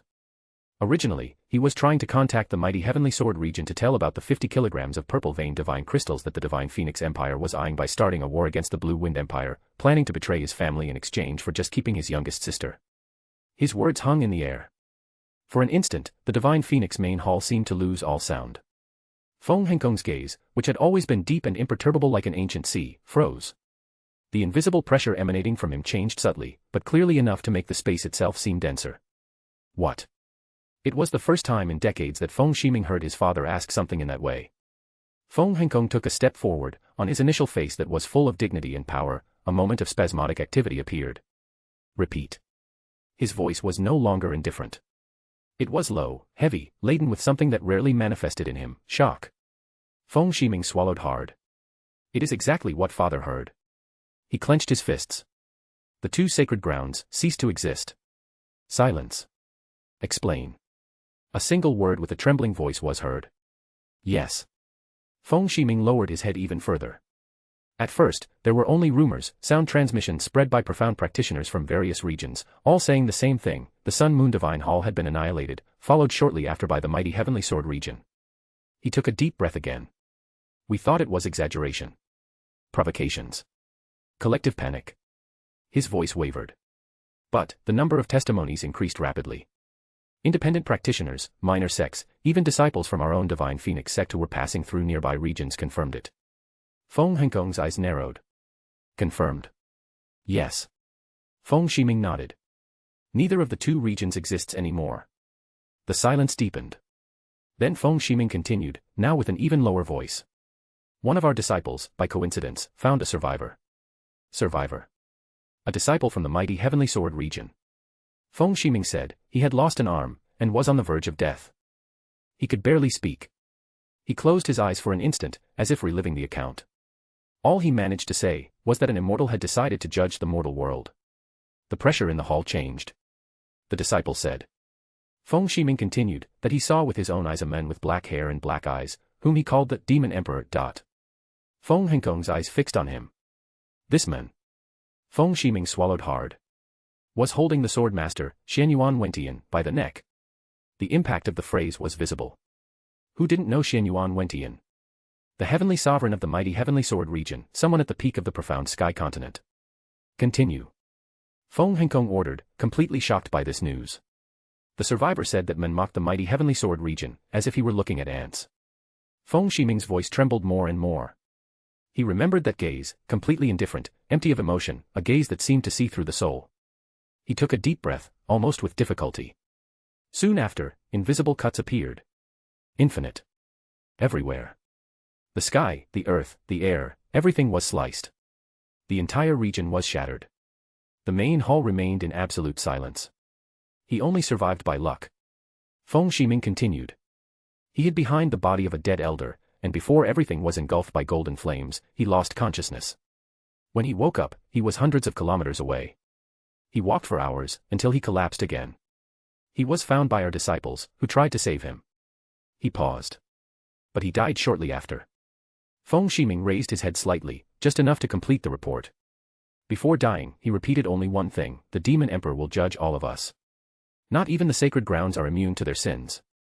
The silence that followed was too heavy. Feng Hengkong said nothing. For long moments, he just stood there, staring at the phoenix emblem, as if trying to reorganize his own understanding of the world. How strong would someone need to be to destroy sacred grounds with such ease? A profound practitioner in the divine profound realm. He remained motionless for a long time, trapped in that thought. Gradually, an uncomfortable uncertainty began to arise in his heart, and with it, came fear. What if that Demon Emperor decided to attack the Divine Phoenix Empire? The mere idea made his blood run cold. No sacred ground had resisted him, and sacred grounds were existences far more powerful than any empire. If even they hadn't withstood, what would become of the Divine Phoenix Empire? Still, he tried to calm himself. What were the chances of that happening? After all, what had they done to provoke a figure of that level? Even so, why did he seem so worried about it? A horrible premonition began to permeate his heart. Did you manage to get information about him? Feng Shiming clenched his teeth, a shadow of frustration passed over his face, as if this were the most humiliating aspect of it all. This son tried. His voice came out heavy. As soon as I heard the word, Demon Emperor, I immediately sent people to investigate. Secret informants, information networks, transmitters, news merchants. I contacted spies infiltrated in other nations, including those monitoring the remaining sacred grounds. He took a deep breath. But I found almost nothing. Feng Henkong's eyes darkened. Nothing. Almost nothing. Feng Shiming corrected quickly. Most of the information is useless. Many say he descended from the sky. Others claim he is a true immortal. Some swear he is a demon king from the illusory demon realm, mainly because of the title that one of the disciples from the mighty heavenly sword region gave him before dying, Demon Emperor, and because of the evident grudge he seems to harbor against the sacred grounds, since he destroyed precisely those responsible for all the confusion years ago, but none of this is verifiable. Feng Henkong frowned deeply, his sword-like eyebrows joining in a severe line. His lips parted to speak, to demand more details, to order the investigation to be intensified, but the words never came out. A profound aura, vast and unfathomable, suddenly appeared above the Divine Phoenix Imperial Palace. It was as if the weight of countless sacred mountains had been compressed into a single point and then released over the entire Phoenix City. It was simply a profound aura beyond anything anyone had ever felt in their life, even experts in the sovereign profound realm were like a small boat sailing through a stormy ocean near it. The difference was enormous. The air became thick, viscous, hard to breathe. The flames of the palace lanterns flickered and went out, as if even the fire were afraid. Feng Shiming, who was still standing with his head bowed in reverence, felt his legs give way instantly. His knees hit the black jade floor with a dry sound. He tried to rise, tried to resist, but his entire body trembled uncontrollably. An invisible force pressed on his spine, forcing him to bow until his forehead touched the cold floor. Blood trickled from his lips, he had bitten his tongue trying to fight against the dread that took over his body. Father. The voice came out hoarse, almost inaudible. Feng Henkong, the man who dominated the profound sky continent with an iron hand, the master of the Divine Phoenix sect, the invincible emperor, barely managed to stay on his feet. His muscles contracted to the limit. Veins bulged on his neck and forearms as he resisted the pressure with all the strength of his tyrant profound realm cultivation. The fire-red robe trembled violently, the embroidered flames seeming to want to extinguish. His starry eyes widened for the first time in over a century, not in anger, not in pride, but in pure and absolute dread. What kind of power was this? Who was attacking? And then, from the sky, came the calm and indifferent voice. Without anger, without haste, without any emotion. As if the owner of that voice were talking about the weather. Feng Henkong. Just those two words. But they resonated directly in the soul of everyone present in the city.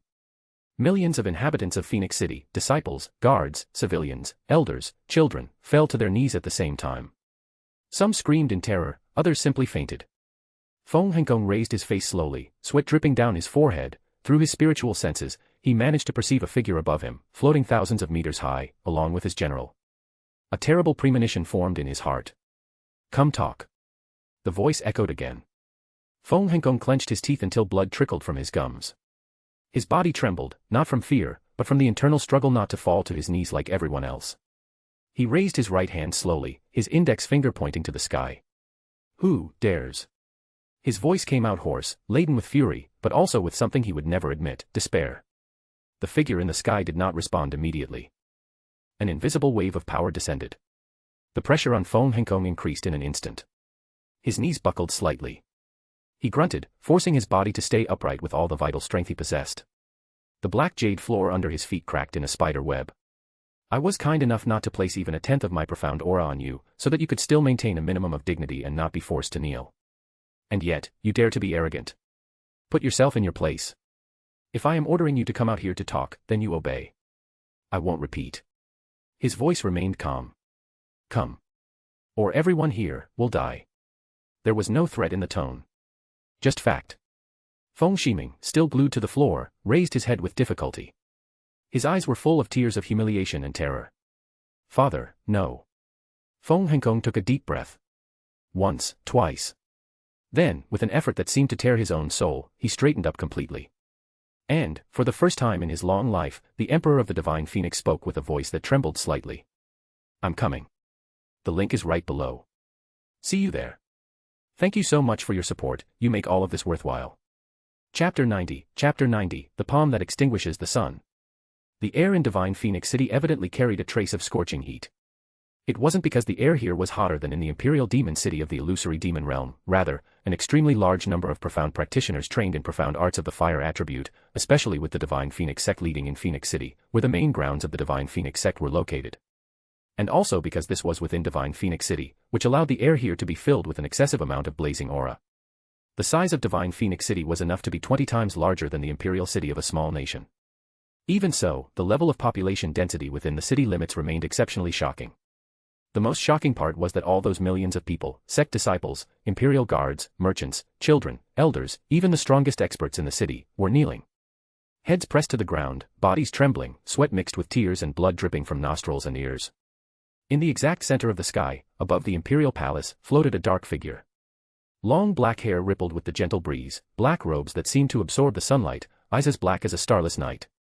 A faint dark purple aura emanated from his body, like poison dissolved in the air. And yet, that thin, almost imperceptible aura pressed down on the entire city as though the very weight of the heavens had been folded over it. No one could move. Not a finger. Not a breath without pain.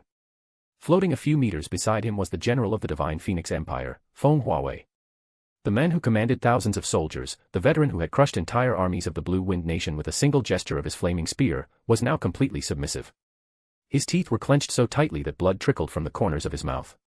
His eyes, normally blazing with pride, were filled with humiliation, helpless fury, and a fear so profound that he didn't even dare make a move against the Demon Emperor at his side.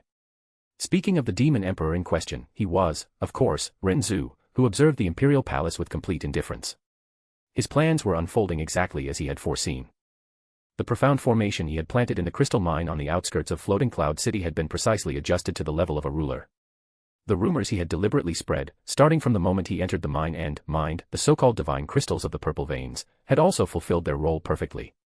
If he had wanted, he could have done everything silently and gone completely unnoticed, but he chose the opposite path. Those rumors served to drastically accelerate the movements of the Divine Phoenix Empire, which took the bait almost immediately.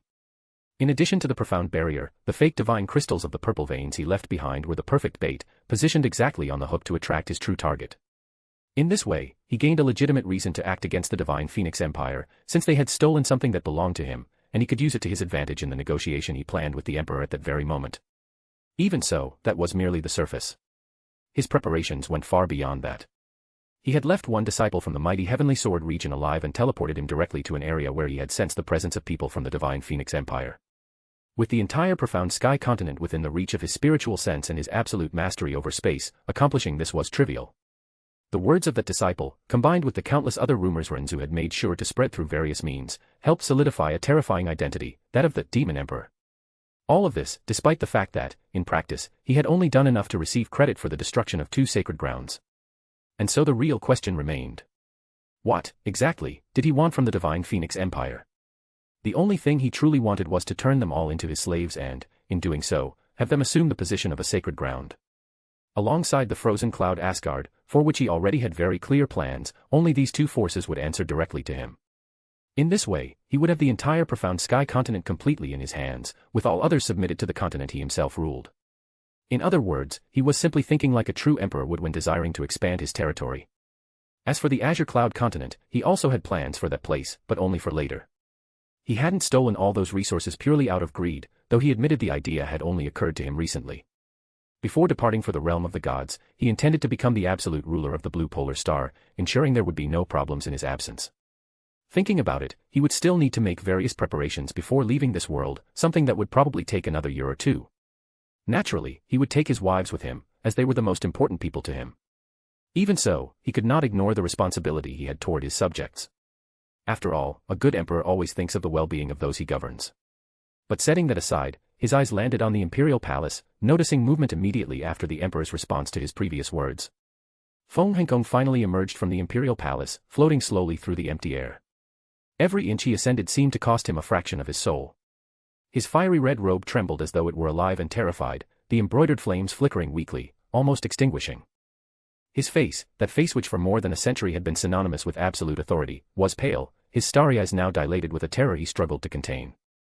He stopped exactly 20 meters from Ren Zu, at the same height, but the difference between them was like that between a mountain and an abyss. His eyes met those of the Demon Emperor, those bottomless black pits, and for an instant, the entire world seemed to pause. "Who are you?" Feng Hengkong's voice came out hoarse but firm. "And what do you want from the Divine Phoenix Empire?" Ren Zu tilted his head slightly, a faint smile curving his lips. "The Divine Phoenix Empire has offended me."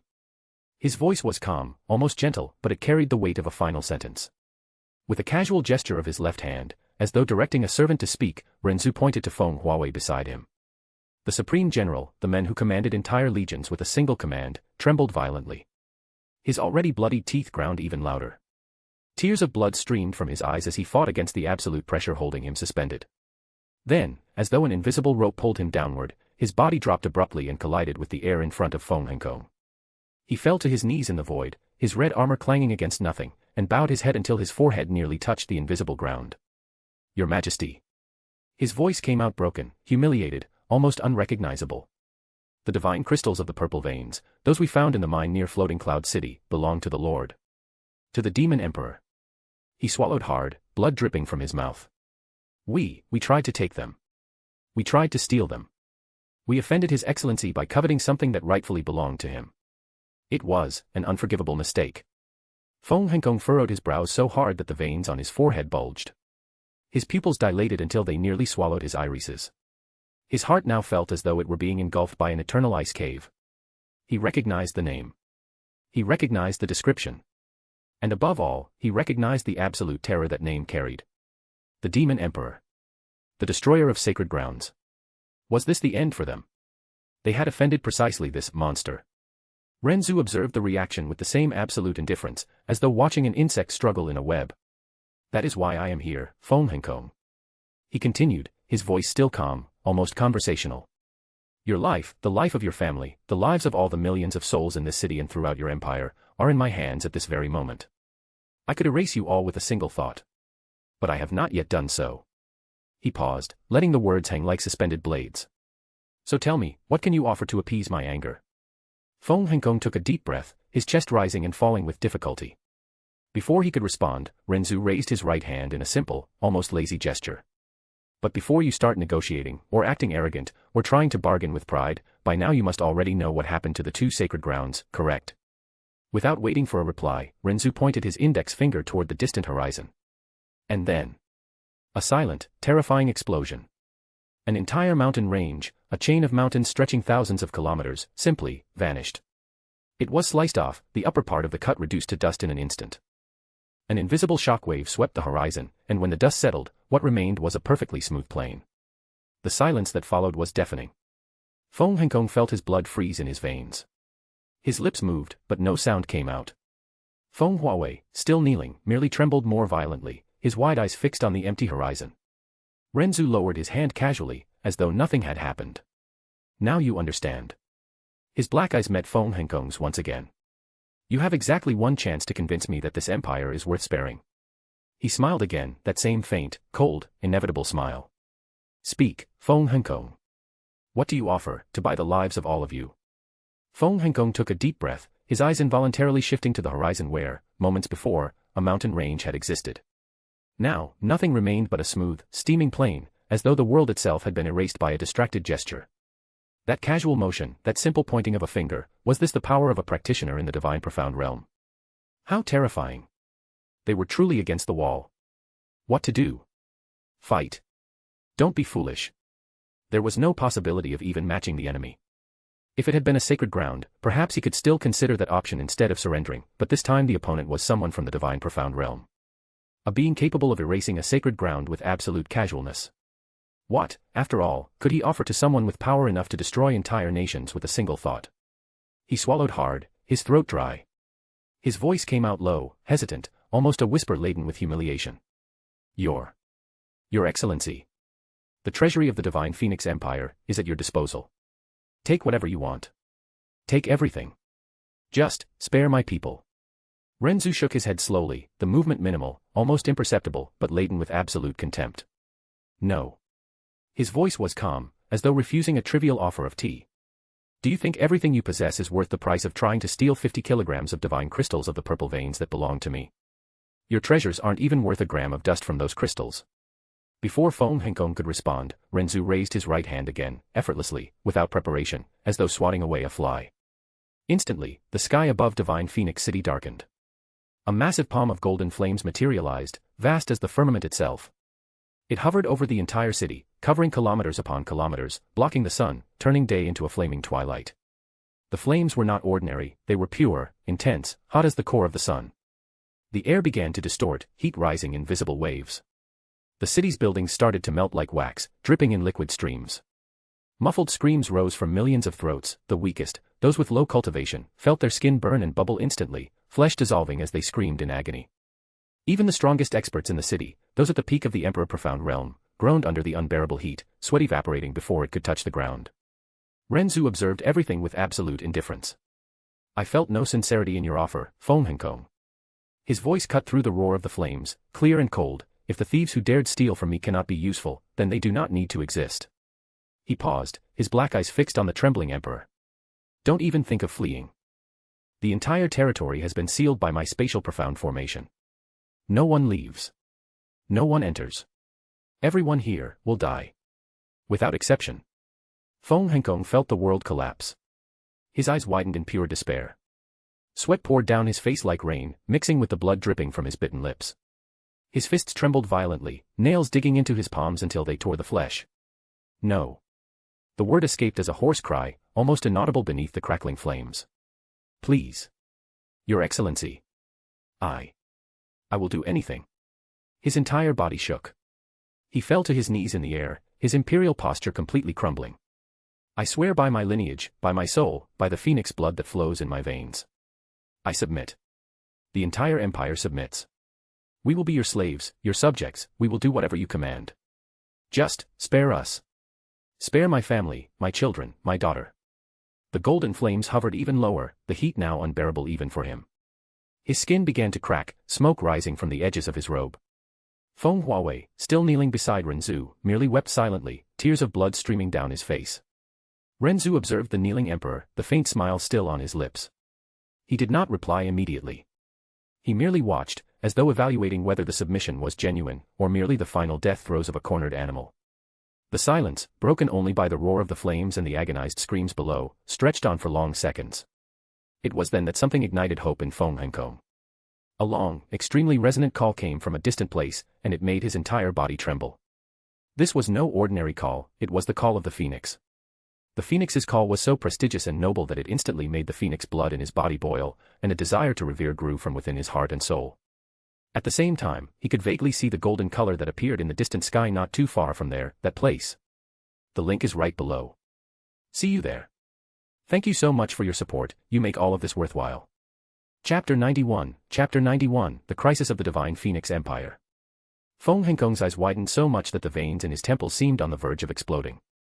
That place, that distant golden glow in the sky, accompanied by the resonant call that made his phoenix blood boil like never before, was exactly the Divine Phoenix Hall. Feng Shuer. His daughter. His only daughter. The girl he loved more than his own life, more than the empire, more than the very title of master of the Divine Phoenix sect. 2 years ago, when Feng Shuer escaped from the primordial profound arc and exposed Yixinghan's crimes, she fell into a tearful coma, and had not awakened since then. Up to today, she had been in a coma for 2 full years and a few more months, nearly reaching 3 years. And her coma did not seem like a normal coma. After she fell unconscious, the scarlet-colored phoenix flame automatically began burning within her body and, shrouded in the light of those flames, she was teleported to the Divine Phoenix Hall, where the Phoenix God had been when he was alive. And during that time, the remnant spirit of the Phoenix God also completely vanished after terrifying Yixinghan, Old Blue, Ji Qianro, and the others. After that, Feng Shuer remained in a coma ever since, her body burning with phoenix flames that would not be extinguished. The phoenix flames were extremely violent, and none of the people of the Divine Phoenix sect dared to touch her. Even with Feng Henkong's power, he could not approach within 15 meters. During these years, he personally went to the Divine Phoenix Hall to see whether Feng Shuer had awakened and never once stopped. Only 2 hours ago he had been there. 2 hours. And now. She had awakened. Feng Henkong felt his entire body tremble, not from fear, not anymore, but from a wild, desperate hope that surged like a dying flame receiving pure oxygen. Shuer. The word escaped as a hoarse whisper, almost inaudible beneath the roar of the golden flame palm that still hovered over the city. He lifted his face toward the horizon, his eyes shining with tears that had not fallen in decades. For an instant, he forgot the absolute terror, forgot the black-haired man floating before him, forgot the entire empire in flames. There was only her. But then reality returned like an icy blade. The palm of flames still hovered. The heat still burned his cracked skin. The screams of millions still echoed below. And the demon emperor watched it all with the same absolute indifference, those bottomless black eyes reflecting nothing but cold calculation. Feng Hengkong felt hope die as quickly as it had been born. Even if Feng Shui had awakened, even if the phoenix flames in her body had intensified over the past 3 years, even if she had received some final inheritance from the phoenix god, what difference did it make? There was an insurmountable barrier between practitioners below the divine profound realm and those who had reached it. All those below were ants. It did not matter how talented Feng Shui was, how pure her bloodline, how powerful her ancestral flame. Before a being who could erase mountain ranges with a finger, who sealed the entire space of the empire with a casual formation, who invoked solar flames to melt an entire city, she would be nothing more than another ant. Perhaps an ant a little brighter. Perhaps one that burned with greater intensity. But still, an ant. Feng Hengkong felt his chest constrict as if an invisible hand were crushing it. Excitement turned into searing pain. He dropped even further to his knees in the air, his body hunched, his hands trembling as he braced himself against the void. No, not now, not like this.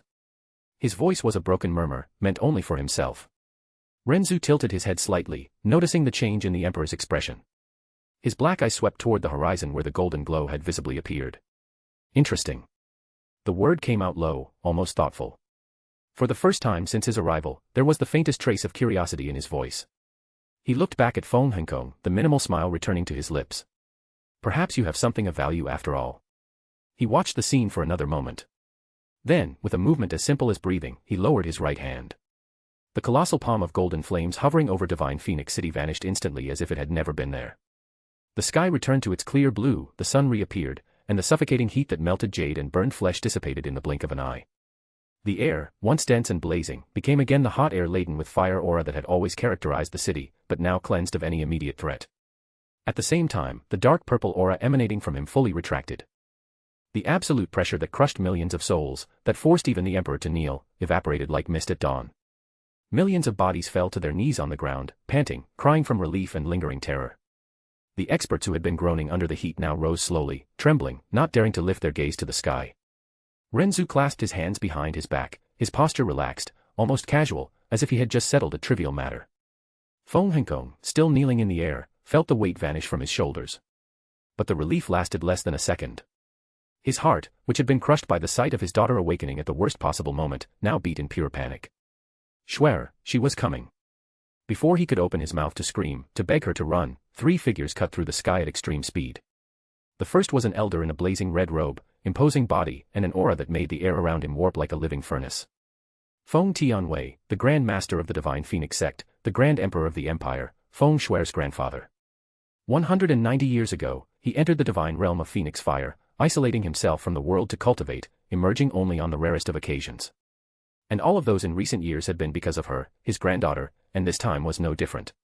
At his side, another man in red, hair white as snow, face flushed like living embers, eyes like 2 eternal flames, Feng Zukui, the absolute number 1 in the sect in raw power, the Grand Elder revered by all as an unshakable mountain. That was the grandfather of the current emperor and the great-grandfather of Feng Shui. They had felt everything, the oppressive aura, the imminent destruction, the phoenix call announcing her awakening. The instant they learned of the formidable enemy who could destroy both of them with a thought, they quickly decided they had to protect Feng Shui. The two arrived at the place where she was and stayed there while lamenting, since they could not take her from there and also could not break through the profound formation the enemy had used to envelop the entire territory. There was nothing to be done, they had been pushed against the wall. But as if the spirit of the divine phoenix had perceived the impending calamity, it accelerated Feng Shui's transformation process and she ended up awakening. The two quickly told her everything and asked her to follow them, saying they would try to use their lives to break part of the barrier so she could escape, but she refused. And, ignoring Feng Tianwei's and Feng Zukui's shouts, she ran. Ran to her father. To the men who had raised her, who had loved her above all else. The two elders could do nothing but follow her, determined to protect her with their lives. Now, she stopped abruptly in the air before Feng Hengkong. Her eyes, those eyes pure as stars, more beautiful than any celestial goddesses, met her father's. Royal father. The cry came out like a sob, full of worry and pain. She extended her delicate hands, gripping his arms, helping him rise in the air where he was still hunched. Her fingers trembled slightly, but her strength was firm and unshakable. Feng Hengkong slowly raised his face. The change in the aura Feng Shui was releasing was completely different. Around her, he felt a vast aura similar to that of the Phoenix god who had passed away. Even her grandfather, the strongest practitioner currently in the Divine Phoenix sect, had never emitted such a mysterious aura. Normally, he would have been extremely shocked and would have conducted a detailed investigation. But at that moment, he had no time to worry about that. When he saw the face of his beloved daughter, what he saw shattered his heart into 1,000 pieces. Whenever he saw her, his Shui would always wear the purest and most beautiful smile on her face and happily shout, "Royal Father." No matter how angry or impatient he was, once he saw her smiling face, all his negative emotions would disappear and only endless warmth and satisfaction would remain. The thing he was most proud of in his life was not his position as Divine Phoenix Emperor, nor the honor of being the Divine Phoenix Master, but the fact that he had the most perfect daughter in the world. However, what she revealed was not a smile, but sadness, an incredibly strange sadness never seen before. She seemed not to care about her life at that moment and was determined to accompany him to death. Feng Hengkong's heart twisted as if crushed by invisible claws. He would rather be pierced by 10,000 swords than see that expression on her face. And knowing that, at any moment, she could be erased before his eyes by the men calmly floating a few meters away, it killed him from within. "Schwer, why?" His voice came out hoarse, broken, full of panic. "You should have fled. Royal Father, you should have taken her away. Taken her far from here.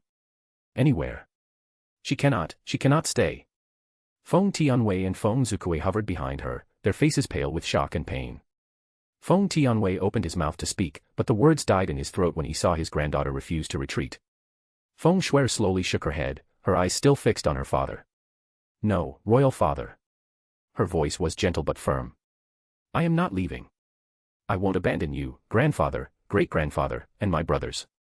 Then, slowly, she turned her face. Her eyes met the eyes of the men attacking her family, and she was immediately stunned. So handsome. Feng Shui felt her heart begin to beat faster without realizing it. Her thoughts became chaotic, trying to explain what was before her. The figure in front of her was wrong by itself, as if the heavens had made a mistake by letting him be born beneath the clouds, as if that appearance was not meant to be seen by human eyes, but by divinities, in celestial halls where mortals would not even dare to dream of setting foot. He had black hair, so dark it seemed to swallow the light around it like a starless night, and yet somehow it looked radiant, as if each strand had been washed by rivers of stars. It fell naturally and flawlessly, without the slightest disorder, as if even the wind feared touching him in any vulgar way. His face, there were no words that could describe it without sounding ridiculous. It was as if God had made it to be perfect. The jaw was firm yet elegant, conveying masculinity refined to the extreme. The nose, perfectly aligned, gave the impression of natural nobility. The lips were thin and well-shaped, with a soft curve that always seemed one step away from a smile, not a warm smile, but a dangerous one. The kind of smile that made someone feel chosen, and condemned at the same time. But the crucial point was his black eyes, like absolute night condensed, an abyss so deep it gave the feeling that if someone stared too long, they would lose their very self. And yet, within that darkness, there was a subtle glimmer, as if countless stars were trapped inside, spinning silently. He cast a calm glance in her direction, almost indifferent, but so overwhelming it sent a primal shock through her soul and made her go weak. He wore dark clothes with golden adornments that matched his eyes and black hair, yet contrasted with his white, perfect skin that seemed as soft as silk, truly, as if even reality had no permission to stain him. Light reflected off him in a strange, almost ethereal way, as if his body carried a supernatural purity, an aura that naturally set him apart from the rest of the world. His body was tall and slender, but not fragile. On the contrary, it was the kind of physique that looked as though it had been created to be perfect. At that moment, it was as if she had seen snow for the first time, even though the immortal before her eyes had nothing remotely reminiscent of it. To her eyes, he looked like snow falling slowly, too beautiful to be real, too silent to belong to the mortal world, and yet so close it hurt. Her heart tightened, and for an instant she forgot how to breathe, as if any sudden movement might shatter that vision, as if he could simply dissolve into the air like a snowflake vanishing at a touch. She wanted to reach out her hand. She wanted to touch that face with the same childish urgency of someone trying to catch snow for the first time, just to confirm it was not an illusion, just to feel that delicate cold at her fingertips and be sure that it truly existed. Because a part of her was already certain it did not. And yet, she desired him. With an intensity as absurd and inevitable as winter itself. But she was not the only one who froze in that exchange of gazes, although Ren Zu did not freeze. He looked at Feng Shui with complete surprise in his heart. The girl before his eyes was as beautiful as a dream, indescribable even in words, skin white as snow, beautiful eyes that seemed to ripple like blue waves, condensed within her dreamy and illusory pupils, turning into a poetic, illusory dream, like that of a fairy. He did not dare believe the image before his eyes, because he did not dare believe that a face so incomparably beautiful existed in this world. It was as if the heavens had poured all their divine grace into a single form, and now she was there before him. There were no words to describe a beauty as stunning as hers. The girl wore luxurious red clothing, embroidered at the top was a flying phoenix. Whether golden or red, both shimmered brilliantly, as if every part and every decoration were made from the most precious material. Yet this phoenix dress was like cosmetics on jade, outshone by her skin. She looked to be only around 15 to 16 years old, her beautiful, dreamy eyes were youthful. In terms of appearance, she could not compare to Xia Qingyue, but in terms of how delicate and perfect her features were, not even the little demon empress could come close. It was as if the heavens had favored her and bestowed on her an aspect like that of a fairy before his eyes. If he were an ordinary man, he believed his heart would definitely be lost, but he was not an ordinary man. She remained there, motionless, her long black eyelashes like butterfly wings fluttering lightly, not a single impurity in her expression. Her eyes, clear as crystal mountain springs, were completely absorbed by the sight of him, not with fear or hesitation, but with a deep fascination, almost hypnotic, as if even though they were declared enemies at that moment, she could not look away. The wind blew softly, lifting the hem of her dress into graceful waves of flaming red, and in that instant she seemed even more celestial. Feng Henkong noticed his daughter's prolonged gaze at the demon emperor and, worse, the gaze Ren Zu returned. There was no fear in Xuer's eyes, no hatred.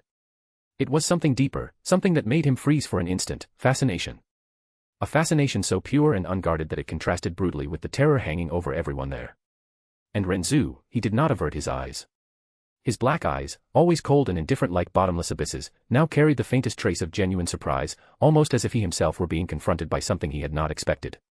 Feng Henkong's eyes gleamed faintly with a shred of hope. A dangerous, nearly treacherous idea arose in his tormented mind: Xuer's beauty was incomparable. Perhaps it would be enough to soften the demon emperor, to offer her hand in marriage to him. That way, she would also be able to survive, and to him, that was all that mattered at that moment. He opened his mouth to speak, to try to turn that mutual gaze into something useful, something that would save the empire. But before any words could leave his lips, Feng Tianwei took a step forward. The Grand Master of the Divine Phoenix sect, Xuer's grandfather, now radiated a flaming aura that made the air around him crackle. His red robe billowed like living fire, and his voice rang out like contained thunder. Henkong. Take Xuer away now. Go. Use whatever escape art you have. Your grandfather Zukue and I will hold this demon here for as long as necessary. At his side, Feng Zukue nodded, his flaming eyes shining with suicidal determination. The two elders simultaneously raised their profound auras, the sovereign profound realm, intermediate stage for Tianwei and advanced stage for Zukue. The sky above them trembled, scarlet and golden flames surged upward like celestial pillars. The heat was so intense the air warped, and even the distant disciples in the city felt the impact. Feng Xuer widened her eyes and stepped forward, the flames around her exploding in intensity. Grandfather. Great-grandfather. No. I can fight too. I have already awakened. Let me help. Her voice was firm, filled with newborn determination, but Feng Henkong reacted faster. He extended his arm, blocking his daughter's path with his entire body, and raised his voice in a tone that mixed desperation and authority. Stop. All of you, stop. He turned to Ren Zu, bowing deeply, his forehead nearly touching the empty air. Your Excellency, forgive us. We dare not defy you any further. I swear by the Phoenix bloodline, there will be no resistance. Feng Tianwei turned sharply to his son, his flaming eyes filled with fury and disbelief. Henkong. You are bowing before him. Coward. You are the Divine Phoenix Emperor. The Sect Master. How can you humiliate yourself like this? If we are to die, then let us die fighting. At least we will preserve the dignity of our bloodline. Feng Henkong clenched his teeth so hard blood ran from the corners of his mouth. His body trembled, not from fear, but from a deep pain that tore at his soul. Royal Father, you don't understand. If we fight, we will die. All of us. And the possibility of Xuer dying is too high. If she falls here, what is left? Nothing. I would rather live as a slave than watch my daughter die before my eyes. Before Feng Tianwei could respond with more fury, before Feng Zukue could advance, Ren Zu interrupted. His voice came out low, calm, but carrying such absolute disdain that the air turned cold despite the flames around them. Your son is at least somewhat smart, old man. He looked directly at Feng Tianwei, those bottomless black eyes reflecting the Grand Master's imposing figure as if he were nothing but a shadow. Do you think a mere sovereign profound realm 6th level at the intermediate stage, and his companion at the advanced stage, could even hold me back for an instant? Hilarious. As for that barrier I placed here, even if the two of you sacrifice yourselves, burning your vital essence and phoenix blood to the last drop, you would barely scratch the surface. But I'm no longer that interested in destroying you, so you no longer need to worry about that. His gaze returned to Feng Shui once more, and for a brief instant, imperceptible to everyone except himself, a spark of genuine interest flickered in his black eyes. The link is right below. See you there. Thank you so much for your support, you make all of this worthwhile. Chapter 92, The Submission of the Divine Phoenix Empire. Feng Henkong felt the air catch in his throat when he saw Ren Zu's gaze fixed on Shuer, no longer with absolute indifference, but with an interest that, though subtle, was palpable. He swallowed hard, blood still running from the corners of his mouth, and seized the opportunity before it vanished. Your Excellency. His voice came out hoarse, yet laden with desperate reverence. This is my daughter. Feng Shuer. Forgive the excessive protectiveness my royal father and my grandfather have toward her. Ever since she was a child, she has been deeply loved by us for being the heir of the divine phoenix spirit. He gently pushed Shuer forward, not with force, but with the trembling of one who offers the most precious thing of his very soul. His eyes silently pleaded for the men before him to recognize her worth, whether through her beauty or her potential, and to spare her. He could not bear to see her die before his eyes. Ren Zu did not respond immediately. He only nodded, an almost imperceptible gesture, but one that made Feng Henkong's heart race. The interest in those black eyes was clear now, it was not lust, nor pity, but a kind of appreciation. As if he were looking at a rare jewel that, until then, he had not expected to find in a place like that. Feng Shuer did not mind being lightly pushed forward by her father. Her eyes turned toward the immortal before her, someone who, the more she looked, the more he resembled the snow she had always longed to see. It was impossible not to steal more than one glance in his direction. When she was introduced to him, a faint blush bloomed on her cheeks, betraying her shyness. She did not know what to say in that moment, the words simply refused to come out of her throat. She wanted to ask why someone like him was attacking the divine Phoenix Empire. Her father, grandfather, great-grandfather, and brothers who were important to her were all there. He had to have a reason for it, right? Since he did not seem like a bad person. His earlier words also eased the tension in her grandfather and great-grandfather. They seemed less determined to attack, good. She did not want to lose them. Not now. Not after she had already lost. Big brother Yun Che. The memory came like an icy blade. Her big brother, the man she loved with all the innocence of her pure heart, who protected her, who promised to always be by her side, had been killed in the primordial profound arc. She had not even had time to properly cry for him. And now, awakening amid chaos, seeing her family threatened with extinction, tears began to form in her beautiful blue eyes. They trembled at the edges of her eyelids, heavy, ready to fall. Her chest ached with a deep, silent sorrow she could not express in words. She wanted to hug her father, her grandfathers, she wanted to cry until there was nothing left, but she could not now. Ren Zu cast her a brief glance, catching the unfallen tears, the sadness that wrapped around her face like a soft mist. Then he shifted his eyes back to Feng Henkong. With a simple snap of his fingers, a dry, almost casual sound, Feng Huawei was teleported away, dropping to his knees in the central square of Divine Phoenix City, able to move and sigh in relief at that moment. Then, he raised his right hand, palm facing downward. Luminous particles were born in his palm, tiny golden stars, shining like fragments of the night sky captured in liquid gold. They multiplied instantly, spreading like a gentle, silent snowfall over the entire Divine Phoenix City. Millions of particles descended, touching wounds, burns, cracks in skin, broken bones, damaged organs, and healing everything in an instant. Cries of pain turned into sighs of relief. Melted skin regenerated. Dried blood vanished. Even hidden injuries from years past, old battle scars, chronic illnesses, cultivation damage, were healed as if they had never existed. Feng Henkong, who was also enveloped by those golden star particles, felt his entire body renew itself, the pain in his muscles, the exhaustion in his soul, the internal wounds he had carried for decades, everything vanished. He blinked, stunned, touching his own face as if he could not believe it. As the golden stars continued to fall, Ren Zu spoke in the same calm, indifferent voice as before. I am not a completely bad person. I am very good to those who stand by my side. I destroyed 2 sacred grounds, and the position of one of them will be assumed by Asgard's frozen cloud. My idea is to elevate this empire to the position of another sacred ground, under my authority, but first we need to conduct some negotiations. If they do not please me, then yes, you would need to worry. The words struck the 3 men like lightning.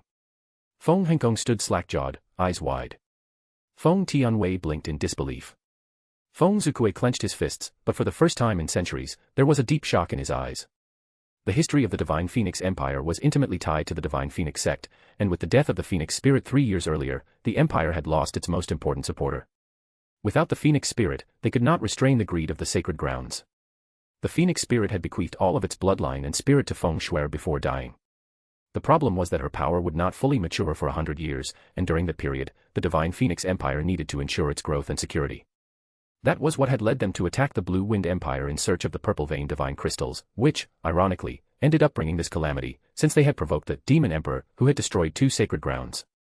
But now he was offering them protection, and even the position of one of the places he had destroyed. For what purpose? While the 3 harbored these doubts in their hearts, Feng Shui did not listen to the words with full attention. Her eyes were fixed on the golden stars descending toward her. So beautiful. Each particle shone with a warm, gentle light, as if they were tiny sun flames contained in gold. They touched her skin, and the warmth was comforting. It did not burn, did not hurt. It was like a soft embrace of light. The sorrow in her heart, heavy as lead, seemed to ease a little, covered by that unexpected gentleness. Without thinking, she extended the palm of her right hand, trying to catch one of the particles floating before her. The golden star settled on her skin like a warm snowflake. It was living warmth, comforting, spreading through her fingers and rising up her arm, easing the tightness in her chest. She blinked, fascinated, her eyes shining with a mixture of tears and childlike wonder. Feng Henkong, eyes fixed on Ren Zu, opened his mouth to say something, but did not know what to say. Confusion, fear, and a fragile hope mixed in his chest like uncontrolled flames. He took a deep breath and spoke, his voice coming out hoarse. Your Excellency, what do you mean by all this? Elevate our empire to a sacred ground, under your authority. We would be your subordinates. Ren Zu did not answer immediately. He watched the last golden particles dissipate into the air like shooting stars dying at dawn, then slowly lowered his right hand. A light sigh escaped his lips, the first sound that carried something beyond absolute indifference. My true name is Ren Zu, he said, his voice calm and clear, as if stating a trivial fact. I am the Demon Emperor of the illusory demon realm, one of the 3 great continents of this world, alongside the profound Heaven continent and the Azure Cloud continent. The words fell like stones into a still lake. Feng Henkong felt his blood turn cold again. Ren Zu. The name echoed in his mind like distant thunder. The illusory demon realm. And that man was its emperor. The destroyer of 2 sacred grounds was not some random stranger. He was a sovereign of an entire other continent. Feng Zukue and Feng Tianwei exchanged glances, surprise reflected in each other's expressions. Ren Zu continued, without changing his tone. My idea is to expand my influence into the profound Heaven continent. You, the Divine Phoenix Empire, will be the first to benefit from that.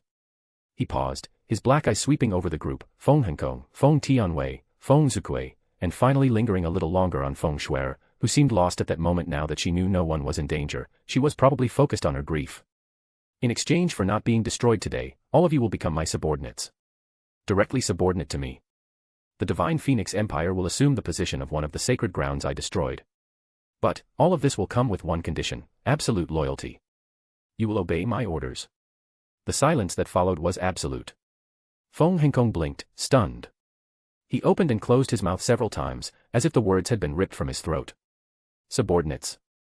A sacred ground. Absolute loyalty. Was it humiliation or salvation? He looked at Shui's grandfathers. Feng Tianwei stood rigid, fists clenched. Feng Zukue, for the first time in his long life, seemed genuinely speechless, eyes fixed on Ren Zu as if trying to decipher whether this was a trap or a real offer. There was no choice. Even if it was a trap, they could not do much about it. He took a deep breath, his chest rising and falling with difficulty, and lowered his head in a deep bow, deeper than he had ever bowed before any other living being. Your Excellency. Ren Zu. His voice came out trembling but firm. We accept. The Divine Phoenix Empire, the Divine Phoenix sect, submits to your sovereignty. We will be your subordinates. Loyal. Absolutely loyal. We will assume the position of a sacred ground under your authority. We will do as you command. Without hesitation. Without betrayal. Feng Tianwei and Feng Zukue froze. The Grand Master opened his mouth to protest, but the words died in his throat. Feng Zukue clenched his fists so tightly the veins bulged in his forearms, but even he did not dare speak. What could they do? All they could do was swallow their pride and submit. That was the fate of the weak in this world. But Feng Henkong did not stop there. He slowly raised his face, eyes gleaming with desperate determination, the determination of a father who would do anything to protect what he loved most. And to formalize this alliance, to seal our absolute loyalty. I offer my daughter, Feng Shui's hand in marriage to you. The air seemed to stop moving. Feng Tianwei took a step forward. Henkong. What are you saying? Have you gone mad? Shui is the heir to the Phoenix's true bloodline. She carries the Phoenix God's legacy. You can't just sell her like a political bargaining piece. Feng Zukue, for the first time in centuries, lost his composure, but unlike his hot-blooded son, he only sighed. On the other hand, Feng Shuer felt the world spin. Marriage? To him? The man who had threatened to destroy everything she loved, but who had also healed everyone with a gentle gesture. Unconsciously, her mind returned to Yun Che, her big brother. Remembering his last words, and she had not even had time to properly cry for him. Now, faced with this proposal, she felt a tightness in her chest that was not only sorrow. It was confusion. It was fear. It was the sensation that something was wrong. She opened her mouth to speak, to say no, that it was not right, that her heart still belonged to Big Brother Yun, even if he never returned. But the words did not come. They remained lodged in her throat, suffocated by reality. Her family was backed into a corner. If she refused, if she resisted, everyone would die. The father who had raised her with so much love, the grandfathers who had protected her, the brothers still living in the city, all would vanish. She lowered her eyes, long lashes trembling. Ren Zu, in turn, raised an eyebrow, subtle, almost imperceptible, but laden with an inner irony only he understood. As he had always desired, he was the villain in that moment, the man who came, threatened to destroy everything, healed everyone to gain trust, and now received the hand of the purest beauty on the continent in marriage. It was as if fate were writing a cheap novel where the dead protagonist, Yun Che, would presumably return to kill him, save the girl, and marry her. He almost sneered inwardly. What a ridiculous cliché. But outwardly, he maintained absolute composure. He showed neither surprise nor satisfaction. He only agreed with a slight nod. I accept. He said simply. Then he floated toward Feng Shuer, slowly, casually, as though the space between them did not exist. He stopped 1 meter from her, close enough for her to sense the faint scent that emanated from him.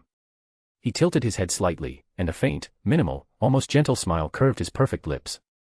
Is this all right with you, Feng Shuer? That smile was as if the entire world had stopped. Feng Shuer felt her heart pound so hard she thought it would leap out of her mouth. His smile was dangerous, yes, but also beautiful, so beautiful it dissolved any sorrow, any doubt, any pain. It was as if the black and white of the world had fused into soft, warm shades of gray. His black eyes, deep as starry abysses, stared at her with an intensity that made her forget to breathe. The blush on her cheeks deepened, spreading all the way to her ears.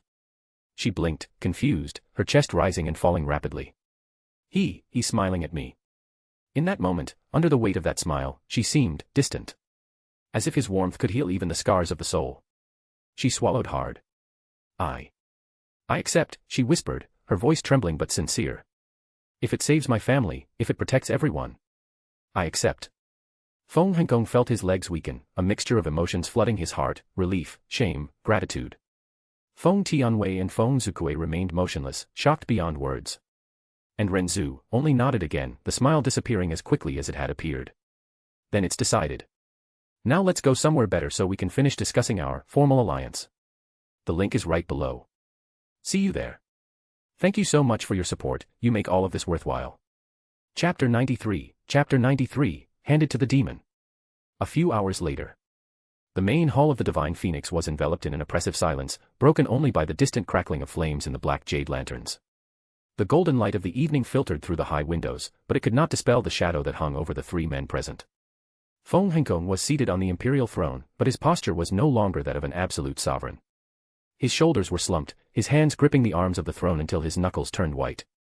His face, once majestic and unshakable, bore a somber expression, a mixture of exhaustion, shame, and a cold determination that allowed no regret.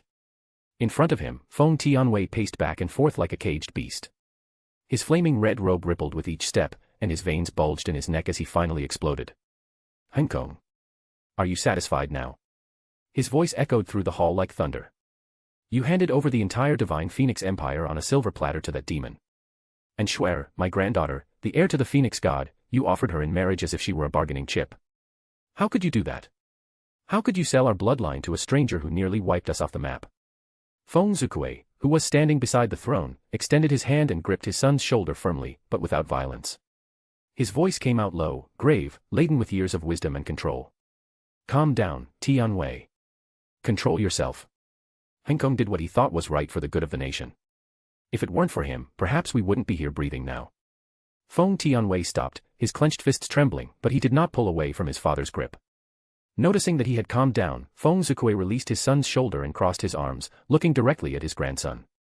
But I also want to know, Henkong. You didn't do this just out of desperation from the situation. There's another reason. Speak. Feng Henkong slowly raised his face. Yes, there is another reason. He took a deep breath, as if the words were too heavy to come out.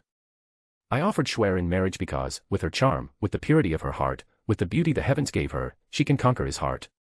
From what I perceived, Ren Zu is not an ordinary man. He destroyed sacred grounds with one hand, but also healed millions with the other. He is not driven solely by anger or greed. There is something in him, something that can be touched by genuine kindness. If Shuer succeeds, if she manages to win his affection, we won't just be slaves. We'll have a much better position. A true alliance. And that drastically reduces the risks of him deciding to destroy us on a whim one day. He paused, looking at the two older men with an intensity that brooked no argument. If Shuer becomes his empress, or even someone important in his heart, we'll have influence. We won't be mere disposable subordinates. We'll be family. And that's the best we can achieve in the face of someone who can erase us with a thought. Feng Tianwei opened his mouth to protest again, but Feng Zukue raised his hand, silencing him. After a moment, Feng Zukue said in a low voice, about that slave mark he placed on all of us. I tried to analyze it deeply since it was placed, but it's very mysterious, I've never even seen one like it. I think it's better for us to be careful about what we say from now on, there's no way to know if he'll be listening or not. Feng Henkong nodded slowly. Yes. The silence returned, heavier than before. Feng Tianwei finally let his shoulders drop, the fury giving way to a bitter resignation. So, that's it. Our bloodline, our honor, everything handed over in exchange for survival. Feng Henkong closed his eyes for a moment. Yes. But as long as Shuer lives, as long as she's by his side, we still have a chance. Everything is in her hands now. He opened his eyes again and fixed them on the phoenix emblem on the opposite wall, the same one he had observed hours earlier, when everything seemed lost. His mind, however, was elsewhere, on his daughter's sad face. It wasn't necessarily because of the marriage itself, but because of Yunche, to whom she had become deeply attached. Hopefully, she would be able to forget him and live a life by His Excellency's side. Shuer, forgive your royal father. Your royal father did what he did for the entire divine Phoenix Empire. The words came out low, almost a whisper. And as he said them, his face finally contorted in pain and suffering. Feng Zukue and Feng Tianwei exchanged a silent glance, laden with an understanding that words didn't need to express. They knew. They knew exactly how much Feng Henkong loved Shuer, more than the throne, more than the sect, more than his own life. Feng Zukue sighed deeply, the sound echoing in the hall like wind passing over dying embers. Henkong, do you really think it's okay to let her go with His Excellency like that? Without even saying a proper goodbye. His voice was low, but laden with a sadness he rarely allowed to show. It's been almost 3 years since you truly talked to her. She woke up today, and on the same day was taken away from us. Taken by him. Who knows when we'll see her again? Feng Henkong slowly raised his face. I had no choice, royal father. Grandfather. His voice came out low, almost a whisper. There was no time. His Excellency, decided that she would go with him immediately, since he leaves tomorrow for the illusory demon realm. And I couldn't risk it. If I had insisted on a long farewell, if I had shown hesitation, who knows what he would do? He might change his mind. He might decide it's no longer worth keeping us alive. But I believe in him. In the hours we spent discussing the terms of our alliance, I saw it. He values his own word. And you must have noticed too, his gaze toward her wasn't blind desire. It was genuine interest. Moreover, His Excellency is the strongest person in this world. She'll be safe, safer than any of us has ever been. He lowered his head for a moment. By his side, at least, no one would dare touch her. That calms my heart. Feng Tianwei gritted his teeth, but did not retort immediately. Feng Zukue merely nodded slowly, his eyes fixed on the phoenix emblem on the wall. So, everything depends on her now, murmured Feng Zukue with regret. In contrast to the bad feeling in his chest that insisted on returning from time to time, Yunche at this moment was exceptionally relaxed. He was surrounded by a large number of young women from the clan who gathered around him incessantly. That's right, these were all young maidens in their prime. One of them stared at him deeply, with a gaze full of curiosity and admiration. It was true that the young men in front of her couldn't compare to the demon lord, the legendary existence who, with little more than 20 years, had already reached the divine profound realm, known as the best doctor in the realm and also as the most handsome man in the entire illusory demon realm. Still, he was an undeniable genius. After all, he had managed to learn the purple cloud art of the Yun family in just 2 months and elevate it to the 7th level, something extremely impressive in itself. Young patriarch, I heard that your purple cloud art is already at the 7th level. Is that true? You clearly started cultivating only 2 months ago merely. Of course not. Yun-Che said while smiling, looking pleased with himself. Last night, I made another breakthrough, so I'm already at the 8th level now. As he spoke, he extended his palm and raised it gently. Immediately, a rumble of thunder resounded in the air above, and in an instant, a large expanse of storm clouds had already gathered in the sky overhead. Even separated by thousands of meters, they could feel a terrifying lightning energy. Deep in his heart, he felt a slight trace of vanity. He had achieved that just with comprehension and practice. His understanding ability was truly extraordinary. Even without having ingested the lightning seed of the evil god, he had learned the purple cloud art with relative ease, something that had even surprised Jasmine. And his effort had paid off. Yuwa. All the young girls let out cries of surprise, and the girls who had spoken before screamed sincerely with wide eyes. Wah. That's really the thundercloud of extermination from the 8th level of the purple cloud art. Young Patriarch Yun is simply too amazing. Young Patriarch, Shaowan said that when you instructed her in the purple cloud art the other day, you released red lightning before. Is that really true? A girl dressed in purple asked, while her eyes sparkled. Yun-Che smiled slightly and shook his hand, and in an instant, the piercing screech of thunder pierced the air. A ball of purple lightning gathered in his palm, then, that purple lightning ball turned into extremely fast red lightning. Not only did the aura of the red lightning strengthen considerably, but the thunder crack became more explosive. Just looking at it, one would feel their heart start to race. Wah. Just as expected, the red-colored lightning made all the girls let out adorable screams. A small and delicate girl said in a timid voice, Young Patriarch, for profound lightning energy to change to a red color, doesn't it require blood essence to activate? If the young Patriarch does this, will you be okay? No, I didn't use even a bit of blood essence. Yun-Che shook his head. Red-colored lightning is a higher-level profound lightning energy than purple lightning. It's manifested at the pinnacle of the purple cloud art and has nothing to do with the intimacy your profound veins have with lightning energy. Instead, it requires that you have a greater understanding of the laws of lightning. Once you have mastered the concepts behind those laws, then you can use your profound energy to produce the strongest red lightning. The only difference is that it will consume more energy, but there won't be any negative side effects. But if you don't have the understanding of those concepts and try to forcefully use red lightning, then you'll need to sacrifice blood essence in order to do such a thing. Thus, releasing red lightning doesn't necessarily require that blood essence be sacrificed. Oh, so it can actually be that way. But, it seems there has never been anyone in our Yun family who can release red lightning without losing any blood essence. Except, of course, for the Demon Lord, who even created his own profound lightning art that is considered a divine art even more terrifying than the purple cloud art. You can't compare someone common with the Demon Lord. He is the #1 genius in history, publicly recognized throughout the illusory demon realm. He is a true immortal. In every sense, people like us aren't even worthy of looking at his figure from a distance. But the young Patriarch is impressive nonetheless, since the young Patriarch can use red lightning whenever he wants, so the young Patriarch can use our Yun family's forbidden domain, hellish lightning emperor formation, without losing any blood essence. That. I'm not sure about that either. Because I've never tried it before.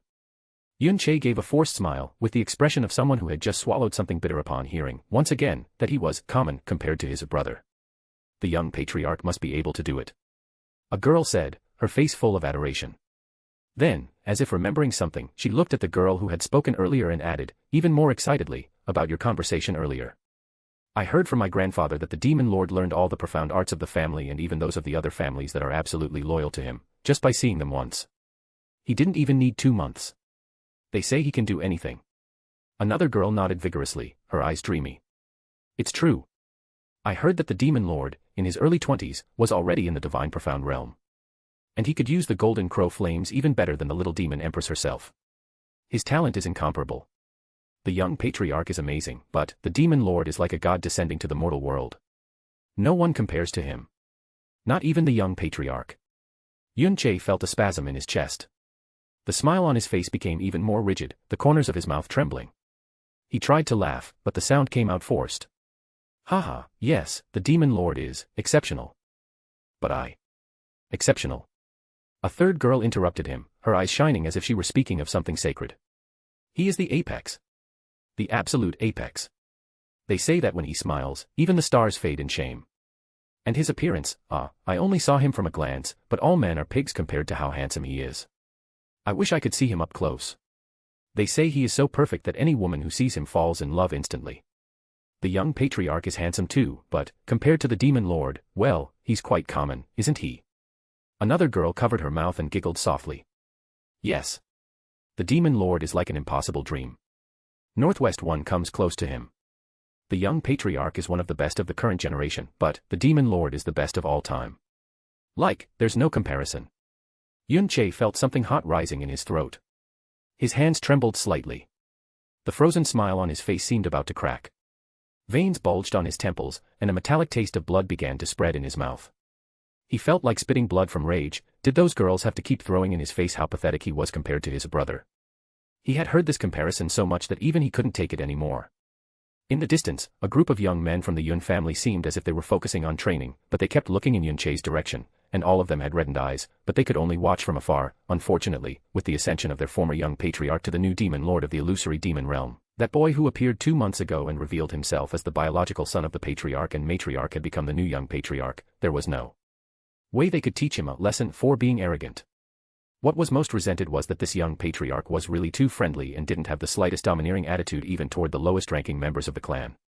This made the disciples of the Yun family, especially the girls who had confidence in their appearances, circle him like a kaleidoscope of butterflies.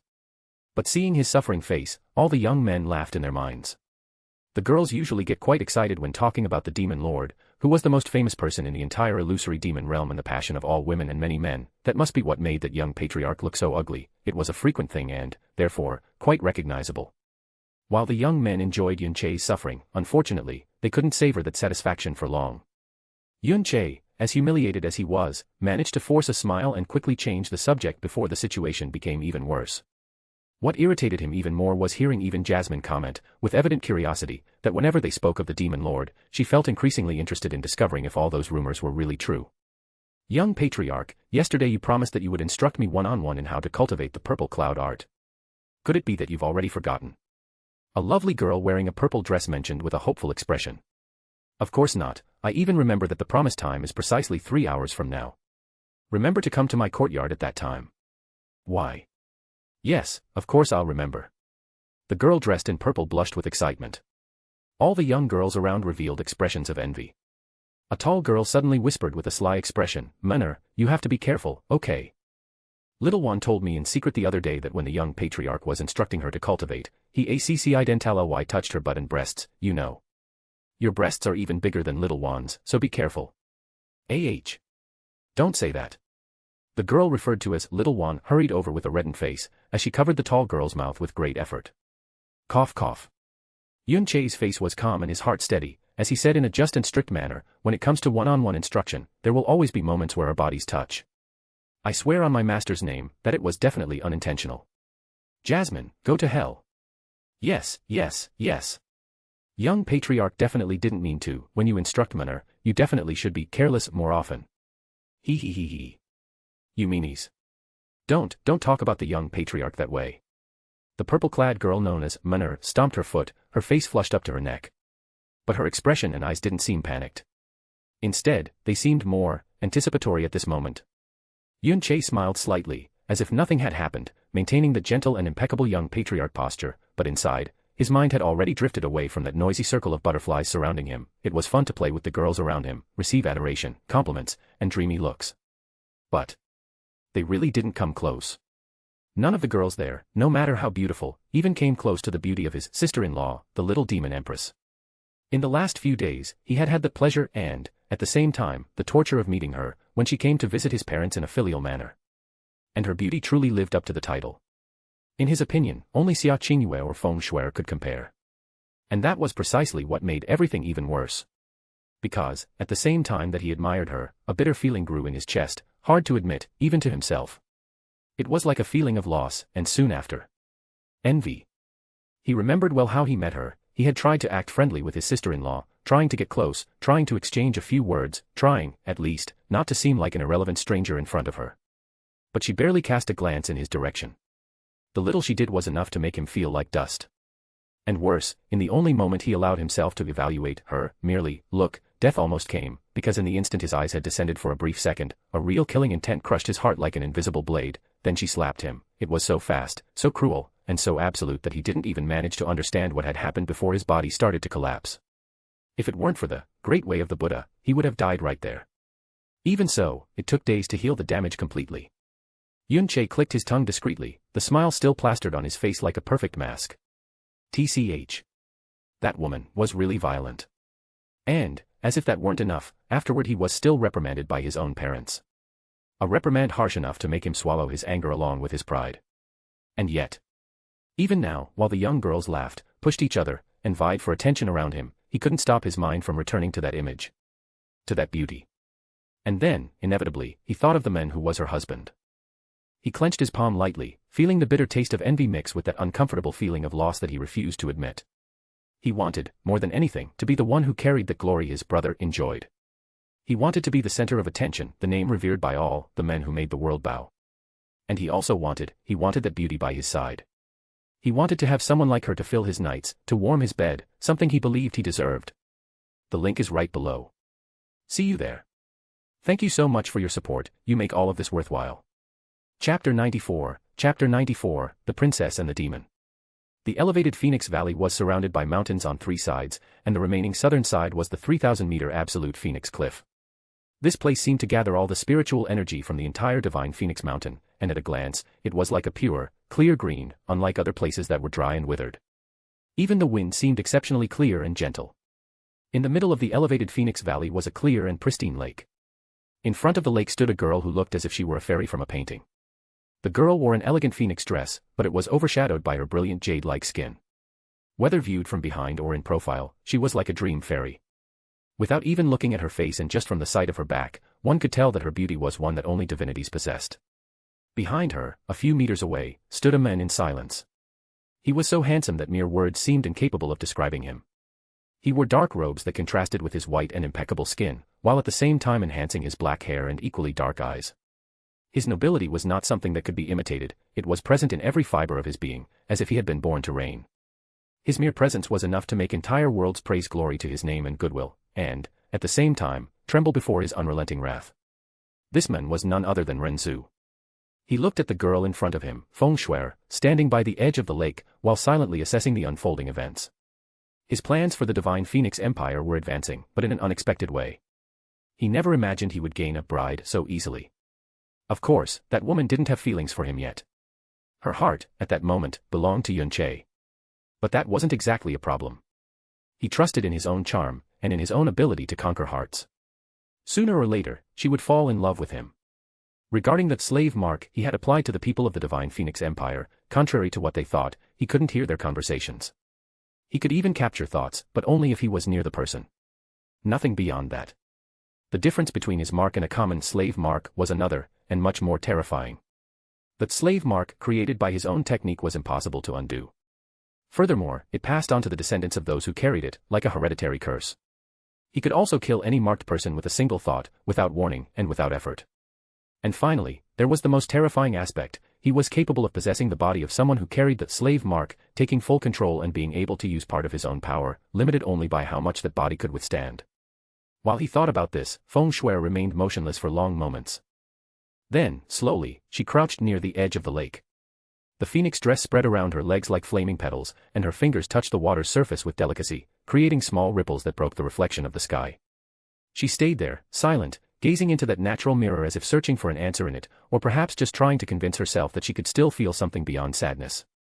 Behind her, Ren Zu finally emerged from his thoughts and walked silently to her side. It seemed that the valley itself had become quieter, more obedient, as if even nature understood that an impossible existence was there. His voice came calm, soft, like a breeze. Are you sad? The sound was low, almost too gentle for someone like him. Feng Shuer shuddered, her heart leaped as if struck by lightning, and she raised her head in a startled reflex. For an instant, her eyes widened, as if she had completely forgotten he was there.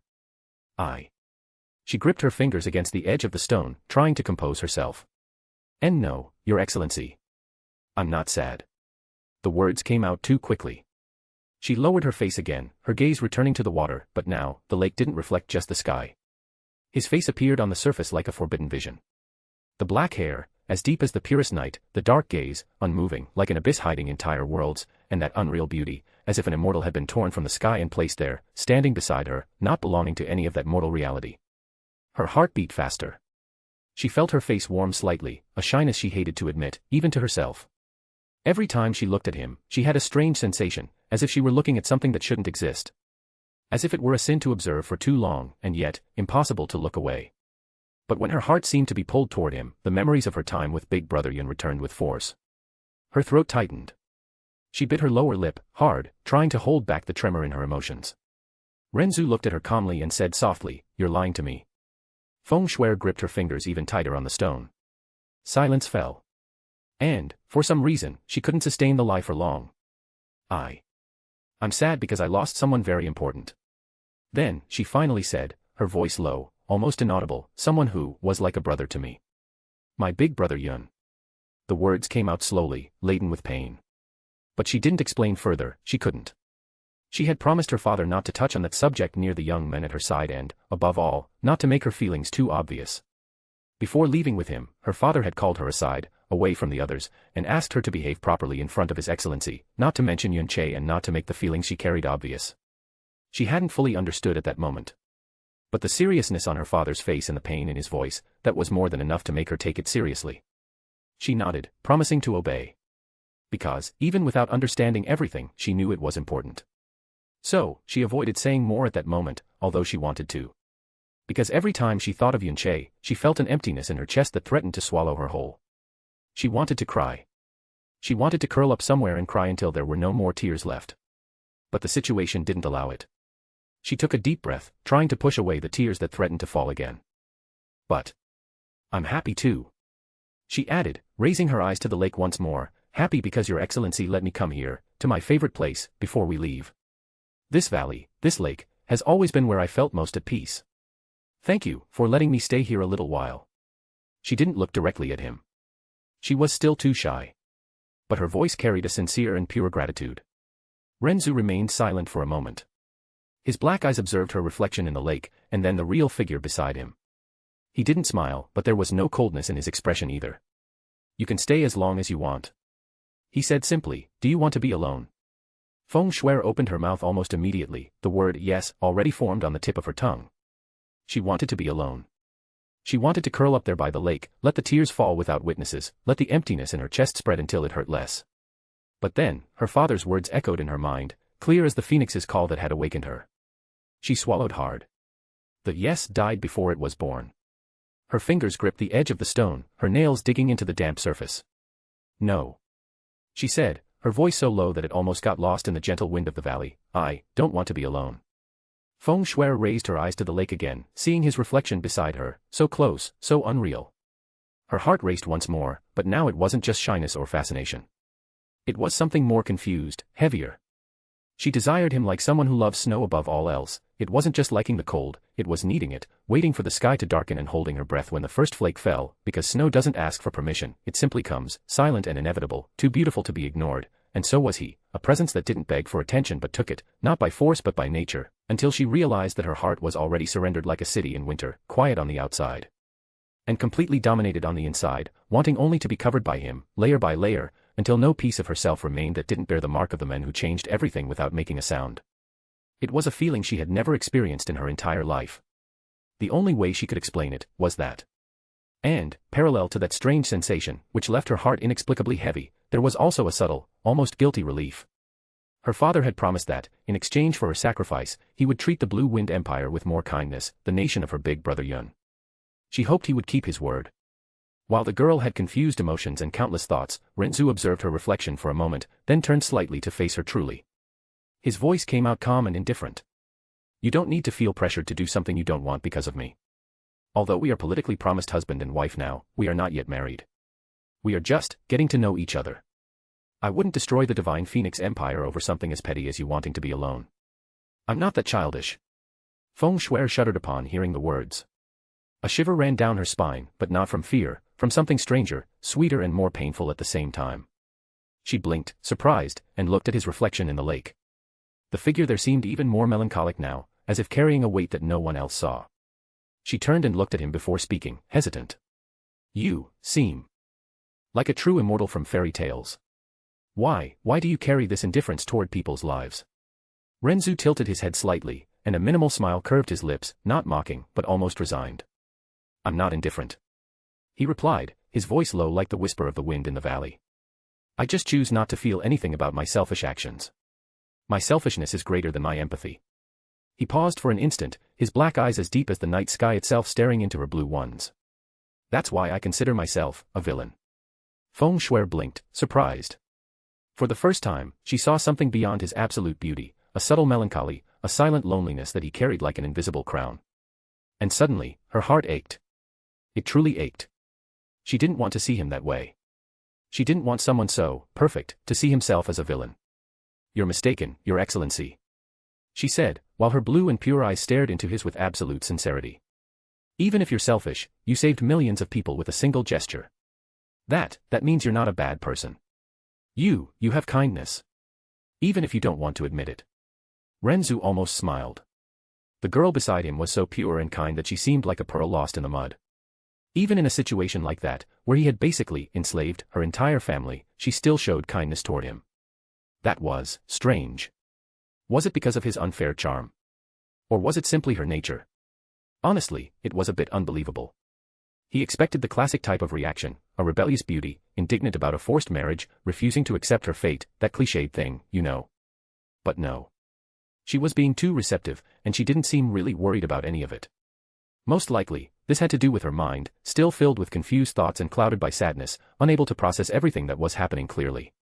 Perhaps, at that moment, she was just acting robotically because of it. Either way, he was starting to truly like her. So, he decided to be honest, risking being hated by her because of it. You're mistaken, he replied, his voice calm, almost gentle. If your father hadn't agreed to my demands, I would have killed all of you. Without hesitation. Without remorse. Ruthlessly. I wouldn't hesitate even for a second. The words fell like cold stones into the lake's water, shattering their reflection into thousands of fragments. Feng Shui felt a chill run down her spine. But strangely, she didn't recoil. Her eyes were still fixed on his, and although fear was there, something stronger was beside it, a pure curiosity, a desire to understand. Then, why didn't you do it? She asked, her voice low, almost a whisper. Ren Zu didn't respond immediately.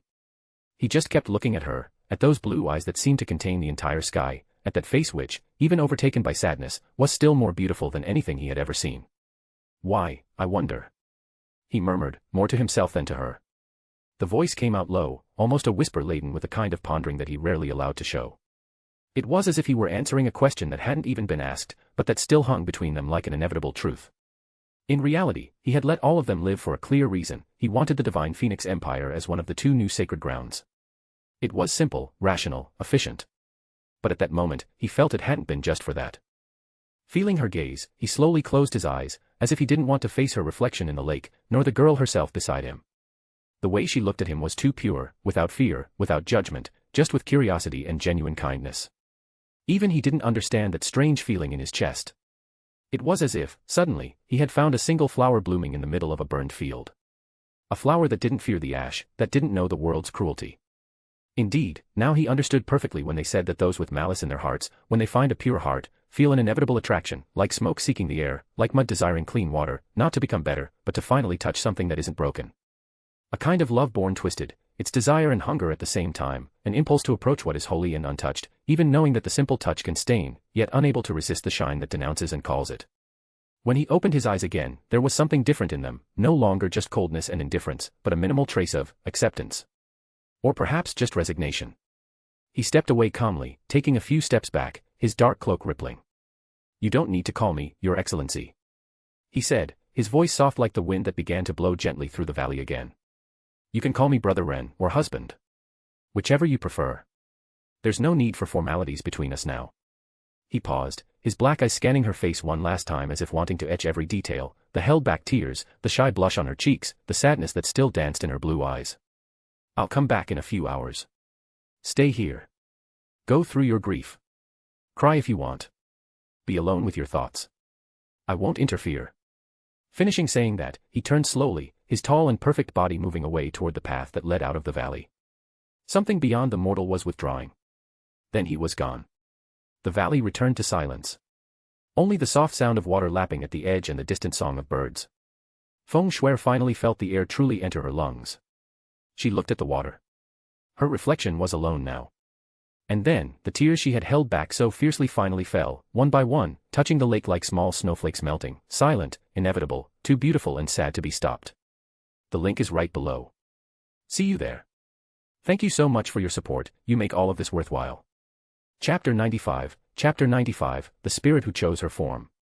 Ren Zu appeared at the peak of one of the 3 mountains surrounding the elevated Phoenix Valley, the highest among them, whose top was flat, covered only by emerald green moss and some wild flowers that seemed to glow with residual spiritual energy. He walked to the edge and sat cross-legged on the cold ground, his dark robes being blown by the wind. With a casual gesture of his right hand, he withdrew something from his spatial ring. A bottle of wine appeared between his fingers, translucent black glass, sealed with red wax. He broke the seal with his thumb, the strong and sweet aroma of ancient wine spreading through the air, a mixture of rare fruits, nectar from thousand-year-old flowers, and a subtle trace of vital energy that made the wine glow faintly when swirled. He brought the bottle to his lips and took a long, slow sip. His black eyes fixed on the distant horizon, where the sun was beginning to set behind the mountains, tinting the sky in shades of orange and violet. The valley below him seemed small, almost insignificant, a green speck in the midst of a world he hadn't even fully explored. In this life, I hope to become the true moon, rising above the mountains and the skies, playing with the clouds and the seas, following the ancient times and walking in the darkness above the various heavens. A soft murmur escaped his lips, which curved into a thin smile. Ren Zu felt an anticipated relief that was hard to put into words. With the conclusion of all his plans in the profound sky continent, he would soon return to the illusory demon realm. And with that, he would finally rid himself of the greatest trash under the heavens, Yun Che, and could go on with his life without that constant worry weighing on his mind. At some point, he realized how paranoid he had become about it, devoting excessive attention to something that, deep down, was too insignificant to justify such obsession. And although he had already decided not to get tied up in that matter again, as he had promised himself in the ancestral Crow ancestral land, only now did he feel that this shadow was truly beginning to dissipate. Since he was reborn in this world, he had strived not to let himself be influenced by the hatred of someone who already knew the story of that trash. He tried in every way to see himself as a real person from this world, not as a reader observing everything from the outside, but in the end, he hadn't managed to accomplish that as well as he imagined. It was like being forced to live with someone whose mind you had already read completely, every twisted thought, every sick impulse, every atrocity he had committed or would still commit. It was like knowing, with absolute certainty, all the crap that person had already done and all the crap they would still do if left free. And then, suddenly, you find yourself living in the same world as them, breathing the same air, walking the same places, knowing exactly what they're capable of. How could you not hate someone like that? It was like sharing a house with a time bomb whose workings you understand better than anyone. It wasn't gratuitous hatred, it was founded repulsion, preventive aversion, a self-preservation instinct that screamed inside you because it knew the monster before it had even revealed itself to others. That was the feeling he had upon being reborn in this world and knowing about his current identity. Now, however, he felt nothing about it anymore. Even so, he knew he needed to eliminate that trash. Not out of resentment, but because it was a tedious yet inevitable task, something he needed to do to live in peace. He knew Yun Che too well, knew what a disgusting person he was, and understood that his own life would never be peaceful as long as that worm continued breathing, especially considering his current position as the adopted son of his parents, which technically made him his brother. Even being far from the illusory demon realm, he had no difficulty imagining Yun Che's behavior. Knowing that trash, it was certain he would have tried to make a good impression in front of his wife, as he always did with any woman he met, only to be coldly ignored. And, very likely, he wouldn't have resisted casting those perverted eyes at her that he thought were discreet. If she had beaten him for it, it wouldn't be surprising at all, and she only wouldn't have killed him out of respect for his parents. He knew Yun Che must be corroding with envy. He was the type of worm who thought he was the center of the world, someone incapable of accepting that another person, especially someone younger, could achieve a higher position or superior status than his. For someone as arrogant as him, that must have been like a stab to his pride. Only a stupid person would choose to live with that kind of person. That was why he had to deal with him permanently.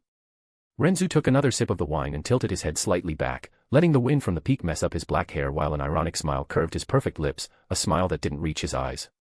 If I lack even this small ambition, what's the point of being human? Failure isn't a problem, just try again several times. Even if I don't achieve my goals in the end, so what? Shaking his head, he was about to take another sip when he felt a familiar presence materializing beside him. He turned his face slowly. Beside him, floating slightly above the emerald green moss, was a young girl whose beauty was perfect, definitely an enchanting existence that made people emotional. She was an absurdly stunning woman who made all men want to embrace her. Her skin was white as the deepest winter snow, with a subtle rosy glow emanating from it like internal warmth, making anyone who saw her want to touch it, just to confirm if it was real. Her face was perfect, large, bright eyes with black pupils that seemed to contain rivers of stars swirling slowly, deep and captivating like abysses that promised sweet drowning. Beneath them, a delicate nose, below, a small, soft, and rosy mouth, whose lips stretched into a subtle smile that was at once innocent and extremely seductive. Her black hair cascaded over her snow-white shoulders, seductive and fluid, as if woven from liquid night. Her figure was perfect, full and voluptuous breasts, a perky and round bottom, a slim waist, long and straight legs, smooth as silk, the body of a woman who seemed sculpted to be desired. Her dress was special, woven with black feathers of unknown origin, extremely beautiful, that moved as if alive. The dress was short, revealing snow-white shoulders at the top and long, impeccable legs below. The alternation between deep black and pure white made her look like a fairy from a forbidden dream. Her beauty was suffocating, the kind that made the air seem heavier, the heart race without permission. Beautiful. She was extremely beautiful. Ren Zu looked to the side, the bottle of wine still in his hand, and raised an eyebrow with mild curiosity. Jiayue, what are you doing here? His voice came out calm, almost casual, as if he were asking about the weather. But there was a trace of genuine amusement in his black eyes. The unparalleled beauty beside him was He Jiayue, the spirit of the evil infant's wheel of myriad tribulations. In the last few weeks, since he had been feeding that heavenly profound treasure daily with his negative emotions, she had recovered a considerable portion of her power. Enough to assume an adult spiritual form, not a random one, but exactly the one he preferred, since he was her absolute master. Because of that, she ended up taking an absurdly specific appearance, very similar to a certain Milady Queen, one of the most striking figures from his favorite novels in his past life, and, for a long time, his great literary love. Obviously, she had asked for his opinion on what appearance she should assume, and he basically gave her limited access only to that in his memories. Anyway, he was her eternal master, so it was all fine. Technically, she was already a woman before. Nothing fundamental had changed in that. The only real difference was that now she had chosen a spiritual body that would undoubtedly be irresistibly coveted by him. And it was precisely because of that he always found that event so amusing. It had been completely unexpected, but, ironically, too perfect to seem like a coincidence. Moreover, because of the form she chose, he felt that only beauties declared like Shenxi and Qianye Inger could compare to her. Unfortunately, even the little demon empress and Feng Shuer seemed inferior in the face of that absurd level of beauty. Xia Qingyue was just a thread below as well, although, in her case, there was still the detail that she hadn't fully matured. Of course, he was making this comparison only in terms of general appearance, in a cold and superficial way. Because, for him, his wives would always be the most beautiful women in the world. And he wasn't lying. After all, when you genuinely love someone, even a face that could be considered less impressive by the rest of the world becomes perfect in your eyes, not by illusion, but because the feeling completely changes the way you see them. However, He Jiayue had also assumed a completely captivating personality and, ironically, perfectly compatible with the appearance she had chosen. It was as if she hadn't just taken that form, but had also absorbed the charm, posture, and even the temperament of the woman she was imitating. From what he noticed, she chose to act a bit like the little demon empress. She floated a little closer, the black feather dress rippling softly like crow wings. The wind from the peak played with her black hair, and for a moment, she looked exactly like an empress fallen from the sky, proud, dangerous, too beautiful to exist in the mortal world. Then she crossed her arms, raised her chin, and spoke, with an expression that feigned indifference, but with a strange gleam in her eyes. This queen happened to see you here, drinking alone, like a poor wretch abandoned by the world. She looked away as if that were too obvious. I felt pity. So, this queen decided to come keep you company. Consider it an honor. Ren Zu raised an eyebrow, his black eyes shining with genuine amusement. He lowered the bottle of wine slowly, tilting his head to the side as he observed her. A sigh escaped his lips, long and exaggerated, as if he were dealing with a stubborn child. Ah, Jiayue, if you keep treating me like a poor wretch, I'll have to seal you in a dark cave for a few billion years. That way, you'll learn not to meddle in someone else's solitude. He said this with a casual tone, but there was a malicious gleam in his eyes, testing her limits as he always did since she assumed this more adult form and didn't stay as a child like before. He Jiayue blinked, her large eyes widening in pure shock. The air around her seemed to tremble slightly, as if her soul were about to abandon her body. What? Seal this queen. In a cave. For billions of years. Her voice, which moments before was that of an unshakable empress, broke into a high-pitched and desperate tone. She floated closer to him, her small and delicate hands grabbing the sleeves of his dark robes like a spoiled child begging for sweets. Master, no. Please, don't do that. This queen couldn't bear it. I just wanted to stay with you, don't abandon me like this. I promise, I'll be good, I won't call you a fool anymore, just don't seal me, okay? Pretty please. Her perfect face flushed a deep pink, and she leaned forward, her voluptuous breast pressing lightly against his arm as she blinked her moist eyes, acting like a bratty little girl seeking affection. All her queenly pose evaporated in an instant, replaced by an adorable and exaggerated vulnerability, with her lips trembling in an irresistible pout. Ren Zu couldn't hold back a low, genuine, and affectionate laugh. He extended his free hand, gently stroking her silky black hair, his fingers tracing a soft path along her rosy cheek. Calm down, Jiayue. I was just kidding. I wouldn't do something like that to you. You know I value your company, more than I admit. His touches were soft, caring, as if he were soothing a wild beast or, in her case, a tsundere queen with a soft heart. He pulled her lightly closer, letting her nestle against his shoulder, the sweet aroma of her spiritual presence mixing with that of the ancient wine. But the instant the words kidding left his mouth, her mood changed like a gale. He Jiayue pulled away abruptly, crossing her arms over her full breasts and puffing out her cheeks in an expression of feigned or not so feigned anger. Kidding. This queen almost had a breakdown because of you, you heartless idiot. How dare you play with the feelings of an empress like me? I should seal you in a cave. Humph. I thought about giving you company out of pity, but now I see you don't deserve even a second of my precious time. She turned her face to the side, her black hair whipping dramatically in the wind, but her eyes flicked back to him sidelong, filled with a deep and genuine feeling that couldn't be explained in mere words. And don't think you calmed me down with those cheap caresses. This queen is above that, but, humph, if you insist on apologizing properly, maybe I'll forgive you. You lucky fool. Ren Zu let out a light sigh, as if dealing with an inevitable disaster. He completely ignored her theatrical show, not out of contempt, but because he already knew every step of that tsundere storm better than anyone. With a lazy movement of his wrist, he reached into his spatial ring. 2 small cups appeared between his fingers. He placed one of them beside He Jiayue, right in the exact direction where the wind wouldn't knock it over, as if he didn't even need to look to know where to position it. Drink. His voice came out low. And stop making a scene. He Jiayue widened her eyes. Am making a scene. She pointed to herself as if she had been insulted in front of an entire army. This queen never makes a scene. This queen. Ren Zu stared at her. Just a look. And her throat locked up. Humph. She grabbed the cup as if accepting alms from an unworthy mortal, turned her face with absolute superiority, and took a short sip, but her eyes softened a bit when the wine touched her tongue. And there was something in it, something that reminded her of the taste of loneliness before her master welcomed her and gave her a new life. She feigned contempt. But she drank a little more. Ren Zu filled his own cup and drank slowly, without haste, looking at the sky painted in violet and orange. He Jiayue drank in small sips, trying to keep her face impassive. But his presence beside her made her soul quiet. After some time, Ren Zu spoke, without changing his tone. Do you think people's opinions matter, Jiayue? I'm asking you because many people have a really terrible opinion about you and haven't tried to understand your true nature. Don't you feel wronged? He Jiayue didn't respond immediately. She just drank another sip, calmly. Then she let out a short, arrogant humph. Ants always talk. They always tremble. They always make up stories. She swirled the cup with mild irritation, as if even the wine were becoming unworthy of her tongue. It would be unworthy of me to feel wronged by a situation like this. It was just a few million years alone, no big deal. Her voice remained haughty, but there was something almost subtle behind the arrogance, something she wouldn't admit. I'm happy that the master took me out of there and gave a new life to this queen, that's all. So, since the opinions of outsiders don't matter, what really matters in our lives? Ren Zu asked with a smile. Master, forgive my ignorance.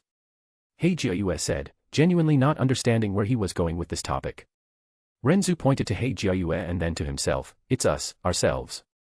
It's our truest feelings. Ask yourself. Listen to the voice deep in your heart. What do you want to do? What kind of person do you want to become? Where do you want to go? You'll find the answer deep in your heart. If you want to travel, travel the world. If you want to treat others well, treat them properly.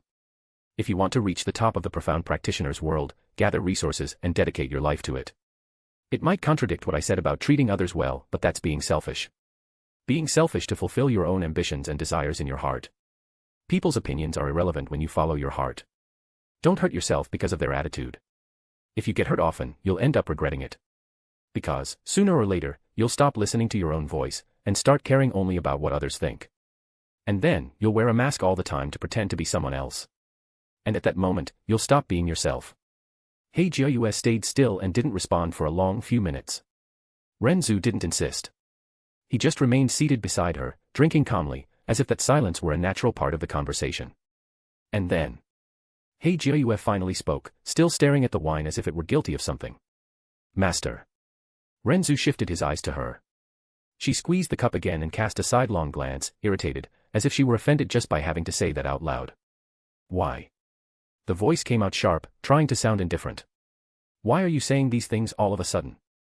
She turned to him, chin raised, trying to regain her pose as absolute queen. What stupid talk is this about? Mask and listening to your own voice. She clicked her tongue. Are you drunk, is that it? This queen should confiscate that wine immediately before you start reciting poetry. Ren Zu smiled faintly, he swirled the cup in his hand and replied calmly. Because I want to know something. He Jiayuan narrowed her eyes. What? Ren Zu tilted his chin slightly, observing her as if reading an open book. This form. He paused, as if choosing his words. You chose it because you liked it, or because you thought it was what I wanted? That was a question he had always had in his heart and hadn't been able to ask until that moment because he was too busy with his plans. He Jiayue froze at the question, she opened her mouth and closed it. Opened it again, as if she wanted to explode in anger, curse, threatened to rip out his tongue for daring to ask something like that. But nothing came out. Because, deep down, she knew exactly what the answer was. The silence stretched. Ren Zu didn't pressure her. He just looked at the sunset, as if that question were just a simple gesture, but an important one. He Jiayue finally looked away forcefully, as if protecting herself. She huffed again. This time, it was a weaker sound. Almost embarrassed. What a stupid question. She grumbled. Ren Zu just stayed quiet. And then He Jiayue spoke, in a tone that tried to be aggressive, but came out, too vulnerable to convince. It's obvious, isn't it? This queen, this empress. The voice trembled a little, which irritated her even more. I chose this because. She swallowed hard. And the words came out, almost as if pulled from her. Because I wanted you to look at me. An instant. The wind passed, making the flowers dance. I wanted to be loved by you, master. She said it low, almost spitting the words out of shame. Then, as if that were the most humiliating thing ever said in the history of the universe, she exploded, trying to turn pain into arrogance. So what? What's the problem with that? You're my master. You're all I have. This queen doesn't need anyone else besides you. The cup in her hand trembled. She turned her face to the side forcefully, her black hair whipping in the wind to hide the gleam in her eyes. But her voice, now, no longer lied. I don't want. She murmured, almost inaudible. I don't want you to leave me alone again. The words came loaded with something ancient, millions of years of silence, abandonment, darkness. He Jiayue took a deep breath, trying to compose herself, as if about to return to being an impeccable queen. But the last sentence escaped before she could close her heart. If I'm useless to you, you'll really seal me one day. She paused. And whispered, with childish resentment and genuine fear mixed, and I won't survive that again. Ren Zu stayed silent for a few seconds. Then, slowly, he extended his hand and touched the top of her head. A light caress. Like someone holding a soul with delicacy. And He Jiayue, even trying to maintain her pose, trembled, melting inside, as always. I understand. Ren Zu said next, his voice soft like the wind blowing through the mountain peak, laden with a tenderness he rarely showed to others. He continued stroking her black hair, his fingers tracing gentle paths, as if soothing not just a queen, but a part of himself that had found unexpected peace. I won't abandon you in any way, Jiayue. Even if you were useless, which, by the way, you're not. I'd feel a bit lonely without you around. He paused, looking at the horizon where the sun was now completely hidden, leaving the sky in a deep violet veil. A genuine smile curved his lips, one of those rare ones that reached his black eyes, making them less cold and more human. You know, I've gotten used to your chattering in this last month. You babbling about the things of the world, about the stars swirling in your eyes, about the ancient legends you've seen unfold. Somehow, you've become the person I can share my thoughts with, like I did now. Without masks, without judgments. Just the two of us, here, drinking wine and talking about life. Humph. He Jiayue grumbled, her voice failing ridiculously. Of course I am. I'm the best. This queen has always been important to the master. She moved a little closer, without asking permission. As if she were just taking her place. And then, in a whisper so low that even the wind almost couldn't carry it, she admitted, this empress doesn't need sweet words to feel safe. But, if you insist on being like this, I allow you to continue. Ren Zu laughed low, an affectionate sound that echoed softly in the air. Then, keep being yourself, Jiayue. Not someone you saw in my memories. And I promise. I'll be here to listen to all your chattering for as long as you want. He Jiayue, still nestled against his shoulder, let out a long sigh, as if finally releasing an ancient burden she had carried for eons. Her delicate fingers traced invisible patterns on the sleeve of Ren Zu's dark robes, an almost unconscious gesture, but laden with affection. Humph, whatever. Don't think I'll change just because you asked, master. She murmured, forcing haughtiness into her voice, but her eyes betrayed a rare softness. This form, it's mine now. And if I like it, then that's it. She paused, as if the following words had a different weight. Besides, I only learned about my entire special existence in the primordial chaos because of you, Master. Her lips curved minimally, almost imperceptibly. That made me realize I'm something equivalent to a noble lineage for ordinary people. Her gaze lifted, regaining pride naturally. So I think it's fitting for you to refer to me as Milady Queen. Ren Zu remained silent for a few moments, just letting the cold wind from the peak pass between them. The cup in his hand swirled slowly, in a distracted movement, as if he were pondering something deep, which, in truth, wasn't necessarily the case. He just realized that his conversation with He Jiayue had the opposite effect of what he expected. Instead of becoming more moderate, she seemed even more like the Milady Queen from his memories. Well, if she wanted to act that way, he wouldn't mind. Honestly, after a whole month, he was starting to like it. And there was another detail: He Jiayue was linked to him on a spiritual level, capable of capturing his emotions with absolute precision. Because of that, she always nailed the timing. She knew exactly when she could sustain that arrogant queen posture, and when she should drop the act. The moment she sensed he was speaking even minimally seriously, she panicked inside and immediately became obedient again, a trait that differentiated her quite a bit from the Milady Queen in his memories. In the end, it was simple. She did everything to please him. So he let out a low sigh, almost amused. Milady Queen. He Jiayue raised her chin immediately, as if being crowned in that exact second. Yes. Her voice came out firm, full of sovereignty. Milady Queen. It sounds worthy.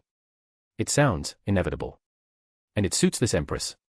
She cast a sidelong glance, with that possessive and dangerous gleam that only existed when it came to him. Besides, Master.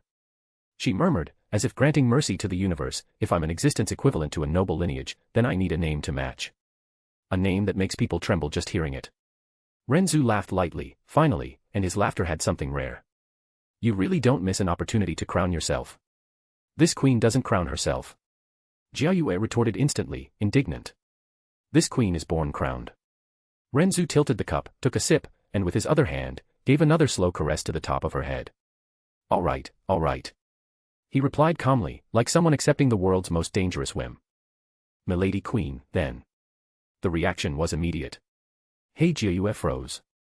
Her spiritual body went rigid for half a second and then seemed to melt against his shoulder, as if someone had extinguished an entire war inside her. But, obviously, she couldn't show that. So she huffed. Humph. Of course. She crossed her arms, feigning total indifference. You're just acknowledging the obvious. Ren Zu turned his face slightly, looking at her with that minimal smile that always threatened to dismantle her entire pose. Are you happy? Happy? Jiayue repeated, scandalized. How absurd. This queen doesn't get happy over little things like this. She paused, and her voice came out lower, almost like a secret she hated having. But it's better than you calling me Jiayue as if I were just any old spirit. Ren Zu nodded slowly. Then I'll do this, when we're alone. I'll call you Jiayue. He Jiayue narrowed her eyes. And when we're not? Ren Zu looked directly at her. When we're not? He said calmly, I'll call you Milady Queen. Her pupils trembled. She stayed silent, staring at the horizon, as if thinking, but actually fighting to maintain her queenly expression and not smile like a silly girl. And she failed a little. Her mouth curved into a tiny smile, too quick to be seen as happiness, but too real to be denied. Humph, she grumbled again, almost satisfied. Then it's decided.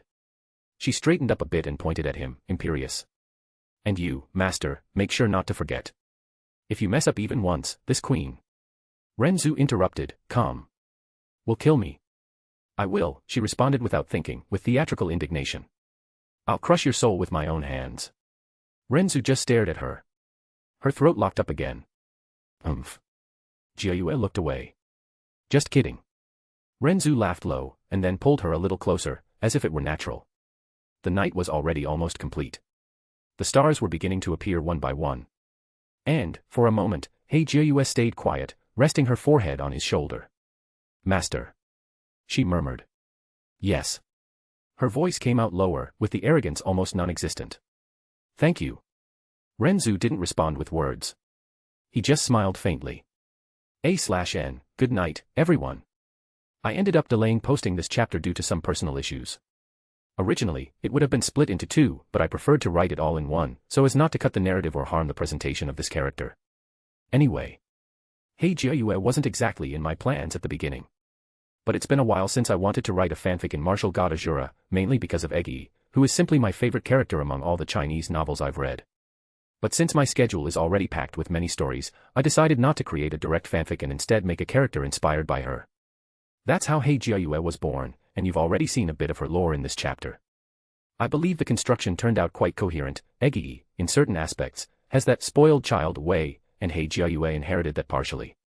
At the same time, she also carries traits from the Little Demon Empress, and there's a reason for that. Hey Jiayue absorbed that side through Ren Zu's memories. So, if at some moments she acts similarly to the Little Demon Empress, it's precisely because of that influence. Still, I want her to have her own identity throughout the story, and not just be a copy of other characters. Including, the original spirit of the wheel is a female child, so that base also helped shape her personality. I hope I managed to convey exactly what I wanted with this presentation. So, what did you think? Did you like her? Do you think I should gradually change her personality? I really don't want her to be similar to the other women around Ren Zu, so I gave her a more unique way. And yes, I can already say in advance, she will be Ren Zu's most faithful companion, since she will follow him throughout his life in his mind, Chu Feng and Eggy style. The link is right below. See you there. Thank you so much for your support, you make all of this worthwhile. Chapter 96, Departing for Asgard's Frozen Cloud. The rising sun tinged the elevated valley of the Phoenix with soft shades of gold and pink, dissipating the night mist as if the world itself were awakening from a melancholic dream. The lake, still calm as a mirror, reflected the surrounding mountains, and the air carried a renewed freshness, mixed with the subtle scent of dew and wildflowers. Feng Shuer had spent the rest of the previous day and the entire night there, alone with her pain. The tears had fallen incessantly, like a fine and silent rain, until exhaustion overtook her. She curled up by the water's edge, her knees against her chest, her phoenix dress crumpled and damp, crying for Big Brother Yun, for the life she had lost, for the uncertain future that awaited her. Now, the next morning, she was still there, sitting in silence, her red and swollen eyes fixed on the horizon, as if trying to find the strength to face what would come next. Ren Zu appeared in the valley without fanfare. He had spent the night drinking wine with He Jiayue, and with the new day arriving, it was time to leave. As he had promised Xia Qingyue, he would return in 2 days to Frozen Cloud Asgard. His steps were light, almost inaudible on the soft moss, as he walked toward the girl by the lake. Humph. Just look at her, master. He Jiayue murmured in his mind, her voice laced with a sour tone that she tried to disguise as indifference, so delicate, so beautiful like a lotus flower in a pure lake. And you don't stop looking at her as if she were the only star in the sky. You're interested, aren't you? The jealousy was palpable in every word, like a subtle flame burning behind her tsundere arrogance. Ren Zu showed no external reaction, his face remained impassive, a perfect mask of noble tranquility. Internally, however, he rolled his eyes, a mental gesture of amused exasperation. Jealous. He thought, directing the words straight to her mind, with a tone that was dry and affectionate at the same time. Ignoring the rest of her chatter, which continued to grumble about how that little girl doesn't even come close to an empress like me, he proceeded, focusing on what mattered. As he approached, Ren Zu stopped at a respectful distance. Good morning, Shuer. He said, his voice soft and low, like the murmur of a morning breeze. Feng Shuer startled at the sudden appearance, her entire body tensing like a taut string. She lifted her head quickly, her blue eyes blinking in surprise, her heart pounding in her chest. For an instant, the valley seemed to spin around her, but she composed herself quickly, wiping away the last tears with the back of her hand and standing up with grace, though her legs still trembled slightly. Husband. She replied, the word coming out hesitantly, but with a timid sincerity that colored her cheeks a soft pink. It was the first time she had called him that, and the sound echoed in her own mind like something strange, but inevitably real. She felt her own heart tighten, not exactly from shame, but from a bitter strangeness, almost absurd, as if the universe were mocking her. In such a short time, she had lost Big Brother Yun, someone who, without realizing it, had become an essential part of her life. Although nearly 3 years had passed, because she had been in a coma, it felt like it had been yesterday. To make matters worse, when she awoke from the coma, she hadn't had time to process everything, as she woke up seeing the divine Phoenix Empire being crushed before her eyes by an impossible force.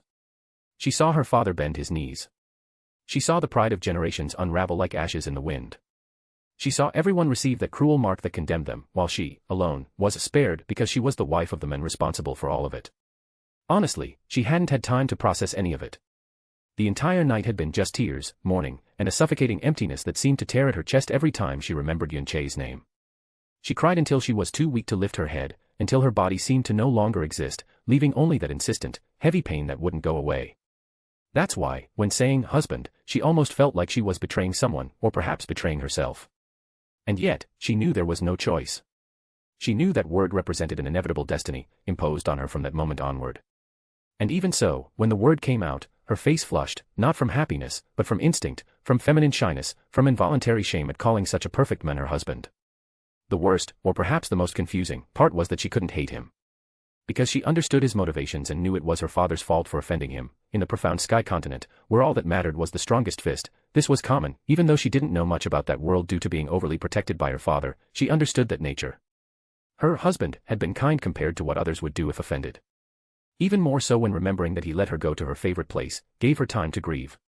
Moreover, there was that inevitable attraction, growing more intense, like snow falling slowly over wounded land. Every time she looked at him, the pain in her chest lessened, as if the world became distant for a second, as if his face pulled her consciousness to a quieter, safer place, and that scared her. Because she was still in mourning. Because she still loved someone. And yet, her heart seemed incapable of avoiding being drawn to Ren Zu, as if her own soul had already begun to recognize in him someone impossible to ignore. Ren Zu observed her for one more instant, and then his perfect lips curved into an almost imperceptible smile, too light to match someone like him. "I thought," he said, in a calm and even vaguely amused tone, "that you would call me Big Brother Ren, or something like that." Feng Shui's face grew even hotter, and she looked away by reflex, as if the lake could hide her shame. But, contrary to what the shyness suggested, her words came out with a soft firmness, a kind of delicacy that didn't back down. She shook her head. "No. We are future husband and wife. So, I prefer to call you husband." Inside, that phrase had a bitter taste. How could she call him the same way as her big brother Yun? That's why she opted for a husband. It was also a way to remind herself of her current situation. Ren Zu simply shrugged, completely unconcerned. "As you wish," he said, simply. Then he looked around, and his voice took on a definitive tone. "It's time for us to go." Feng Shui's body stiffened slightly. Her heart, which was already broken, seemed to tighten once more, as if reality were finally coming to collect its price. "Go?" she asked, almost in a whisper. "To where exactly?" Ren Zu raised an eyebrow, as if that question were amusing. He tilted his head slightly. "Didn't I tell you?" Feng Shui opened her mouth, and closed it. She really didn't remember him saying anything about it. But she didn't need to respond. Ren Zu continued speaking with the same usual tranquility, as if announcing a stroll. "We're going to the extreme ice snow region of the Blue Wind Nation." As soon as she heard that, Feng Shui murmured the name to herself, in a low tone, almost non-existent. Extreme ice snow region. Her eyes wavered. Her gaze became empty for an instant, as if she had been pulled into a well of memories, and that sadness returned, growing, threatening to swallow everything she had just tried to hold back. Ren Zu noticed. Without saying anything first, he simply extended his hand, and placed his palm on her head with gentleness. A warm and gentle touch. "I heard you like snow quite a bit," he said casually, diverting her attention from the internal sadness to him standing in front of her. Feng Shui shuddered at the touch and blinked in surprise, both at the gesture and his words. The warmth of his hand was unexpected, but comforting. She nodded slowly. "I." Her voice faltered a bit. "Yes. I like it. Big Brother Yun had promised to take me there, 3 years later." As she said that, her throat tightened, and her chest seemed to collapse inside. The pain became so strong that she almost recoiled, almost curled up, but Ren Zu stayed there, firm, keeping his hand on her head, stroking gently, alleviating any bad feeling in her heart through his touch. He sighed, a low sigh, strange, almost as if something in him also found it regrettable. "It's a shame he can't fulfill that," Ren Zu said, too direct to be cruel and too calm to be consolation. He stared at the horizon for a moment, then looked back at her. "But I can." The words were simple, but they made Feng Shui's heart confused, disordered, like snow falling on embers, impossible, contradictory, beautiful, and destructive at the same time. She raised her eyes to him, still moist, still fragile. "Why?" she asked, hesitantly. "Why are you going there? It's not, just for my sake, right?" Ren Zu let out a minimal laugh, as if that were obvious. "Of course not," he replied casually. "I'm also going to settle some matters with Frozen Cloud Asgard. And I'm going to fetch my other wife. She's there." Feng Shui felt a silent shock cross her mind. Another wife. Ren Zu, on the other hand, showed nothing beyond the same cold pragmatism. "After that," he said calmly, "we'll head to the illusory demon realm." And upon hearing that, Feng Shui truly understood that the valley, that lake, that last piece of peace was just the final farewell to a life she would never have the chance to live again. Ren Zu noticed, with a single glance, what she was feeling at that moment. When she was younger, Feng Shui was chosen to be the successor of the phoenix god, the residual soul of the phoenix left in the divine phoenix empire. She was kept isolated from everyone throughout her life by her father, to the point that not even her own brothers were allowed to see her. She wasn't permitted to leave home, even under protection, which made her inexperienced in worldly and personal matters. Since her father was very protective of her, she had her own place outside the divine phoenix city, where only a few people could enter, called the Phoenix Perching Valley, which was where they were at that moment, meaning that this was the place where she had spent most of her life. Obviously, it would bring feelings even to the most hardened heart, which was not the case for the young girl so pure and innocent before his eyes. So he said nothing. Because, at that moment, words would just be noise. He simply raised his right hand, casually, like someone brushing away an invisible nuisance, and the space in front of him cracked. Crack dash. The air shattered like glass under impossible pressure. Black and silver lines appeared in the void, like fissures in a celestial mirror. The very fabric of the world opened an elegant and silent wound, revealing a dark, deep interior that seemed to lead anywhere under the heavens. Ren Zu looked at Feng Shui. Come, Shui. His voice was simple and direct. Feng Shui took a deep breath. Her fingers trembled slightly as she gripped the hem of her phoenix dress, but there was nothing she could do. She was Ren Zu's wife at that moment, no longer just the princess of the divine phoenix empire. Her duty was to accompany him wherever he went. She turned a bit pale, but took a step and entered the cracked space. As soon as she entered, she gave one last look back over her delicate shoulder. Looking at the place where she had spent her entire life and knowing she would hardly see it in the future, a single tear rolled down her perfect face, slow and silent, shining like crystal in the rising sun. The cracked space closed. Then Feng Shui finally turned around. When she turned, a sudden cold ran through her body like an icy kiss. She blinked instinctively, and, in the next instant, the world changed. The green of the valley disappeared. The humid, floral air was replaced by a cold, pure, and clean breeze that seemed capable of washing away the pain in her heart and the memories. Feng Shui stood completely still. Before her was a sky of clear, infinite blue, like a mantle of celestial glass. Towering mountains rose in the distance, covered in brilliant snow, so white it seemed like solid light. Delicate flakes fell slowly, dancing in the wind with silent grace, as if the world itself were praying in the form of snow. The ground beneath her feet was a white and soft carpet, untouched, as if no one had ever stepped there. And around, there was a scenery so beautiful it seemed like a dream. Ancient pines, heavy with snow, formed natural paths. Dark rocks emerged from the white like islands in a silent sea. A narrow, crystal-clear river ran nearby, partially frozen, reflecting the sky like a polished blade. Small blue flowers sprouted between the ice, like fallen stars refusing to die.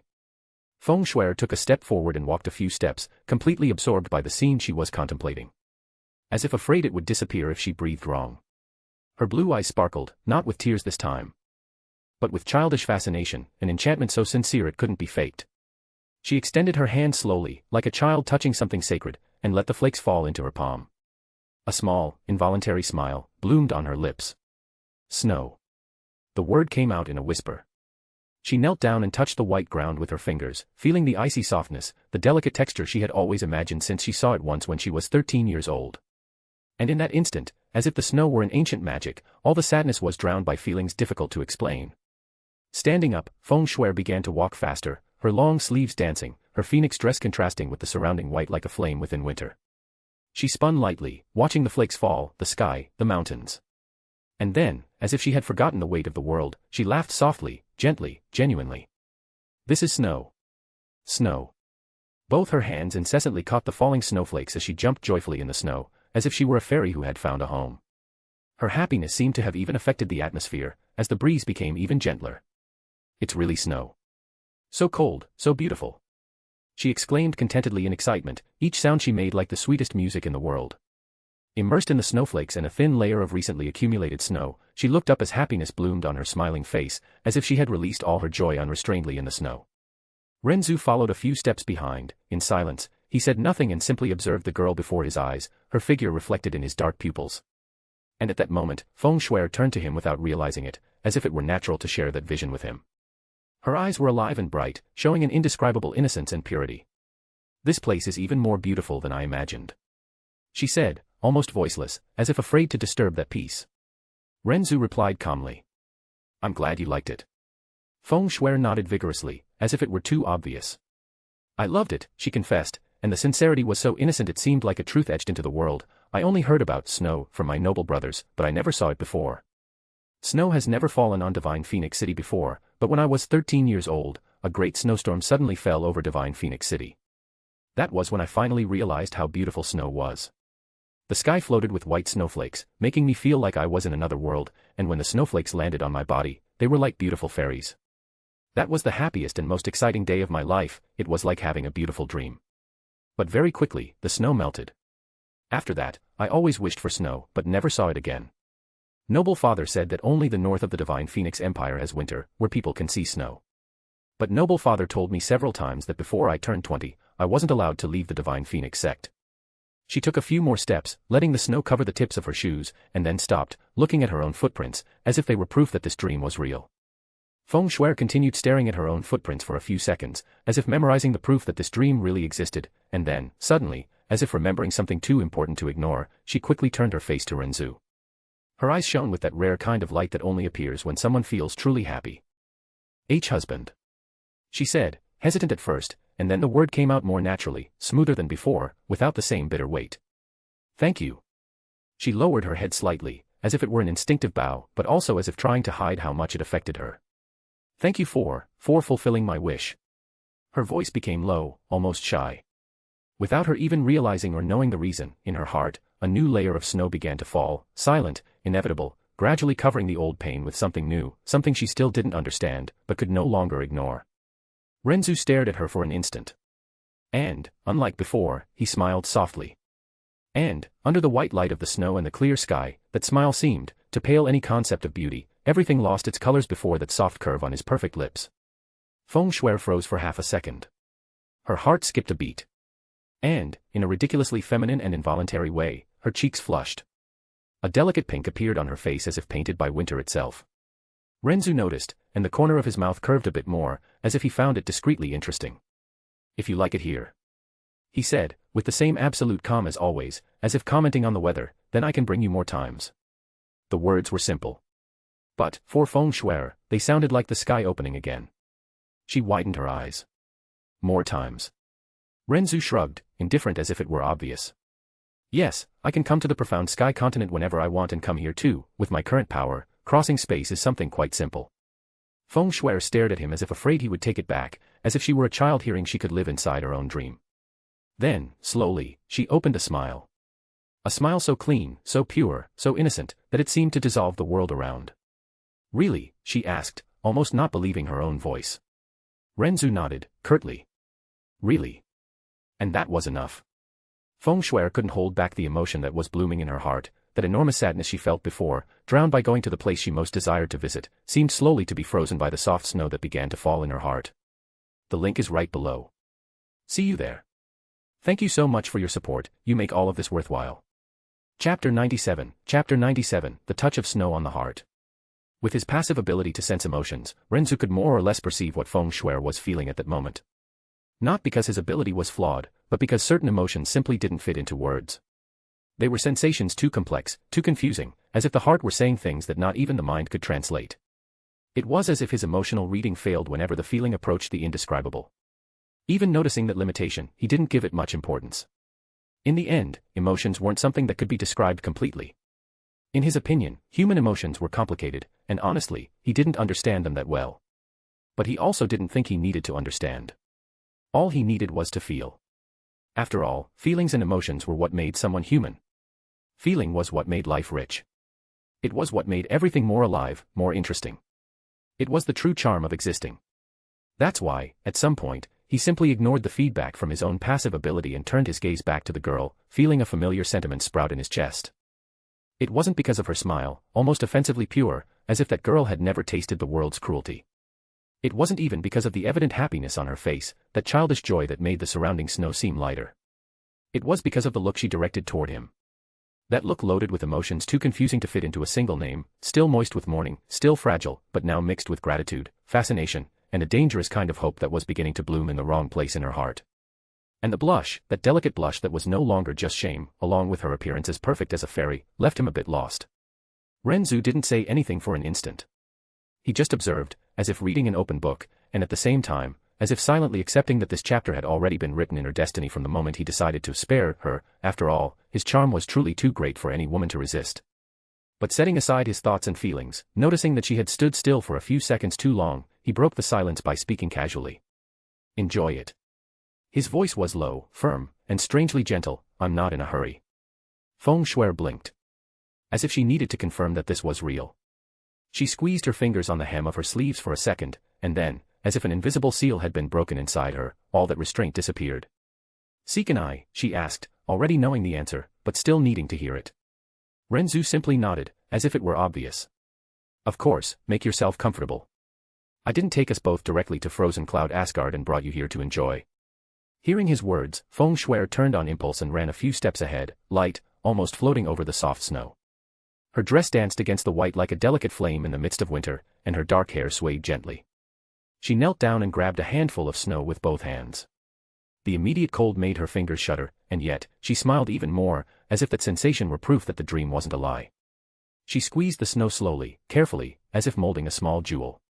And then she lifted her face to the sky, letting the flakes fall on her eyelashes, shining on her white skin like small stars. It's so beautiful. She murmured to herself. For an instant, she forgot everything. Everything became distant, buried under the white and pure silence of the snow, along with the joy of being in that place. And in the midst of that sudden joy, as if it were something inevitable, Feng Shui formed a little snowball. She looked at her own hand as if holding a treasure. And then, with a timid courage born from happiness, she turned to Ren Zu and raised the snowball, hesitating for half a second, as if unsure if she had permission to be so close to him. But when she saw that he was just watching her, a mischievous glint appeared in her eyes. A rare, innocent, almost childish glint. Husband. She said, with her heart beating too fast for such a simple word. And before she could regret it. Pof. The snowball flew, hitting Ren Zu's shoulder. Silence. Feng Shui froze. Her eyes widened as if she had committed a crime. Aye. Her face turned red immediately, more than before, and she took half a step back, in panic and shame. I didn't mean to disrespect you. I just. She didn't know how to explain. Because even she didn't understand how she managed to do that. But then. Ren Zu looked at his shoulder, where the snow was slowly sliding down his dark clothing, and he laughed softly. That reaction was so unexpected that Feng Shui was breathless for a second. So that's how it is, Ren Zu said, without haste, you want to play. Feng Shui opened her mouth, but couldn't deny it. Fear and shyness mixed with pure happiness, and she just nodded weakly. Ren Zu took a step forward. He picked up snow from the ground with one hand. The snow gathered in his palm, molding perfectly, a smooth, impeccable sphere, as if sculpted by an artist. He looked at her. Run. Feng Shui widened her eyes. What? Pof. The snowball hit near her feet, exploding into flakes. Feng Shui let out a small sound, half surprised, half indignant, and then ran, laughing at the same time, as if her own soul were finally breathing after years trapped in a cage. You're mean, she said, even while laughing. How dare you attack a princess? Ren Zu followed her, without haste, but always close. And no matter how much she ran, no matter how much she tried to hide behind a snow-covered tree or behind a dark rock, he always seemed to be nearby. Feng Shui crouched behind a pine covered in snow, breathing heavily, her cheeks flushed, her eyes shining. She squeezed snow in her hands and formed two snowballs, trying to mimic his gesture. When Ren Zu appeared beside her, she threw both at once. Pof.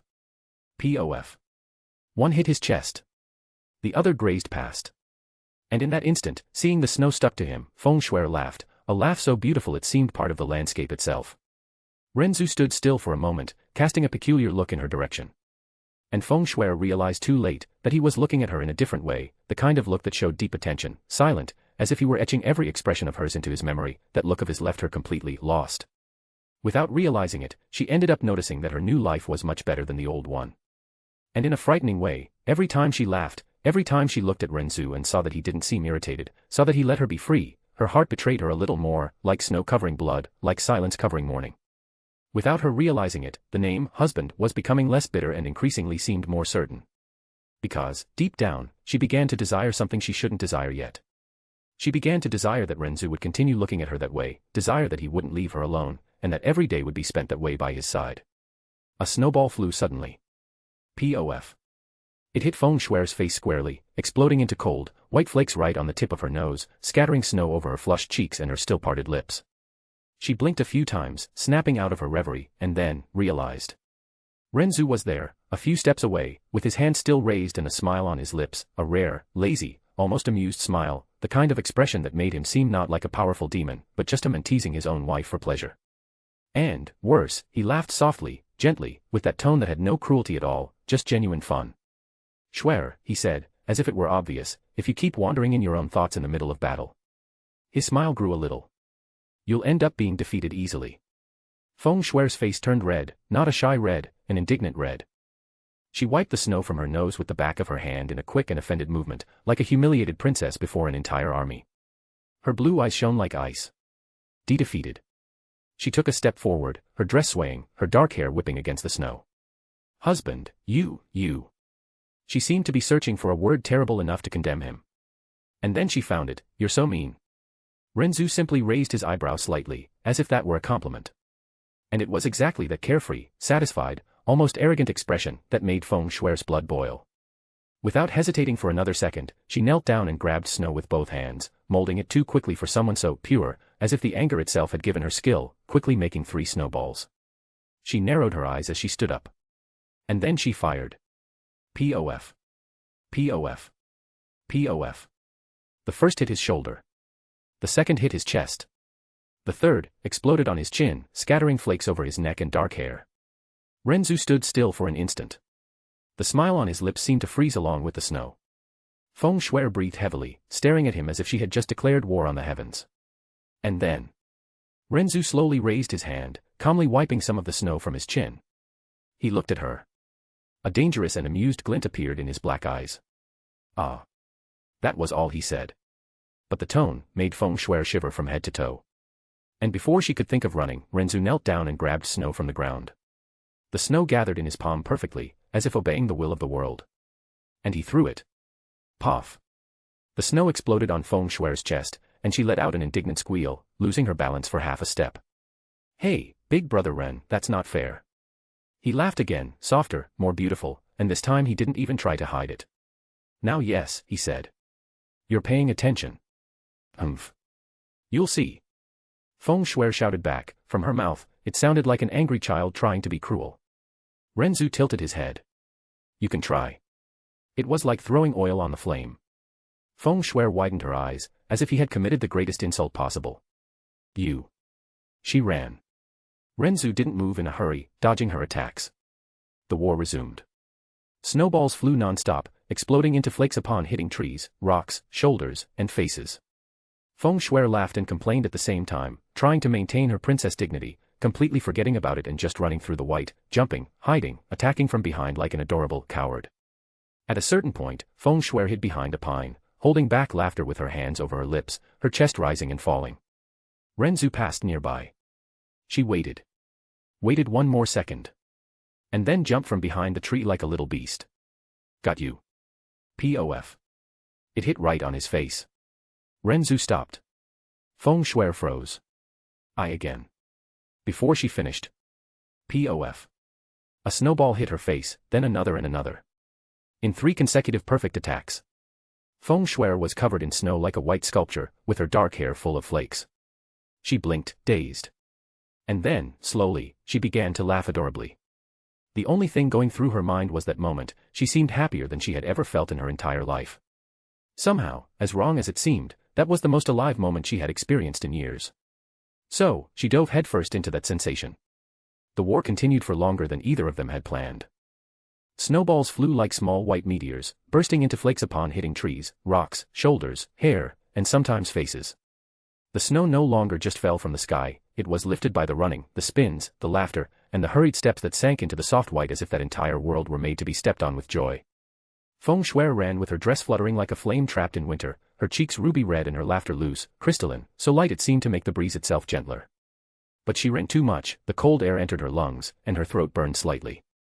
Even so, she didn't stop laughing until her feet sank into a softer, more treacherous part, and she lost her balance. Ah. She tried to steady herself but couldn't, ending up falling on her back into the snow with a soft poof, as if swallowed by a white mattress. She lay still for a second, the world spinning slowly above her. Then she let out a weak giggle. Ouch. Ren Zu arrived right after, stopping a few steps away.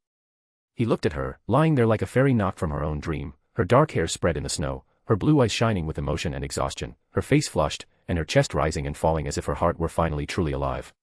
He stayed quiet for half a second. Then, with total naturalness, he said. You lost. Feng Shui widened her eyes. What? She protested, offended, still lying down. I didn't lose. I just was betrayed by the snow. Ren Zu let out that soft laugh again, as if she were something rare and too interesting not to tease. Blaming the battlefield is typical of the defeated. You. She tried to get up to attack him. But her tired body betrayed her. After all, she had spent the entire night crying and suffering. The extreme sadness she felt had affected her body despite her profound strength being in the sovereign profound realm. When she lifted her torso a little, she felt the gentle dizziness of exhaustion, and collapsed back into the snow with an indignant HMPF. Ren Zu observed. And then, as if he had made a lazy decision, he threw himself down too, right beside her. The snow sank with his weight, lifting a small spray of flakes.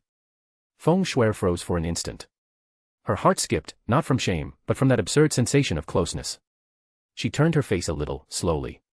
Ren Zu was lying with one hand behind his head, looking at the sky as if nothing else existed under the heavens besides that infinite blue and falling snow.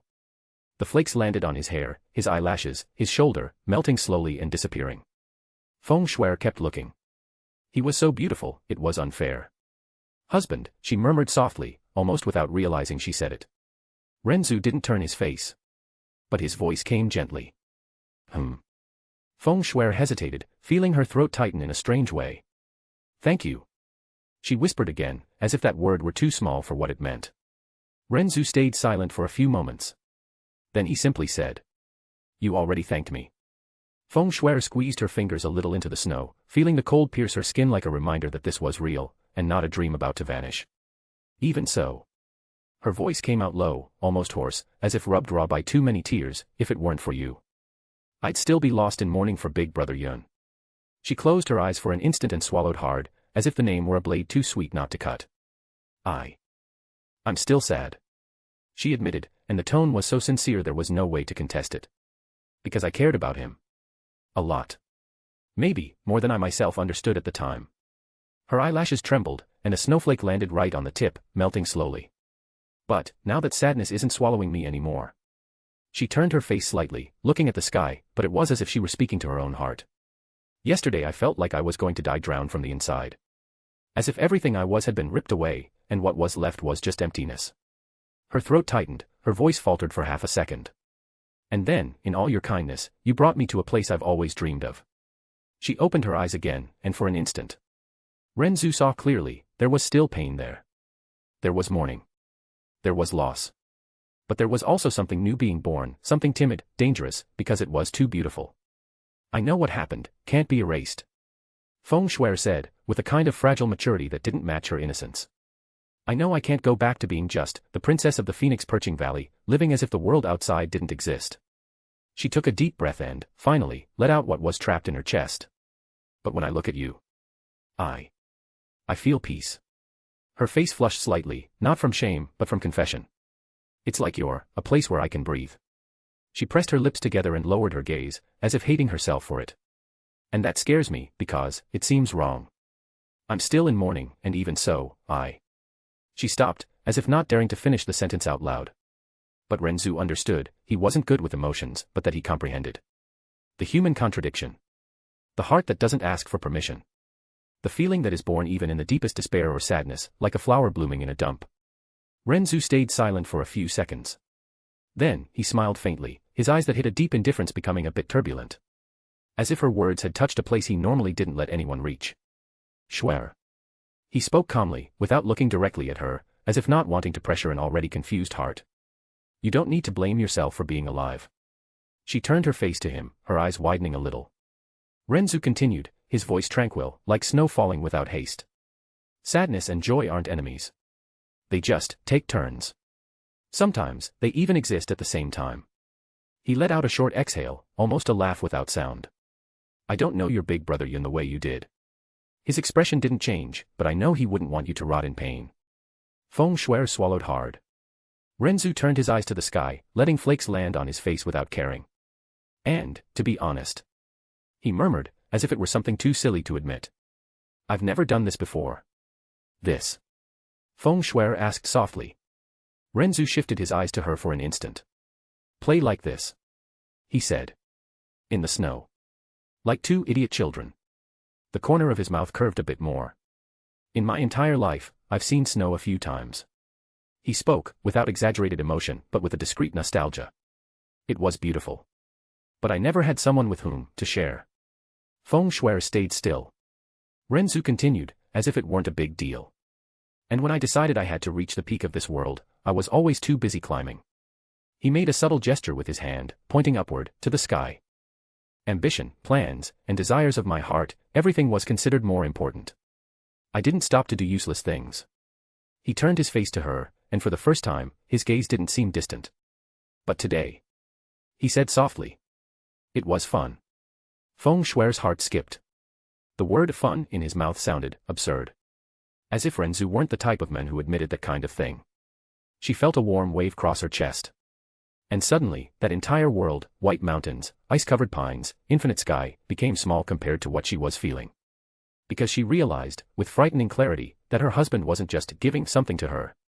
He was also receiving. And, in that instant, she understood that his loneliness was deep and silent. And that, perhaps, for some inexplicable reason, she wanted to fill it. Even if the idea scared her. Even if it was too soon. Even if it was wrong, she still wanted it. Husband, she whispered again, with a voice softer than ever. Ren Zu raised an eyebrow, amused. Feng Shuer hesitated for a second, and then, in a small gesture, she extended her hand to him and picked a snowflake that had fallen on his hair, as if touching something precious. Then, she said softly, blushing. Let's play again, more times. Ren Zu stared at her hand for an instant. Then, his lips curved into a discreet smile that seemed capable of erasing the entire winter. Of course. And the way he said that made Feng Shuer feel, for the first time, that this political marriage might not have been made by her choice and was completely forced by his overwhelming strength, but she was beginning to want it as she had always wanted to see the snow. A/N, to be honest, folks, this was one of the best chapters I've ever written about romantic development. I captured Feng Shuer's personality really well and also wrote the feelings between the two very nicely. For Ren Zu, she would be like Xuanning Xiang de Zhao Yi Fan, Magic Emperor, with a more romantic aspect. It's that thing where someone bad is always attracted to someone pure. As for Feng Shuer, she ended up letting herself be carried away by her heart's emotions for Ren Zu. As you must have seen, although she hasn't forgotten Yun Che, she's starting to have feelings for her husband. I hope you like this approach between the two. The next chapter will have a bit more development, and they'll go to Frozen Cloud Asgard. There will be Ren Zu's reunion with Xia Qingyue and everything else. I believe that exactly in chapter 100, he returns to the illusory demon realm and deals with Yun Che. The link is right below. See you there. Thank you so much for your support, you make all of this worthwhile. Chapter 98, Silence, Snow and Love. The silence that followed was not awkward. It was comfortable.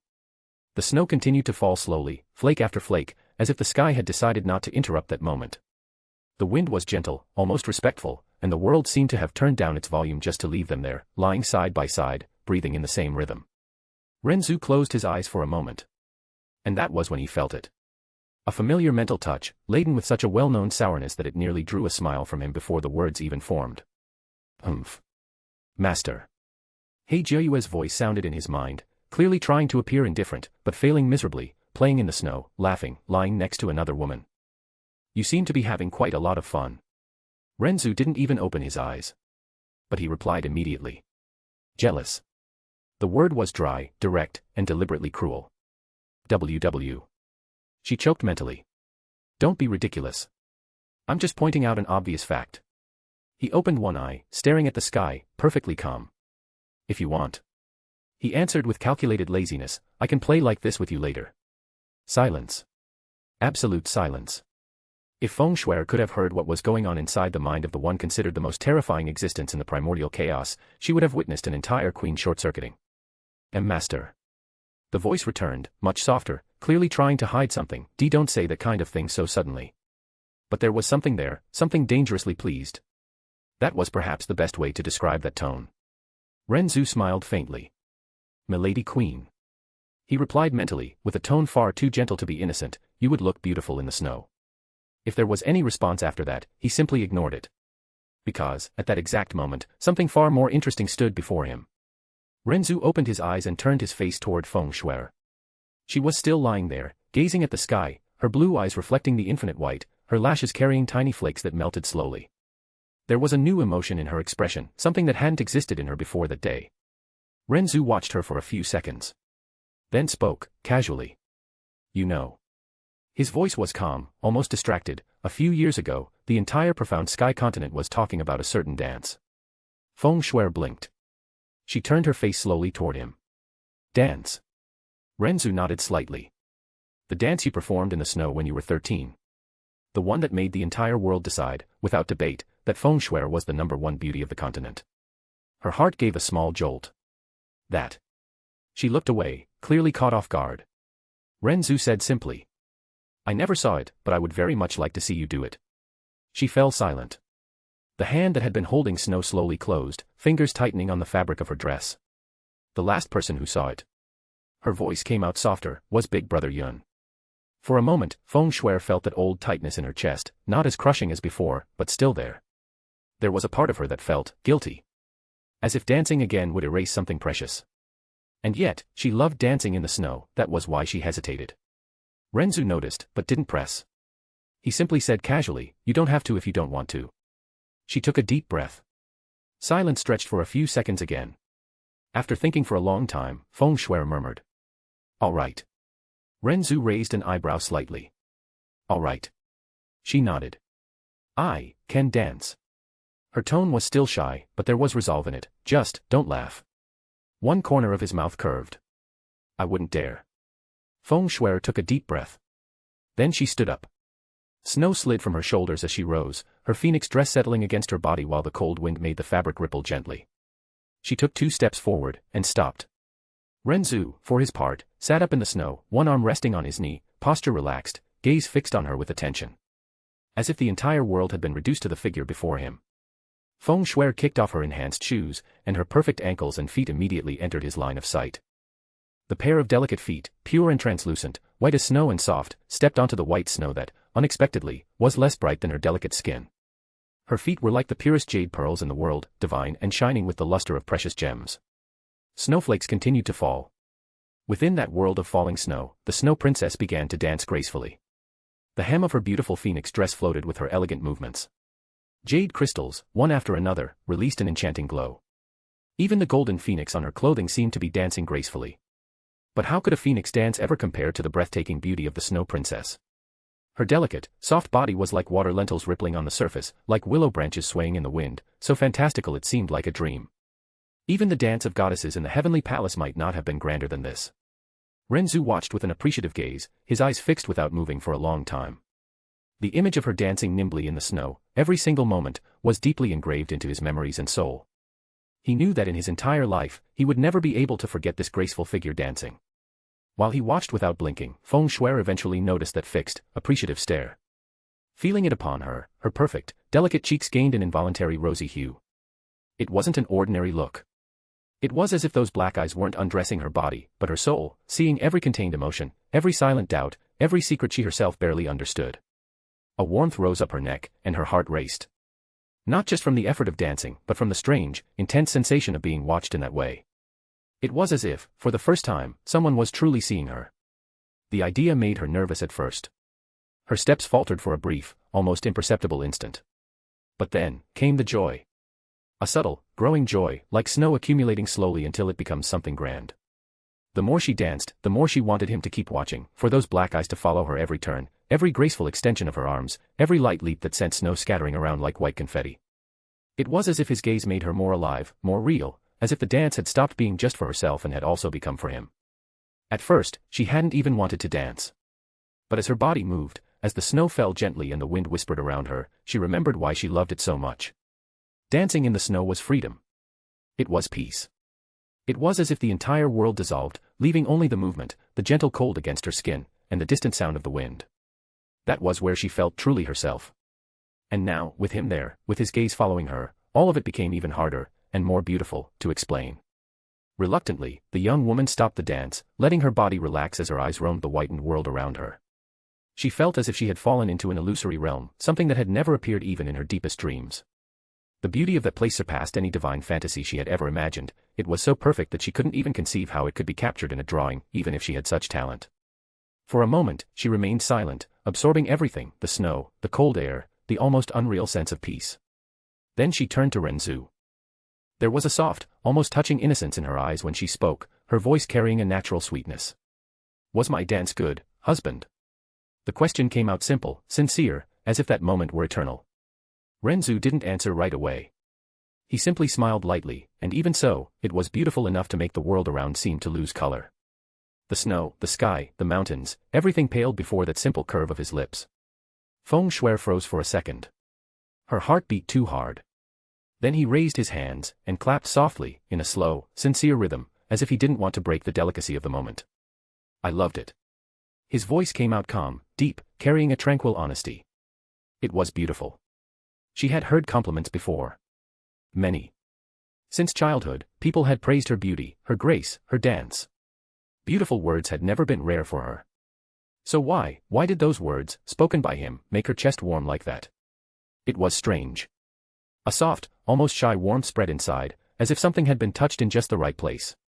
Her smile appeared before she even realized it, spontaneous, lighting up her delicate face. If you want. She said, too excited to hide it, eyes shining. I can keep dancing. Ren Zu tilted his head slightly before letting himself be carried away by that precious moment in his life full of schemes and ambitions. Actually. He spoke while slowly rising from the snow and approaching her, I'd prefer something else. He extended his hand to her. I'd like to dance with you. Feng Shui's eyes widened. She quickly spoke timidly. With me. My noble father once said that no one is allowed to touch my body, especially man. I cannot disobey my noble father's words, so. I believe that rule doesn't apply to me, since we're going to be husband and wife, right? Feng Shui remained silent. It was true, the two of them were husband and wife at that moment. Her father had been clear, she should behave properly before him, obey, not cause trouble. All of it still echoed in her mind. But Yunche had been the only man who had truly come close to her, the only one who had occupied that delicate space in her heart. Betraying that memory felt wrong. Painful. As if she were staining something she still cherished. But at the same time, she didn't want to disappoint the man in front of her. He was there, looking at her, waiting. And in that instant, between the weight of the past and the reality of the present, there was a brief second of hesitation. Then desire arose. Too fast to be rationalized. Silent, yet intense. Not lust, but a confused, almost instinctive need that cut through her doubts and reached straight to her heart. Before she could think better of it, she extended her hand. And placed it over his. The instant their fingers touched, Feng Shui felt as though a gentle current ran through her entire body. His hand was warm. Not an aggressive heat, but a gentle, firm, welcoming warmth. A warmth that enveloped her heart. And, without realizing it, that sensation spread through her entire soul, bringing with it something she hadn't felt in a long time, safety. Ren Zu closed his fingers around her hand carefully, as if holding something far too fragile to grip tightly. Seeing the blush grow even stronger on her face, he simply smiled again, and that made Feng Shui blush even more, as if she had been caught doing something forbidden. Then he gently placed his other hand on her waist. Feng Shui held her breath for a moment. And then, with no music except the wind and the falling snow, they began to move. Like a first wedding dance beneath a romantic melody that existed only for them. Ren Zu led with ease, each step sure, each turn smooth, guiding her as if he had done it countless times before, even though he hadn't. Feng Shui followed almost instinctively, her body responding to his, their movements fitting together with an astonishing naturalness. The phoenix dress rippled around them. Snow rose with every turn, forming a white veil that enveloped them like a world apart. She rested her free hand on his broad shoulder. He was close enough for her to feel his warmth contrasting with the winter cold. Close enough to notice that his heart beat firm, steady, reassuring. Ren Zu didn't break the rhythm of the dance. The steps remained slow, almost lazy. The snow crunched softly under their feet.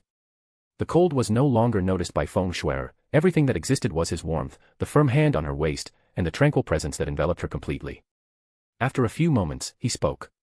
His voice came out low, too close, as if he didn't want those words to exist outside that small white world. It's strange. He said without interrupting the movement, I've only known you for a short time. Feng Shui raised her gaze slightly, lashes still carrying tiny flakes.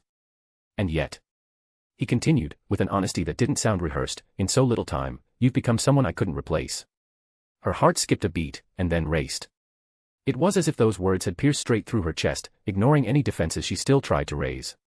A light, almost absurd sensation spread through her stomach, like invisible butterflies, agitated, confused, and strangely happy. Feng Shuer blinked, surprised, feeling the blush spread across her cheeks, warm and soft, like snow melting under the sun.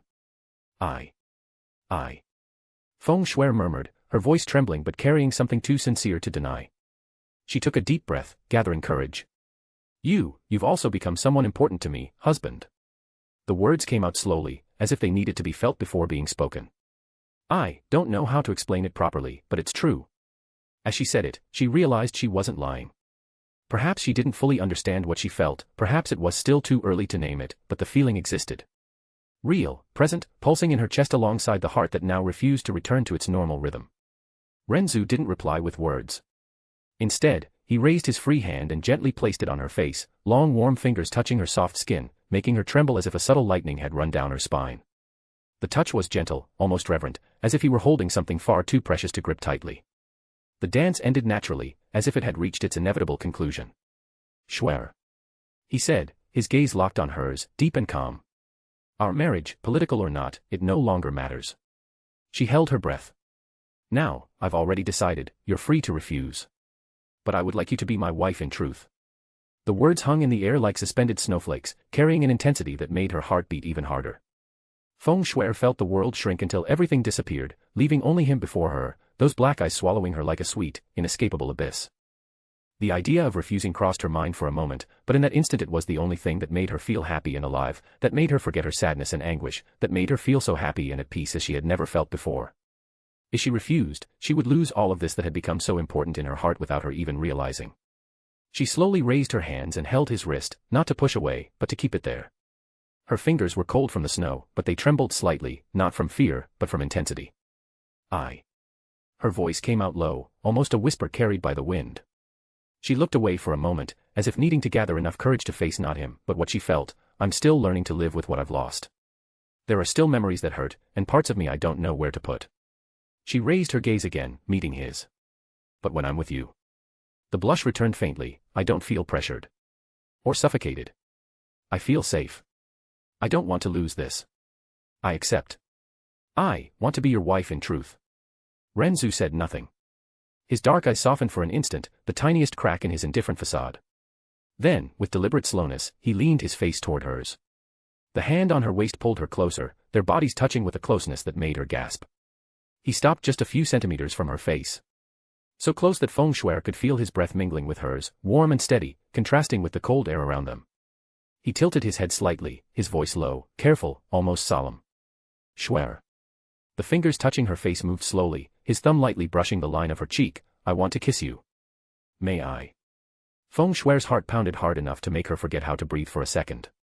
The entire world seemed to disappear again, reduced to that suspended moment, to the men before her, and to the silent desire forming in her chest without her asking for it. She didn't answer with words. Her eyes, still moist with emotion, slowly descended, stopping on his lips. They fixed there.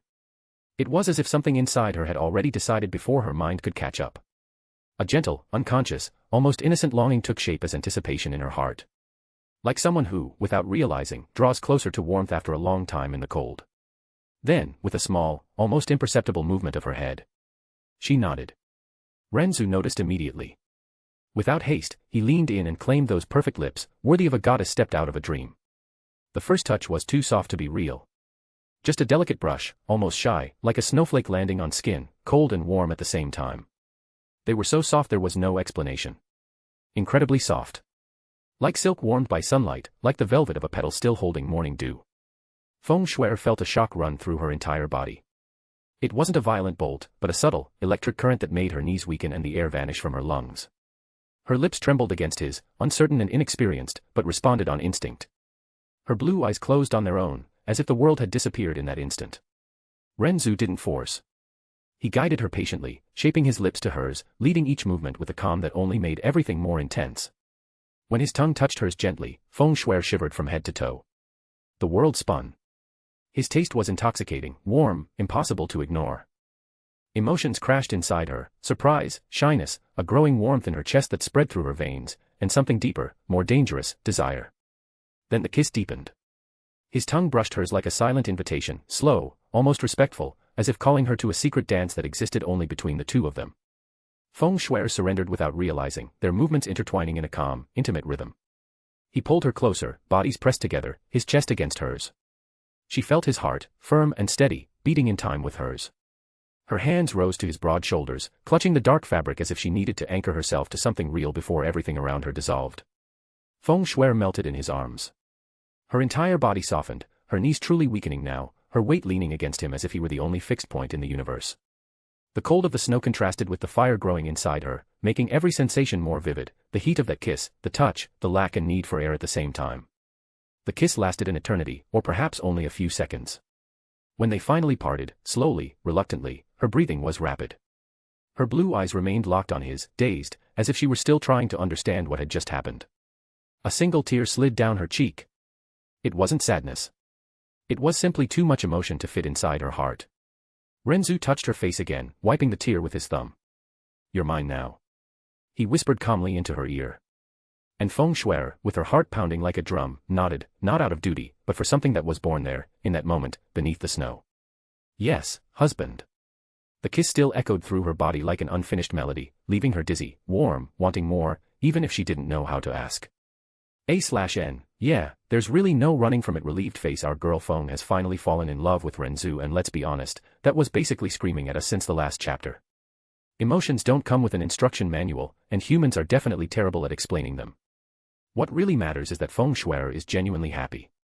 Even with something so small, Ren Zu fulfilled a dream she carried in her heart, seeing snow. And as if that wasn't enough, he played with her, laughed with her, and shared a simple moment with her, a moment that ended up becoming eternal in her memory. In the end, she simply couldn't resist the charm of our beloved demon emperor, and honestly, who could? Smirking face. I truly hope you enjoyed this moment between the two of them. From here on out, the development will become a bit deeper, more emotional, and maybe hotter eyes fire. There's a strong chance I might write a lemon scene between Ren Zu and Feng Shui before the illusory demon realm arc. What do you think? Eyes wine glass. I really want to hear your thoughts on this development. Personally, I liked how it turned out, but there's nothing better than hearing from you all. So comment, complain, praise, and freak out with me. The link is right below. See you there. Thank you so much for your support, you make all of this worthwhile. Chapter 99, How I Conquered Your Mother's Heart, Feng Shui Edition. Ren Zu held her close for a few more moments, just long enough for her heart to slow down a little, but not so much as to extinguish the heat that still burned between the two of them. Then, with a discreet smile, he spoke close to her ear. Want to dance again? Lost in emotions she had never experienced before, Feng Shui didn't answer immediately. Her eyes drifted downward again, almost on their own, to his lips. Her own lips were still slightly parted. Her heart gave a small leap, and for an instant she truly believed he was going to kiss her again. Without realizing it, she nodded. Ren Zu noticed and made no comment. Instead, he slid his hand gently along her waist and began to guide her, drawing her into the slow, familiar rhythm of the dance. Her body moved on reflex, following him, until, a second later, Feng Shui blinked, confused. It was a dance. She felt a small tightness in her chest. A tiny pang of disappointment arose at not being kissed again. But strangely, it didn't make her sad. On the contrary, there was something deeply comforting about moving with him once more, about feeling the firm touch on her waist and having her hand intertwined with his. She was happy. Ren Zu led in silence at first, as though giving her time to compose herself. After a while, he spoke casually. Do you prefer sweet foods, or savory ones? Feng Shui blinked, caught off guard by the sudden question. She had never truly stopped to think about it, but after a brief moment of reflection, she nodded with soft, adorably sincere enthusiasm. I love both. The Snow Princess was the most precious pearl of the Divine Phoenix sect. The environment in which she had grown up was something an ordinary girl could never imagine. Her daily life had always been accompanied by the most extravagant meals, prepared with the rarest ingredients. She had tasted everything throughout her life and, as a woman, naturally had a greater inclination towards sweets.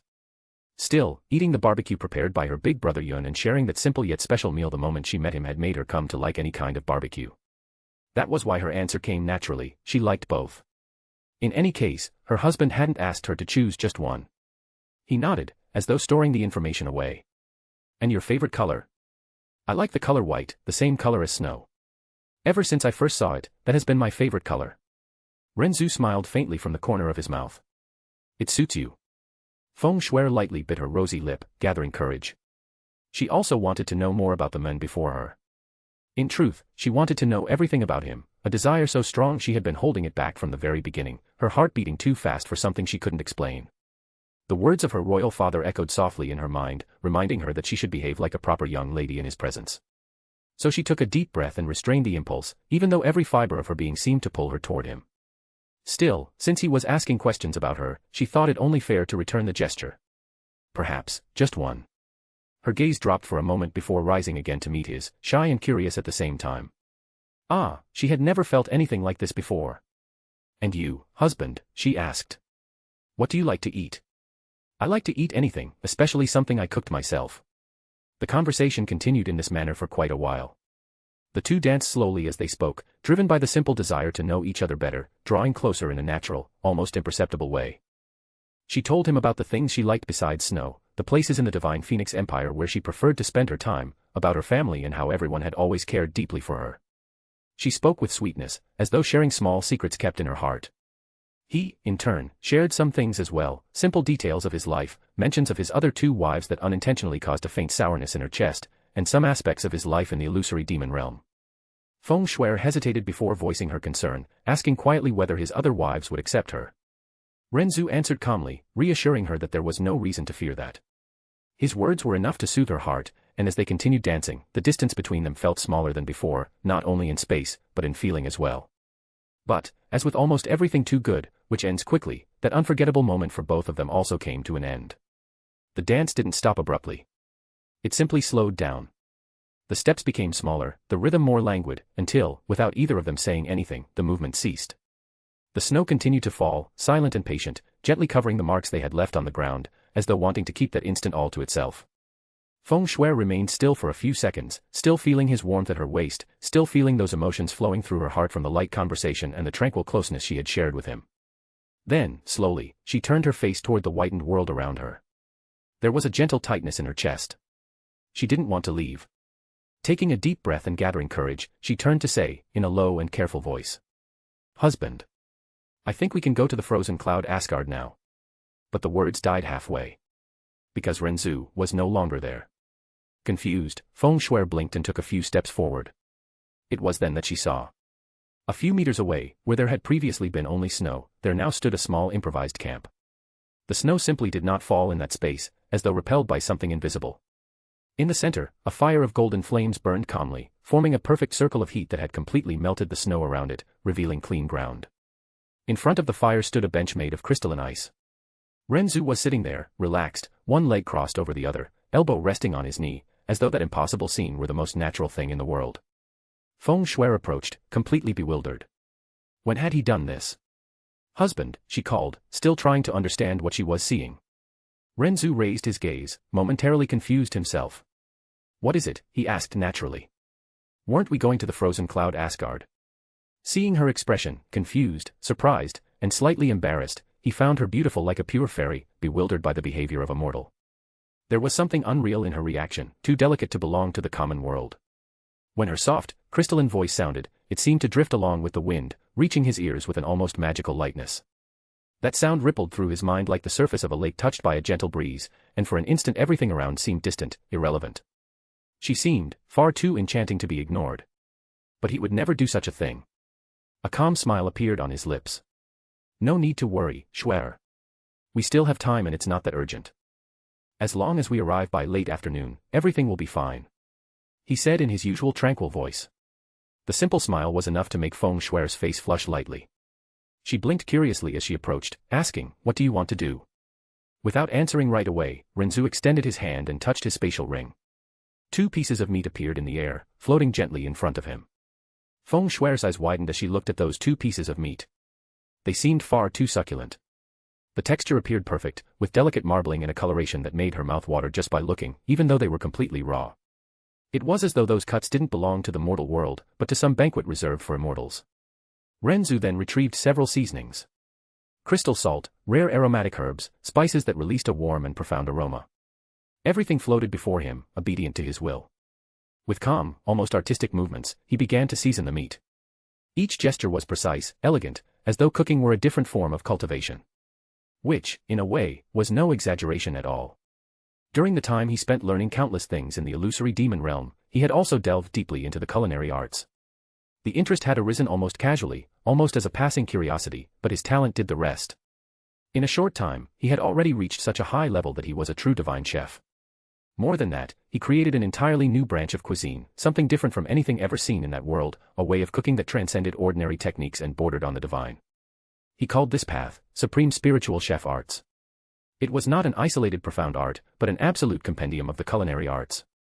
There was not a single culinary skill within that compendium in which he had not reached the absolute peak, a perfect level that was, in practice, impossible to surpass.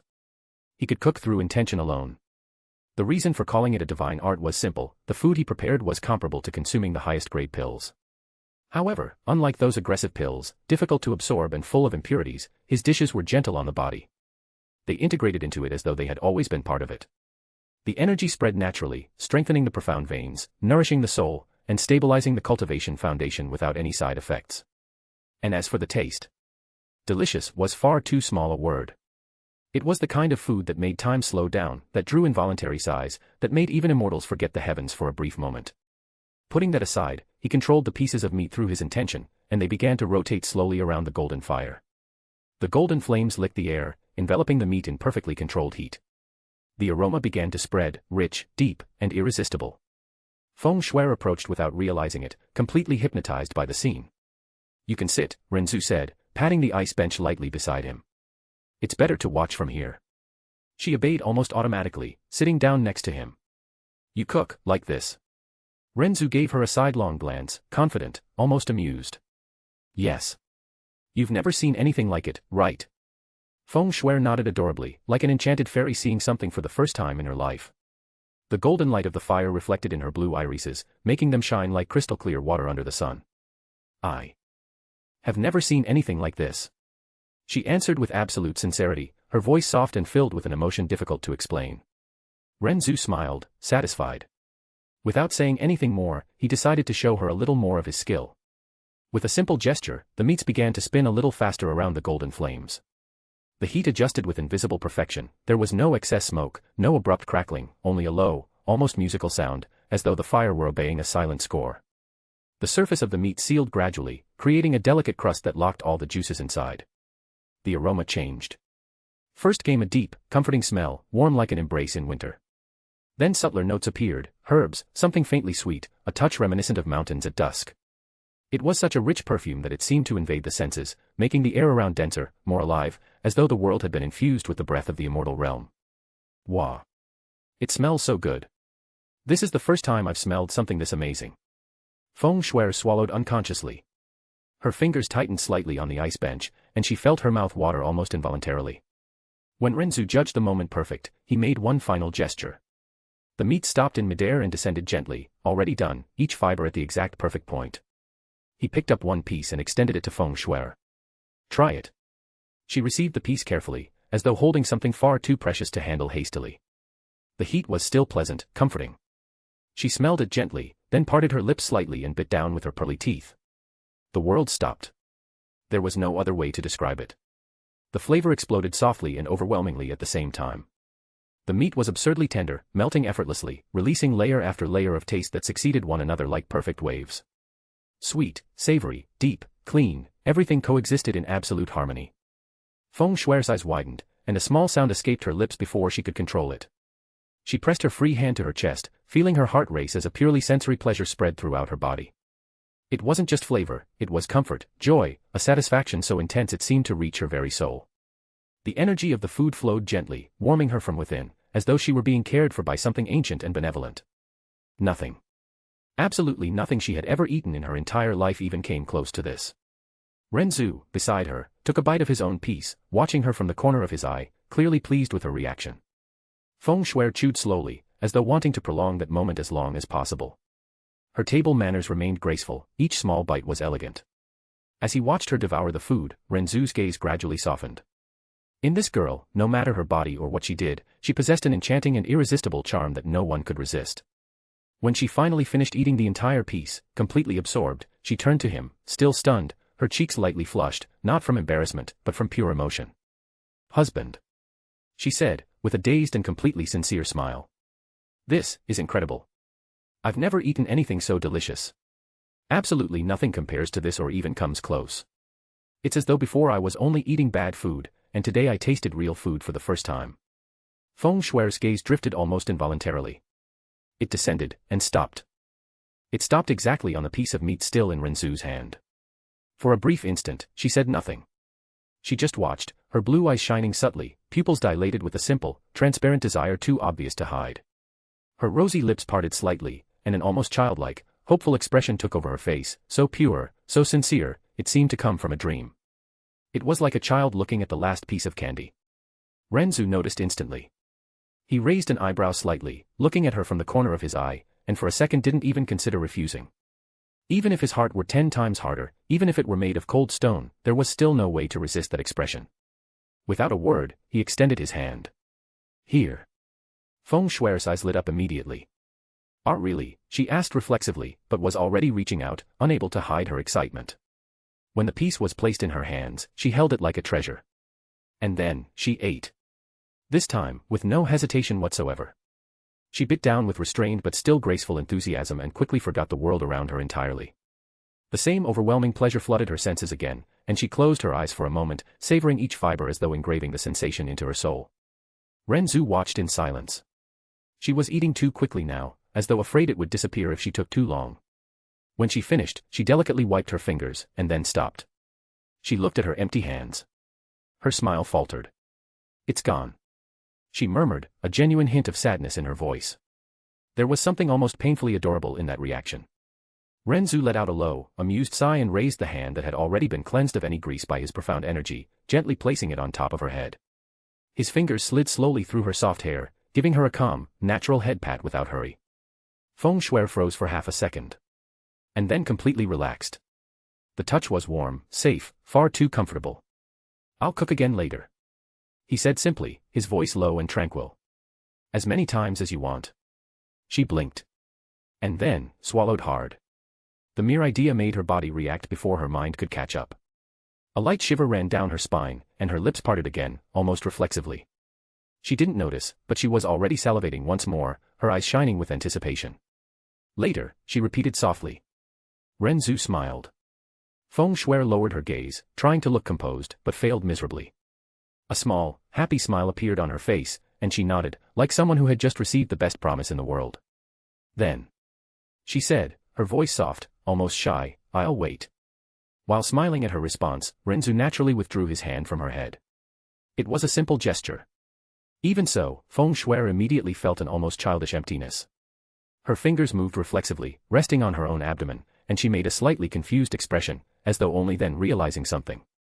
There was a subtle discomfort there. Nothing painful, but heavy. The meat had been too good for a body still adapting. After all, it didn't come from an ordinary profound beast, but from a powerful existence filled with concentrated energy. Eating 2 pieces of that level would make any ordinary cultivator feel strange. Ren Zu noticed instantly. Without saying anything, he stood up and raised his hand toward her. Noticing his movement, Feng Shui immediately turned to him. In the next instant, his palm began to glow. Golden stars appeared around his hand, small and delicate, like fragments of condensed aurora light. They moved gracefully, spinning in the air before enveloping Feng Shui completely. Her eyes widened. The first sensation was warmth. A gentle, profound warmth that didn't burn, only enveloped. It passed through her skin, her flesh, her bones, and then reached her soul. Feng Shui felt as though her soul had met the angels of heaven and was dancing with joy, a strangely specific feeling. The heaviness in her stomach disappeared, and her fatigue became non-existent, like dust carried away by the morning wind. She took a deep breath. "Ah." The sound escaped before she could hold it back. It was as though she had been reborn. Her body felt light, her mind clear, and an absolute sense of comfort made her almost melt on the spot. If Ren Zu hadn't been there, she was sure she would have lain down on the bench. When the light dissipated, Feng Shui blinked several times, stunned. She looked at her own hands, then at him, her blue eyes shining with realization. "That profound art," she said, still feeling a lingering trace of that warmth in her soul. "It's the same one you used in Divine Phoenix City, isn't it?" Ren Zu nodded slightly. "Yes. You healed everyone with it." "I've never heard of this kind of profound art." "What profound art is that?" Ren Zu observed her for a moment before answering, as though deciding there was no reason to hide it. "It's my personal profound art that can only be practiced by someone with profound mastery over the laws of light." It is based on profound light energy. He explained calmly. I call it Celestial Aurora Cannon. The name alone made Feng Shui's heart beat a little faster, and the explanation left her mind swirling with countless thoughts. It has 8 stages. He continued. In Divine Phoenix City, I only used the 3rd. Feng Shui swallowed hard. The 3rd. Ren Zu confirmed with a slight nod. The 3rd stage is called Benevolent Light Dominion. It has 2 available subarts. The main one is Shining Star, which basically instantly restores any kind of injury, both to the body and to the soul. In addition, it recovers profound energy and repairs any damage to the profound veins. In other words, it heals every existing wound. He paused briefly before continuing. What I used on you just now is also part of the 3rd stage, Profound Purification. It removes any poison under the heavens, including rare toxins, curses, and every negative effect present in the body. Feng Shui remained silent for a few seconds. Then she raised her face to him, her eyes filled with a mixture of admiration, respect, and a soft glow she herself still didn't fully understand. Incredible. I've never heard of anything so amazing. It really seems like a divine profound art. Even more impressive than the world ode of the Phoenix that I practice. Ren Zu accepted her admiration with his usual calm, and over the time that followed, he patiently clarified every doubt Feng Shui raised. Feng Shui listened to everything with absolute attention. Sometimes she asked about cultivation, other times about his experiences, and even about his level of profound strength, which remained a mystery to which he gave only a vague answer. She also asked about the illusory demon realm, and even about simple things, like habits and preferences that had nothing to do with power. Time passed without them noticing. The fire continued to burn steadily, the snow kept falling around the camp, and the light in the sky began to change little by little. When Feng Shui realized, the cold midday glow had already given way to softer tones, and long shadows stretched across the snow. It was then that Ren Zu, after casting a brief glance at the horizon, judged that they had stayed there long enough. The frozen cloud Asgard wasn't far, but arriving before late afternoon was ideal. Without fanfare, he dispelled the camp as though it had never existed, extinguishing the golden fire and making the ice bench dissipate into the air. Feng Shui stood up beside him, her mind still full of thoughts and her heart strangely calm and happy, genuinely wishing for a life by his side that would last forever.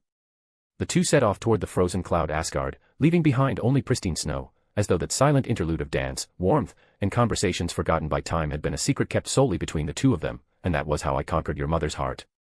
A/N. This chapter marks the last moment focused on the development of Ren Zu and Feng Shui's relationship. Everything that needed to bloom between the two at this stage of the story was carefully built here. I hope you enjoyed it. Personally, I really liked these last chapters and the way their relationship developed. From the next chapter onward, the story finally gets back on track. The next destination will be the illusory demon realm. Of course, before that, he will deal with the Crystal Palace project in the frozen cloud of Asgard, setting in motion something much bigger and taking the final step in his relationship with Feng Shui. I hope you enjoyed this more intimate and peaceful development between them. See you in the next chapter. The link is right below. See you there. Thank you so much for your support, you make all of this worthwhile. Chapter 100, when the Phoenix lands on the eternal snow. The place seemed to have been sculpted directly from the purest concept of ice and snow. Every structure, every relief, and every reflection conveyed the sensation of a cold and untouchable perfection, as if that space existed outside the normal flow of the world. A gentle yet icy current of blue-silver light permeated the surroundings, enveloping everything in a delicate glow reminiscent of frozen mist.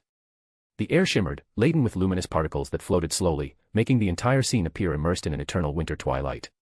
Observed from a distance, the ensemble resembled a hidden Asgard among the clouds, a realm suspended between sky and earth, too beautiful to be real. The palace at the center was neither vast nor overwhelming in size. On the contrary, it occupied a relatively modest expanse, as if it had been deliberately contained. Its walls and towers of crystalline ice rose with elegance, not ostentation. Still, despite its reduced scale, there was something about that place that commanded absolute respect. It wasn't the grandeur that made the heart tighten, but the atmosphere. A penetrating cold seemed to pierce not just the skin, but the very soul, and the aura of silent sanctity made anyone hesitate before taking a step forward, as if approaching without permission were a sacrilege. Mystical flowers and strange herb stems that appeared to be blades of ice and sharp petals of snow bloomed competitively around the ice palace, sparkling with an extravagant glow like those of crystals and jewels. They were so beautiful that they could make an individual hold their breath because of the sight. These strange plants were all nourished by the purest energy of ice and snow, unstained by even a single particle of the mundane. In front of the palace, however, the landscape transformed drastically. Everything had been devastated in a continuous line that extended to the horizon, as if the world had been swept away by a single irresistible will. The terrain, once solid, had been torn apart and frozen in the same instant, creating a vast sea of irregular ice. Crystalline layers overlapped at impossible angles, forming columns, blades, and natural arches that rose in absolute silence. Between these formations, narrow corridors and winding paths emerged and disappeared, composing an immense labyrinth of ice. The light reflected in these structures fragmented into thousands of cold tones, transforming the frozen chaos into something of almost supernatural beauty. It was impossible not to feel drawn to that vision, as if standing before a work of art created by immortal hands. However, the more one observed, the clearer the truth behind that perfection became. It had not been shaped by time, nor by nature, but by the impact of a single movement.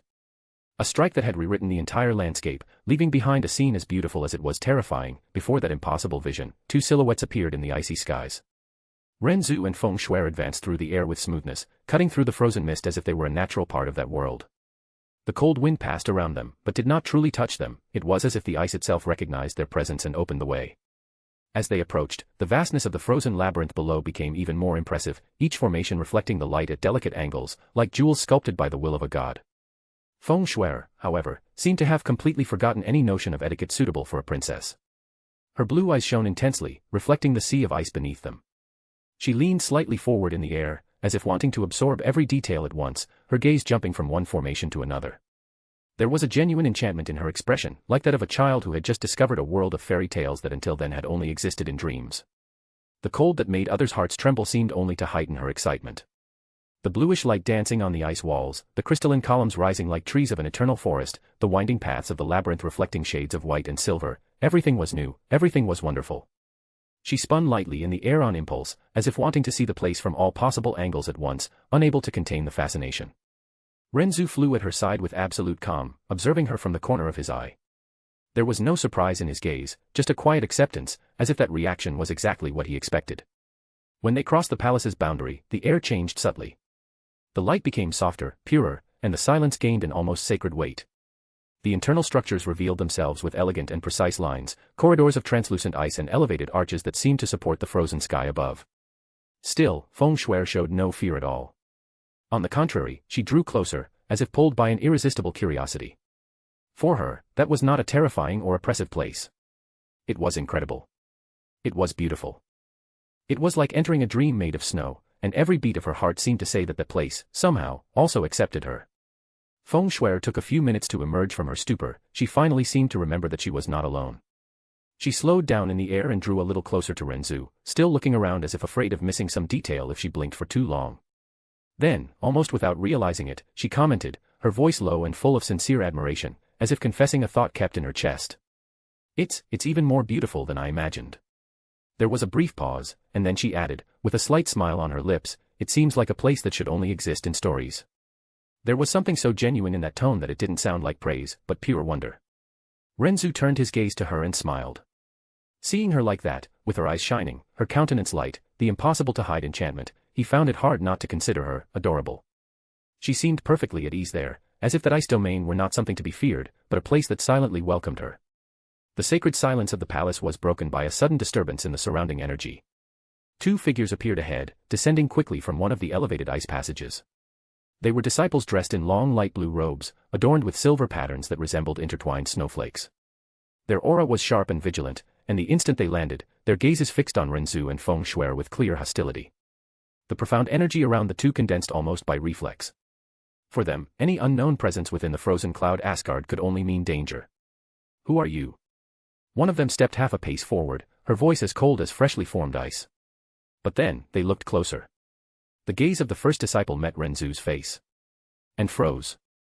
The traces of alertness vanished like snow under the sun. Her eyes widened slightly, her breath faltered for a brief instant, and the profound energy around her body dissipated chaotically. The second disciple took only a second longer to recognize who was before them, and her reaction was practically identical. The two straightened their posture at the same instant. "G Great Elder," they said almost at the same time, bowing deeply, absolute respect mixed with an emotion impossible to hide. There was admiration in their eyes. And something more, something dangerously close to devotion. Feng Shui blinked, surprised. She observed the two disciples, then Ren Zu, then the disciples again, and felt a strange discomfort grow in her chest.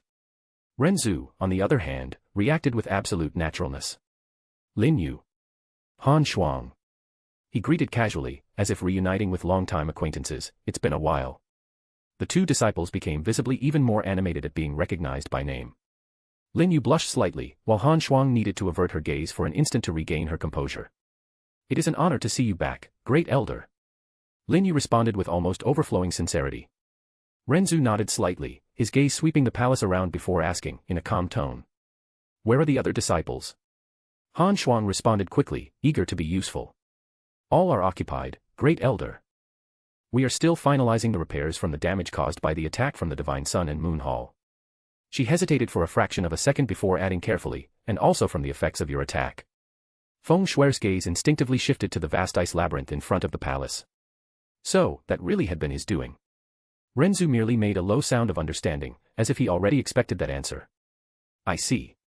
His gaze softened a bit before continuing, "And Qingyue?" The two disciples exchanged a quick glance before Lin Yu responded.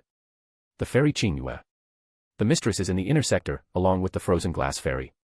They were personally supervising the final adjustments to the ice formations." Ren Zu nodded. "Excellent. Thank you." The simplicity of the thanks was enough to make the two disciples visibly satisfied, as if they had received a great reward. Before they could say anything else, Ren Zu had already turned slightly, indicating he would proceed. He didn't need to ask. He knew exactly where Xia Qingyue was. But still, he made a point just to exchange a few words. Ren Zu and Feng Shuer passed by the two disciples and proceeded side by side through the inner corridors of the frozen cloud Asgard. The ice floor beneath their feet was perfectly smooth, reflecting the soft light coming from the walls, and the air seemed even purer as they advanced. While walking, he silently observed the changes around. Due to the attack from the Divine Sun and Moon Hall, where all the disciples and two mistresses were forced to go to the frozen End Divine Hall, many structures had been destroyed. And besides that, his attack had destroyed everything from the frozen End Divine Hall to the horizon. The girls had to rebuild everything, so it was much better than before in beauty and even in the resilience of everything. Teaching the disciples a bit more about the laws of water had allowed them to elevate the level of the frozen cloud Asgard even further. In just 2 days of his absence, the place had undergone a clear and impressive transformation. Feng Shuer walked beside Ren Zu, her hands discreetly clasped in front of her body. Until then, everything had been new, beautiful, and exciting, but now, as they approached the inner sector, a hint of nervousness began to emerge. Meeting another of Ren Zu's wives was different from hearing about her. Thoughts swirled like snowflakes in an internal blizzard. She was inexperienced in all of this, relationships, marriages, even social interactions beyond her family. Her father had protected her too much, and now she was there, about to face something entirely new. That's why her feelings were truly confused at that moment. For a few instants, she hesitated, then spoke, her voice too low to break the quietude of the place. "Husband," she began, choosing her words carefully, "the other, your wife, what is she like?" Ren Zu looked ahead as he responded. "Qingyue is calm and reserved, besides being quite strong." He paused briefly. "You'll like her." Feng Shuer nodded slowly, taking a deep breath. Shortly after, the corridor opened into a wide hall. The high ceiling was supported by arches of translucent ice, and suspended crystals radiated a soft white light. 2 figures were there. It was obviously Chu Yueli and Xia Qingyue. Xia Qingyue was the first to notice their arrival. Her eyes lit up at once. "Husband," she called, her voice soft but laden with an emotion she didn't try to hide. Without any hesitation, she approached him, stopping in front of him with a warm smile. Her hands rose naturally, touching Ren Zu's face with tenderness, as if wanting to confirm he was really there. Then, she leaned in and gave him a brief yet deeply affectionate kiss. Ren Zu responded in kind, without haste, with the familiarity of someone who never needed words for that kind of closeness. When they separated, neither spoke immediately. They just gazed at each other for a few moments, their looks soft, tranquil, as if all the noise of the world had stayed outside that ice hall. "You've returned, Qingyue missed you." After a few moments, Xia Qingyue finished saying what the emotion hadn't allowed earlier and looked at him quickly, as if wanting to confirm he was well. "Did everything go as expected?" "Yes." At that moment, Chu Yueli stepped forward. "Great elder," she said, bowing slightly. Her voice was firm, but her eyes carried emotions hard to conceal. "It's good to see you again." Ren Zu turned to her. "Mistress Chu." He responded with respect, "Thank you for taking care of everything while I was away." "That is my duty." She responded promptly, before adding, in a lower tone, "It always has been." There was a brief silence. Chu Yueli cast a quick glance at Xia Qingyue and then at Feng Shuer. Her feelings remained hidden behind her impeccable posture, but the conflict in her eyes was impossible not to notice. "This is who?" It was only then that Xia Qingyue seemed to truly notice the presence of the young woman beside Ren Zu. Until that moment, her attention had been entirely on him. Now, however, Her eyes slid naturally to Feng Shui, who was looking at her closeness with Ren Zu with an extremely envious gaze. Ren Zu noticed. Without changing his expression, he took half a step forward, positioning himself naturally between the two female presences before speaking. This is Feng Shui, Princess of the Divine Phoenix Empire, and my new bride. The words hung in the air like freshly formed ice crystals. Chu Yueli widened her eyes slightly, surprise impossible to hide for an instant. Xia Qingyue, on the other hand, merely blinked slowly. Not shocked, but clearly caught off guard. Bride. The word escaped from Chu Yueli in a low voice, more to herself than to the others. Xia Qingyue turned her gaze back to Ren Zu. I thought you were going to visit your biological grandfather and aunt. Not, go to the Divine Phoenix Empire. Is that so? As expected of you, you understand me very well, Qingyue. I did go, actually. I spent a whole day with them. Then. Ren Zu sighed lightly. There were complications.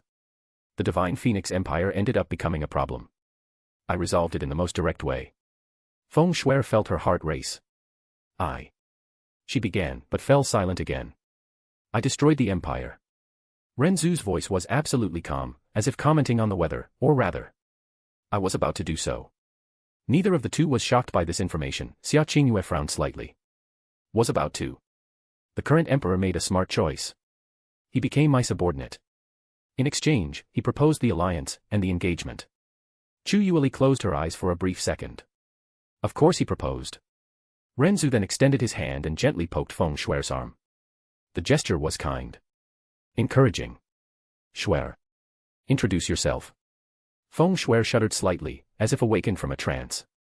She straightened her posture hastily and took a small step forward, clearly nervous. I am Feng Shui. It's a pleasure to meet you, Sister Qingyue. She bowed her head politely, her ears already slightly pink. Xia Qingyue observed her in silence. Her gaze was calm. Deep. As serene as the surface of a still lake in winter. She took a step forward, approaching close enough to speak clearly, but without invading the young woman's space. You live up to the title of the #1 beauty of the profound sky continent. You are, truly very beautiful. Feng Shui froze. Her face turned red almost instantly. And no. That's not true. If people saw you, Sister Qingyue, I'm sure I'd lose that title right away. Chu Yueli blinked, surprised. Xia Qingyue showed no external reaction. But her eyes became softer. You are honest. I like that.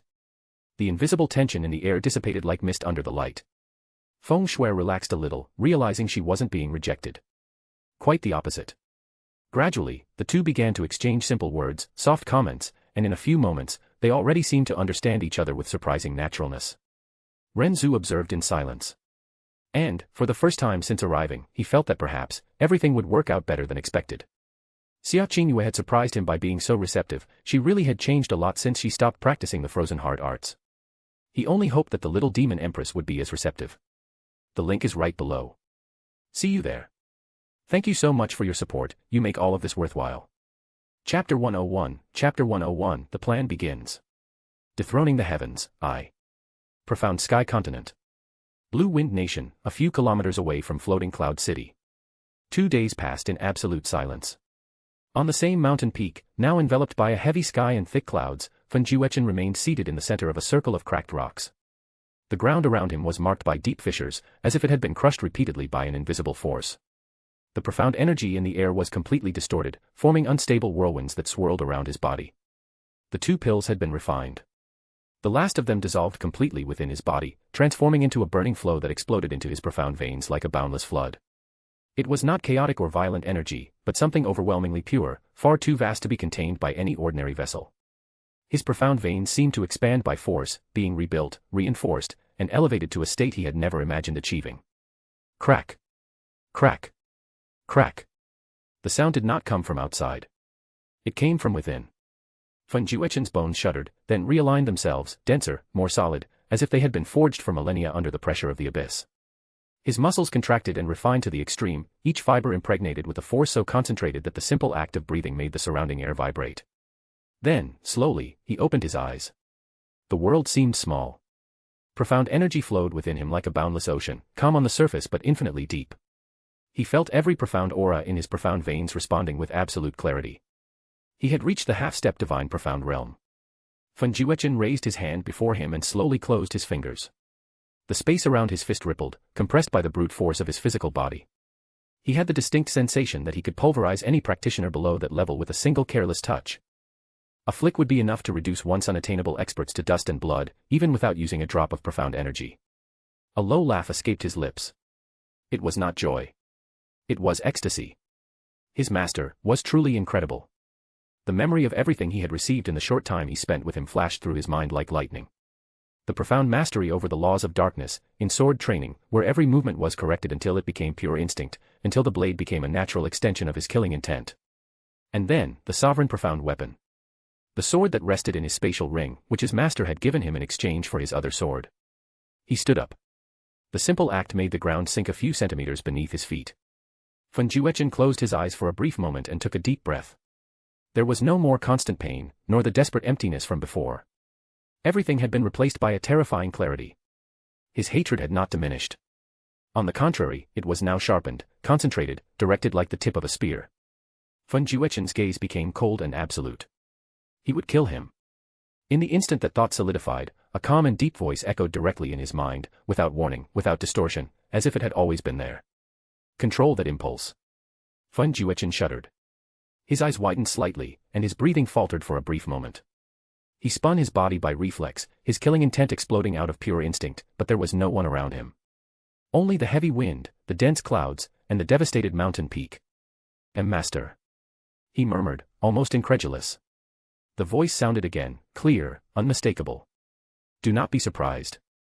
For me, this type of communication is nothing special. Fen Juechen remained silent for a few seconds. Then, his body relaxed, and he knelt almost by reflex, even though there was no one physically present before him. In his eyes, there was no doubt. His master had already completely surpassed the limits of what he called common existence. If Ren Zu wanted to speak directly into his mind, crossing space and distance, then that was natural. He was a divinity. Listen carefully. Ren Zu's voice maintained its usual serene tone. Your breakthrough was perfect, but this level of power is not yet completely stabilized. If you act now, even with your current strength, you would waste part of the potential I gave you. Fen Juechen clenched his fists. This disciple obeys, master. There was a brief pause. I will open a spatial rift, Ren Zu continued. It will take you to a secret location in the illusory demon realm, where your sworn enemy is at this very moment. But do not act before fully familiarizing yourself with your current power. Even if your foundation is perfect, your adaptation to your own body and profound energy is still not. This secret location is known exclusively to me. Therefore, do not worry about someone finding you by chance. Nor think about attacking Yun Che now. Wait. For now, focus only on stabilizing your breakthrough. Fen Juechen's eyes gleamed. When everything is prepared, Ren Zu concluded, I will send you a signal. An invisible pressure began to form in front of Fen Juechen. The space before him rippled slowly, like the surface of a lake touched by an invisible hand. Black and silver lines intertwined in the air, tearing space with surgical precision. In a few seconds, a completely stable spatial rift opened, revealing a deep void on the other side, dense, silent, and laden with an aura that made the scalp tingle. Fen Juechen felt a shiver run through his entire body. He would finally achieve his revenge. He took a deep breath, his gaze firm, absolute, and stepped forward. Master. He said, his voice laden with ardent devotion. I will not fail. The rift enveloped his body. In the next instant, Fen Juechen disappeared from the mountain peak, leaving behind only the howling wind. On the other side of the profound sky continent, the hall had transformed into a tranquil and intimate space. A small table of refined ice rested near a wide crystalline window, from which one could see the white landscape stretching to the horizon. On the table, a delicately carved teapot exhaled a soft vapor, scented with rare cold herbs, and 3 cups rested aligned with almost artistic precision. Ren Zu sat in a relaxed manner, one hand holding the cup while he savored the tea calmly. Another ability of his personal slave Mark was the capacity to communicate mentally with those who had been marked, even over great distances, at the cost of a small portion of his mental energy, nothing truly concerning. It was precisely because of this that he could converse with Fen Juechen, despite being so far away at that moment. Additionally, the mark granted him another function. By focusing his mind, he could sense his slaves' actions, tracking their movements and general state. Since the 2-day deadline had finally arrived, he directed part of his attention to the disciple, knowing in this way that he had finished absorbing the 2 pills and using his manipulation over space to send him to the illusory demon realm, all of this done in just a few minutes in silence. Across from him, Xia Qingyue maintained an elegant posture, with her hands delicately resting around her own cup. Her countenance was calm and indifferent as always, but only on the surface. In the rare moments when her eyes landed on Ren Zu, there was a silent warmth there, something reserved only for him. Beside her, Feng Shuer contrasted completely. She held the cup with both hands, as if protecting something precious, her curious blue eyes watching the vapor rise and dissipate in the air.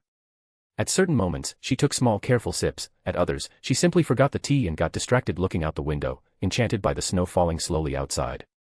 Each movement was natural, spontaneous, almost childlike, as if everything was still too new for her. Finishing his conversation with Fen Juechen, Ren Zu observed the two in silence. Before him were two completely distinct beauties. One was cold as eternal ice, but with a deep and constant warmth hidden beneath the surface, reserved only for those who truly mattered.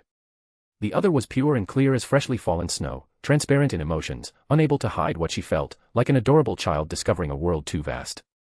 Without realizing it, a light smile appeared on his lips. Xia Qingyue was the first to notice.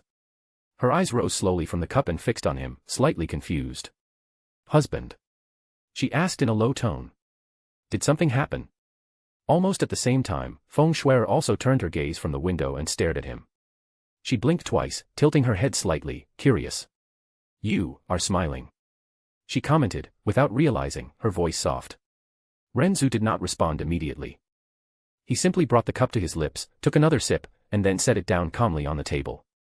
"Nothing in particular," he said finally. "I was just thinking." "Thinking, about what?" Feng Shuer asked immediately, unable to contain her curiosity. Xia Qingyue did not speak, but continued observing him with silent attention. Ren Zu looked from one to the other for a brief moment. "About how this is the life I've always dreamed of," he replied. "I'm lucky to have you two as my wives." The two fell silent. Feng Shuer blushed slightly, averting her gaze by reflex, while Xia Qingyue merely lowered her eyelashes for a moment, an almost imperceptible smile appearing on her lips. For a few seconds, no one said anything else. Just the soft sound of tea being poured, the distant wind outside, and three people sharing a simple, tranquil moment that needed nothing more to be complete. However, the comfortable silence did not last long. With the absence of her master, who had withdrawn to leave them alone, not wanting to interfere in the intimacy between them, and still remembering the slightly envious look she had cast before leaving, Xia Qingyue set her cup down carefully on the ice table. The soft sound echoed discreetly through the hall. Her eyes remained lowered for a brief moment, as if organizing her own thoughts, before raising her gaze and facing him again, now directed at Ren Zu. "There is something you should know. Qingyue confirmed this in the last few days she was away, but husband must have noticed before," she said, her voice calm as always. "It's about my master, and about the others." Ren Zu arched his eyebrow slightly. About what?" Xia Qingyue cast a glance in his direction. "The master of Asgard," she continued, without beating around the bush. "And practically all of my disciple sisters. To them, you are not just the great elder who saved the frozen cloud Asgard, nor just the men who helped improve their comprehension and remove part of the flaws in our profound art. You are someone they admire deeply. And, many of them harbor romantic feelings for you." The air grew strangely quiet. Ren Zu blinked once. "Wait, I knew about that. But why are you bringing this up?" he said, looking at her with a mix of surprise and incredulity. "Are you offering your master, and your disciple sisters?" He hesitated for a second, as if trying to choose the right words. "As my wives." Feng Shuer almost choked on her tea. She quickly moved the cup away from her lips, her eyes wide, and turned her face to Xia Qingyue, clearly in shock. Xia Qingyue shook her head slightly. "Not exactly offered," she corrected, with indifference. "But I wouldn't mind." Ren Zu fell silent. Xia Qingyue continued, with a firm tone, without traces of jealousy or insecurity. "If you accepted any of them, I wouldn't see it as something wrong. In fact, considering your position, your strength, and what you represent to Asgard, it would be natural." Feng Shuer gripped the cup tightly between her hands. Her gaze slid quickly to Ren Zu, then averted, her cheeks slightly puffed in an almost imperceptible way. She said nothing, but the jealousy was too obvious to ignore. Not even she understood very well why she felt so uncomfortable with her husband, with other women. It was a feeling she had had since arriving at the frozen cloud Asgard, which her big brother Yun had mentioned several times when they met. She had always been curious, but she wasn't enjoying the place as much anymore. Ren Zu let out a low sigh and tilted his head back, a light smile appearing on his lips. "My intention, at the moment, is not that. I'm not looking to expand my family." He paused briefly. "That doesn't mean I'm closing doors for the future." Xia Qingyue nodded, accepting the response without any change in expression. Ren Zu then turned his gaze to the side. Feng Shuer had noticed.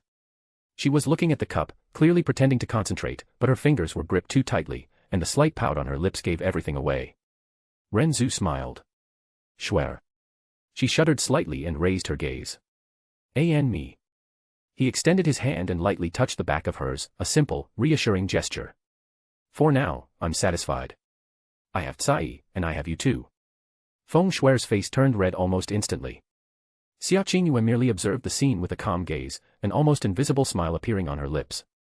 That is enough for me. Ren Zu concluded. Xia Qingyue observed the interaction between the two for a few more moments, her gaze calm and crystalline, like the surface of a still, clear lake. When Ren Zu withdrew his hand from Feng Shuer and leaned back calmly, she finally spoke again. Since we've touched on this subject, husband, she said in a casual tone, bringing the cup to her lips before completing it. When do you intend to take us back to the illusory demon realm? Ren Zu raised his gaze. Back? He asked, more out of habit than real doubt. Yes. Xia Qingyue continued calmly. Husband didn't tell Qingyue that he had only a few more days until the deadline that Sister Tsai gave him to return home after exploring the profound sky continent. It wouldn't be appropriate to let this drag on too long. Feng Shuer glanced sneakily at Ren Zu. She didn't know what the two were talking about. But she understood more or less, and decided not to get involved. Ren Zu remained silent for a brief moment, thoughtful. His eyes shifted to the crystalline window, following the snow that continued to fall outside. Soon, he replied finally. Very soon. Perhaps in 2 days. With that, the subject ended as naturally as it had begun. The tea continued to cool slowly on the table, while the snow fell outside and time followed its silent course. 2 days were nothing for someone like Ren Zu, who still had some last details to settle, or for Xia Qingyue, who could visit her father and brother one last time before the farewell. But for Feng Shuer, those 2 days suddenly seemed long enough to change everything. The link is right below. See you there. Thank you so much for your support, you make all of this worthwhile. Chapter 102, Chapter 102, The Plan Begins. Dethroning the Heavens, 2. 1 day passed in the blink of an eye. The following morning dawned silently, enveloped in a pale light that spread across the frozen cloud of Asgard like a thin veil. The snow continued to fall with steady gentleness, covering everything with a fresh, immaculate layer. Feng Shuer was alone by the wide crystalline window of the courtyard that had been given to her for that night, but she hadn't slept. The first rays of dawn reflected in her blue eyes, but her gaze was distant, lost beyond the white landscape that stretched to the horizon. Her hands rested lightly on the ice sill, cold, but she didn't even notice. The entire night had been consumed by thoughts that gave her no rest. She had only discovered the war between her empire and her big brother Yun's empire almost by accident. During a seemingly trivial conversation, when her husband mentioned that the frozen cloud of Asgard had deliberately spread rumors that Xia Qingyue had invaded the tyrant profound realm, something she had never actually done completely. All of that was part of a deterrent strategy, creating the illusion of a powerful practitioner, strengthening their position and serving as a form of protection. Meanwhile, behind the scenes, the frozen cloud of Asgard offered indirect support in the conflict that had been dragging on for months between the Divine Phoenix Empire and the Blue Wind Empire. He mentioned it to ask how the relationship was between the frozen cloud of Asgard and the Blue Wind Empire, which had asked them to do something. But that simple conversation brought revelations that echoed within her like thunder. The Divine Phoenix Empire at war with the Blue Wind Empire. The home of her big brother Yun. Discovering that situation brought all those memories flooding back. She wanted to feel like she was doing something for Yunche, anything. Even if it was small. Even if no one noticed or if it didn't matter much since he was dead. But now. Her father had lied. She closed her eyes tightly for a moment. The weight of guilt tightened her chest. If not for her husband's intervention, which had forced the Divine Phoenix Empire into submission and, as a consequence, prevented the war, everything would have followed a very different path. If he hadn't decided to act. How many lives would have been lost?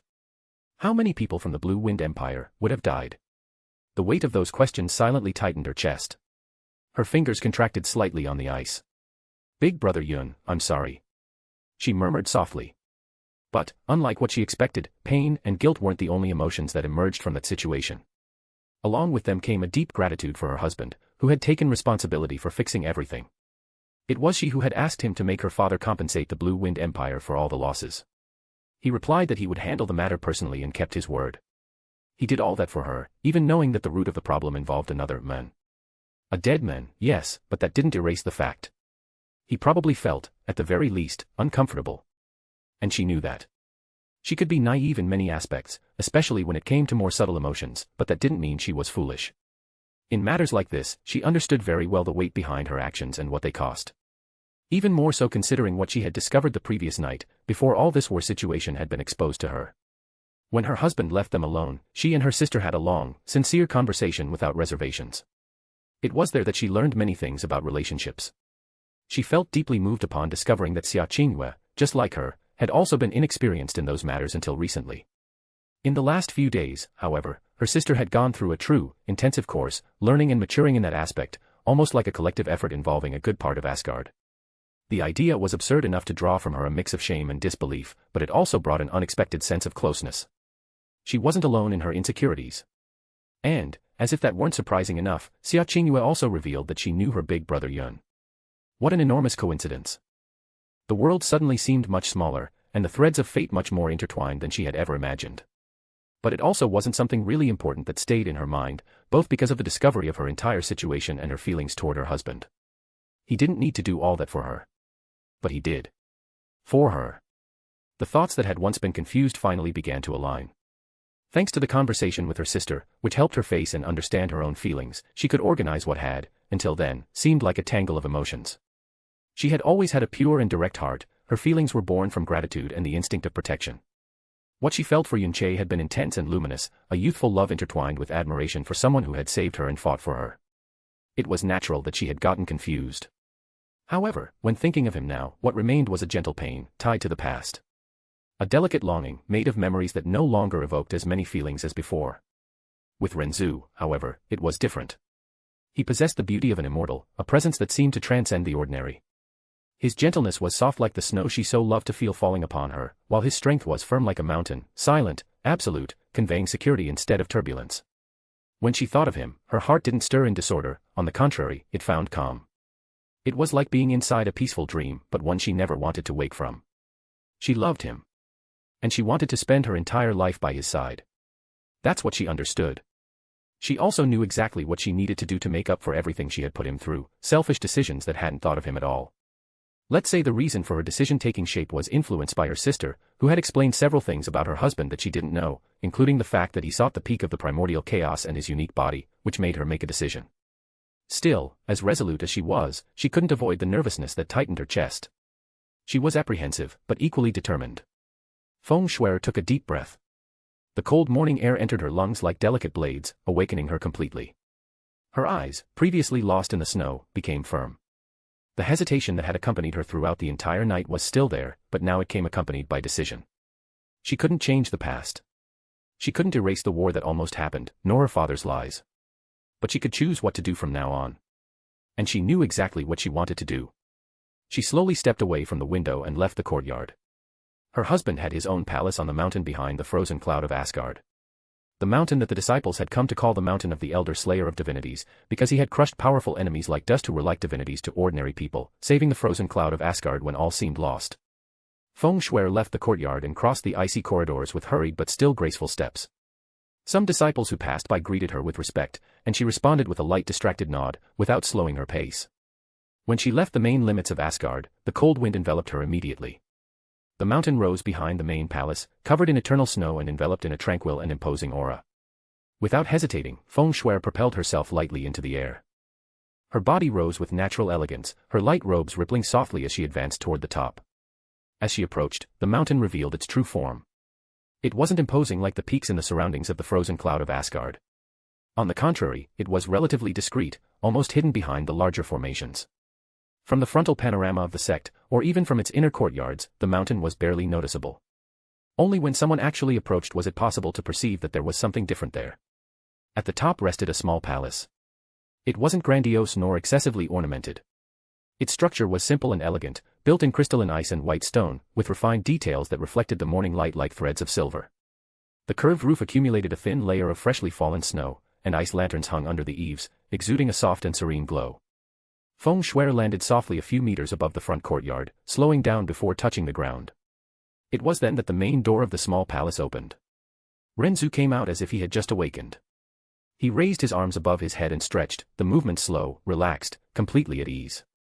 His black robes fell loosely over his body, his black hair that fell to the end of his back and his black pupils contrasting intensely with the white landscape around. Feng Shuer stood still, silently while various things passed through her mind. Ren Zu noticed her almost at the same instant. His eyes slid to her with natural calm, without surprise, as if he already knew she would come. Schwer. His voice still carried the light, tranquil hoarseness of someone who had just woken up. Up so early? Feng Schwer blinked, realizing she was just standing there looking. Too quickly, she straightened her posture. I didn't sleep. She replied in a low voice, walking a few steps forward. Ren Zu observed her face for a few seconds before speaking. I've already resolved everything between the Divine Phoenix Empire and the Blue Wind Empire. His voice was calm and indifferent. The war is over. The compensations have been defined. There's no more conflict. He took a step closer, the cold wind lightly rippling his black robes. Don't blame yourself for something that's already passed. Thinking about it repeatedly won't change the past. His dark eyes rested directly on hers. Today and tomorrow, rest. After that, we'll travel. I don't want you to carry this guilt with you. The words were simple. But for Feng Schwer, they were like a flame ignited inside her chest. The warm feeling that arose was so intense that it almost made her lose her balance. She shook her head quickly. It wasn't just because of that I couldn't sleep. Her voice came out low, but determined. Ren Zu raised an eyebrow, curious. Feng Schwer hesitated. The memories came like snowflakes falling softly, the first time she saw that white world by his side, the way he let her play, laughing while they threw snowballs, the slow dance, the first kiss together, the shared meal, she would never forget. Her heart tightened. She took a deep breath.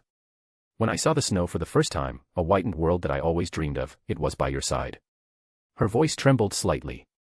When I played, when I danced, when I ate that meal, everything was with you.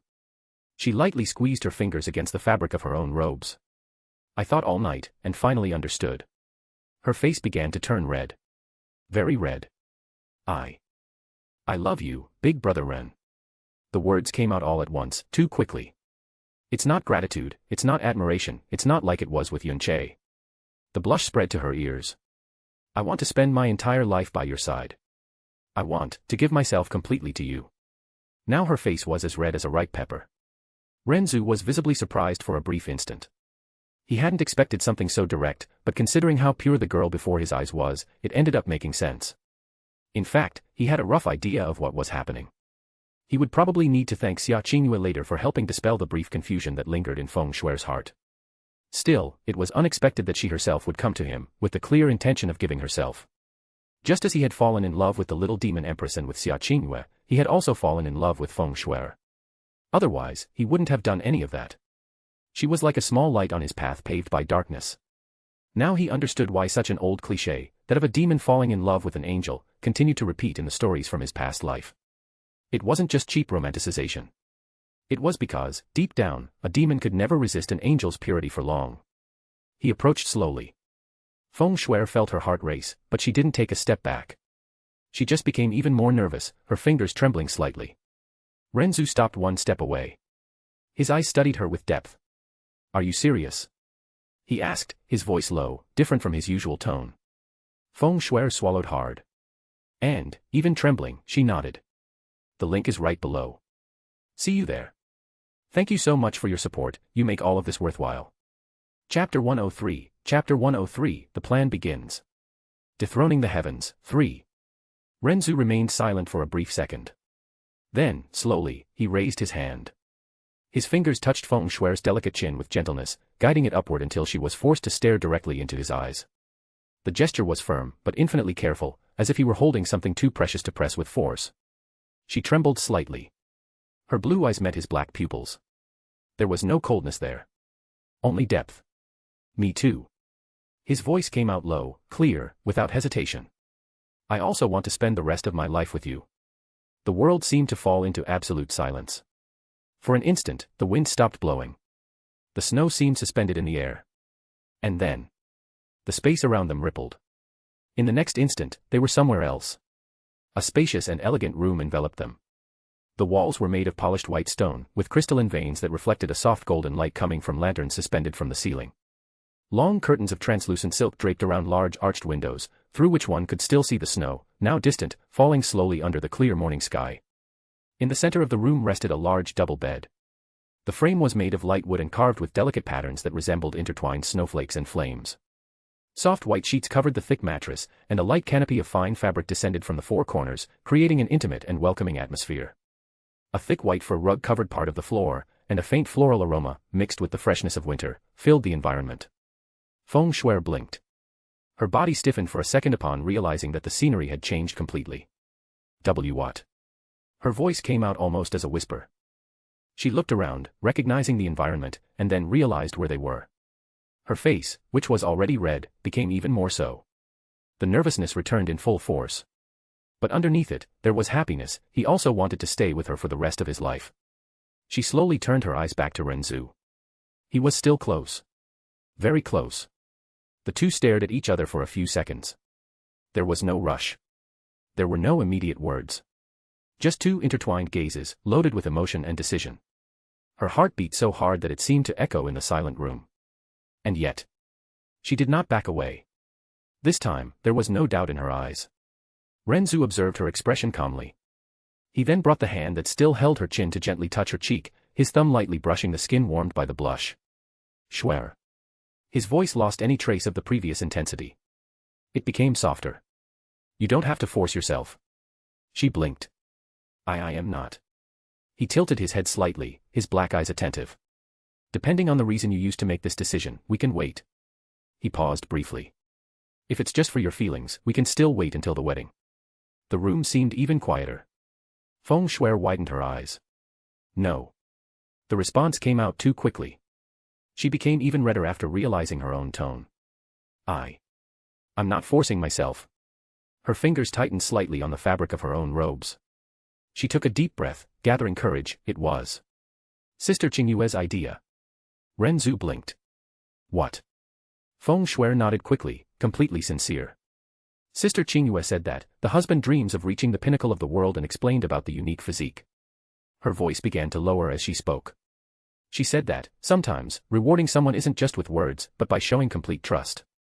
Her face was red up to her ears. And I made a selfish request. Her eyes trembled slightly, but did not avert. I asked you to intervene in the war for my sake. I asked you to face my royal father for me. Even knowing that this could make you feel bad, uncomfortable. She swallowed hard. I wanted to make up for that. The silence lingered for a second. Then she added, almost stumbling over her own words. But it's not just that. Ren Zu kept his gaze fixed on her. Since we kissed for the first time. Her voice became almost inaudible. I already wanted this. She closed her eyes for an instant, completely red. I just didn't understand my own feelings. Her heart beat so hard that it seemed it could be heard. I want it because I love you and I don't want to wait much longer to give myself to you. She opened her eyes again. Not because there's any other reason. The sincerity there was absolute. Ren Zu remained still for a few seconds, absorbing every word. Then an almost imperceptible sigh escaped his lips. You are cute, he said, his voice low, laden with genuine amusement that softened the intensity of the moment.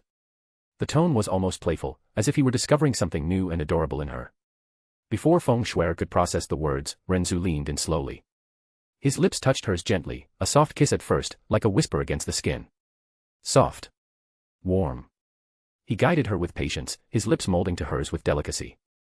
Feng Shui felt a soft shock run through her entire body, surprise, yes, but also a wave of emotions that overwhelmed her. His warmth, the softness of his lips against hers, the way he seemed to savor every second without rush, her eyes closing involuntarily. The kiss deepened slowly, his tongue brushing her lips with gentleness, touching her pearly teeth like a subtle caress, inviting her to open up. She hesitated for an instant, her heart racing, but then, she yielded. Her lips parted, and he captured her fragrant tongue. His tongue intertwined with hers in a slow, sensual dance, deepening the kiss while pulling her by the waist into a tighter embrace. Feng Shui responded in a very inexperienced way, her movements shy, hesitant, her tongue responding to his with an innocent curiosity that contrasted with his intensity. Her arms pressed against his chest, gripping the dark fabric as if she wanted to anchor herself, feeling his heart beat strongly under her palms. The kiss lasted a sweet eternity, tongues intertwining, breaths mingling, the air becoming scarce and necessary at the same time. She felt the world spin, melting in his arms like snow in the sun, her entire body softening against his, surrendering to that warmth that enveloped her completely. When they finally pulled away, slowly, her lips still tingled. She opened her blue eyes, hazy, flooded with a new and deep emotion that seemed to steal her breath. For an instant, she remained still, as if still trapped in the heat of that kiss. Ren Zu raised his hand and touched her face again, his fingers sliding smoothly over her warmed skin. You are beautiful, he whispered, his voice low and hoarse. His thumb traced the delicate line of her jaw before stopping under her chin, lifting it slightly so their gazes met. And now, you are mine. Feng Shui, with her heart still racing, nodded slowly. Her fingers trembled slightly as she raised her hands to her own dress. She took a deep breath, her chest rising and falling with a mixture of nervousness and determination. Her jade fingers touched the clasp that held her dark hair. With a gentle gesture, she released it, and the strands spread like a cascade made of the night sky, falling over her snow-white shoulders and down her back in silky waves, each strand shining with a natural luster that captured the room's light. Ren Zu watched in silence, his black eyes fixed on her, capturing every movement as if it were a work of art revealing itself. Then, her hands descended to the straps of the phoenix dress. With a subtle tremor, not of fear, but of a deep shyness that made her even more enchanting, she released them. The luxurious fabric, embroidered with the golden phoenix that seemed alive under the light, slid slowly over her shoulders, revealing the immaculate skin underneath. White as polished jade, smooth as silk woven by the gods, without a single imperfection, a perfect canvas that seemed to glow with an internal light, rosy and subtle, as if her own blood carried the blush of innocence. The dress fell gradually, exposing her delicate shoulders, her slender and well-toned arms, descending along the smooth curve of her back, a perfect line that tapered at her slim waist like that of a porcelain doll, accentuating her ethereal femininity.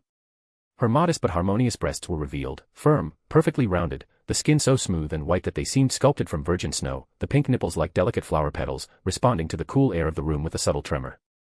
The dress continued to slide, passing over her smooth hips that flowed into gentle curves, revealing her flat belly and the immaculate skin that descended to her long and well-toned legs, subtle muscles defining the elegant shape without excess, as if they had been molded by the gods will to be the epitome of grace. Ren Zu swallowed hard, the movement subtle, almost imperceptible, but the only sign that even he, with all his indifference, had been affected by the sight. His black eyes roamed her body slowly, with deep appreciation. Feng Shui felt his gaze on her, the nervousness returning like a cold wave.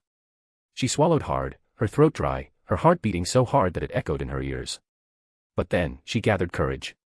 Her blue eyes, still shy, met his. I am all yours, husband. She whispered, her voice trembling, but laden with a sincerity that made the words even more powerful. She took a step forward, naked and vulnerable, but determined, her perfect body approaching him like a voluntary offering, the blush spreading over her entire snow-white skin, making her even more irresistible. Ren Zu did not move immediately. His black eyes devoured her for another second, engraving every detail, every curve, every subtle glow on her skin. Then, with deliberate slowness, he extended his hands and pulled her to him, his arms encircling her slim waist, feeling the hypnotic softness against his body. He captured her lips again, the kiss starting soft, but quickly deepening as his tongue invaded Feng Shui's mouth with patient skill, intertwining with hers in slow and sensual movements. She responded as best she could, inexperienced as she was, her shy tongue brushing his as if discovering a new world, his taste leaving her dizzy. As the kiss intensified, his hands guided her gently backward, pushing her carefully against the soft bed. She felt her back touch the white sheets, her body sinking into the thick mattress, and his weight positioning itself on top, without pressing hard, just enough for her to feel his warmth enveloping her. Her heart beat uncontrollably, echoing in her ears like a frantic drum, her hands trembling slightly as they rested on his chest, feeling the firm muscles under the fabric. This is happening. Thought Feng Shui, her entire body tingling, her stomach churning with agitated butterflies. She had never touched a man before in this way, never felt a body against hers. It was strange, scary, but exciting in a way that left her confused.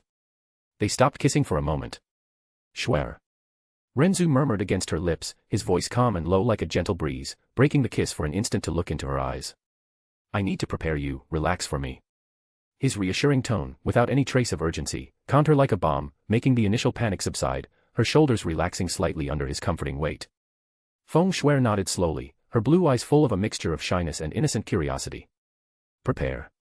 What is he going to do? She thought, her body tense, but not resisting. He began to trail kisses down her neck, his warm and soft lips brushing the snow-white skin, leaving a trail of heat that made her gasp softly, surprised by the electric sensation that spread down her spine. Descending slowly, a trail of light and warm kisses over her collarbone, her delicate shoulders, each one leaving a tingling trail that made her hold her breath. Then, he reached her breasts, modest but perfect, firm and rounded like divine sculptures, the skin smooth and white as virgin snow. His lips captured a pink nipple delicately, sucking with gentleness, his tongue swirling around it with gentle skill. Feng Shui moaned softly, a shy, surprised sound that escaped before she could contain it. Ah, this is. Her eyes closed tightly, her entire body trembling from a new, electric sensation that left her confused and embarrassed. Was it pleasure? Was it shame? She didn't know. Her hands rose instinctively to cover her mouth, her trembling fingers, while he alternated between her breasts, sucking and licking with patience, his teeth grazing lightly to test reactions.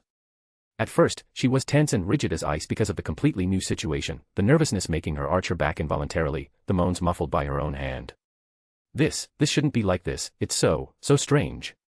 Innocent and without experience, she couldn't comprehend the fire that was beginning to ignite in her belly. As he continued, gently squeezing her breasts with his hands, his fingers tracing light circles around the hardened nipples, her body began to relax. The pleasure emerged subtly at first, then became overwhelming, like snow melting into a hot river. This. A murmur escaped her lips as she concluded in her thoughts, this is good, so good.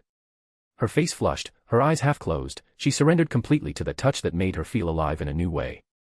Ren Zu descended further, leaving a trail of hot kisses over her flat and soft belly, over the smooth curve of her hips. Each kiss made her skin goosebump. When he reached her groin, Feng Shuer panicked upon realizing his face so close, her eyes widening, her entire body tensing. No. There, not there. She thought, embarrassed, trying to close her legs by instinct, the blush spreading over her entire body like fire. However, he held her gently by the thighs, opening them carefully, and began to explore her with skill, his tongue tracing the outer lips with softness before diving slowly. Feng Shuer moaned loudly, a surprised and shocked sound that echoed through the room. She brought both hands to her mouth, closing her eyes tightly, her entire body trembling. The sensations overwhelmed her, the wet warmth of his mouth, his tongue moving with dexterity, stimulating the sensitive point with light circles that sent waves of pleasure throughout her body. It was intense, overwhelming, like a river of icy fire running through her veins, making her toes curl and her hips rise involuntarily. As an innocent girl, she couldn't comprehend, was it pleasure? Was it shame? Was it all at once? Her muffled moans escaped between her fingers, her body writhing, surprised by her own reactions, the heat growing in her belly, the tingling that spread through her legs, the confused desire for more, even though the intensity almost hurt. Slower, NN. He continued with skill, his tongue diving deeper, his lips maintaining a precise rhythm, while his fingers traced her thighs to help her relax. In a few moments, she relaxed completely and surrendered to the pleasure. No. Husband, this is so strange. Feng Shuer moaned even louder, her hands fell from her mouth, and her eyes opened, glazed, while she murmured, no. This is too much. The pleasure grew quickly, like a blizzard, turning into an avalanche. In a few minutes, she felt something break inside her, her entire body tensing, her muscles contracting, a muffled scream escaping when the first orgasm of her life hit her like an inevitable wave. Waves of ecstasy coursed through her, leaving her trembling and panting, her body relaxing completely against the sheets, her mind clouded by a sweet and exhausted peace. But Ren Zu did not stop. His lips remained pressed against her intimacy, wet and sensitive after the first climax, his tongue resuming the rhythm with a mastery that seemed instinctive, as if he knew exactly how to draw each wave of pleasure without excessive haste. He sucked slowly, his lips sealing around the swollen clit, sucking with a gentle and rhythmic suction that sent electric shocks directly to the core of her body. His tongue, hot and flexible, traced slow and precise circles, alternating between flat and broad licks that covered the entire extent of the outer lips and quick, pointed touches on the most sensitive tip, as if painting a symphony of sensations over the delicate skin. Feng Shuer arched her back against the sheets, her body still trembling from the previous orgasm, but now the pleasure returned with renewed intensity, as if the fire he ignited refused to go out. Each suction made her belly contract, a delicious pressure building in the depths of her abdomen, spreading like hot roots through her thighs and even to her toes, which curled involuntarily. The warmth of his mouth enveloped her completely, wet and insistent, and she felt every movement of his tongue like a living caress, exploring folds she didn't even know existed, brushing the inner point with a subtle pressure that made her gasp, the air escaping in short and irregular bursts. Husband, it's too much. She moaned, her voice hoarse and broken, her hands descending to his hair, her fingers entangling in the dark strands without strength to pull, just to anchor herself while the pleasure dragged her like a current. The blush on her skin intensified, sweat beading on her forehead and the valley between her breasts, making each touch even more slippery and sensitive. He accelerated his tongue slightly, now diving deeper, imitating a thrusting rhythm with the tip, while his lips vibrated against her with a low hum of suction, and that was enough to break the second barrier. The orgasm came faster this time, an explosion that made her convulse, her hips rising against his mouth, her inner muscles pulsing in rhythmic spasms that squeezed around the invading tongue. No.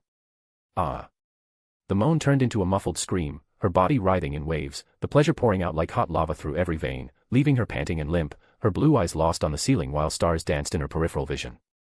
Fortunately or unfortunately, Ren Zu continued, tireless, his skill revealing itself in deeper layers now. He changed the angle, slightly lifting her hips with his firm hands on her thighs, exposing her even more to his touch, and introduced a finger, curved with precision, sliding inside with torturous slowness that stretched her inner walls, finding the exact point that made her tremble. His tongue continued its work on the clit, now with vertical, long and insistent licks, alternating with stronger sucks that made a wet and obscene sound in the quiet air of the room.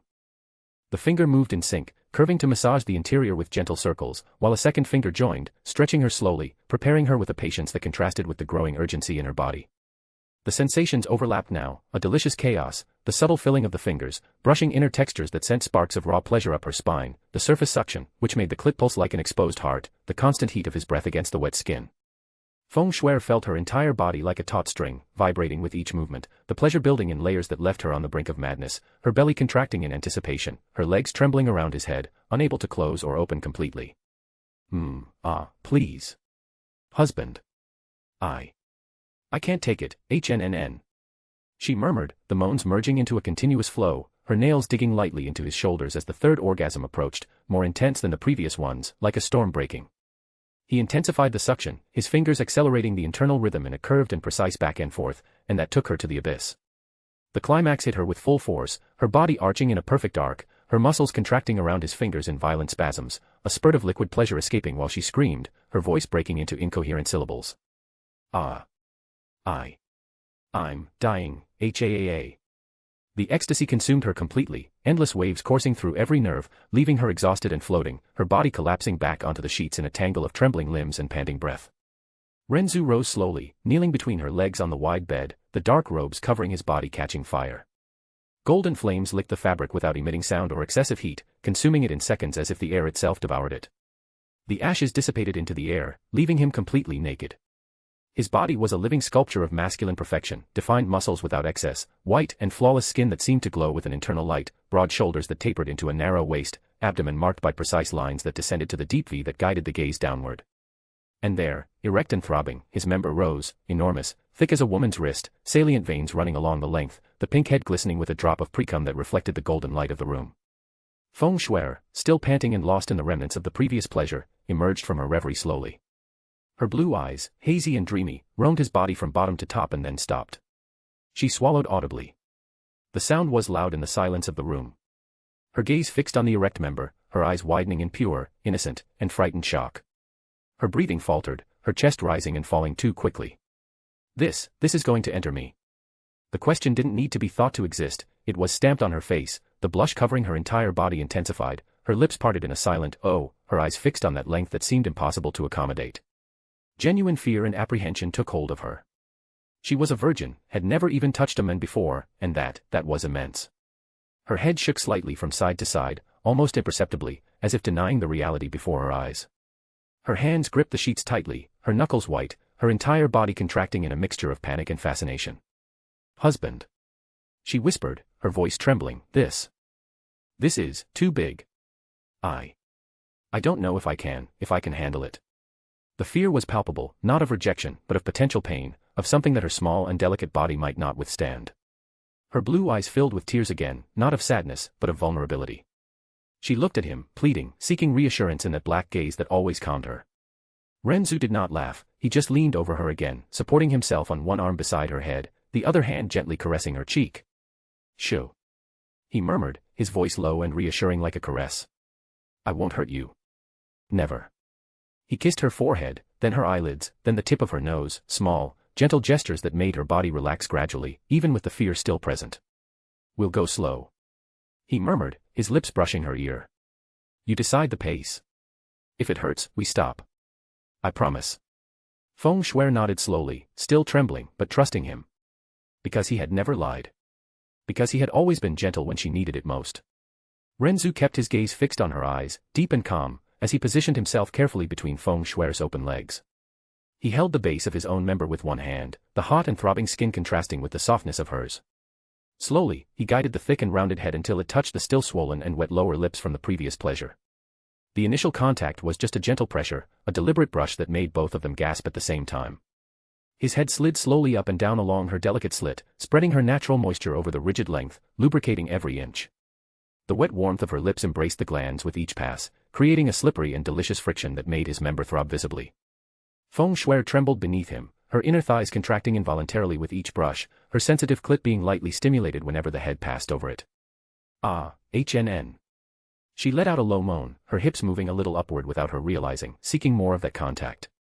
Ren Zu continued the movement, now pressing a bit more with each pass, making the thick head slightly open the outer lips, stretching the tiny pink entrance. The tightness was immediate and intense, she was extremely tight, her inner walls still contracted from the recent orgasms, but wet enough to allow the glands to begin forcing its way in. He felt the scalding heat that enveloped him, the way her lips opened slowly around him, resisting and yielding at the same time. "You are perfect," he murmured, his voice hoarse with restraint, the muscles in his arms tensed as he held back from advancing too quickly. When the head finally passed through the ring of muscles at the entrance, Feng Shuer let out a louder moan, almost a sob of surprise mixed with pleasure. "Ah. Husband, it's entering." Her body contracted around the glands, squeezing with almost painful force for him, a grip so perfect that Ren Zu had to close his eyes for a second, breathing deeply to maintain control. He stopped there, leaving only the head inside, giving her time to adjust. The inner walls pulsed around him, hot, soft, and incredibly narrow, as if trying to expel him and at the same time pull him deeper. He advanced a little more, centimeter by centimeter, feeling every inner fold open and mold to his shape. Blood began to trickle slowly, a vivid red stream that stained the white sheets and the base of his member, the silent proof of the purity being offered. Feng Shuer arched her back, her nails digging into his broad shoulders. "Ha, it hurts, but, it's also good." Her voice came out broken, trembling, her blue eyes half closed and full of tears that did not fall. Ren Zu continued slowly, pushing deeper. The enormous member stretched her inner walls to the limit, creating an absolute sensation of fullness that made her belly contract tremendously. He felt the tightness change with each advance, tighter at the entrance, then a bit more yielding in the middle, but always hot, always pulsing, always perfect. The blood facilitated the slide now, mixing with her moisture, making each movement more slippery. When he reached halfway, he stopped again, letting her breathe. Her body trembled entirely, her breasts rising and falling quickly, her hardened nipples brushing against his chest with each inhalation. "You're taking me so well, Shuer," he whispered, kissing her sweaty forehead. "So tight, so hot. I've never felt anything like it." She responded with a long and low moan. Continue, please. I want all of it." Ren Zu obeyed. He advanced further, feeling her inner walls miraculously open around him, yielding space to the impressive length. The grip was almost unbearable in how good it was, every inch that entered was enveloped by a hot and silky warmth that massaged him entirely, her involuntary contractions squeezing and releasing as if her body knew exactly how to give him pleasure. When he finally reached the bottom, the base of his member pressed against her outer lips, both let out a simultaneous sigh. He was completely inside, almost 30 centimeters of length buried to the limit, the cervix being gently touched by the thick head. The blood still trickled slowly down the sides, but now mixed with an abundant moisture that showed how much her body responded despite the initial pain. Because of his unique physique, the moment his entire member disappeared into her depths, Feng Shuer climaxed. Ah! The orgasm came as a violent and immediate wave. Her inner walls contracted in strong spasms around him, squeezing with such force that Ren Zu grunted low, his teeth clenched, fighting not to lose control. Her pleasure was so intense that her entire body convulsed, her hips rising against him, her inner muscles pulsing rhythmically, milking the buried member as if they wanted to extract everything from him. Tears streamed from the corners of her blue eyes, but her face was of pure ecstasy, her mouth open in a silent scream that turned into hoarse moans. "Ha, HNN, don't stop, ah." Ren Zu felt every contraction, every spasm, every hot and wet pulse that enveloped him. The grip was indescribably hot, silky, tight to the point of almost hurting in how good it was. He remained still for a few seconds, letting her ride the waves of orgasm while he adjusted to the sensation of being completely inside her. When her spasms began to subside, he leaned in and captured her lips in a slow and deep kiss, still buried to the bottom, their bodies pressed together, sweaty, trembling together. "You are mine, completely mine now," he murmured against her mouth, his voice laden with something that seemed like reverence and pure desire at the same time. Ren Zu remained still for a few more seconds, allowing the last tremors of her orgasm to dissipate around him. The member still throbbed deeply buried, enveloped by the tight heat and the gentle contractions that seemed to caress every salient vein. He tilted his face until his forehead touched hers, breathing the same panting air, his black eyes fixed on her hazy and tear-filled blue ones of ecstasy. Then, slowly, he began to move. The first thrust was minimal, just a few centimeters back, almost exiting, before sliding back in with torturous slowness. The movement made the residual blood and her moisture mix even more, creating a wet and low sound that echoed in the silent room. Feng Shuer arched her back immediately, a long moan escaping her parted lips. "Ah, HNN. Husband." He repeated the movement, now a little deeper, withdrawing to halfway before returning to the bottom with controlled firmness.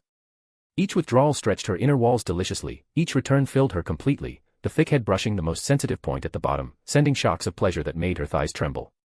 The tightness was so intense that Ren Zu felt every inner fold molding to his shape, massaging him with a hot and rhythmic pressure that forced him to breathe deeply to maintain control. "You feel this?" he murmured, his voice hoarse against her ear. "Feel how you envelop me, so tight, so hot." Yes, I feel everything, you're so deep." She responded between moans, her hands rising along his back, her jade fingers digging into the muscular skin while her body adjusted to the slow rhythm. He gradually increased the speed. The thrusts became longer, more fluid, he withdrew almost entirely, leaving only the head inside, before plunging back to the limit, the base softly hitting against her swollen outer lips. The friction was perfect now, lubricated by the initial blood, her abundant arousal, and the sweat that began to bead on both their bodies. Each thrust made her modest breasts bounce slightly, her hardened nipples brushing against his chest, adding layers of sensation. Feng Shuer embraced him tightly, her slender arms encircling his broad neck, her legs wrapping around his waist as if she wanted to merge completely. Her nails scratched his back in long red lines, not from pain, but from a pleasure so intense that her mind began to unravel, reduced to pure sensations, the absolute filling, the heat spreading from her belly to every extremity, the constant brush of the thick head against her cervix, the delicious friction that made her clit pulse even without direct touch. More, faster, please, HNN. She begged, her voice broken into continuous moans, her face buried in his neck, nibbling the salty skin. Ren Zu obeyed. The thrusts gained speed and strength, the wet sound of their union becoming louder, rhythmic, accompanying her moans. He held her slim hips with his large hands, guiding her to meet each movement, deepening the angle so the head brushed exactly where she needed it most. The pleasure for him was overwhelming, the hot and pulsing grip that enveloped him with each entry, the involuntary contractions that seemed to suck the member inward, the slippery heat that allowed him to slide easily despite the size. "Shuer, you are incredible, so wet, so tight, squeezing me like this." He grunted low, his voice trembling with restraint, the muscles in his arms and abdomen tensed as he accelerated even more. She responded only with moans, her entire body moving in sync with his, her hips rising to meet each thrust, the scratches on his back becoming deeper, marking the skin with red lines that he didn't even feel, lost in the absolute pleasure of being inside her. HNN. Husband. I'm going to, again, The room filled with their sounds, the heavy breathing, the broken moans, the rhythmic impact of bodies, the wet sound of deep penetration. Ren Zu felt his own pleasure building at the base of his spine, her tightening intensifying with each thrust, as if her body knew he was close to the limit. He slowed the rhythm for an instant, wanting to prolong, but Feng Shuer tightened her legs around him, pulling him deeper. "Don't stop, please, don't stop. I want to feel you, all, inside me, Those words broke his last thread of control.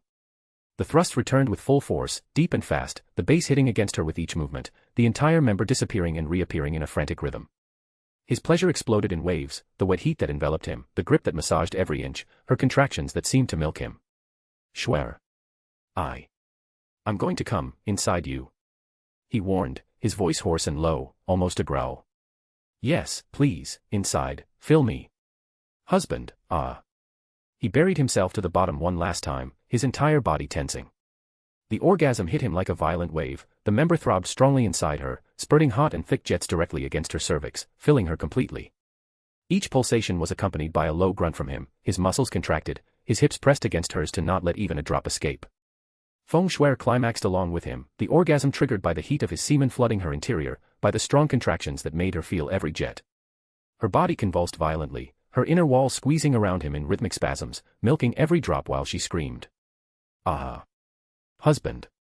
I feel hot, so hot, HNN, that's coming, again.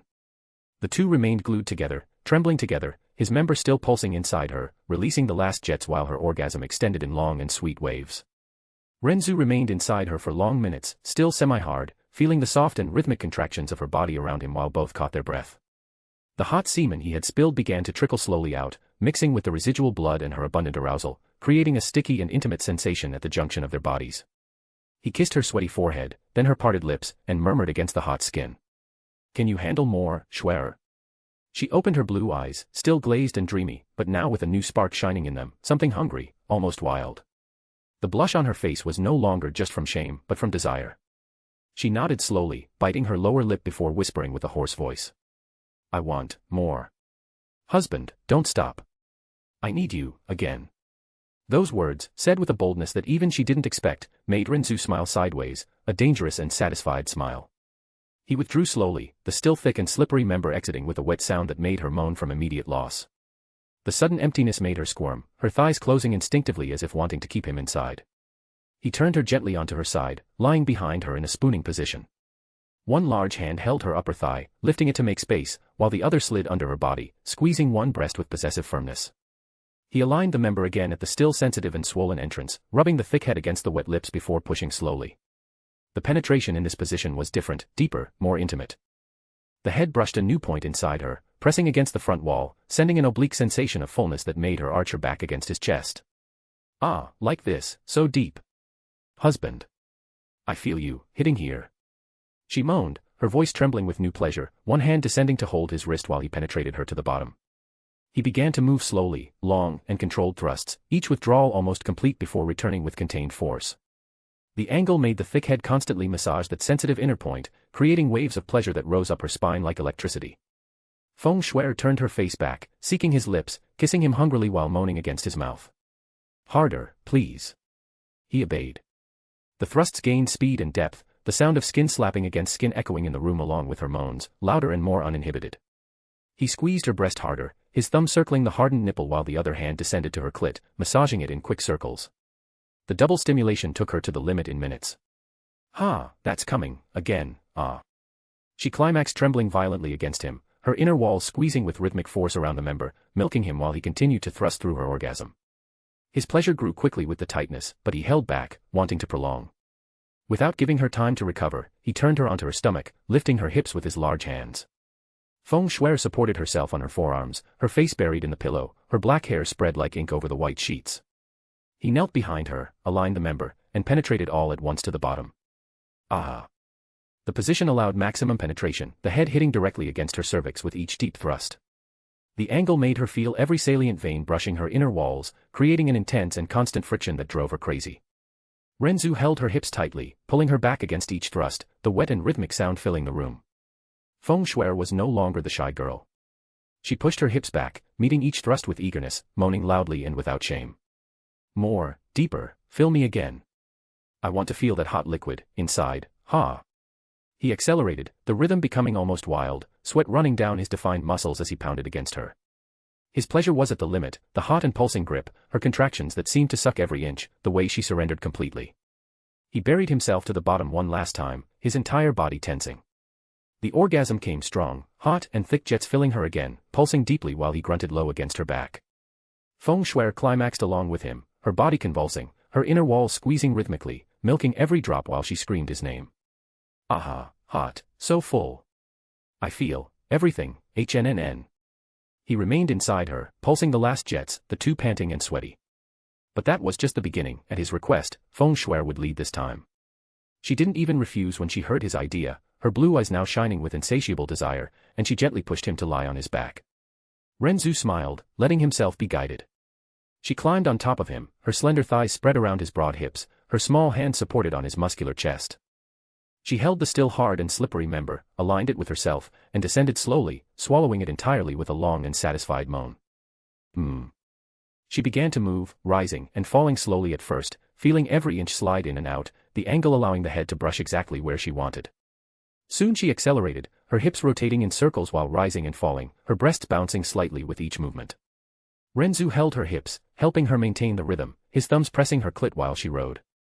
Feng Shuer was lost, her mind melted into pure pleasure, her body moving by instinct, becoming bolder, more voracious. She leaned forward, kissing him hungrily, biting his lower lip while moaning against his mouth. You're so big, you fill me so much. I want more, always more, ha. Her rhythm became frantic, rising and falling with force, the wet sound of their union echoing loudly. Ren Zu felt the pleasure building again, her hot and rhythmic grip taking him to the limit once more. Shuer, you're going to make me come again. Yes, fill me until I overflow, ah. She descended with force one last time, rotating her hips while climaxing violently, her inner walls squeezing in strong spasms. That took him along, the member pulsed deeply inside her, spurting more hot semen, filling her until it trickled down the sides, mixing with what was already there. Aha, yes, hot, so full. Husband. I love this, HNNN. She collapsed onto his chest, panting, sweaty, trembling with residual pleasure, but with a satisfied and addicted smile on her lips. The two remained like that, glued together, his member still inside her, pulsing softly while the room filled only with the sound of heavy breaths and the sweet and musky smell of sex. But that was just the beginning of that day. The link is right below. See you there. Thank you so much for your support, you make all of this worthwhile. Chapter 104, Chapter 104, The Plan Begins. Dethroning the Heavens, 4. Illusory Demon Realm, Far North. Deep within the far north of the illusory demon realm, the secret location remained completely untouched by the outside world. It was an isolated region surrounded by mountains, where profound energy circulated in a dense and heavy manner, like an invisible tide pressing down on the air, located several hundred kilometers away from the illusory demon imperial city. Ren Zu had remained completely motionless the entire time. Sitting in a cultivation posture, his body seemed like a statue fused with nature itself. No one could sense him, much less see him. If anyone were present and looked in his direction, their senses would become confused and disoriented. Then, his eyes opened. Slowly. A smile curved his lips. It was amused. Almost lazy. So. His voice came out low and drawled, "It's time to begin." In that same instant, something changed. His pupils shone with a deep purple hue. The whites of his eyes darkened. It was as though black ink was spreading beneath the surface, swallowing the white until only an unnatural contrast remained between the luminous purple and absolute darkness surrounding it. A somber breeze swept through the area. His hair began to change. The already black strands deepened into a shade of absolute darkness that reflected no light whatsoever. Thin wisps of black energy started detaching from the tips, like living smoke slowly dissipating into the air. As though the head of black hair no longer belonged to the mortal world. The invisible pressure that spread afterward caused the very space to vibrate. Ren Zu, no. Ren Zu tilted his head slightly to the side. Those purple-black eyes gleamed with cold interest. It was time to start his plans. The small courtyard where his father lived with his mother was peaceful, almost cozy. The dark wooden table in the center of the room was not extravagant, but it was set with care, simple dishes, gentle steam rising from the bowls, the light aroma of home-cooked food filling the air. To anyone else, it would seem ordinary. To him, it still felt strange, because he had never truly imagined living something like this. Although in his previous life he had shared similar meals with his master and Su Linger, and in this life with his adoptive grandfather and little aunt, the feeling was completely different when doing the same beside his actual parents. Even after repeating this routine many times over the past few months he had spent in the illusory demon realm, it was still not something he could simply get used to. Still, he did not dislike it. One could say it was one of the few moments since arriving on this continent that he truly looked forward to in his heart, aside, of course, from contemplating the beauty of his sister-in-law, which, let's be honest, was quite hard to resist. Mu Yuro served him another ladle of soup, her movements gentle and naturally attentive. "You've been training non-stop these past few days, Chair," she said softly, her eyes filled with maternal concern that Yunche still didn't quite know how to handle, yet it warmed his heart. Even geniuses need to rest sometimes. Yunche scratched the back of his neck lightly and laughed somewhat awkwardly. "It's nothing, mother. I'm just trying to keep up with the family's pace." The words came out lightly. But Yun Qinghong, seated at the head of the table, gave him a calm look, one that seemed to see more than Yunche would have preferred. "Your progress is already more than sufficient for someone who only started 2 months ago, Chair," he said, his voice steady but not harsh. "Too much haste can damage your foundation." Yunche paused for a moment. "Understood, father." The silence that followed was not uncomfortable. It was peaceful. Mu Yuro glanced at her son from time to time, as though she were still getting used to the fact that he was really there, sitting at the table with them. There was an almost cautious softness in her gaze, as if she feared the moment would vanish if she blinked too long. Then she asked in a light tone. "The sex disciples haven't been giving you any rest, Yunche nearly choked. "Ahem, they just ask too many questions." Yun Qinghong let out a faint huff through his nose, something dangerously close to suppressed laughter. Mu Yuro covered her lips with her hand, smiling delicately. "That only proves you're popular," she said. "But I heard you've grown quite close to Su Jishi, who came looking for Zuer the other day." "Yes," Yunche smiled and said somewhat bitterly, "so I adopted her as my little sister." "Little sister?" "Of course." Yunche laughed. "What else? Did you want me to marry her so mother could have a daughter-in-law?" Mu Yuro was suddenly speechless and said in perplexity, "That child Jishi is very well developed. Many young gentlemen in the demon imperial city admire her. Do you really have no feelings for her at all?" Before Yunche could answer, Yun Qinghong, who had remained seated quietly beside them, calmly took a sip of tea, his deep gaze settling on his son. "Answer carefully," he said in a light but meaningful tone. "Matters of the heart are not to be taken lightly." Yun Che gave a somewhat helpless smile before speaking frankly. Of course I have feelings for her. But that kind of feeling is definitely not the romantic kind between a man and a woman. It's simply the admiration of a beautiful woman and nothing more than possessive desire, or what could be called a man's instinct, or the most detestable barbarism. I can't attack someone just because of that, right? But Muyuro laughed and said, you two only met for the first time recently, so of course it's impossible for romantic feelings to develop so quickly. But since you at least feel this admiration, it means you don't reject her and you even like her to some extent. That beginning is already enough, you'll develop a relationship with her very soon. Mother, you really seem to like Shishi a lot. Do you want her to join our family by marrying me? Yun Che said with a face full of helplessness. Of course. Muyuro smiled. Anyone who sees Shishi would like her. Even if the Su family hadn't brought her to meet you, I, your mother, had already planned to raise the matter with them.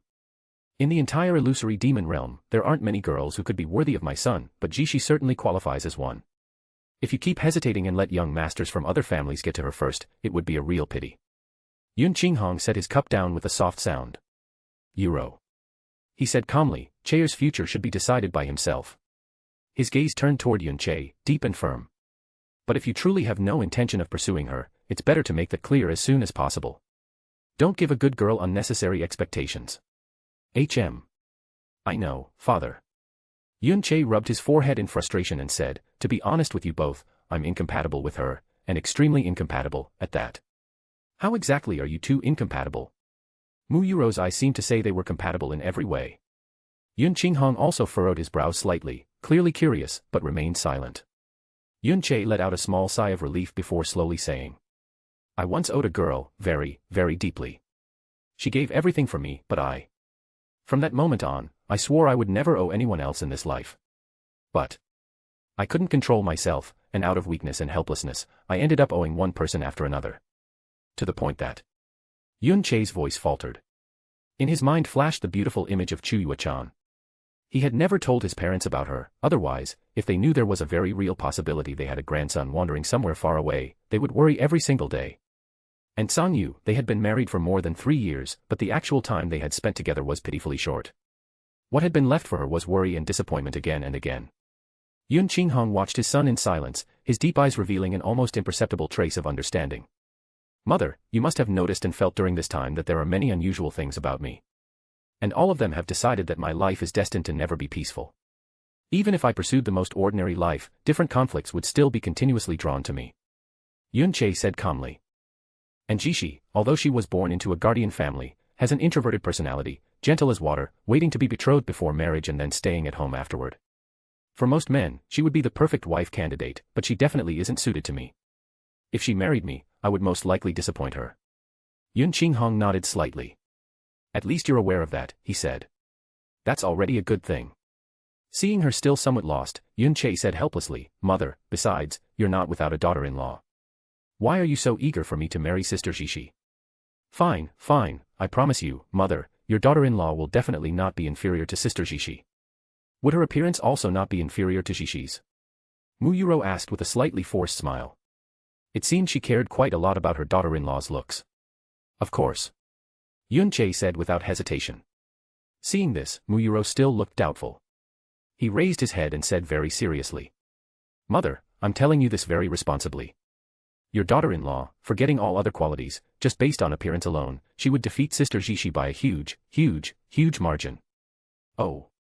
Muyuro's eyes narrowed slightly. Mother really doesn't believe that. Jishi is no ordinary beauty. In the entire Demon Imperial City, only very few can compare to her. Could the daughter-in-law you found for Mother possibly be like the little demon empress, an angel who fell from the heavens, your brother's wife? I can't say she's comparable to the little demon empress, but each has her own strengths. Yun Che agreed without hesitation. The little demon empress's appearance was already truly stunning, yet neither Chuyua-chan nor Xia Qingyue was inferior to her. My first wife is, after all, the #1 beauty of the Blue Wind Nation. Just as the words left his mouth, Yun Che's voice instantly froze and he had a bad feeling. As expected, Muyuro turned and looked at him. First wife. Could there be a second wife, third wife, and concubines as well? Yun Qinghong also slowly raised an eyebrow, his gaze carrying a hint of pride. Chair. He said calmly, explain. Ah, well. The corner of Yun Che's eyebrow twitched. He lowered his face and said honestly, fine. I'll tell you the truth. Actually, you have two daughters-in-law. The first is the one I mentioned to you both before, Xia Qingyue, who was childhood betrothed to brother Ren Zu, and we married 6 years ago. Her appearance can truly be compared to the little demon empress, and she was publicly known as the #1 beauty of the Blue Wind Nation. The other is named Sang Yu. We married 3.5 years ago, and she is the only princess of the Blue Wind Nation. Mu Yuro raised her eyebrows. One is the #1 beauty of the Blue Wind Nation, the other is the only princess of the Blue Wind Nation. My son's taste really isn't bad. But only women of this caliber are worthy of my son. Yun Qinghong let out a faint breath through his nose, but there was clear approval in his gaze. His taste is at least not low. But Zuer has a fiancée. I hope this doesn't reach the little demon empress's ears. He muttered to himself. On the other hand, Mu Yuro felt somewhat proud of her son. Her brows softened as she said sentimentally. Chair already has 2 wives. Mother wasn't present at either wedding, and now I haven't even seen what my daughters-in-law look like.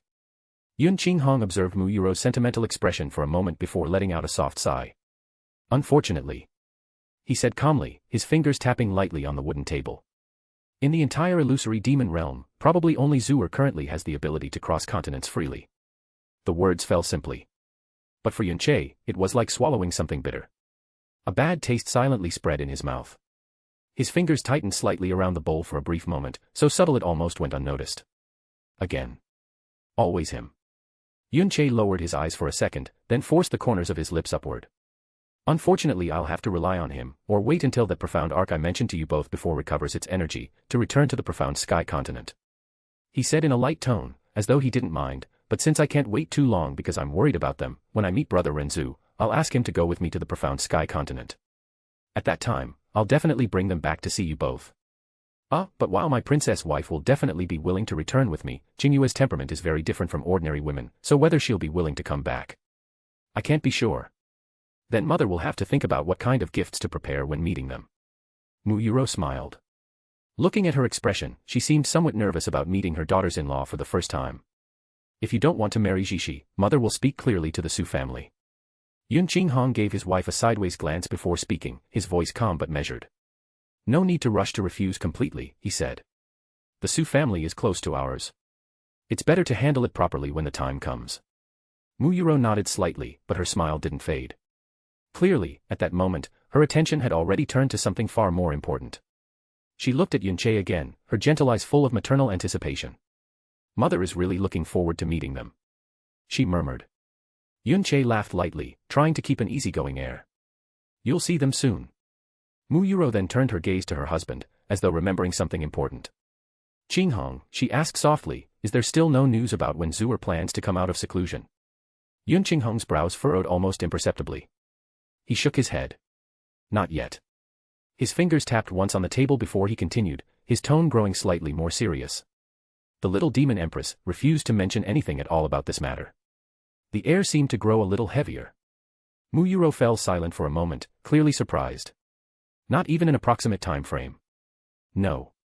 Yun Qinghong replied. Yunche kept the smile on his face. But inside, his eyes darkened slightly. Seclusion. Or, doing something no one can know about.